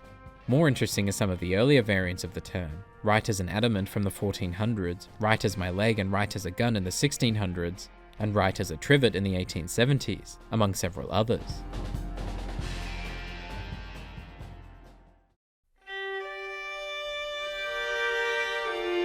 In one of the next missions, Arthur can choose to help Sadie get her revenge on the O'Driscolls. There's a sharpshooter! The word sharpshooter is commonly believed to have originated from the Sharp's rifle, designed and patented by Christian Sharps in 1848 and used in service from 1850 to 1881. However, the term originated much earlier, first as a translation from German in the 1770s, and later directly in English in the 1790s and early 1800s.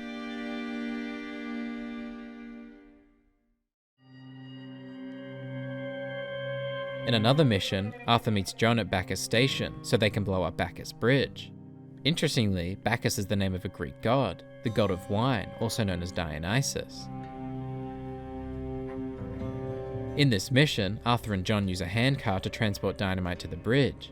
Handcars came onto the scene around the 1860s, built in the shops of individual railroads. By 1887, most of them were out of service, but kept around by some railroads since they were still operable. Their decline began in the very early 1900s, so not long after the events of the game. Thankfully, Arthur and John narrowly avoid a collision with an oncoming train. Unfortunately, several people in real life have not been so lucky. There was a rule at the time that one person should always be positioned to watch for an approaching train from the rear. Regrettably, these men did not follow this rule.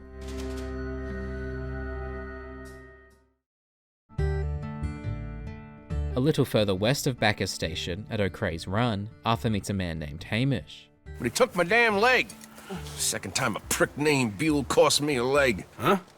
Buell was my general when I lost it. Interestingly, this is likely referring to a real general, Don Carlos Buell, a US Army officer who fought in the Civil War. In a later part of this mission, Hamish describes a battle he was involved in. The bodies lay so thick, you could have walked across the whole field without your boots touching mud.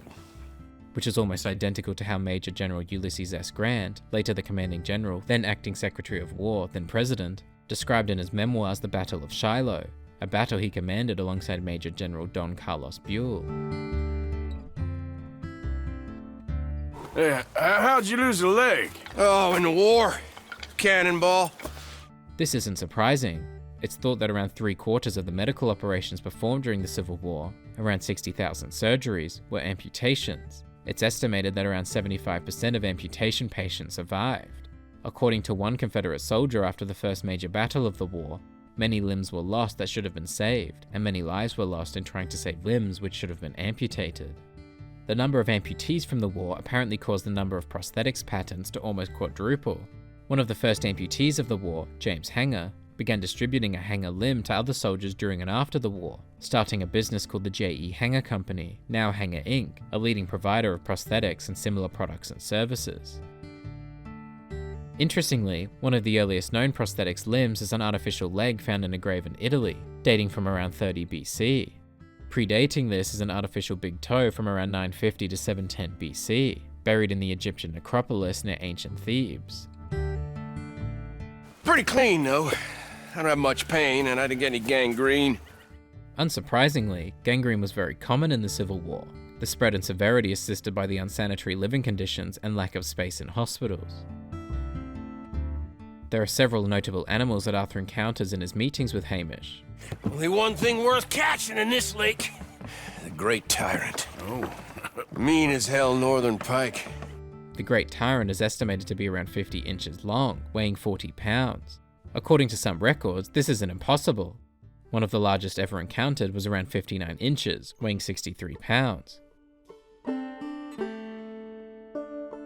There's this huge she-wolf been stalking me the last few nights I've been out.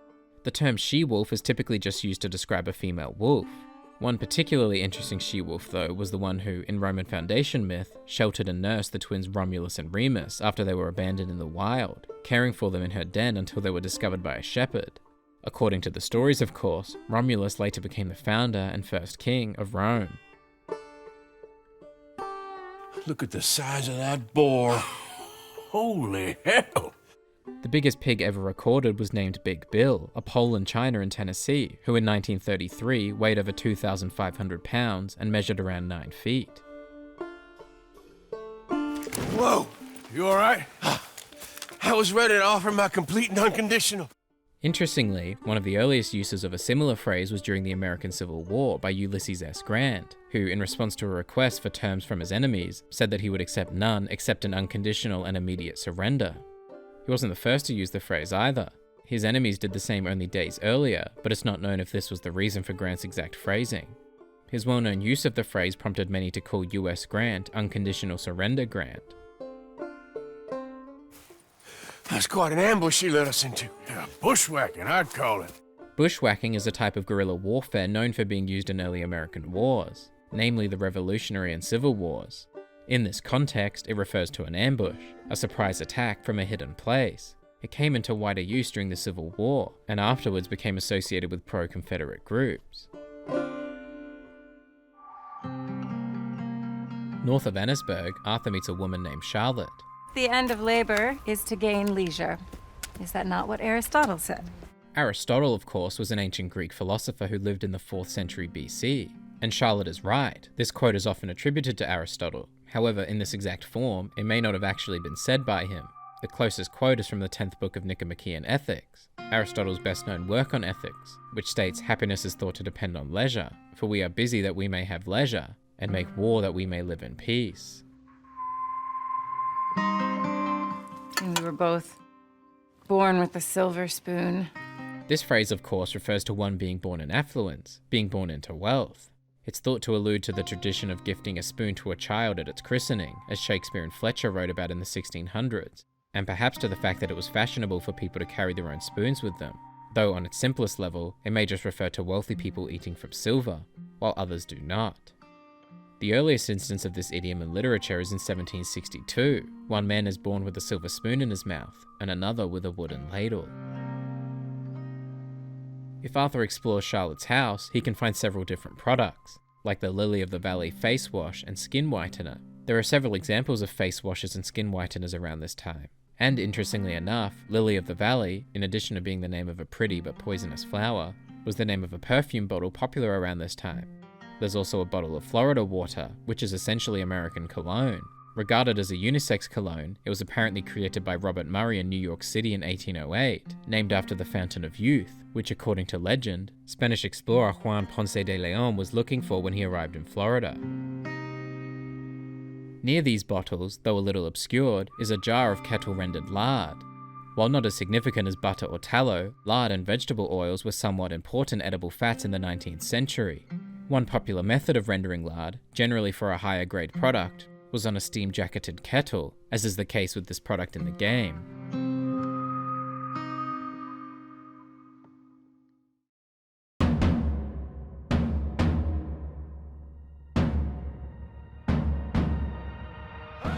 In one of the main game's final missions, Rain's Fall tries to convince his son not to battle. When I was your age, I fought. I saw death.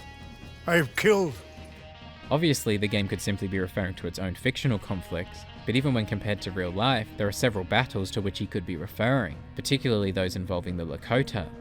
Most notably were the Sioux Wars, a series of conflicts from the 1850s to 1890s between the United States and the Sioux people, led by the Dakota and Lakota. The Great Sioux War, which took place over 1876 and 1877 between the US and an alliance of the Lakota Sioux and Northern Cheyenne, eventually led to the permanent establishment of Indian reservations in the country. The wars are over. We have lost. He's pretty much correct. There were only a few mostly minor conflicts with Native Americans after 1899, none of which resulted in more than 2 deaths on either side. Rains Fall's opinion for the Wapiti to settle without further conflict is reminiscent of the Oglala Lakota leader Red Cloud, mentioned earlier in reference to Valentine McGillicuddy. Red Cloud led the Lakota in several battles, most notably in the Sioux Wars conflict known as Red Cloud's War in the 1860s, resulting in more than 150 deaths. In the years that followed, Red Cloud pushed more for peace, seeking treaties and negotiations instead of warfare and bloodshed, much to the disagreement of others like Crazy Horse and Sitting Bull. Towards the end of this mission, Arthur and Charles discuss the situation with Dutch and the gang. There used to be some reason to it. Lines that couldn't be crossed. We even helped some folk.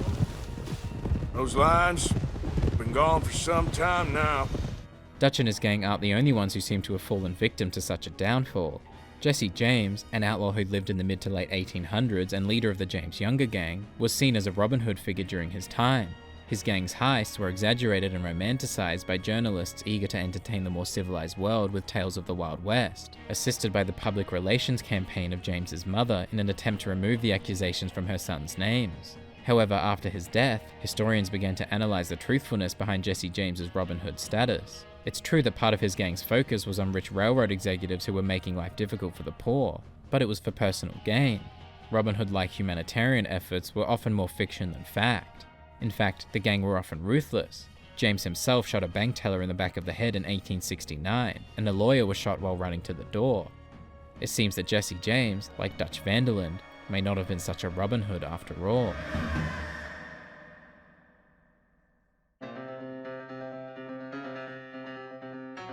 In the chapter's penultimate mission, the gang pull off one final score, and Dutch shares his plans for afterwards. I got us a river boat.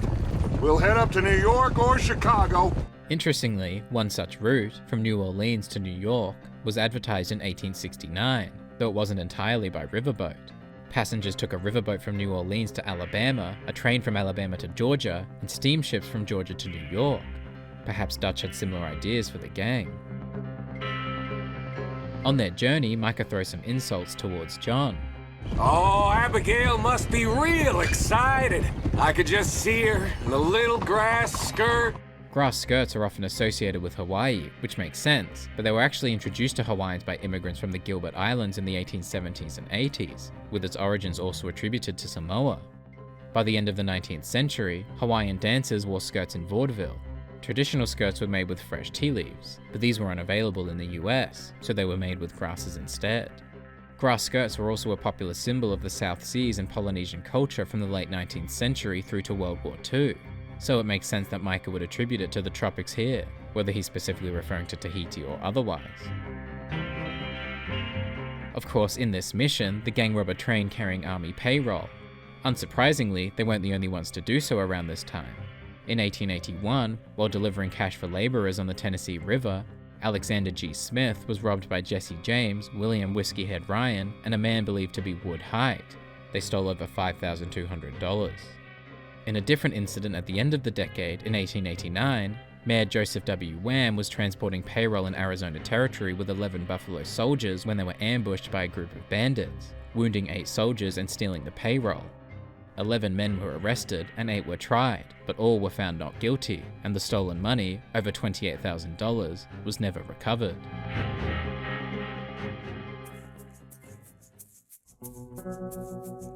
In the final mission of the main story, Arthur and the gang, or what's left of it, find out that the Pinkertons have kidnapped Abigail. This wouldn't be the first time the Pinkertons were involved in tales of kidnapping. Alan Pinkerton claimed that he and some associates kidnapped outlaw John Reno from a train depot in Seymour, Indiana in November 1867, hauling him via train to Missouri. In reality, Reno was arrested by police in a hotel in Indianapolis and legally extradited to Missouri, where he spent 10 years in prison. To save Abigail, Sadie fights through the Pinkertons in Van Horn, while Arthur provides sniper support from the lighthouse. The town that likely inspired Van Horn, Natchez, Mississippi, had its own lighthouse called the Natchez Light, built in 1825, but it was destroyed by a tornado in 1840. Interestingly, the Van Horn Lighthouse bears some resemblance to the Round Island Light in Mississippi, which stood on Round Island from 1859 to 1998, when it was toppled by a hurricane. It moved to Pascagoula, Mississippi for restoration in 2010, where it stands today. Sadie is also captured by the Pinkertons and held captive inside the Van Horn fence. There are a couple of things of interest around the fence, particularly its instruments. In the back is an accordion, which in its basic form is believed to have been invented in Berlin in 1822. It was introduced to Britain around 1828 and to Russia around 1830, where its production became widespread. By the late 1840s, 10,000 accordions were being produced in the country per year. By 1878, that number was apparently over 700,000. In the United States, particularly New York, it became popular as early as the mid-1840s. Hung up on the wall behind the shopkeeper's counter in the fence is a 4-string banjo. The banjo was first recorded in use in North America and the Caribbean in the 17th century by enslaved people taken from Central and West Africa. Slaves in the antebellum South played the banjo and spread it with the rest of the population, including many white men, leading to its commerciality and popularity in the 19th century. The 4-string model became especially well known around the ragtime era during the game's setting. When Arthur makes it to Abigail and Sadie, he is held up by Agent Milton, who tells him that he should have taken their deal when he had the chance. Not that it matters, since someone else took it anyway. Micah Belle. We picked him up when you boys came back from the Caribbean. There have, of course, been several government informants throughout history, but likely the closest in proximity to the Vanderlyn gang would be Robert Ford, who intended to collect a $10,000 bounty on Jesse James's head and receive a full pardon by the governor of Missouri. Ford shot James in the back of the head at his house in April 1882 and was himself killed 10 years later, in June 1892. Abigail saves Arthur by shooting Agent Milton in the head. His months of viciously hunting for the Vanderlyn gang ended in a moment. Milton's dedication to his search is reminiscent of Charles Siringo, a detective who worked for the Pinkerton National Detective Agency at the turn of the century, known for his work hunting down Butch Cassidy and his Wild Bunch. Much of the historical information about the Wild Bunch comes specifically from Siringo's files. His work was incredibly thorough, but so was Cassidy's, and his gang responded to the search by essentially mocking the Pinkertons and performing more robberies, a familiar tale for the Vanderlyn gang. Siringo even infiltrated the gang himself, whereas Milton only got an informant to get the information for him, and while Siringo didn't catch Butch, nor did Milton catch Dutch, their gangs did both ultimately meet their end. As did Agent Milton, thanks to Abigail, but the same did not happen to Siringo. In fact, he resigned from the organization in 1907, and years later wrote a book strongly criticizing it, calling it a corrupt institution that ought to be put out of commission. Perhaps not so much like Milton after all. Towards the end of the mission, Arthur can choose to help John get to safety or go back for the money. If he chooses the latter, he finds almost $43,000 under a wagon in the cave behind camp, equivalent to more than $1.6 million today. Perhaps they had enough money for Tahiti after all. John Henry Holliday, better known as Doc Holliday, was a dentist and gambler who was temporarily deputized in the early 1880s. Sometime afterwards, he was technically considered a criminal, with a warrant issued for his arrest. In 1887, Holliday rested near the hot springs of Glenwood Springs, Colorado, where 15 years after being diagnosed with tuberculosis, he died at the age of 36. Unfortunately, although he was around the same age as Doc Holliday, Arthur Morgan does not outlive his diagnosis for quite so long. He does not retire near any hot springs. He saves his friends, fights his enemies, and finally, honor permitting, dies watching the sunrise, and thus, his journey is done.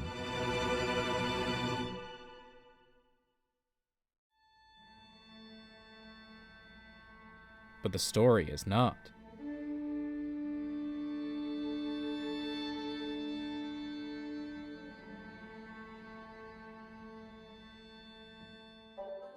Thanks to Arthur's efforts, 8 years later, in 1907, John Marston is trying to build a life for his family. Sorry, sir. The formal names that Jack uses to refer to his father are not totally uncommon, even today in many American families. He also uses ma and pa several times, which was also preferred in many families, as was daddy for some, especially English families, but that's typically reserved for other characters in the game. It's said that for elite families, mum and dad were totally disavowed, and it appears Jack follows a similar rule, only using the latter about 2 times, once when excited and once when distressed. What was that? I said you're a bad influence. On your mother. With your books. Which books was that? You know, that dime novel, Boy Calloway and the Men from the Moon, or whatever it was. This would certainly be accurate. Tales of the frontier existed while the frontier was expanding, as early as the early 1800s, with novels like the Leatherstocking Tales series. The Western genre really kicked off with penny dreadfuls and dime novels, which were discussed back in Chapter 2. The first dime novel was published in June 1860. From around 1880, the genre became successful in continental Europe with the publication of full novels by non-American authors like Karl May. And by 1900, cheap pulp magazines in the US allowed Easterners to relate to the tales of Western adventures. Do you enjoy tales of the Wild West? Not so much. Anymore. I've been reading about knights. You know, of the Round Table. There are several books that discuss Arthurian legends dating back to the 9th century, though they became much more popular around the 12th century. By the late 1800s, there were dozens of English-language books about this topic. There's King Arthur, and there's Sir Lancelot, and the Lady Guinevere, and a whole lot of others. Anyone familiar with the legend of King Arthur knows how true this is. According to legend, Arthur led the Celtic Britons in battle against the Saxon invaders in the late 5th and early 6th centuries. He was married to Lady Guinevere, who, as some stories say, began an affair with Sir Lancelot, Arthur's close companion and one of the Knights of the Round Table. There are any number of knights depending on the story, with some claiming as few as 13 and some up to as many as 1,600, though most commonly there were between 100 and 300. The name of this mission, the Wheel, may also have some relevance to the story of King Arthur. The Rota Fortuna, or Wheel of Fortune, serves as a symbol of the nature of fate, and Thomas Mallory's famous story, The Death of Arthur, uses it in this manner, with the wheel symbolizing the concept that even the best humans have flaws, that even those with poor morals retain the capacity for redemption, and to become a good person. In this mission, John and Abigail look for work in the town of Strawberry. I'm gonna go see what kind of good, honest work I can find. Grave digging or polishing some rich fella's boots or some such. Shoe shining as a profession is thought to have existed at least as long as branded shoe polish itself, so around the early 19th century. Interestingly, the earliest known photograph of a human, taken in 1838 or 1839, features a man having his shoes shined. There also appears to be a shoe shine station in the game, in Saint Denis. Time's hard, Mr. Milton. Jim Milton. John's use of this name may be a reference to John Milton, the English poet and intellectual who famously wrote Paradise Lost, an epic poem concerning the biblical story of the fall of man. Most notably, Milton originally envisioned this story to be based on a legendary king, such as the legend of King Arthur. From John's perspective, it's probably a reference to Andrew Milton, the long-dead Pinkerton.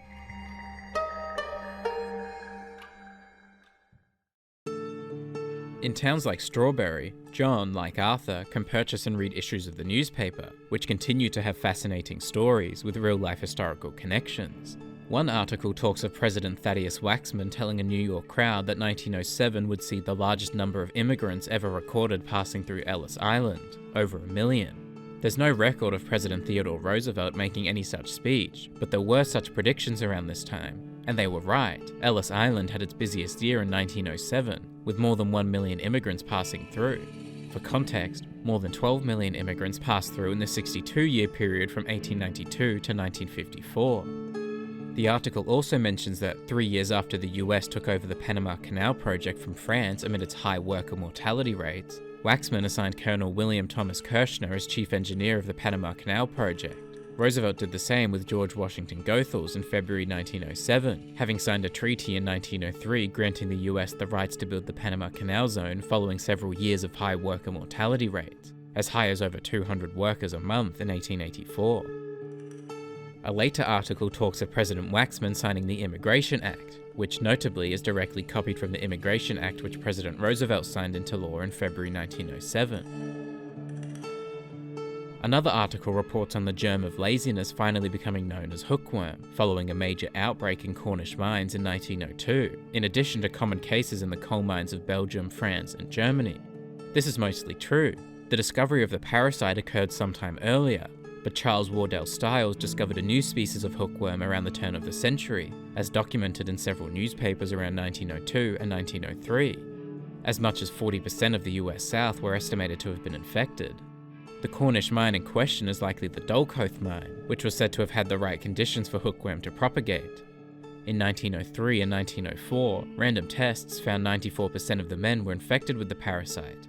The mention of European mines is also accurate, as would be mines in North Queensland in Australia, among other places. One story mentions that radio signals carrying the music of George Friedrich Handel was broadcast from an experimental alternator transmitter at Branch Rock, Massachusetts, a transmission then generally used for reports using Morse code. This is based on a real historical story.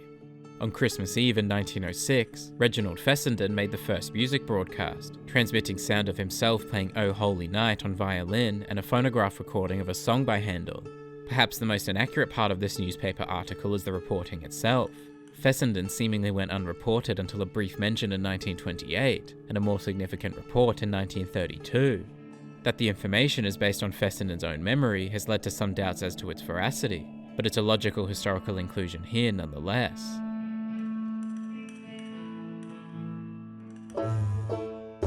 At the beginning of the next mission, Abe is seen using a grindstone to sharpen one of his tools. Of course, this is most certainly accurate, with grindstones having existed for centuries by this point, and the treadle and crank mechanism being introduced around 1480, over 400 years earlier than the game's setting. Is it true what they said about you when you arrived? That you ran off those hired guns?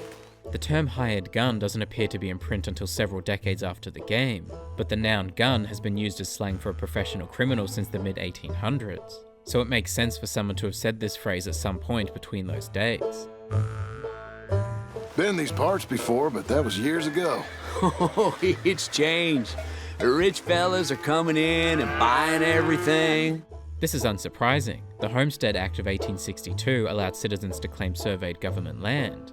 They were required to live on the land and improve it through cultivation for 5 years, after which point they were entitled to the property through only a small registration fee.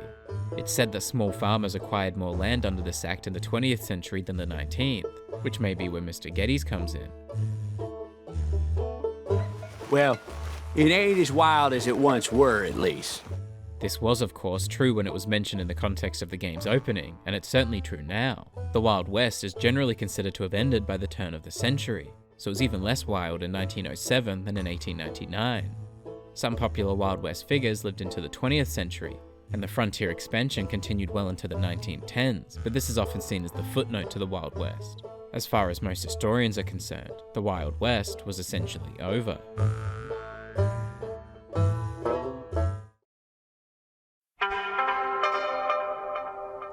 What was you doing before you came here? I told you. Wife got cheated out of inheritance. We was in a legal dispute. It was a bad time. The concept of inheritance and wills dates back to ancient Greece, where they were usually signed before several witnesses. They were further developed in ancient Rome, where they were influenced by Christianity, and in England, where distinctions began to be made between actual and personal property. At the end of this mission, as John and Abigail both leave for work, Jack is seen reading a book. More specifically, he's reading Otis Miller and the Boy from New York, one of the penny dreadfuls about the legendary gunslinger. Otis Miller seems pretty clearly based on the famous outlaw Jesse James, a connection made most obvious in one of the game's newspapers, which reprints a folk song about Otis Miller that is very similar to a real-life folk song about Jesse James, also sung by some gang members many years earlier, and as a result gives the two outlaws a lot of similarities, such as a brother named Frank, a son named after them who was arrested and acquitted for train robbery, and the fact that both men were shot and killed by members of their gangs. Miller's gun, found in the game world, is a Schofield revolver, modelled on the Smith & Wesson Model 3 variant, the Schofield, said to have been a favourite of Jesse James, and also the same model used to kill him. Perhaps more relevant though is the fact that Jesse James was also the subject of several dime novels in the early 1900s, which physically bear a striking resemblance to the one Jack is reading here. Oh, heck! Hey, maybe them Laramie boys weren't so tough after all, huh? Interestingly, the word Laramie seems to have a strong association with the state of Wyoming. It's the name of both a city and a county in the state. Fort Laramie is the name of both a Wyoming town and a former military institution. The Laramie River and Laramie Mountains run through the state and neighboring Colorado, and in 1898, the Missionary District of the Platte was renamed Missionary District of Laramie after it was expanded to include parts of Wyoming. This is most likely not a coincidence. One of the game's newspapers refers to the group as the Laramie Corporation, noting that under the guidance of the Cattle Association, they are visiting small farm owners offering large sums of money. Unsurprisingly, these organizations conceptually resemble the Wyoming Stock Growers Association, originally called the Stock Association of Laramie County. The group was established in 1872 to organize the cattle industry in the area, but before long, it had grown into a political force that was essentially the government of the Wyoming Territory. Regarding the group's resemblance to the Laramie Gang, in 1892, Frank Walcott, one of the group's members, hired around 50 gunmen, including known Texas killers, to eliminate alleged rustlers in Johnson County. On April 8th, they murdered Nathan Champion, accusing him of being a rustler and pinning a note on his chest reading, "Cattle thieves beware." However, Champion wasn't a cattle rustler at all. He was just a small rancher who stood up against the unfair practices of the association. A familiar story.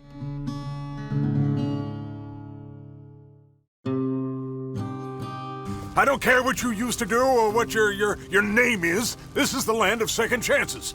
This is a phrase that has been used by several characters and figures to refer to their own lands, like Australia, Canada, South Africa, and of course the United States, especially in the 20th and 21st centuries.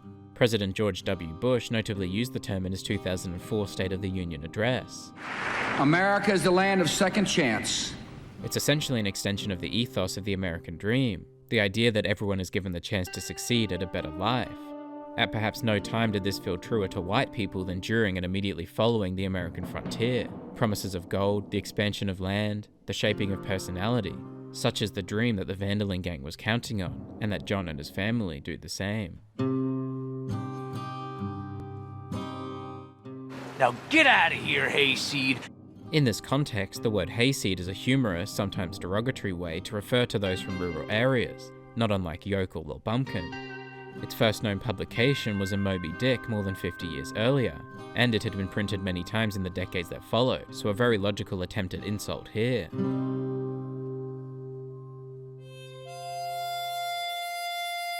In one of the next missions, John goes to the post office to pick up deliveries for Mr. Geddes and a parcel for Abigail. The post office was established in 1792 in the Postal Service Act. Shopping in this manner, meanwhile, was introduced to the United States by the first mail order catalogue in 1845, Tiffany's Blue Book. A pioneering mail order business, Montgomery Ward, produced its first mail order catalogue in 1872, cutting out the intermediary and allowing the prices to be lower. Richard Warren Sears, meanwhile, started selling watches through mail order catalogues in 1888, soon leading to the very popular Sears Roebuck & Co. catalogues, which are imitated elsewhere in the game. Hey, Mr. Jim? Mr. Jim? Hey! There's a telegram messenger for you.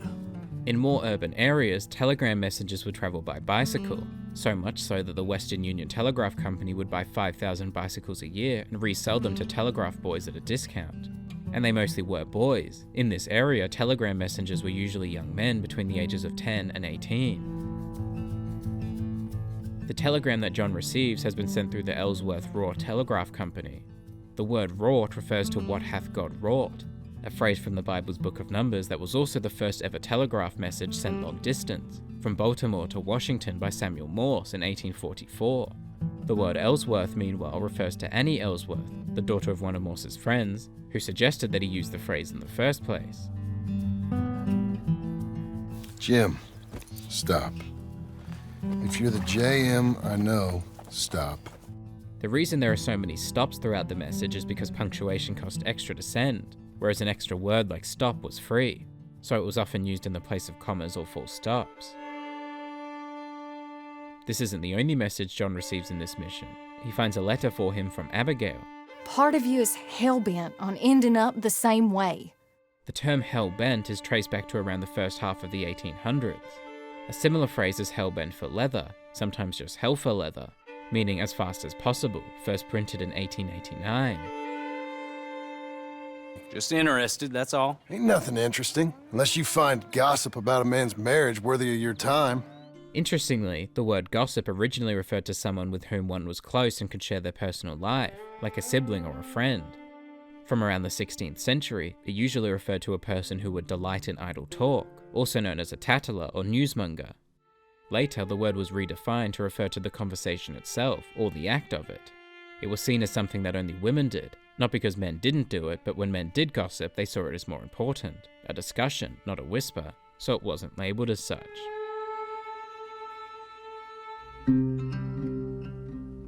In one of this chapter's last missions, John heads to Blackwater for the first time in the game. Interestingly, there are quite a few places called Blackwater in the United States. A census-designated place in Arizona, an archaeological site in New Mexico, a dam in New Hampshire. But the one with the most in common to the game is Blackwater, Missouri, particularly because it's also a relatively small city with a similar layout. Though to be fair, that layout wasn't exactly uncommon. Blackwater, Missouri was mapped in 1887, having functioned as a trading point for some time beforehand.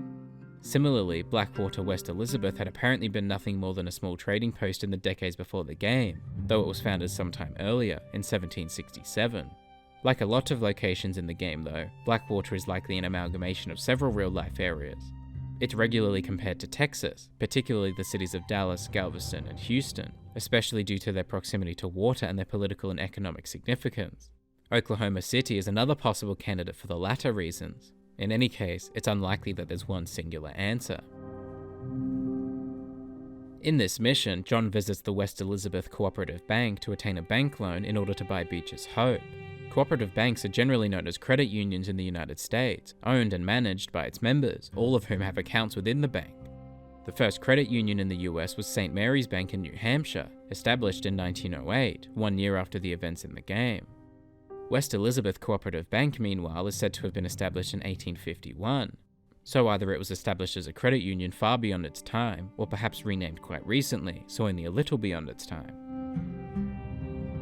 As for the bank loan, around this time, the late 1800s and early 1900s, 5 or 6 year amortization periods were fairly standard. Borrowers often had to pay 50% of the purchase up front, followed by interest-only payments and a large balloon payment for the remaining loan balance in the final month. However, the short repayment time and the hefty down payment meant it was mostly the wealthy who would apply for bank loans, rather than standard citizens.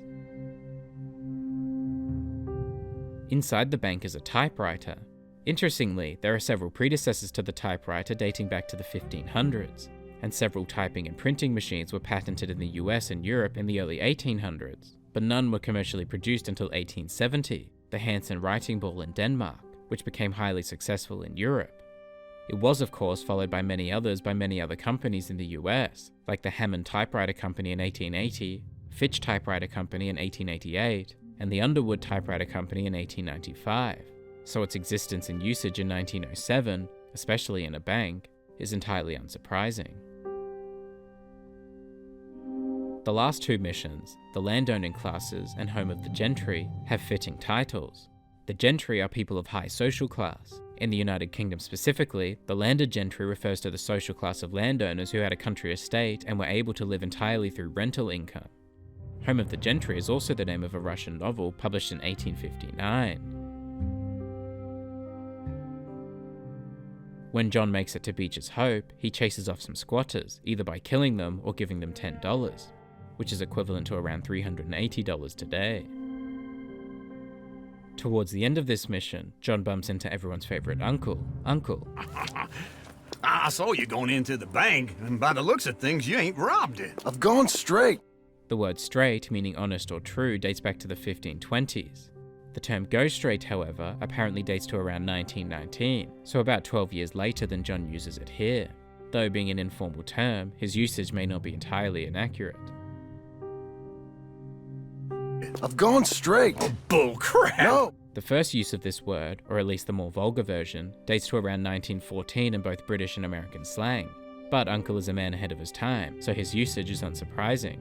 The word crap being swapped out for its vulgar equivalent dates back to around 1846, the first recorded use of the word referring to bodily waste. Speaking of bodily waste, Uncle convinces John to let him stick around. I'll come too. No, you don't have to. No, I'm real sick, John. Lumbago. The noun lumbago is derived from the late Latin word meaning backache of the lumbar region, and that's what lumbago is, lower back pain. A report from 1862 showed that railway workers had greater sickness than many other occupations, and that lumbago was one of the main causes, becoming an increasing problem between 1860 and 1880. More recently, the term lumbago was deemed too general by the medical community, so more specific terminology is used instead. In this mission, Uncle has a different horse, and interestingly, it has a mustache, which is common in several real breeds of horse too. Several countries prohibited the trimming of horse whiskers as it impacts their sensory ability, and the International Federation for Equestrian Sports banned it at its events in 2021.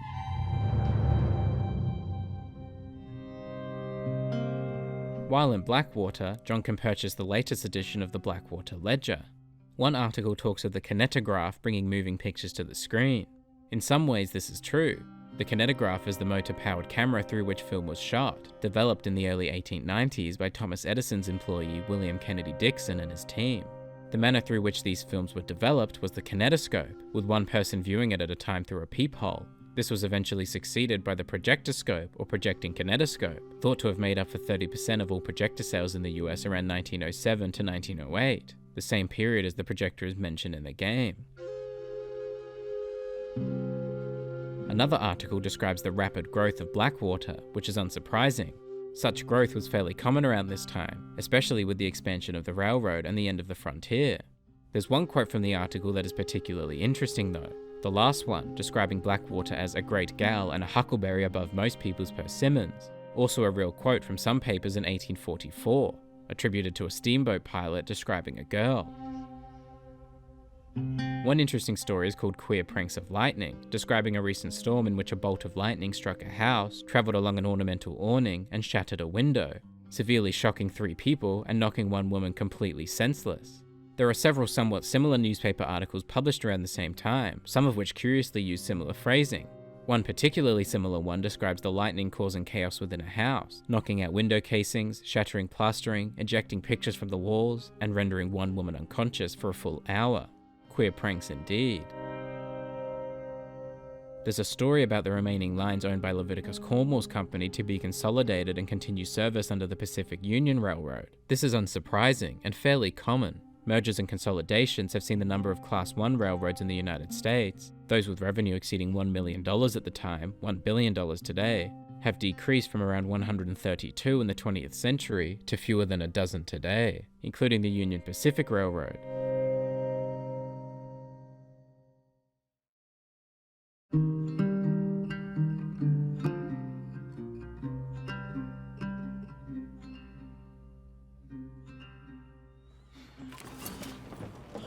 John Marston! It is good to see you. In this mission, John and Sadie track down Nathan Kirk, an accountant on the run from New York for embezzling money. Unsurprisingly, there are plenty of different cases of embezzlement around this time, so it's likely not based on any particular one. One interesting case is that of Paul R. Holland, a cashier of the First National Bank of Turtle Creek in Pennsylvania, who was found guilty on 4 counts of embezzlement and 4 counts of misappropriating funds. His defense is that he was so ill at the time that he could not give close attention to his duties as cashier, and implied that all his co-workers had taken the money, a somewhat familiar tale. It's all a mistake. My wife is a desperate woman. I didn't think I'd see any of you again after you left for the Yukon. Interestingly, Yukon is actually the name of at least 4 towns, 1 ghost town, and an unincorporated community in the United States. But here, Sadie is much more likely referring to the Yukon Territory in northwestern Canada, also referred to as the Yukon. We came back. Didn't strike it rich, as you can see. John and his family likely left in search of riches after the Klondike Gold Rush of the late 1890s, during which around 100,000 prospectors set to migrate to the Klondike region of Yukon after gold was discovered there. Of these, only around 30 to 40,000 arrived, around 4,000 actually found gold, a few hundred found enough to call themselves rich, and only about a handful actually managed to maintain this wealth. John's family, it seems, was not alone. We get plenty of New Yorkers here. It's resort town, you see. The Adirondacks of the West, the mayor calls it. The Adirondack Mountains are in northeastern New York, so trying to establish an equivalent title in the West is only logical for a resort town. The 6 million acre Adirondack Park was established by the state of New York in 1892. More recently, the park hosts around 12.4 million visitors per year. So borrowing its name seems like a great marketing tool for Strawberry. An unsurprising move considering its mayor. In the next mission, John and Uncle return to Saint Denis to look for Charles. There are a few interesting changes throughout the city since Arthur's last visit in 1899, like the renaming of Cornwall's business, but one particularly interesting one is the changing of Victory Street Station to Victoria Street Station, perhaps a reference to Queen Victoria, who died in 1901, less than 2 years after Arthur. This would be unsurprising considering her record-breaking reign, the longest of any British monarch at the time, at almost 64 years. There are other places in the US likely named after the Queen too, like Victoria, Kansas, named before her death, and Victoria, Virginia, named after it. One change that's not present in Saint Denis is the aforementioned resegregation of streetcars, which was actioned in 1902 in New Orleans, and would remain that way for the next 56 years. Many attitudes changed in the increasingly volatile political climate over these 8 years, however absent such changes may be in the game. In this mission, John is told to look for Charles at St. Saturnine's. Unsurprisingly, this name reinforces the connection between Saint Denis and New Orleans with a French-associated name. Saint Saturnin of Toulouse was one of the apostles to the Gauls in the 3rd century. Saint Saturnin is also the name, or part of the name, of at least 14 communes in France. Charles is given at least 2 different nicknames throughout this mission. The first is Lone Wolf, which is a name used for several different characters, books, and songs. Interestingly though, it's also the name of at least 3 known Native American figures. Guipago, the last principal chief of the Kiowa tribe, Lone Wolf the Younger, a Kiowa who was given his name by Guipago, and Hart Merriam Schultz, an artist known by his Blackfoot name, Lone Wolf. Another of Charles's nicknames is Indian Hercules. Interestingly, this is a title that was awarded by King George V and Queen Mary to Kodi Ramurthy Naidu, an Indian wrestler, strongman and bodybuilder in the early 1900s. In this mission, Charles partakes in a bare-knuckle fight. Interestingly, while the sport originated in England, some sources suggest that New Orleans was the traditional centre of bare-knuckle boxing. In fact, the event that is largely considered the first bare-knuckle world championship fight took place in Kenner, Louisiana in 1870. What was largely considered the last sanctioned bare-knuckle boxing match in the US took place in Mississippi in 1889, so the fact that this event is taking place in relative secrecy in 1907 certainly makes sense. It saw a resurgence more than a century later, and is fought legally today. In one of the next missions, John helps Sadie track down a bounty that was stolen from her. He's wanted in 5 states. I caught him last week. He was disguised as a lady in a house for fallen women. While not an exact comparison, of course, this is somewhat reminiscent of Elaine Parent, the chameleon killer, who apparently travelled around the world in the late 20th and early 21st centuries with more than 20 identities, sometimes as a man. She was known to have killed at least one person, her former flatmate, but her variety of aliases led to the belief that she actually killed several more, stealing their identities upon doing so. In a more historical sense, this could be a reference to the capture of Jefferson Davis at the end of the Confederacy in 1865. In his unsuccessful attempt to evade the Union soldiers, he wore a cloak, and his wife threw a black shawl around his shoulders. Political cartoons later depicted this as Davis trying to flee in full women's clothing.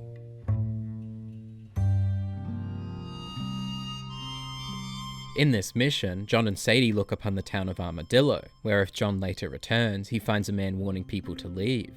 Hey, friend. Place is full of cholera. Head in there at your own peril. Well, half the town has died and most of the rest have fled. This isn't entirely out of place, though it is a little later than one might expect. There was a major cholera outbreak in the United States in the mid-19th century, which impacted several major cities. St. Louis, Missouri lost more than 4,500 people, while Cincinnati, Ohio lost almost 6,000. Several small towns in the Midwest were also severely impacted, largely in Indiana.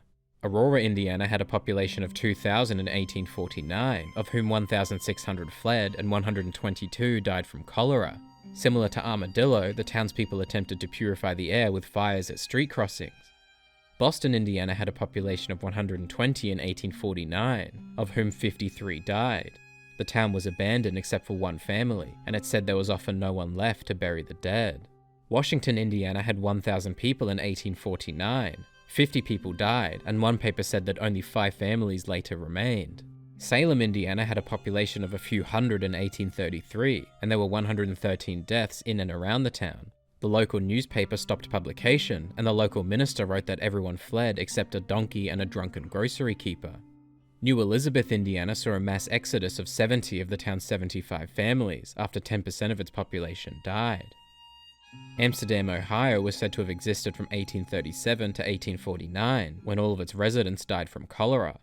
The entire town ceased to exist, and its only remnant is a road named Amsterdam Road. A few years ago it was the scarlet fever, then it was the desert plague, then typhus, now the cholera. Some deaths in Amsterdam, Ohio were attributed to diseases like typhoid, malaria, and scarlet fever, and it would be unsurprising elsewhere too. There was a world pandemic of scarlet fever from around the 1820s to 1880s, and a US epidemic of typhus in the mid-1800s. The Armadillo Town Crier gives John a handbill from the New Austin Sanitary Committee, which matches the handbills distributed in the 1800s, like one from New York around the late 1840s. Some folks say the whole town is cursed. This theory could apply to a lot of towns in and out of the United States. One interesting example is Bodie, California, a boom town which had around 8,000 residents in 1879. Its population subsequently declined, and it was declared a ghost town by 1915.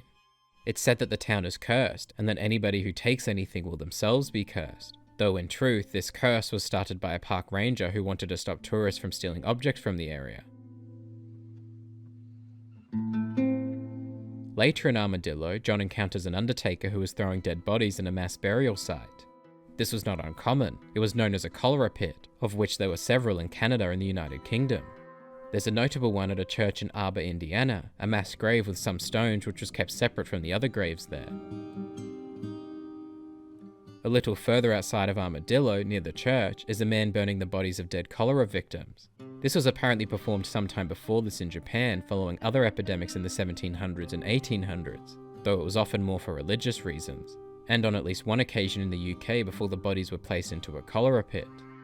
In the US, Hoffman Island and Swinburne Island were built to quarantine immigrants who arrived by ship carrying contagious diseases. Swinburne had a crematorium, which was used to cremate several bodies of those who died on the island, though this was likely for convenience and space. Some suggested that bodies of dead cholera victims should be burned to prevent further infection, though the disease is mostly spread through contaminated food and water. In one of the next missions, everyone's favourite uncle has a few interesting phrases to say. Boy, is as sour as weak old milk! This line appears to first be published around 1925. No wonder she didn't stay with you. Not even a retired $2 whore. This phrase, and a similar version replacing $2 with 2-bit, was first printed around the 1920s. You're worse than a snake with a toothache. And this one, replacing snake with rattlesnake, is first seen around 1912. But while Uncle may often seem ahead of his time, or perhaps a time traveller, these are all pretty informal phrases, so that they were spoken earlier than they were first published is not impossible. John's line, meanwhile, "The place just needs a woman's touch," was printed as far back as 1815, with the exact phrasing in 1895. So much less likely to be a time traveller. I know this sounds crazy. Some dumb old coot I know is telling me there's these houses you can buy pre-cut. Not crazy, friend. The very latest in modern convenience. Unsurprisingly, he's correct. Kit houses, also known as mill-cut, pre-cut, or ready-cut houses, were popular in the United States in the early 20th century. They were especially popular in the 1910s and 20s. Over 100,000 kit houses were said to have been built in the country between 1908 and 1940. Aladdin Homes in Michigan apparently presented the idea in 1906, and Sears Roebuck & Co., the company that would become the largest provider of kit houses, entered the market in 1908. Construction began to gradually decline after the stock market crash in 1929, and the final Sears catalogue was printed in 1940, though several other companies lasted until the 1960s, 70s, and 80s. and at least one North American company, which began in 1945, still operates today. I'll take that one. John selects modern style 144 for his house, though in the next mission that seems to have changed to modern home number 420. In any case, Sears Roebuck & Co., clearly one of the main inspirations behind Wheeler Rawson & Co., also had a modern style category in its own catalogues. Pleasure to meet you, Mr. Martin. Albert Cakes, Esquire, at your service. In the United States, Esquire is generally reserved for lawyers. Some state bar associations, like New York, actually protect the term, making its use by non-practicing lawyers essentially unauthorized practice of law. In the United Kingdom, use of the term is a little less rigid, usually just a polite title applied to a man's name when none other is used. Sometime later, Charles arrives with some security. I left Uncle armed to the teeth back at the ranch. The term "to the teeth," meaning well-equipped, dates to the 14th century, apparently referring to knights wearing armor from head to feet. It began to be used more around the mid-1800s, initially still applying to weapons and military equipment, so more or less the same way Charles is using it here. Now, Niels, he's an acquired taste, but boy, can he work metal. Norwegian, you see? Viking blood. This is, of course, correct. Viking is the modern name of seafaring people from Scandinavia, that is, Denmark, Norway, and Sweden, in the late 8th to late 11th centuries, often used specifically for raiders or pirates. Around the 19th century, the word was used in a more noble or romantic sense, referring to warriors. A Norwegian man being in this area is not entirely unsurprising, considering tall trees is adjacent to the Great Plains. After the Civil War, several immigrants from Norway settled around the Great Plains, though largely further north. By 1900, there were more than 300,000 Norwegians living in the US, one of the largest populations from any European nation. Fellas up there used to worship a god with a hammer. This is unlikely to need explaining, but yes, Norse mythology features a god named Thor, associated with thunder, lightning, and strength. And the hammer, of course, is Mjolnir, a devastating weapon wielded by Thor. A few minutes ago, he was chewing my ear off. To talk someone's ear off dates to around the early 1900s, so it seems pretty accurate here. It's likely combined with chew the fat, referring to making small talk, which originates sometime before 1885.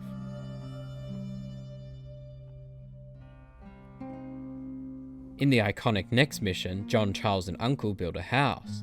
Well, John and Charles do. How did I know you'd try to weasel out of doing any work? The word weasel, meaning to extricate oneself from a difficult place like a weasel, was first recorded in 1925, so quite some time after its usage here. Definitely not a job for a man with terminal lumbago unless you want to dig a 6-foot deep hole for me when the workday's over. Don't tempt me.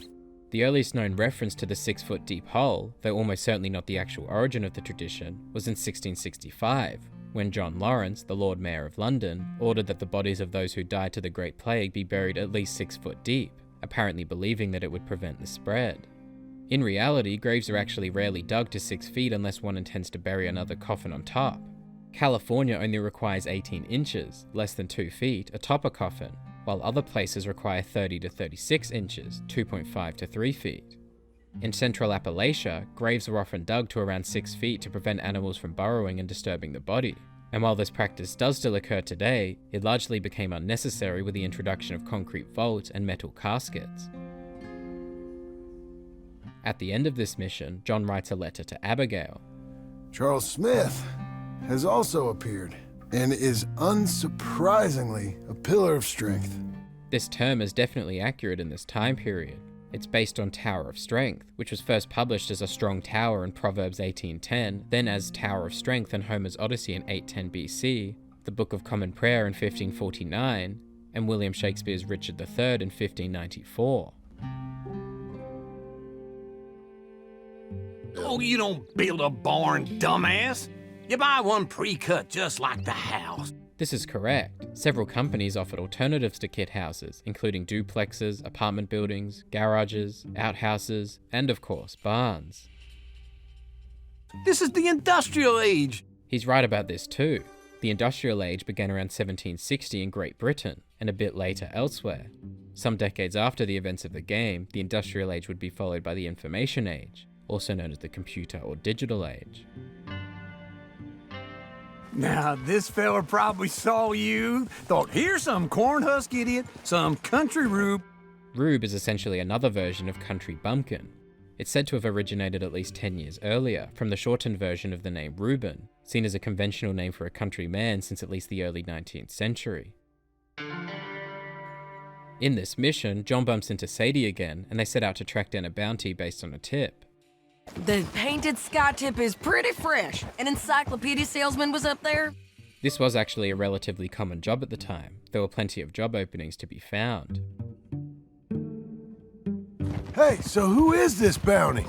Ramon Cortez. He's with the Del Lobo gang. Interestingly, looking into the Del Lobos a little more reveals some similarities with the Five Joaquins, an outlaw gang or group of gangs who operated in California in the early 1850s. As their name suggests, the gang was said to have been led by 5 men named or nicknamed Joaquin, at least 4 of whom are related in some way. Similarly, the Del Lobos have several members who are related, such as brothers Ramon and Esteban Cortez, brothers Alfredo and Jorge Montez and their cousin Carmela, and the married couple Barbarella and Ricardo Alcazar. Are they Mexicans? Some, and some Californios, and some regular Americans too. The main issue with comparing the Del Lobos to the 5 Joaquins is that much of the story around the Joaquins is shrouded in mystery and legend. However, as far as the stories go, the groups did band together in California, so there's a good chance that what Shady says here would have applied to them as well. Well, Californios at least, that is, Hispanic Californians, as regular Americans may not have been especially welcome as far as the stories are concerned. After John and Shady capture Ramon, he offers John money to kill Shady, increasing from $100 to $300, the equivalent of around $3,300 to $10,000 today. By the end of the mission, he says he has around $5,000 worth of gold, the equivalent of over $167,000 today. Back in Armadillo, John can encounter 4 members of the Del Lobo gang threatening the sheriff, and can choose to help take them down. I don't know what you made of that, but it was a close thing. And in light of that, and the sad demise of this settlement, I am resigning my post. While certainly not the same situation, this is almost reminiscent of the story of Harry Love, who was a deputy sheriff in Los Angeles. He later worked to pursue the 5 Joaquins, and alongside his group, the California Rangers, he allegedly killed Joaquin Murrieta. After this, the Rangers disbanded, and Love tried to settle down near Boulder Creek, California. About 15 years later, he was killed by the bodyguard of his estranged wife when he showed up on her porch. In another encounter with the Del Lobos, they caused some trouble in Armadillo. To the north, you got the Rangers. To the south, Rhodales. This refers to armed government forces. From 1861 to 1914, this referred to the Rural Guard, essentially a police force. Interestingly, they are known as Federales in the first Red Dead Redemption, also set around this time. But Federales is the name commonly given to the Mexican army, not the Rural Guard, though it's likely just used as a catch-all for all law and military enforcement. In a different encounter with the Del Lobos, John can hear some of them complaining about their sleeping quarters. This is a little too cozy for all of us. We were sleeping on top of each other when I was out fighting in the Caribbean. There are several military conflicts that have taken place in or around the Caribbean. The most recent at this time was the Spanish-American War in 1898, which partly took place in Cuba and Puerto Rico in the Caribbean Sea. If this is the case, then his comments seem accurate. The living conditions for soldiers during the war were unsanitary and led to outbreaks of disease. In one of the next missions, John, Charles and Uncle sing a very catchy tune. Young miss at dancing school is taught the minuet to tread. Like most of the other songs in the game, this is real. It appears to be called a sailor's song, first printed around the late 1700s. In the game, the 7 verses have been trimmed back to 4 and the order rearranged, including the first verse now becoming a chorus that is repeated by the group twice more. There's also a brief line at the end of every verse that is cut off, but other than this, the lyrics are almost entirely identical. John and Charles became acquainted with the gang known as the Skinner Brothers earlier, but here they get to experience their behaviour up close, as they save Uncle from their torture. Not unlike the Murphy Brood, the Skinner Brothers could be based on any number of groups, but one particularly interesting pair are the Hart Brothers, Big and Little, McHajar and Wiley. Possibly cousins, they were killers in the late 18th century, operating through several southeastern and midwestern states. They killed at least 24 people, though possibly even more than 50, and they killed indiscriminately and brutally, apparently inspired by the divine, and known for mutilating bodies, sometimes filling them with stones. After being captured, Big Harp said his only regret was the hasty murder of his own baby, though it said he may have killed at least 2 more. He was decapitated shortly thereafter. Little Harp was captured a few years later, executed by hanging, and he too was decapitated. Back in Blackwater, a new newspaper is available. One story reports on the Attorney General founding the Bureau of Investigation, headed by Edgar Ross, formerly of the Pinkerton Detective Agency and then the National Bureau of Criminal Identification. This is all logical and historically appropriate, though the dates are slightly different to fit within the game.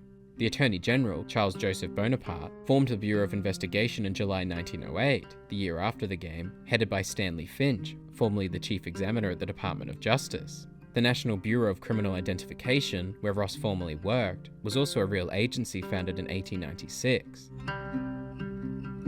One article reports on soaring costs and a shortage of supplies on islands like Guam due to the increased focus on sugar production, after banking institutions like J.D. McKnight & Co. took control of the sugar industry.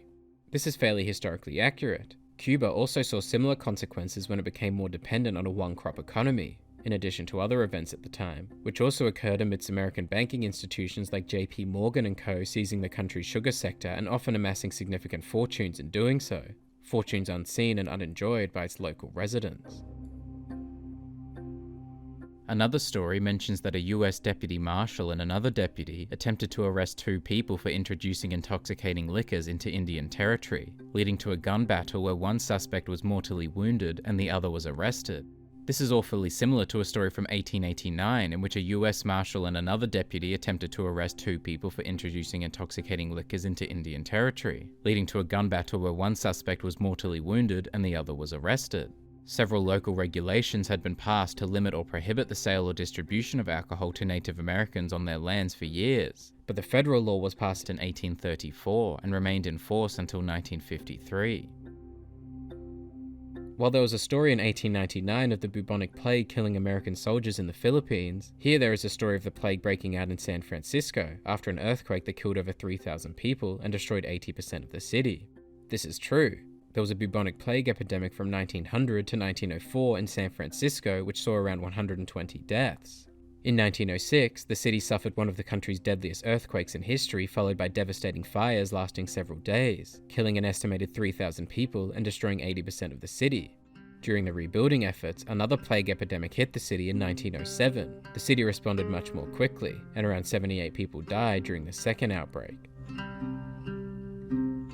Sometime later, in another mission, Abigail and Jack return to John, now with a new friend, Rufus. According to the game, Rufus is a Labrador Retriever. Interestingly, Labradors date to around the 1830s, when St. John's water dogs were bred with British hunting dogs to create what is now known as the Labrador Retriever. The breed was first recognised by the American Kennel Club in 1917, so 10 years after Rufus's appearance here. But of course they still existed sometime before that, so while Rufus may not have been as common at the time as he would be now, his appearance is certainly not historically inaccurate.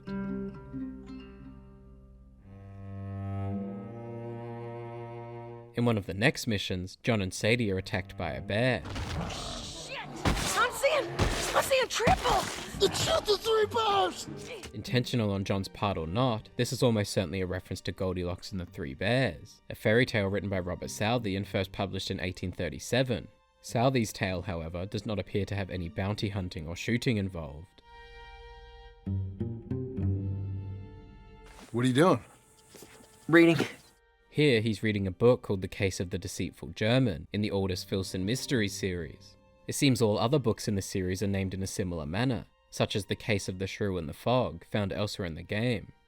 They could be based on any number of penny dreadfuls or dime novels, and they likely are, but in terms of the titles, a close match is the weekly Secret Service stories, published from 1899 to 1925, featuring stories such as The Case of the Chinese Gold King.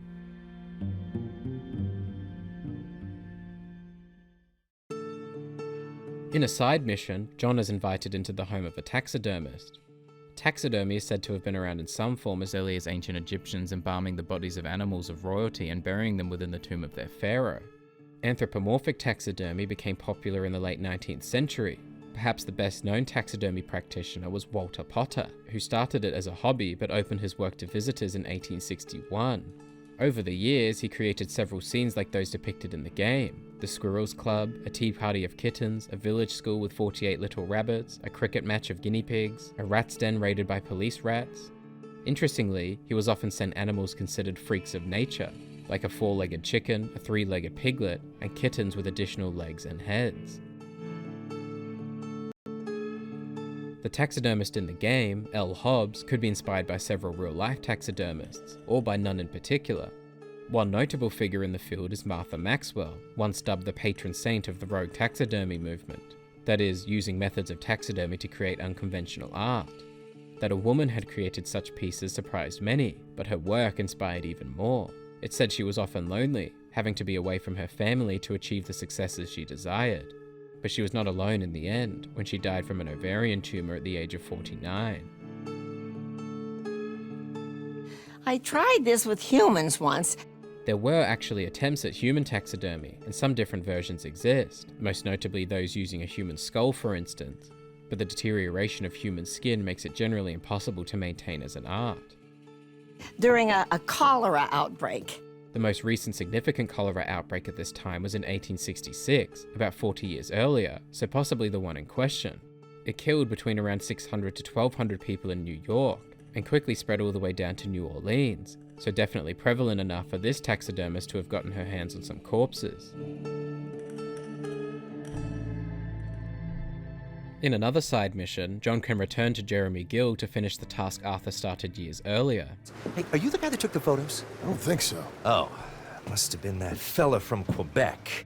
A weird side note, but here he may be referring to Marcel Bellevue, who owns a photography studio in Saint Denis and whose name is identical to a 20th and 21st century comedian and director from Quebec. I found a giant catfish! According to the in-game description, the catfish is over 7.5 feet long and weighs almost 200 pounds. Much heavier than the world record 58-pound channel catfish caught in South Carolina in 1964. Looking at other catfish species reveals bigger ones too. In Thailand in 2005, a Mekong giant catfish measured 9 feet and weighed around 650 pounds. And as recently as 2023 in Italy, a Wells catfish measured 9.4 feet in length. On their way to hunt the catfish, Jeremy seems annoyed at the mention of money. Do you think Hannibal was haggling as he went over the Alps? He's referring to Hannibal, the Carthaginian general who led his army over the Alps into Italy in 218 BC, to take the Second Punic War straight to the Roman Republic, a war that, around 17 years later, he lost.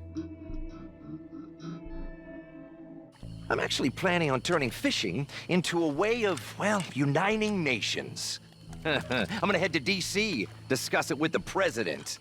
Interestingly, Herbert Hoover was often considered the fishing president, though he didn't become president until 1929, over 20 years after this. Grover Cleveland also developed an obsession with fishing between his 2 terms as president in the early 1890s, but the president at the time of this mission was Theodore Roosevelt, who was known to go fishing every now and then and known for hunting, but perhaps better known for his conservation efforts and programs, so probably willing to discuss fishing at least. In the game, Roosevelt is represented by Thaddeus Waxman. Then I'm gonna head over to Europe. Bring the royal families together while I teach them how to fish. There were several European royal families around this time, including many who still exist today. Interestingly, several royal empires fell around this time too, beginning with the Kingdom of Portugal in 1910 and the Russian Empire in 1917, so perhaps bringing them together with fish wouldn't have been a bad thing, or perhaps Jeremy Gill is overestimating his own importance. I got invited to China. I'm gonna fish with the emperor there. The emperor of the Qing dynasty at the time was Guangxu Emperor, but he was under house arrest from 1898 until his death in 1908. It certainly may have been possible for the emperor to have gone fishing while under house arrest. He had other hobbies after all. And there's also a chance that he could have at least invited someone to go fishing with him. He wrote a letter to President Roosevelt in 1904, for instance. But Jeremy Gill? Unlikely.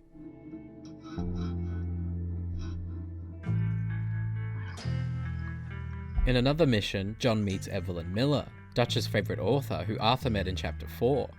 Miller bears a striking resemblance to the American philosopher and essayist Henry David Thoreau. They have similar appearances, Thoreau had different beard lengths throughout his life, but in one famous photograph he has a similar beard to Miller, albeit longer. They also have similar interests, like education. Thoreau taught at a school in Massachusetts and opened the Concord Academy with his brother in the 1830s, while Miller was a professor at Princeton University. They both discuss and advocate for nature, neither of them truly rejecting civilization nor bringing themselves to fully embrace a life of wilderness. And they both lament and resist the overrule of governments. Thoreau famously in his Resistance to Civil Government, written in part because of his disgust by slavery in the Mexican-American War, and Miller as shown in chapter 4 when he advocates on behalf of rain's fall and eagle flies. In this mission, Miller discusses how he quit Princeton to live in an isolated cabin and tall trees to work. Thoreau did something similar for 2 years in the mid-1840s, moving to a small house he had built near Walden Pond, leading to one of his best-known works, Walden. As for Evelyn Miller's name, it could be completely random of course, but if it was inspired by anyone, a likely candidate might be Ernest Hemingway, whose middle name was Miller. While not exactly an isolated cabin, Hemingway did buy a house outside of Ketchum, Idaho in 1959, overlooking Big Wood River. He died there 2 years later, in 1961. In the second part of this mission, Miller takes John to see some hunters. Unless you're showing me Bigfoot, you should know. I'm not so easily shocked, Mr. Miller. Interestingly, many different cultures, perhaps most, have some folk tales of a human-like giant or Sasquatch in their history. The name Bigfoot, though, was apparently first used in 1958, after a bulldozer operator for a logging company in California discovered mud footprints that were 16 inches or 40 centimeters long, a claim that was apparently corroborated by his workers. Do what the lady says. I worked my fingers to the bone building this place, Abigail Roberts. Marston! Abigail Marston, Miss Marston to you. The act of a woman taking a man's name after marriage was a long-standing tradition in the English-speaking world, including the history of the United States. The earliest well-known instance in the country of a woman not taking her husband's surname was in 1855 by Lucy Stone, who found the tradition indicative of a woman's identity being taken from her, particularly after marriage. She faced some opposition from the decision, including the inability to vote in school elections, but died, still married, at the age of 75, with the same name with which she was born. In this mission, John and Abigail get their portrait taken at a photography studio. Interestingly, the earliest known photographic portrait of a person taken in the US was by Robert Cornelius in 1839, a self-portrait in fact, for which he would have sat still for around 10 to 15 minutes. A couple of years later, Cornelius operated some of the earliest photography studios in the country, though the first was opened by Alexander Walcott in New York City in 1840, around 67 years before John and Abigail have their portrait taken here. Yes, wonderful. Handsome couple, quite something, but you need a background. These painted backdrops were fairly standard for photography from around 1860 up until 1920. Eventually waning in popularity upon the introduction and increased production of Kodak cameras, like the Brownie, which brought handheld photography to the mainstream. Thought you were a cowboy, not a poser. The word poser dates to around 1866, 41 years before Abigail uses it here. How's this? Perfect!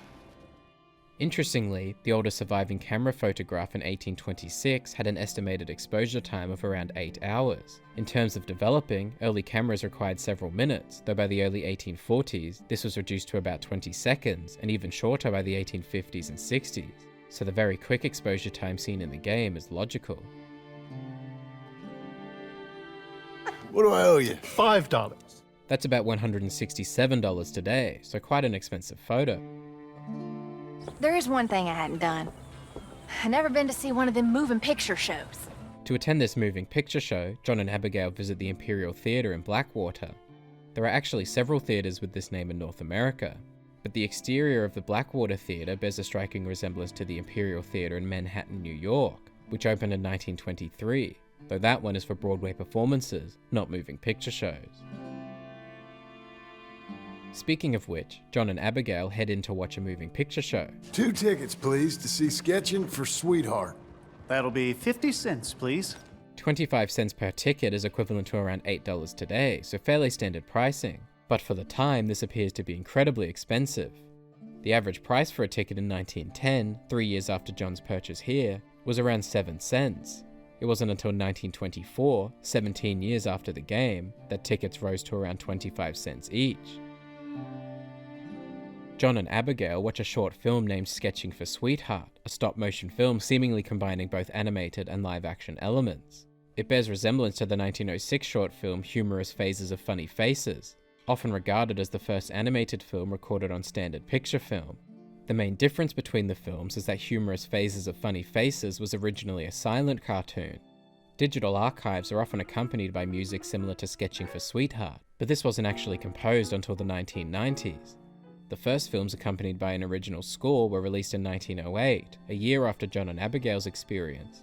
However, some early film screenings were sometimes accompanied by a pianist or organist, and there's no indication that this isn't the case in the game. So at least in terms of music, Sketching for Sweetheart may not be entirely historically inaccurate. Looks so real. It's not. Don't be such a sourpuss. The first recorded use of the term sourpuss was in 1937, 30 years after Abigail's usage here, in the cartoon Porky's Railroad. I bet she can't give a sweet milk with a sour puss like that. However, the first use of puss, meaning a sour-looking or ugly face, was around 1890, so it seems logical here. Will you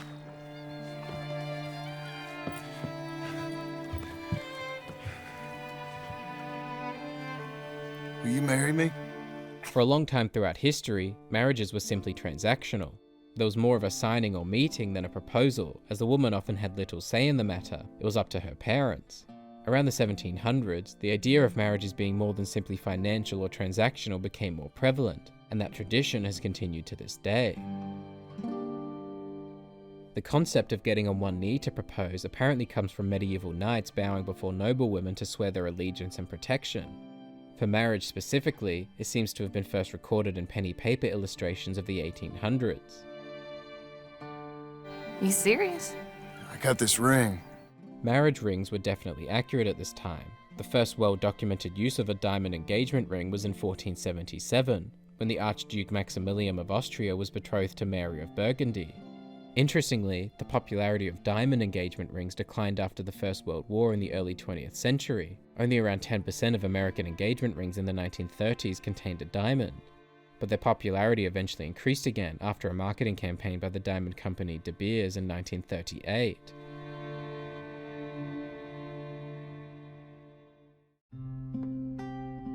In the last edition of the newspaper, One Brief Story reports on the governor of California amending the Pharmacy and Poison Act to prohibit the sale of cocaine without a prescription.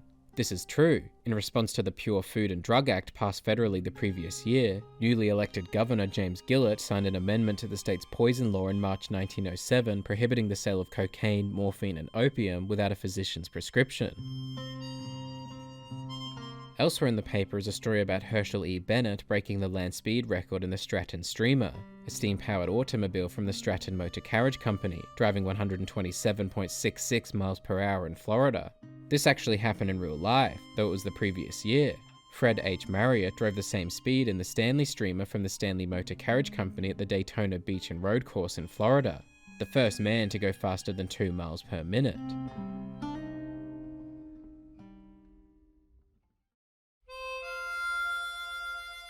Red Dead Redemption 2's final mission opens with Jack telling a surprisingly relevant tale about warriors, princesses, and dragons. But upon closer inspection, he's actually reading a Penny Dreadful novel about Frank Heck, a famous gunslinger. Interestingly, Frank Heck appears at least partially based on Wild Bill Hickok, an Old West gambler and gunslinger. They wore similar clothes, favoured a pair of revolvers, and both died in saloons. Of course, this being the final mission, Sadie shares some of her plans for the future. I've been thinking I might get out of here too.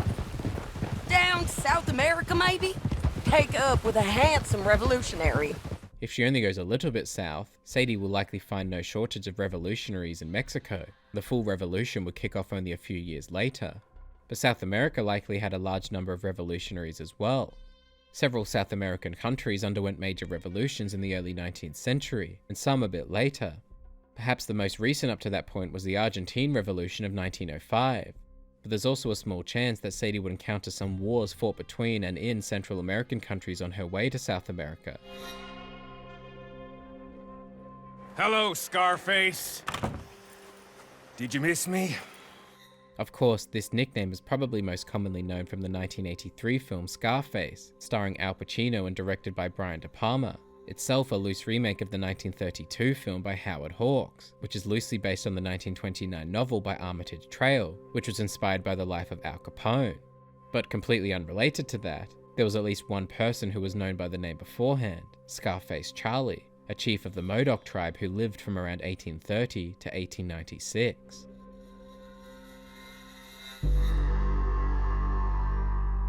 Come on now, Micah! At least die like a man! Hellfire! As the name suggests, hellfire refers to what religious people, particularly Christians, believe is the punishment that bad people will suffer after they die, essentially referring to that person's day of reckoning. A fitting thing for Micah to say at this particular point in time then.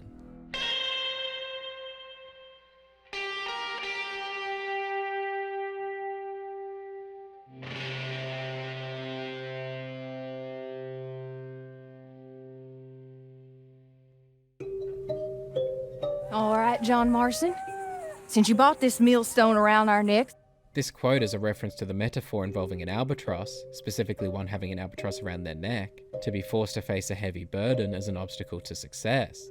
It originates in Samuel Taylor Coleridge's 1798 poem, The Rime of the Ancient Mariner, in which a sailor's killing of an albatross brings bad luck, and he is forced to wear the dead bird around his neck.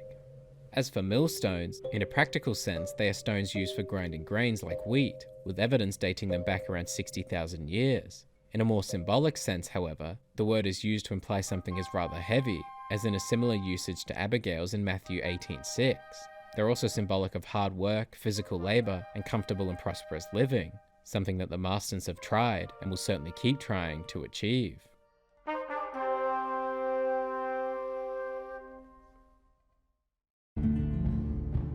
Over in Annesburg, John meets Rain's Fall.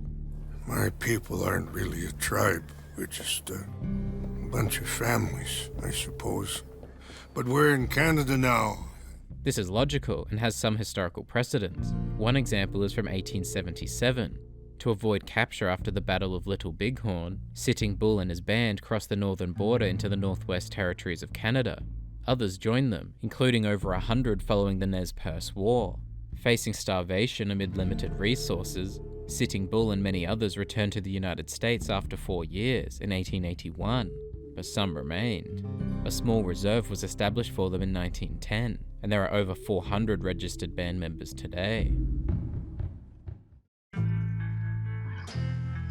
When John returns to Evelyn Miller, he finds him dead in his cabin, slumped over his work, so he burns down the cabin.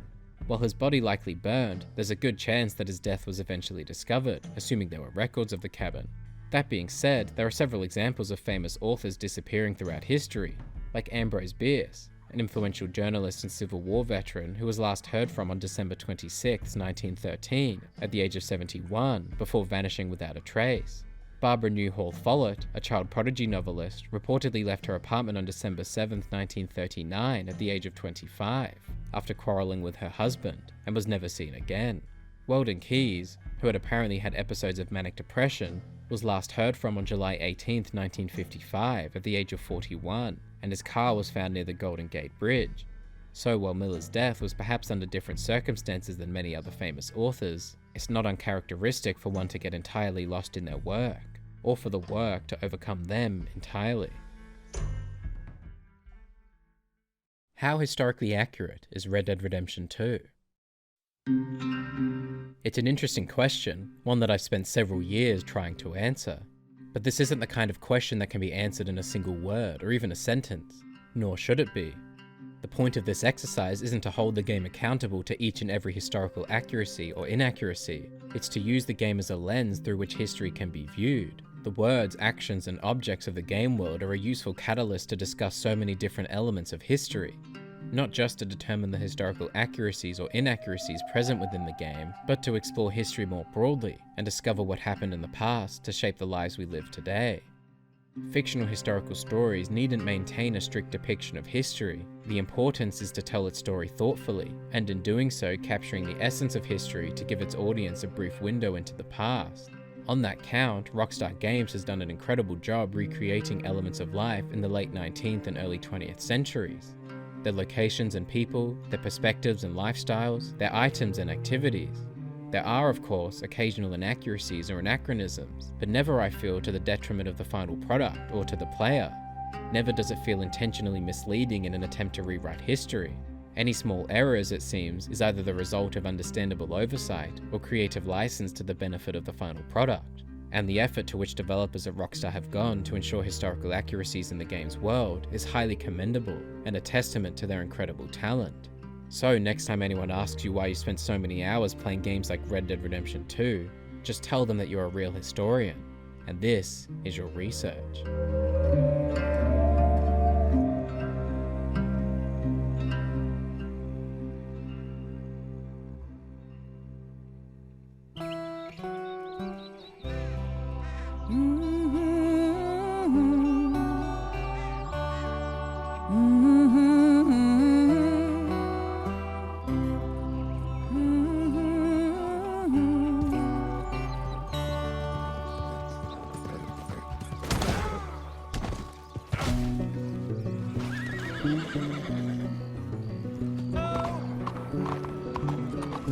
Excuse me.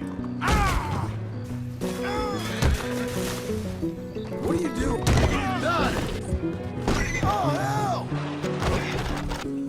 You know what to do, girl.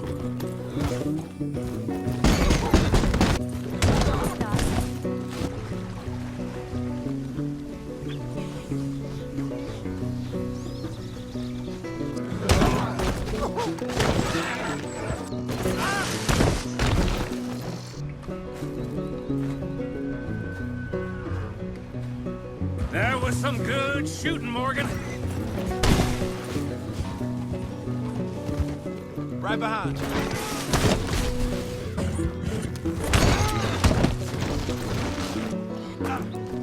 They're coming now.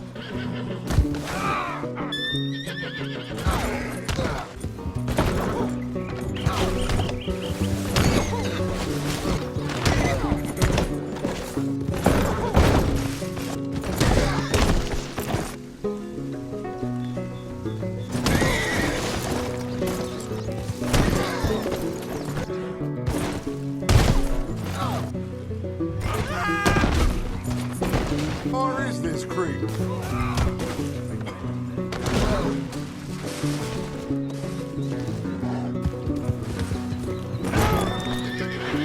Un grupo de cucarachas de ese campesino.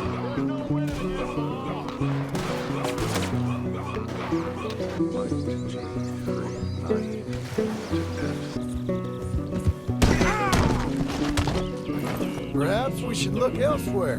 Well, Hey, you okay, boy?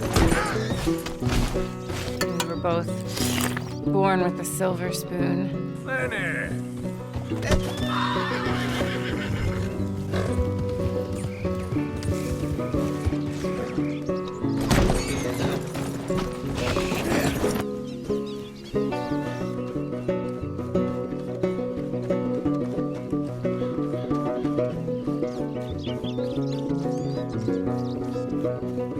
Hold up! Who is it? Arthur! Dumbass!